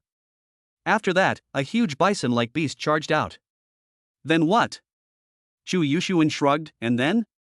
What then? As soon as the beast's shadow passed, all the Gale Wolves were dead, without even a chance to escape. After hearing this, the 3 female soldiers all showed expressions of longing. That's amazing. No wonder she's the Alliance's #1 female soldier, known as the Hexagonal Warrior. Her strength is unmatched, and her extreme soldier martial body is said to be several levels above Liehua Mo Taizan. I know Chaotiange's powerful martial art. It's called Beast Shadow Kill, an arrow that strikes like thunder and lightning, a beast shadow attacking and killing. Sigh, that's the power she has before she forms a bond. If someone could form a bond with her, then. The 3 female soldiers became more and more excited as they spoke, while Gui Jian's expression grew increasingly grim. He picked up his wineglass and held it in his palm, whispering a reminder, "Boss Chu, since Chao Tiange is so difficult to deal with, should we still make a move against Liu Bei? No matter how tough they are, they're still within the Academy Alliance. But once they leave the Alliance and enter the patrol team's territory, aren't we still the ones in charge?" Chu Yushuan's words were like a wake-up call. The other 5 people suddenly realized what was going on. Yes, if we use the demon beasts to get rid of this kid directly, we can eliminate the trouble forever. Neither the human-faced owl nor the lava crocodile is easy to kill, and there is a lot of room for maneuver. Cutting the weeds out of the roots is the best way. Otherwise, given this kid's mentality, he will target us sooner or later. Once he has enough power, we will be in an even more passive position. Elder Chu told us to keep a low profile and not to provoke this kid. He must be worried because he's currently riding high. If we can really take him down, Elder Chu will surely reward us handsomely. With a crisp clink, the 6 men exchanged smiles and clinked their glasses together. At this moment, the worry on Gui Jian and Pan Peng's faces had been replaced by pride. The 6 men drank and conspired for a long time before finally returning to their respective tents to rest late into the night. The patrol team is located on the outermost edge of the Academy Alliance, corresponding to the Alliance's logistics area. The logistics area is mainly divided into living area, material warehouse, management area, and forging area. At this moment, Liu Bei and Su Yue are on their way to the forging area. For the first time ever, Su Yue didn't hold Liu Bei's arm instead, she kept her head down, checking the supplies in her hands. We've had another great harvest today. We snatched 10,000 first-tier crystal cores, and quite a few second-tier crystal cores as well. The low-grade experience potions that Gu Ning sent have also arrived, a total of 200 vials. We're one step closer to breaking through to the second tier. Well, breaking through to the second tier requires two hard conditions. One is enough experience to clear the stage, and the other is breakthrough materials. What we need to do now is to accumulate enough experience first, and then go get the materials tomorrow. As Liu Bei was speaking, Su Yue suddenly blushed, let out a soft "oh," and gently punched Liu Bei's chest. You little rascal, why didn't you tell me when you opened your fourth meridian? You just broke through suddenly, I wasn't prepared at all, it was too exciting, I couldn't take it. Although Su Yue said she couldn't take it anymore, her soft, delicate body was already stuck to Liu Bei, savoring the pleasant afterglow of the meridian opening. I didn't expect that opening the meridians of a spirit master could also open the meridians of a soldier girl. In this way, we will have dual extreme soldier martial bodies. Liu Bei's eyes lit up as he mobilized the vast spiritual energy within his body, launching another attack on the acupoint where the fifth meridian was located. Su Yue turned her head to look at him and asked curiously, Little Lulu, do you think Teacher Chao Tiange would be very surprised if he knew that we opened our meridians so quickly? Of course. Normally, when a newcomer breaks through to the second stage, the tactical teacher gives them half a month or even a month. But Teacher Tiange only gives us 3 days. The purpose is to save a lot of time to open the meridians. Su Yue nodded, Teacher Tiange is really all bark and no bite. He keeps saying no, but he's actually already planned everything out for us. Yes, so we have to help her get through this difficult time. We can't let her continue to damage her body. The two arrived at the forging area while they were talking. Under the cover of night, the forging area resembled a giant furnace, radiating waves of heat. Clumps of white water vapor occasionally burst forth from above the forging area. The unique sight here is due to the intense heat emitted by the blacksmith girls during their work. Liu Bei and Su Yue had just arrived when Lian Chan, dressed in a sexy business suit, appeared in front of them. Hey, isn't this Lu and Su, the #1 prodigies in the world? What brings you to our forging area so late? Do you have any requests? Lian Chan wore a standard sweet smile, and behind her followed Sui Yan, the snob who had been taught a lesson by Su Yue at the Alliance Mall last time. Even at night, Sui Yan's face was still covered in exquisite makeup, and there was no sign of it fading. Maintaining this makeup look in such a high-temperature environment obviously requires a lot of effort. Su Yue and Liu Bei frowned at the same time, and instead of responding to Lian Chan's words, they asked about Chow Miao Miao. Where's Miss Miao Miao? Why isn't she here? As soon as Su Yue finished speaking, Sui Yan's face showed a hint of embarrassment, while Lian Chan appeared much more composed. Oh, is that so? Isn't this the new prodigy reporting for duty?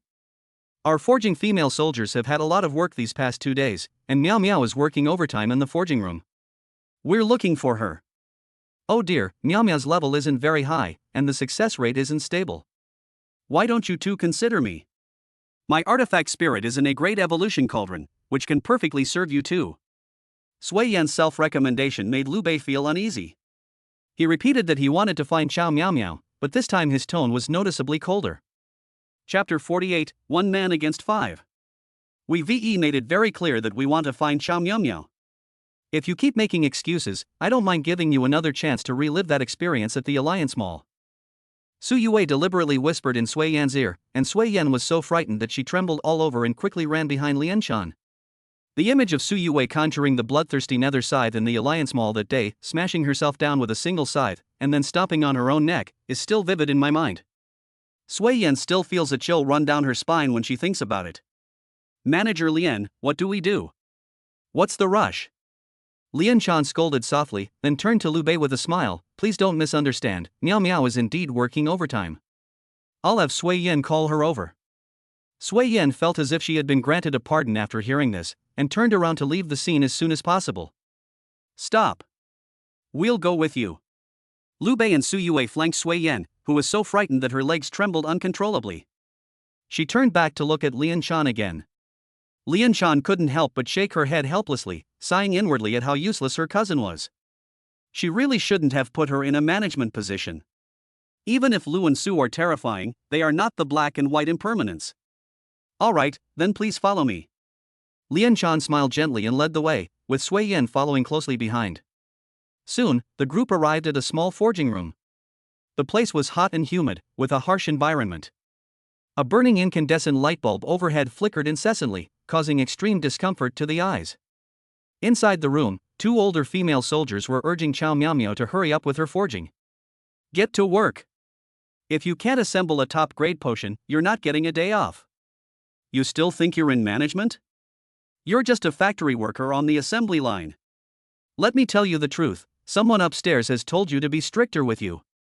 Behind the two female soldiers, Chow Miao Miao's delicate face was covered in black dust from a failed forging attempt, and she was coughing incessantly. Because of repeated forging failures, her weapon spirit was already somewhat damaged, and even a few cracks appeared on the koi-patterned bronze furnace. Even though she knew she was being targeted, Chow Miao Miao's almond-shaped eyes were still full of determination as she secretly vowed to create a superior potion. Buzz! Another new fusion attempt began. Chow Miao Miao gritted her teeth and used all her strength, but due to the special nature of the artifact spirit, this fusion was destined to fail. With a loud bang, the small forging room was filled with smoke once again, and two older female soldiers reached out to teach Chow Miao Miao a lesson. You useless thing, you're wasting resources again. I'll teach you to be so careless. Stop. Su Yao's clear, cold voice rang out at the right moment.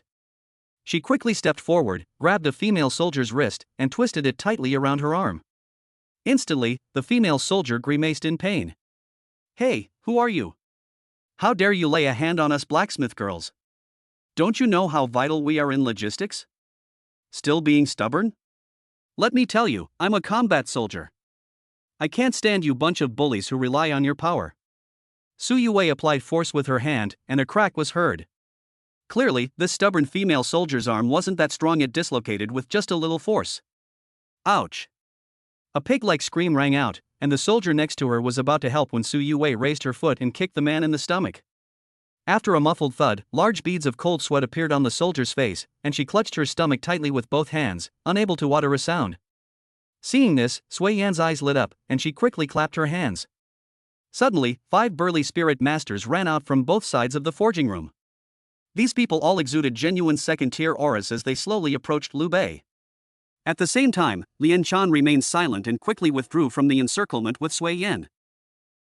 Liu Bei, Su Yue, last time you were allowed to act so arrogantly because there were no security personnel from our logistics department at the Alliance Mall. Today, on our logistics department's territory, you still dare to be presumptuous. You really don't know the immensity of heaven and earth.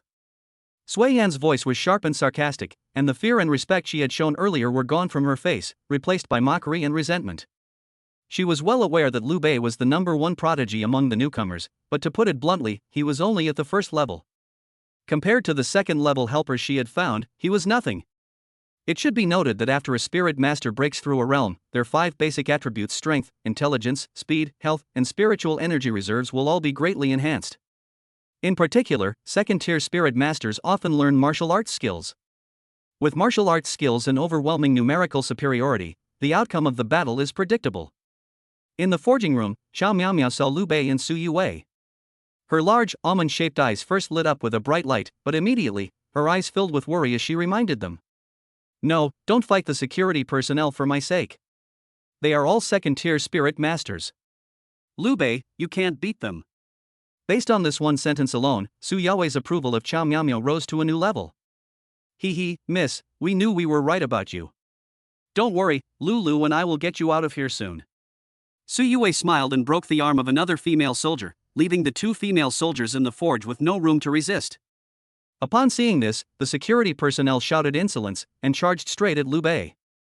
Of the 5, 2 cultivated the agility path, making them incredibly fast, and their punches were accompanied by gusts of wind. The other 2 cultivated elemental paths, one focusing on ice and snow, and the other on fire. When they attacked, their fists were filled with frost and their palms were blazing fire, as they launched a pincer attack on Liu Bei. The last person also cultivated strength, but he concentrated all his strength into a hand blade and attacked Liu Bei's head with the force of splitting Mount Hua, which looked very much like Mo Tieshan's move. The combined attack of 5 second-tier spirit masters instantly reduced the sweltering heat of the surrounding air to freezing point. The blades were sharp, and the fists and palms roared, instantly reaching Liu Bei's eyes.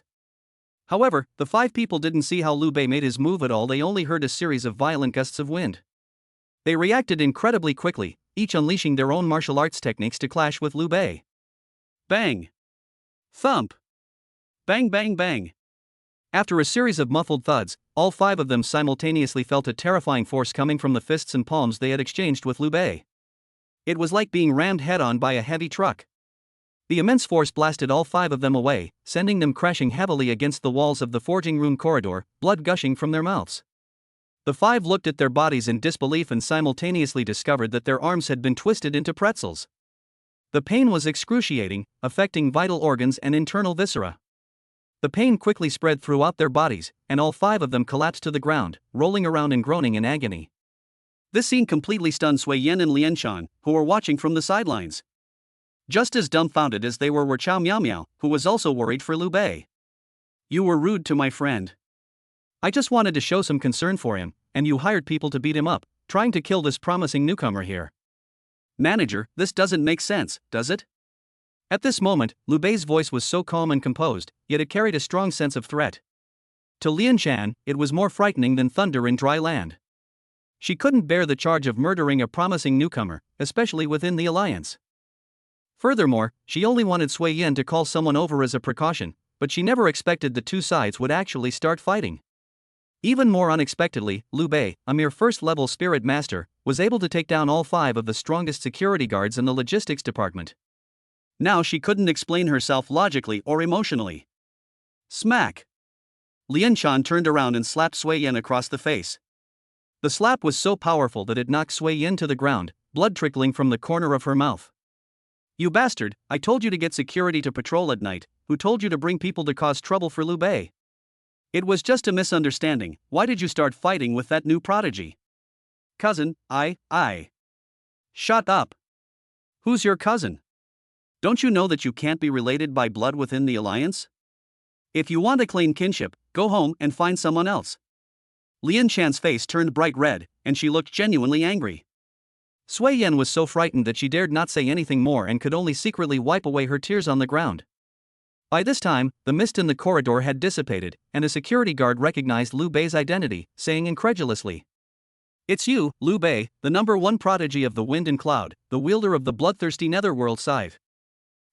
Aren't you supposed to be at the peak of the 1st rank? How can you possess such terrifying physical strength?" Chapter 49, Take it off, let me check it. Ha! With such amazing skills, he's only at the 1st level perfection stage? Impossible. This kid's physical strength is at least at the mid-stage of the 2nd tier. My arm is broken. That punch he just threw gave me a terrifying feeling, like the Song of Heaven. Yes, his attack style is very similar to the extreme weapon martial body. I heard that the top new talent of this year's competition has become a disciple of Chaotiange, but the extreme weapon martial body requires opening the meridians, which takes a lot of time and effort. It's impossible for him to open the meridians in one day, right? He has opened at least 4 meridians. The 5 2nd-tier spirit masters lying on the ground, panting heavily while clutching their wounds, analyzed Liu Bei's strength with lingering fear. All 5 of them finally wore bitter smiles. Without a doubt, they had lost. Moreover, they suffered a crushing defeat, being completely overwhelmed by Liu Bei, a mere newcomer, in just one exchange. Lianshan was a seasoned veteran. Her face changed faster than flipping through a book. This time, she forced a smile, but not for Liu Bei, it was for Chao Miao. "Miao, you are so lucky to have such caring friends. Well, since your friends are here to see you, don't work overtime today. Go back to your dorm and rest." "But I..." Chao Miao looked at the mess in the forging room, but she was not overwhelmed by the appearance of Liu Bei and Su Yue. As the #1 prodigy in the world, Liu Bei and Su Yue's strength is beyond doubt. But she couldn't expect these 2 people to come to her every day. That was unrealistic. To change one's adversity, one must rely on one's own strength. "This is none of your business, so hurry up and leave." Lianshan gave a low shout to the 5 security guards, and they stood up one after another. Just as they were about to leave, Liu Bei called them back. "Don't worry, I saw that you were clearly hit by the force of my 4 meridians opening technique during your fight, but the degree of bone fracture was less than that of the patrol team, so your strength is actually inferior to theirs." Liu Bei casually pulled one person aside to begin his analysis, making no attempt to conceal his reasoning. But what he said was several times more terrifying than the most horrifying story in the world to others. "Opening the 4 meridians? He'd only been here a day, hadn't even broken through to the second tier, and theoretically hadn't even received guidance from Coyoteange. How could he have opened 4 meridians on his own? What kind of monstrous, heaven-defying comprehension is this? This little devil also claims to have beaten up the patrol team members, and his strength is not just ordinary, but above the mid-stage of the second tier. The person who was pulled back dared not hide anything and quickly told the truth. We are wearing the withered vine armor uniformly issued by the Alliance. It is a low-grade treasure that can play a certain defensive role. Withered vine armor? Liu Bei's eyes lit up, clearly showing his interest in the treasure. Among the monsters he will face tomorrow is the lava crocodile, a monster whose immense strength inspires fear and can easily kill a person no matter which part of its body it attacks. Although Liu Bei is quite strong, his defense is not outstanding, so he can only rely on offense as his best defense. However, this is undoubtedly not safe enough. If the withered vine armor can provide some defense against the power of opening the 4 meridians, it should also have a good resistance effect against the lava crocodile. Moreover, tomorrow's battle won't just involve facing the lava crocodile. Take it off, let me check it. Liu Bei gave the order with a cold face, but to his surprise, the 5 security personnel simultaneously took off their withered vine armor and immediately handed it to him. Since such hospitality is hard to refuse, I will naturally accept it all. After accepting the withered vine armor, Liu Bei then released the 5 security guards to leave. Lian Chan's lips twitched uncontrollably as she watched, never expecting that Liu Bei would dare to openly steal things from the logistics department. Unfortunately, circumstances were beyond her control, and she couldn't say much more now. She could only urge Chao Miao to finish work quickly and ask these 2 little troublemakers to leave. Unexpectedly, Liu Bei stepped up to her and said directly, "Manager Lian, I remember saying that I don't like to implicate others because of my affairs. I asked Chao Miao to forge the gemstone that day, and it had nothing to do with her. Why are you making things difficult for her?" Lian Chan was so surprised that her mouth dropped open. She never expected Liu Bei to speak so directly, unlike his smooth and experienced demeanor in the Alliance Mall last time. What's going on here? Liu Bei, you need to understand, our logistics department always operates according to the rules. Recently, the Alliance's war has become increasingly tense, and we're needed to refine potions. Everyone was working overtime, and Miao Miao's performance wasn't ideal, so she naturally lost her previous management position and had to work on the front lines. Lian Chan answered with utmost sincerity, and even Chao Miao nodded silently, seemingly agreeing with her statement. However, Liu Bei's next words were even more ruthless. Even if you're on the front lines, there's no need to send someone to supervise and urge you, is there? In my opinion, someone is clearly holding a grudge against her for helping me and is secretly instructing you to make things difficult for her. Liu Bei's words revealed the truth, which frightened Lian Chan so much that her face turned pale. She quickly explained, No, how could I? Even if I were blinded by greed, I would never hurt Miao Miao. At this point, further discussion is pointless. With Liu Bei's shrewdness, how could he not guess that the mastermind behind it all was Chu Laodong? With Chu Laodong's status and resources, Lian Chan could easily switch sides with just a little push. The reason she didn't consider her previous agreement with Liu Bei was probably because she felt that Liu Bei was now incredibly successful and wouldn't care about their past relationship, so why would he come back to find Chao Miao, an unknown soldier's mother? The kickbacks from both ends are hard to come by if you're not careful, you can easily offend both sides. And I am even less likely to be offended. Liu Bei's voice was like a chilling wind, making Lian Chan, who had been calm and composed, even more pale. After hesitating for a long time, she finally asked, "What do you want?" Simple. I want her back in management, and while she's in the logistics department, no one is allowed to bully her again. Lian Chan pondered for a moment and nodded, saying, "That's not difficult. As long as Miao Miao's success rate in refining high-grade potions reaches the normal standard, I will naturally restore her identity. However, the prerequisite is that someone is willing to provide her with enough raw materials." Raw materials, right? We have plenty of them. We also want to commission someone to make some medicine for us. Su Yue shook out all 200 low-grade experience potions with a whoosh. Experience potions, over 200? Are you all insane? Most people would be extremely reluctant to use even a dozen or so for smelting, and you actually. Sui Yen, who was standing to the side, was too busy squeezing out tears to even think about it. 200 experience potions. What a precious and scarce resource that was. It should be noted that experience potions are the most precious of all potions, especially in the early stages of a spirit master's training. Experience potions are the most difficult to refine, so whenever they are available, people tend to use them slowly rather than risk refining them into higher level potions for quick use. But Liu Bei's thought process is clearly different from that of normal people. Not only did he want to squander it, he also chose a trashy forging soldier girl with a lower success rate than himself. They've got too many resources and they're burning them. Lian Chan glanced at Sui Yan, her eyes darting around, and said, her artifact spirit is the evolution cauldron, with a success rate of about 60%. How about we have Sui Yan and Miao Miao have a written test? If Miao Miao succeeds, I'll give her Sui Yan's position. What do you think? Great, that's exactly what I was thinking.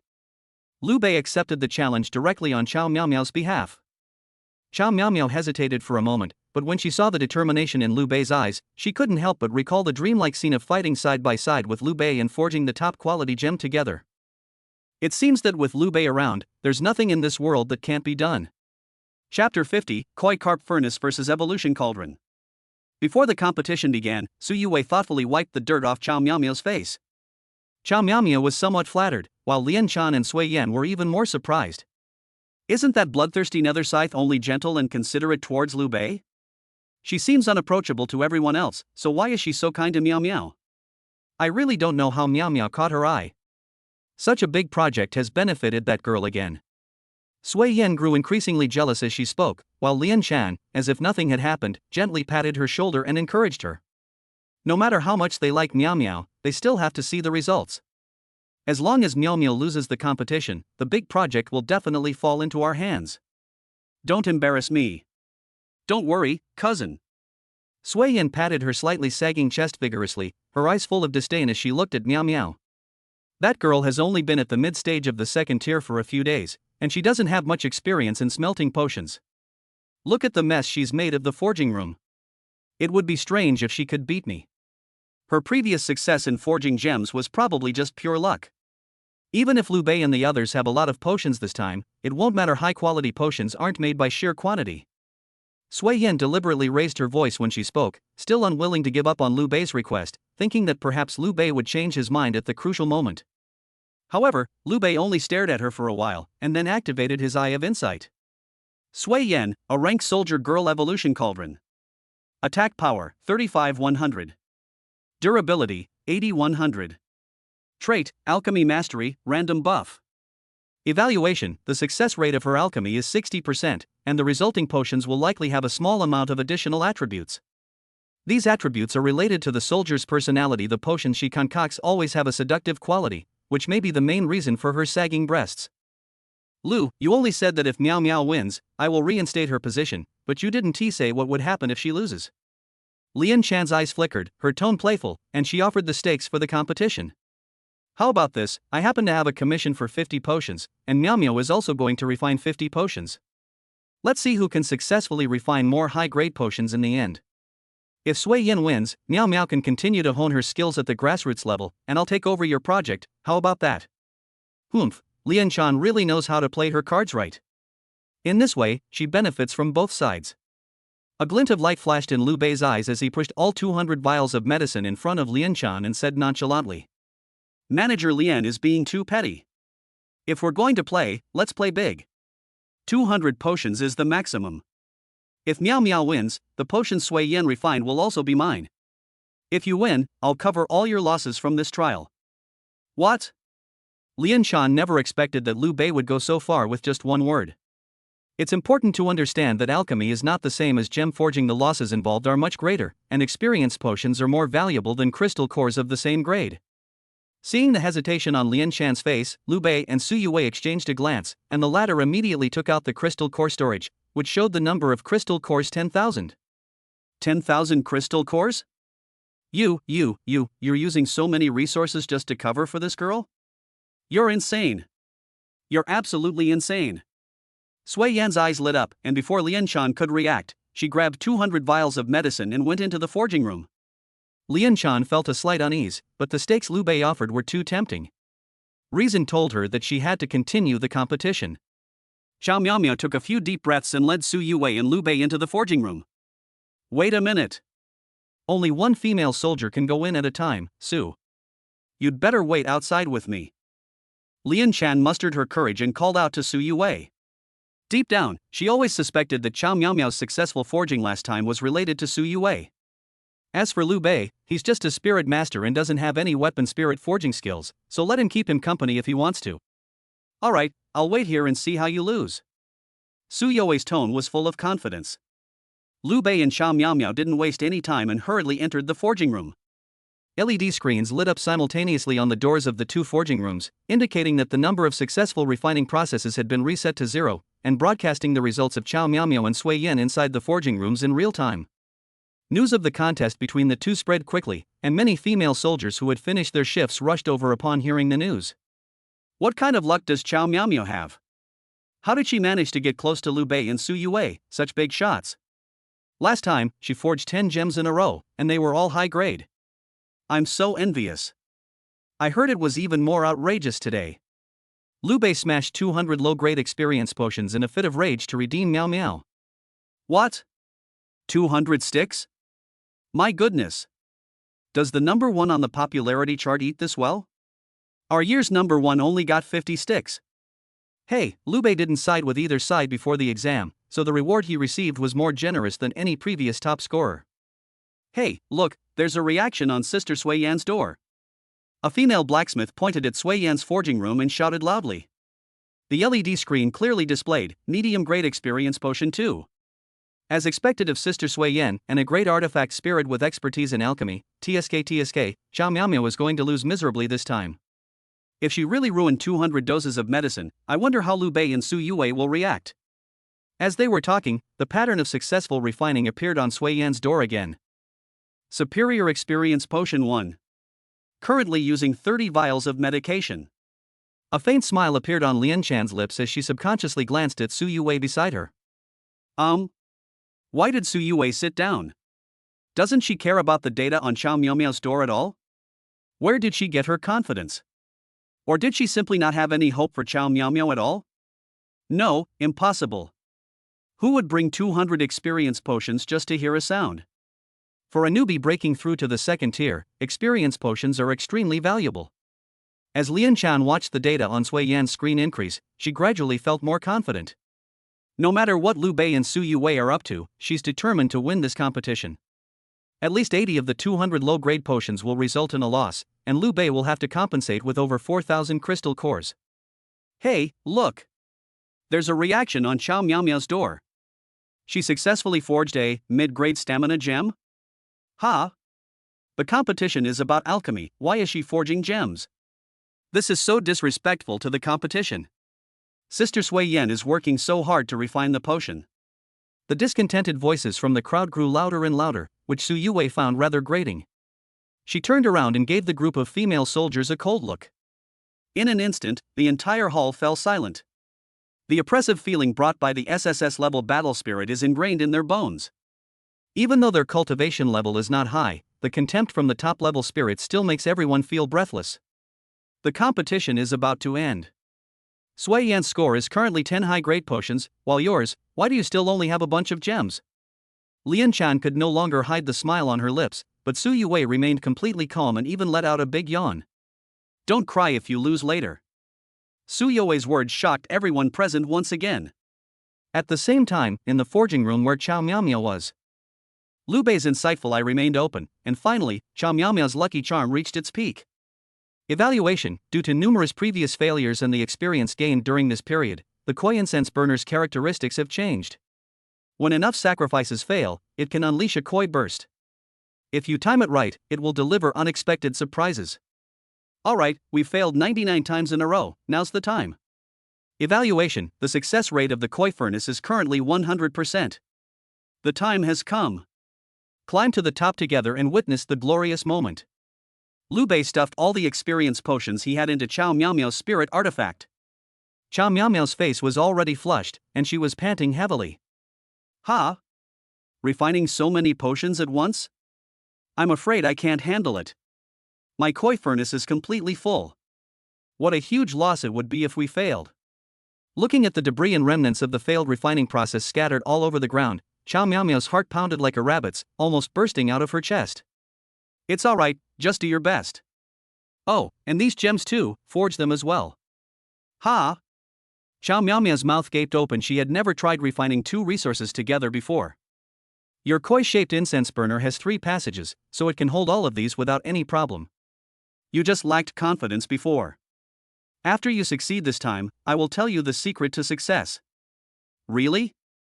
Upon hearing this, Chow Miao Miao became excited and immediately activated the koi furnace to melt all the resources together.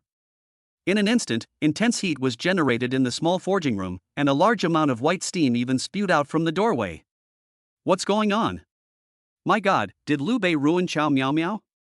Oh my god, what if Liu Bei gets angry and kills Miao Miao to vent his anger? The female soldiers at the door all looked terrified. Lian Shan was also worried that something might happen, but driven by huge profits, she didn't even care about Chow Miao Miao's life or death. The next second, on Chow Miao Miao's LED screen, the data began to jump wildly. Refining successful, superior experience potion +1 +1 +1 +1. Refining successful. Superior endurance gem +20, superior strength gem +30, superior intelligence gem +25. Refining successful. Superior gem 180, excellent stamina gem +1, excellent speed gem +2, excellent strength gem +2. Cumulative total, superior experience potions +23, top tier gems +6. At the entrance, all the female soldiers who were watching the commotion, along with Lian Shan, were simultaneously stunned. What are Chow Miao Miao and Liu Bei doing in there? Does she think refining is like popping popcorn? Chapter 51, Can two succubi lying together possibly be a good thing? After the competition ended, Sui Yin excitedly pushed open the door of the forging room and waved the high-grade experience potion in her hand at Lian Shan. Sir, I've won 10 times. We're guaranteed to win. Miao Miao can't even successfully refine 10 in a day. Su, hurry up and get your crystal cores ready. A bet is a bet, so don't try to cheat. There are so many eyes watching. Sui Yin stepped forward and, addressing the group of female soldiers who had come to watch the spectacle, solemnly declared, Everyone, be witnesses later. You'll all benefit from the crystal core I get. However, no one at the scene spoke to Sui Yin, including Lian Shan, who all looked extremely shocked. Hey, what's wrong with you guys? I did break a record today, but it was just a normal performance, right? Is it really that big of a deal? A female soldier raised her hand tremblingly and pointed to Chow Miao Miao's data, reminding Sui Yin, you should take a look back first. Turn around? Sui Yin turned around nonchalantly, not believing that Chow Miao Miao could possibly cause any trouble. What? 23 high-grade experience potions and 6 top-grade gems? Impossible. Absolutely impossible. Chow Miao Miao's success rate is abysmal. How could she possibly refine so many potions? This indicates a problem. Before Sui Yin could get close, Liu Bei pushed open the door to the forging room. A large amount of white steam gushed out, and Chow Miao Miao looked exhausted, but a satisfied smile was on her face. In her hands was the result of the joint refinement she and Liu Bei had just completed. 23 doses of medicine. Good heavens, could Miao Miao have figured out some kind of trick? Even mastering the knack wouldn't be this fast. With this success rate, not to mention Sui Yin, even an S-level manager like Manager Lian wouldn't be a match for her. Shu, don't say anything. Look at Manager Lian's face. At this moment, Lian Shan could no longer maintain her usual sweet smile. She clenched her teeth, finding it hard to accept the loss this competition had brought her. Promoting Chow Miao Miao to a higher position is fine, but the 10 high-grade experience potions that Sui Yin refined are quite expensive. Su Yue didn't care whether Sui Yin felt the pinch or not. She snatched the potion from Sui Yan's hand and called out to the group of female soldiers. Everyone saw it.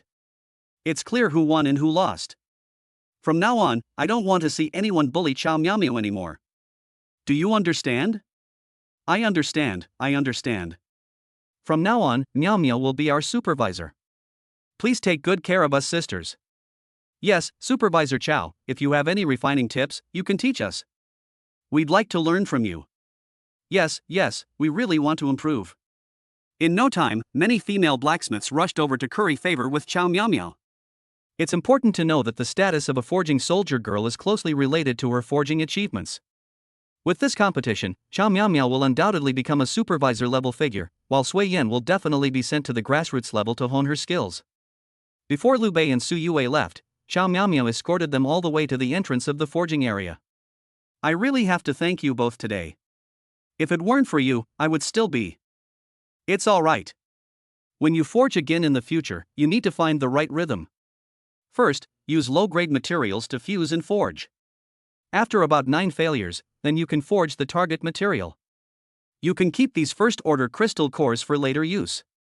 As Liu Bei spoke, he handed Chao Miao a crystal core container, which contained a total of 3,000 first-order crystal cores. I can't accept this. You've already helped me so much and taught me forging techniques. How can I take your money? Su Yue grinned, we're helping each other out.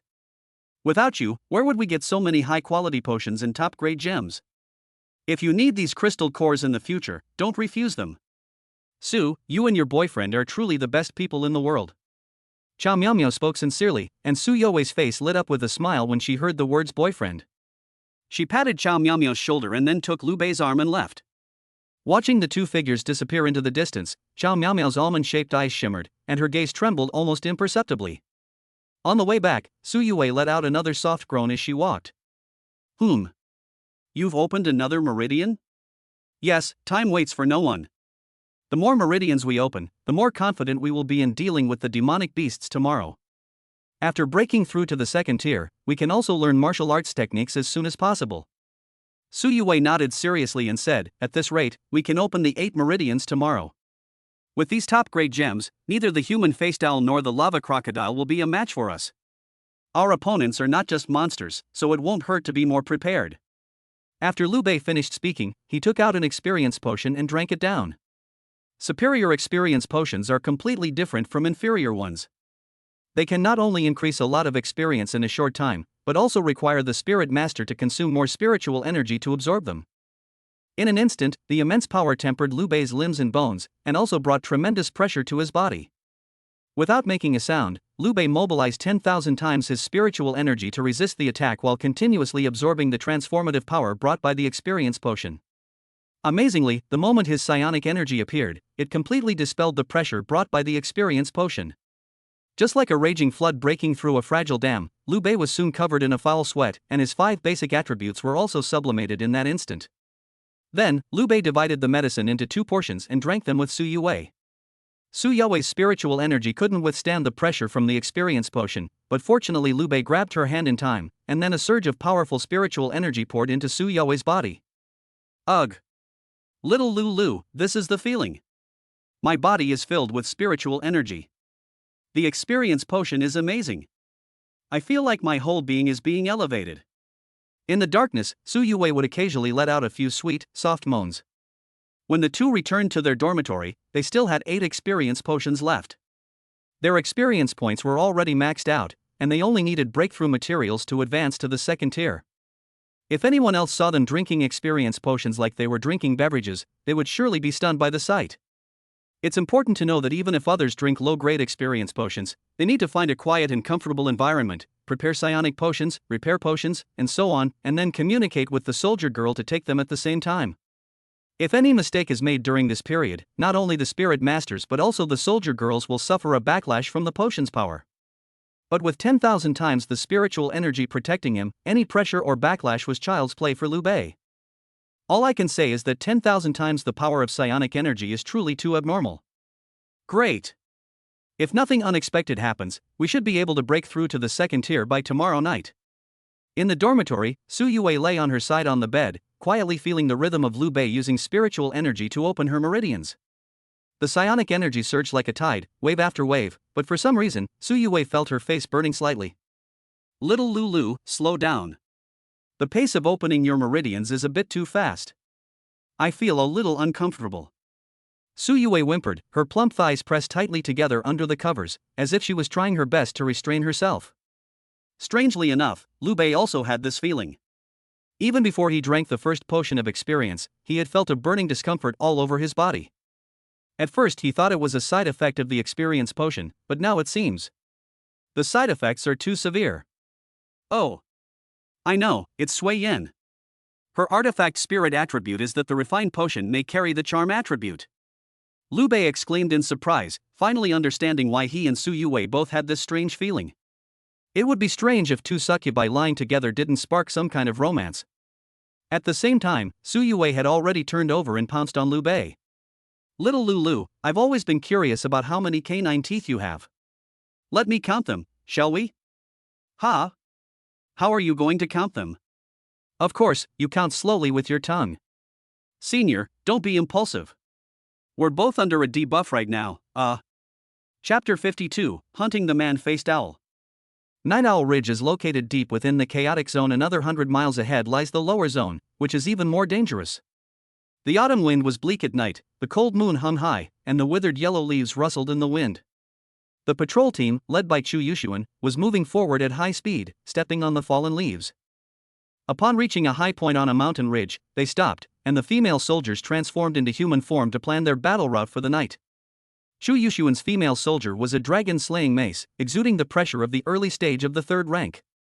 The two people beside him were the other two captains of the patrol team, the fat Gui Jian and the skinny Pan Pang. The two female soldiers were a crossbowman and a small meteor hammer, respectively. Although their aura was not as strong as Chu Yushuan's, they showed signs of being at the third tier. Later, we'll have our men attack from the east, west, and south, leaving the north to Liu Bei. There's an extremely hidden path to the north that leads to Moonshadow Old Forest. The man-faced owl is cunning. It will definitely run into the old forest. Well, with Liu Bei's current strength, it will definitely take a lot of spiritual energy to capture the human-faced owl. We'll catch it off guard then, hee hee. No matter how strong Liu Bei is, he is only at the first level of perfection. He has achieved what he has today because he and Bing Yang are both SSS level. But when it comes to actual combat experience, he is far inferior to us. After analyzing for a while, Gui Jian and Pan Pang started praising Chu Yushuan again. Our leader was right to have foresight. He led us to survey the terrain beforehand. In that old forest, unless Liu Bei has a top-grade speed gem, he won't be able to catch the human-faced owl no matter how hard he tries. Boss, let's kill this kid tonight, but we can keep his female soldiers for now. We haven't experienced SSS-level female soldiers yet. Chu Yushuan frowned upon hearing this and said in a deep voice, "Be careful not to leave any evidence. Also, the most important thing is the gemstone embedded in Su Youwei's body. Don't force her to destroy the spirit of the artifact.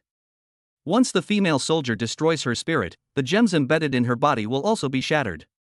Gui Jian and Pan Pang naturally understood that resources were the most important thing, and immediately nodded in agreement with Chu Yushuan's statement.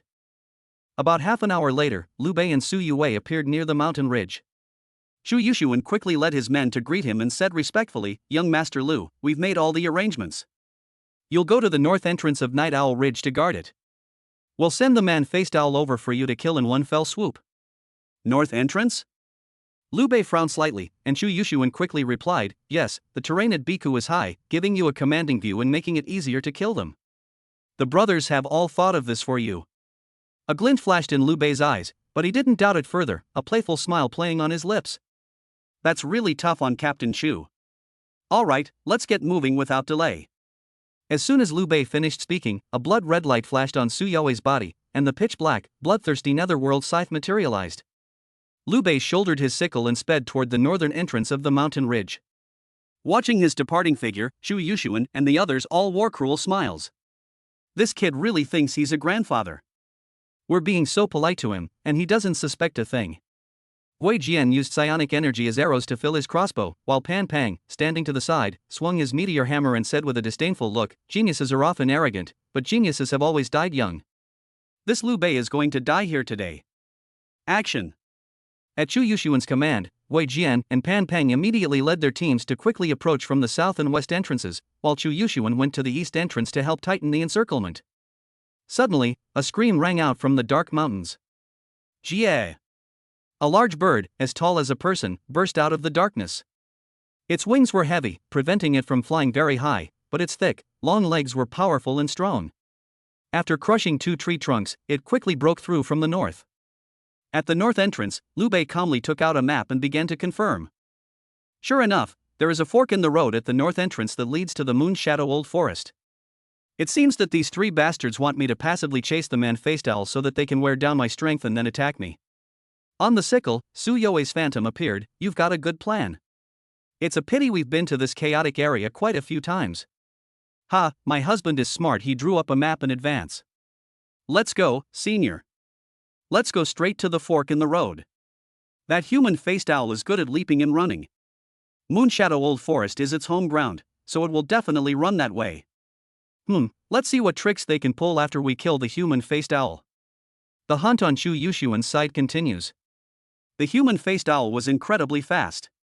With a flap of its enormous wings, it instantly created an updraft, and with its powerful long legs, it could run hundreds of meters in no time. As it ran, it would occasionally look back, its large, brown eyes like searchlights, making the patrol team members' hearts pound with fear. This guy is incredibly fast. Everyone be careful. Stop the pursuit when we reach the fork in the road. Watch out for a counterattack from the human-faced owl. After Chu Yushuan reminded them, Wei Jian and Pan Pang also instructed their men, whatever you do, don't let it grab you and lift you up to those big trees. They're 20 or 30 meters high. If you fall, you'll be in serious trouble even if you don't die. Yes. The patrol team members were all on high alert, and as they approached the entrance to the Moonshadow Old Forest, they all stopped in their tracks. The human-faced owl plunged headlong into the Moonshadow Old Forest without the slightest hesitation. The Moonshadow Forest is dark and gloomy all year round, with various old trees having intertwined roots and dense canopies that block out the sky. In places like this, it's extremely difficult not to get lost, let alone hunt. The claws of the human-faced owl are one of the main materials for a first-tier spirit master to break through, so this human-faced owl has been hunted by spirit masters quite a few times in the past. However, as long as it escapes into the Moonshadow Old Forest, even if the opponent is strong, they will be helpless against it. After entering the Old Forest, the human-faced owl began to slow down, and a relaxed expression appeared on its face. This is what makes the human-faced owl different from other monsters. Its face is very similar to a human's, except for its erect ears, which resemble those of an owl, hence the name human-faced owl. However, before the face owl could fully relax, a tall figure suddenly stepped out from directly in front of it. The figure, wielding a massive scythe, looked relaxed, clearly having been waiting there for some time. Unlike humans, human-faced owls cannot feign expressions at this moment. A deep sense of confusion is evident on their faces. The terrain of Moonshadow Old Forest is complex and extremely disadvantageous to human spirit masters. How could someone have laid an ambush here in advance? Furthermore, this spirit master is only at the first level. Isn't that just courting death? Delicious food delivered right to your lips. He. The next second, the human-faced owl let out an excited cry and rushed towards Liu Bei. Its specialty is to swoop down from low altitude, grab the spirit master, quickly leap to the top of a tall tree, and then throw the spirit master down from the sky. At that time, the human spirit master will be smashed into a fresh pile of minced meat, which will have the best taste. Thinking of this, a bloodthirsty grin appeared on the human-faced owl's face. Whoosh! It moved so fast that it arrived in front of Liu Bei in the blink of an eye. At the same time, a huge claw stirred up a bloody wind and fiercely grabbed at Liu Bei's head. Snap! A flash of blood, and blood splattered. Before the human-faced owl's incredulous eyes, its claws, moving in a blur, struck Liu Bei with surprising ease. When did human spirit masters become this fast? No, a first-level spirit master shouldn't be able to see my movements at all. What's this kid's attack speed? He's even faster than me. Starting almost at 0 frames, Liu Bei spun his scythe and, at the critical moment, struck the owl's claws directly. A line of blood was cut out by the blood-red light. The sharpness of the bloodthirsty nether scythe far exceeded the owl's expectations. In just one exchange, the scythe actually chopped off its claws. Terrifying. Absolutely terrifying. This first-tier spirit master is acting strangely. At this moment, the only thought that popped into the human-faced owl's mind was to escape. Run as far as you can. It flapped its wings, dragged its injured leg, and burst out at its fastest speed, leaping hundreds of meters in an instant. Taking advantage of his knowledge of the terrain and the darkness of night, Liu Bei disappeared from behind the owl in just a few breaths. Just when it thought it had escaped death from the clutches of the killer star, another crimson beam of light slashed out from above its head. The source of the blood-red light was a sharp scythe, upon which intense green and orange light flashed alternately. Those were top-quality speed and attack speed gems that Liu Bei had just forged. With both of these advantages, the human-faced owl had no time to react before its neck was severed with a crisp snap. Even in death, the human-faced owl couldn't understand how it, which had always dominated Night Owl Ridge with its speed, could die at the hands of a mere first-tier spirit master. Chapter 53, High-level hunters often appear as prey. The battle in the moonlit old forest ended quickly. Liu Bei cut off the owl's claws, shook off the remaining blood, and set them aside. Then he leaned against a large tree and rested peacefully. Su Yue did not deactivate her soldier form, but asked in her phantom form, "Wasn't the commotion we made too small?" If we end the battle so quickly, will those three bastards still dare to attack us? Liu Bei pointed to the depths of the Moonshadow Old Forest and confidently explained, this old forest is very large. According to their guess, we will definitely be chasing the human-faced owl for a long time, so it's best not to make a fuss. Before we go out, we'll cut down a few trees to make it look like a fierce fight. Just thinking about fighting with so many people later makes my heart pound with excitement. They actually want to attack my little Lulu. They're really crazy. Excitement gleamed in Su You's crimson eyes. Her fair hands cupped her delicate face, while beside her lay a pool of blood and a decapitated human-faced owl. Such a bizarre scene would probably give anyone who saw it nightmares for days. At the entrance to the Moonshadow Old Forest, Wu Jian's crossbow was covered in sweat, while Pan Peng beside him was also highly focused.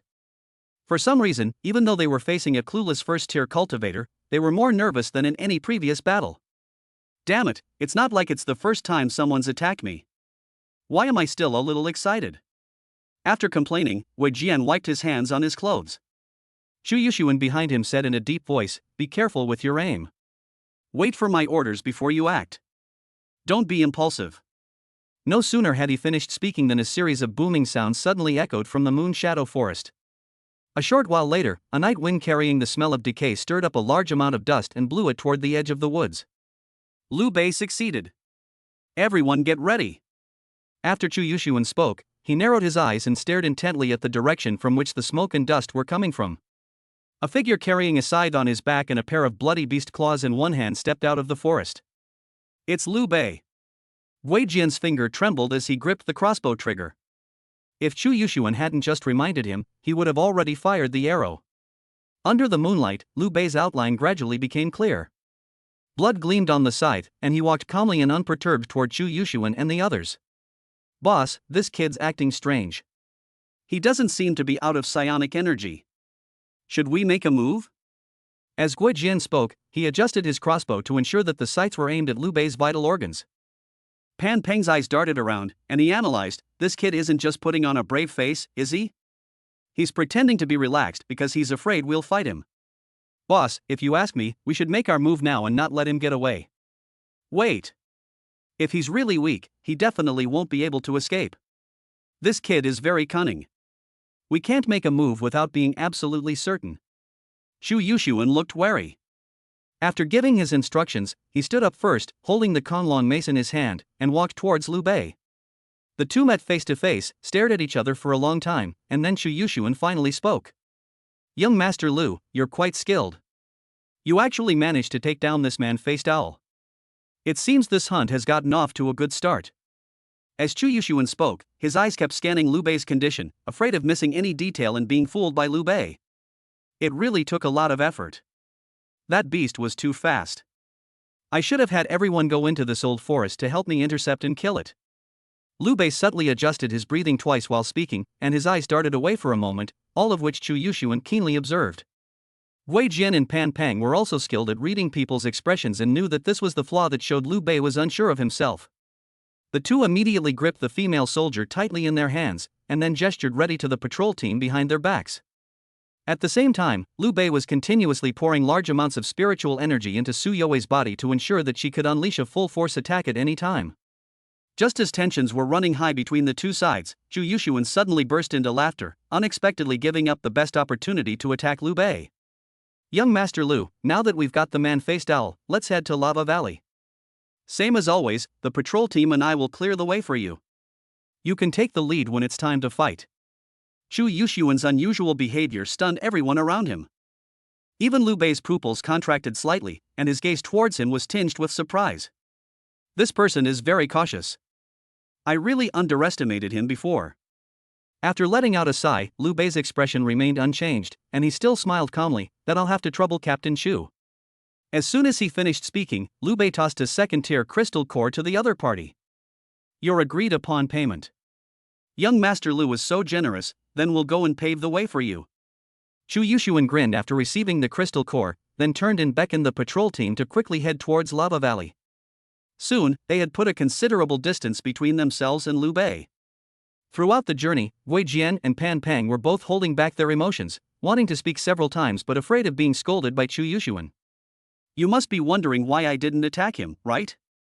Seeing that Chu Yushuan had brought it up, Wei Jian was the first to respond. Yeah, boss. In my opinion, that kid Liu Bei was definitely faking it just now. He showed a flaw, which is the perfect opportunity to make a move. What will we do if he calms down or changes his mind? Old Gui is right, brother. Even I can see that Liu Bei is at his limit. How can we give him time to catch his breath? Humph. If even you can see through it, then what's the point of calling it a flaw? Chu Yushuan's cold questioning instantly brought the two people back to reality.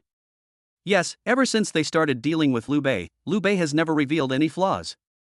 Whether facing Chu Tianque, any opponent in the exam, or even Elder Chu, this kid always strategizes and remains undefeated. How could someone so shrewd and calculating easily expose their vulnerable side? Unless he really couldn't hide it anymore, or he was deliberately pretending to be like that to lure the patrol team into attacking him. Brother, is this, really? If he's really putting on such a convincing act and has the audacity to lure us into making a move, then his cunning and strength are simply terrifying. Pan Peng became increasingly frightened as he spoke, and even slowed his pace. Chu Yushuan glanced back at Liu Bei's figure, which had almost disappeared from sight, and said in a deep voice. I'm afraid that's the truth. Although the sound from the forest didn't come out for a long time, did you see that he looked a little disheveled? Furthermore, you may not have felt it, but the instant he appeared, I could sense the overwhelming killing intent emanating from Su Yue. That killing intent was similar to the killing intent Liu Bei had when he detonated the Black Mist during the Alliance exam finals. We can't take even the slightest risk when dealing with this kind of monster. It's important to understand that the more skilled the hunter, the more likely they are to appear as prey. If we want to take down Liu Bei, then Liu Bei probably wants to get back at us. Well, it's true that Big Brother is quite rational. Brother is absolutely right. Pan Peng and Gui Jian wiped the cold sweat from their foreheads and both agreed with Chu Yushuan's statement. Not far ahead is Lava Valley. We'll feign luring out a lava crocodile, and once Liu Bei is involved, we'll unleash the ferocity of the other crocodiles. In this way, Liu Bei will naturally be surrounded by the crocodiles, and will find an opportunity to ambush and kill him. Good. Chapter 54, alright, I'll send you on your way first. In the darkness, Chu Yushuan led the patrol team quickly toward Lava Valley. As they drew closer to their destination, everyone could feel the sweltering heat of the night air. Why is it so hot here? Damn, it's like we're in the flaming mountains. Fatty Guijian was most afraid of the heat, so he lifted his clothes to fan himself while constantly complaining. Pan Peng, standing next to him, chuckled and said, Fatty, I told you to lose some weight, but you wouldn't listen. Now you know what suffering is like, right? Let me tell you, if you keep going, you'll reach the lava swamp. It's a circular basin with a volcano underneath. You'll suffer even more when you get there. Ha? Lava swamp? That means we're almost at the lava crocodile's habitat. When do we start moving? As soon as Gui Jian finished speaking, Chu Yushuan replied in a deep voice, after we get to the swamp, we will each lead a team to drive away the lava crocodiles from 3 directions. After that, I will lure one crocodile out, and you two will block the other crocodiles here. Once Liu Bei enters the swamp entrance, I will give you a signal, and then release all the other crocodiles. The swamp's entrance is in the valley, shaped like a gourd's mouth, easy to get in, but hard to get out. Once Liu Bei enters, with crocodiles in front and us behind, he's doomed. As Chu Yushuan finished speaking, a ruthless glint flashed in his eyes, and his fists clenched so tightly they cracked. It was clear that he was determined to kill Liu Bei this time. Pan Peng and Gui Jian listened intently, their admiration for Chu Yushuan reaching its peak.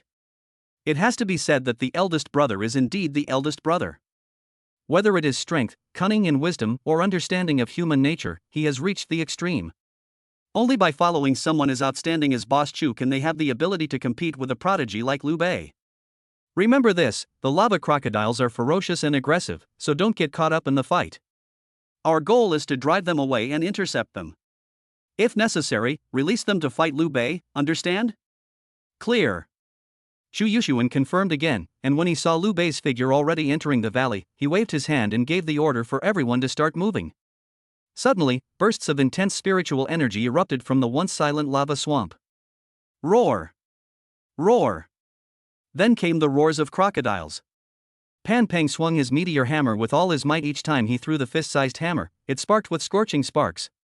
He led a small team of 10, enduring the unbearable heat in the lava swamp, fighting and driving away 6 enormous crocodiles. Damn, there are a few tier 3 beasts among these animals. We'd better be quick, or we'll be done for. Not far from him, Guo Jian was also fighting the lava crocodiles with a crossbow. Rather than driving them away, Guo Jian was more like fighting and retreating. Fortunately, the terrain here is special, with a natural barrier around it. When the boss lures out a crocodile, the moment Liu Bei dives in, we'll quickly retreat and lock Liu Bei in this lava swamp. We won't even need to lift a finger, these beasts alone will wear down Liu Bei. The two men got more and more excited as they talked, and their hands moved more and more vigorously. Soon, they lured a large group of lava crocodiles to the vicinity of the swamp entrance.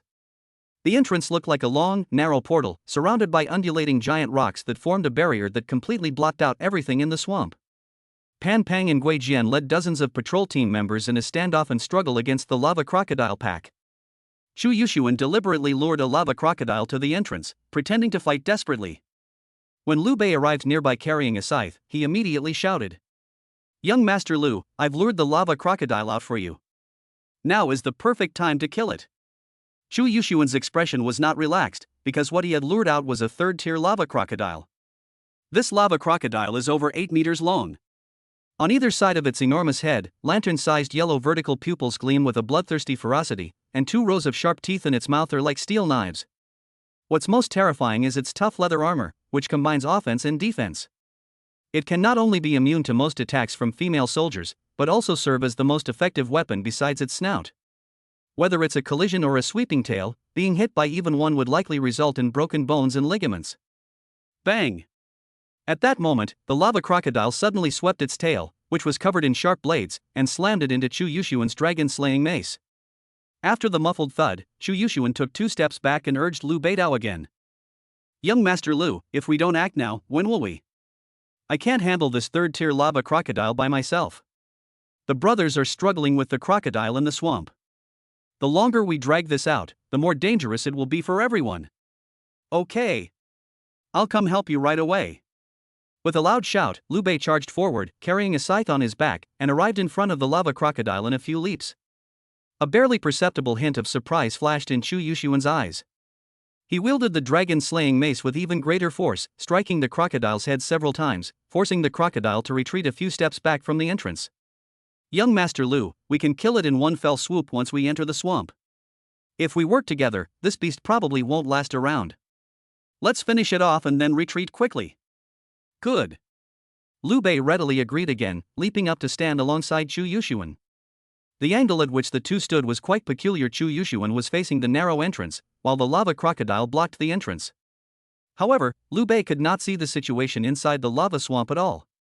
At this moment, Chu Yuxuan felt that Liu Bei had completely believed in his plan. He was very satisfied with his acting, which blended reality and fiction. I thought to myself, Liu Bei is indeed a very shrewd guy. He actually spent half a day observing from the hillside. But he probably didn't expect me to make the most of the terrain and block the view so tightly. Even if he discovers I've ambushed him, with that brat's arrogant nature, he'll definitely jump into the swamp and wreak havoc. Then, the crocodile swarm. Whoosh! The sudden, sharp flash of blood instantly interrupted Chu Yuxuan's thoughts. In his line of sight, Liu Bei's scythe was so close to him that the bloody light on the blade suddenly magnified, as if it had struck his neck in an instant. A chill ran down his spine. A powerful sense of impending death compelled him to react instinctively. He raised his dragon-slaying mace to parry. However, to his surprise, almost the instant he raised his dragon-slaying mace to block, Liu Beikai's 5-meridian power punch had already struck his heart. Call! The punch was so fierce that it formed a faint red glow on the fist, like an extremely sharp steel knife, which pierced Chu Yuxuan's heart. Bang! Because the two were too close, the punch didn't generate much of a gust of wind after the fierce attack. There was only a heavy, muffled thud. Immediately afterwards, Chu Yuxuan heard the sound of his ribs and heart breaking. A piercing pain, as if his bones were twisted and mangled by flesh, suddenly struck him. He gasped for breath, his face ashen, and as he inhaled the air, the scorching air around him instantly turned icy cold. At that moment, Chu Yuxuan felt death approaching. At the same time, he heard Liu Bei's unfinished words echoing in his ears. "All right. I'll send you on your way first." Chapter 55, My Soldier Women Are All Goddesses. Chu Yuxuan never dreamed that Liu Bei would make a move against him.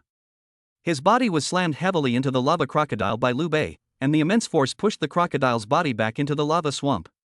Wei Jian, Pan Pang, and all the members of the patrol team were completely dumbfounded. How could the boss do that? The lava crocodile has been driven back? Oh no! The portal is closing. We're going to be trapped inside. Isn't that Liu Bei? Chaos reigned in the lava swamp. Liu Bei swung his sickle, cleaving a giant rock in half and wedging it firmly at the entrance. Screams erupted from the swamp. The already exhausted patrol team faced the enraged lava crocodiles, and another battle broke out, resulting in heavy casualties for the patrol team. Afterwards, Liu Bei obtained the heart of the lava crocodile, acquired all the breakthrough materials, and successfully broke through to the second tier. He arrived at Lanyue Pavilion and paid his respects to Chaotiange. Chao Tiange could hardly believe that Liu Bei had actually broken through to the second level in just 3 days. What surprised her even more was that Liu Bei and Su Yue had opened their 8 meridians. They have completed the forging of the ultimate martial body and can now learn Chaotiange's Beast Shadow Kill. The so-called Beast Shadow Kill is to accumulate hand shadows by killing monsters, thereby unleashing tremendous power comparable to that of the monsters, in order to kill the enemy. The Beast Shadow Kill consumes little spiritual energy and relies more on the burst of power from the extreme soldier martial body, making it the top choice for spirit masters with relatively little spiritual energy. However, Liu Bei possesses 10,000 times the spiritual energy, and as long as the cooldown is fast enough, he can achieve the terrifying effect of unlimited firepower. After all the new recruits reached Tier 2, the Alliance officially launched its strategic team's operations. The tactical instructor led the members to a high-risk area to carry out the extermination of monsters. Chaotiange is in charge of an area called Yudu, which is the most dangerous and largest area, and is also adjacent to the lower district. After entering Yudu, Liu Bei first hunted down a second-tier Moonshadow wolf pack and obtained the wolf pack Beast Shadow. Later, he and Su Yue rescued several homeless children. From them, they learned that there were also many natives living in Yudu. These indigenous people lived in very difficult conditions, in a cramped location, and their safety was even lower than that of the residents in the lower-level areas. Liu Bei's ultimate goal on this trip is a 4th-tier demonic beast, a human bear. This bear man terrorized the region, frequently slaughtering the native inhabitants of Yudu. He was also elusive, and Chaotiange's numerous attempts to capture him had all been fruitless. During his hunt for the man-bear, Liu Bei also met another organization, the Moonshadow Rangers. These people are also a combination of spirit masters and female soldiers, but they did not come from the upper class. Instead, they were born and raised in a place like Yudu, awakened by their own power, and voluntarily stayed here. They were very poor in resources and had a certain degree of prejudice against people from the upper class. By demonstrating his strength and rescuing the group of Moonshadow Rangers, Liu Bei gained the recognition of most people. And during this process, he also encountered the black market of Yudu. The people in the black market don't care about the lives of the wanderers and natives. After obtaining resources from the upper district through secret channels, they sell them at high prices in Yudu, exploiting the blood and sweat of the lower class. Liu Bei couldn't stand it anymore, so he killed a black market merchant and decided to investigate the black market case after hunting down the man-bear. Later, Liu Bei successfully killed the man-bear and obtained the man-bear Beast Shadow, and then successfully found the mastermind behind the black market, the Chu family. After uprooting the black market, Liu Bei made the evidence public, and the Chu family's status completely collapsed. However, the Chu family did not give up. They secretly researched the bloodline power of demonic beasts and combined it with human spirit masters, attempting to obtain the power of demonic beasts. They raised Zerg monsters and secretly conducted human experiments, leading to a Zerg monster overpopulation. The Zerg Queen went berserk and launched an attack on Jiangcheng and the surrounding areas. In the critical moment, Chaotiange broke free from his inner turmoil and took the initiative to form a pact with Liu Bei. The two joined forces to unleash a powerful killing move, the Dragon Elephant suppressing prison force, which annihilated the Zerg Queen. Liu Bei then used Su Yue to unleash the undead-type ultimate move, borrowing the way of the Yin soldiers, summoning a large number of undead knights to annihilate the rampant insect plague. After the crisis passed, Liu Bei and the two female soldiers were given a chance to catch their breath. In his Riverview room, at night, Su Yue quietly climbed into Liu Bei's bed again, wanting to savor the deliciousness of spiritual energy. But when she lifted the blanket, she found that teacher Chaotiange was wearing cat ear pajamas, with her bare, snow-white feet and a flushed face, curled up next to Liu Bei. "Teacher Chaotiange, what's going on?" I. That night, Liu Bei didn't sleep a wink.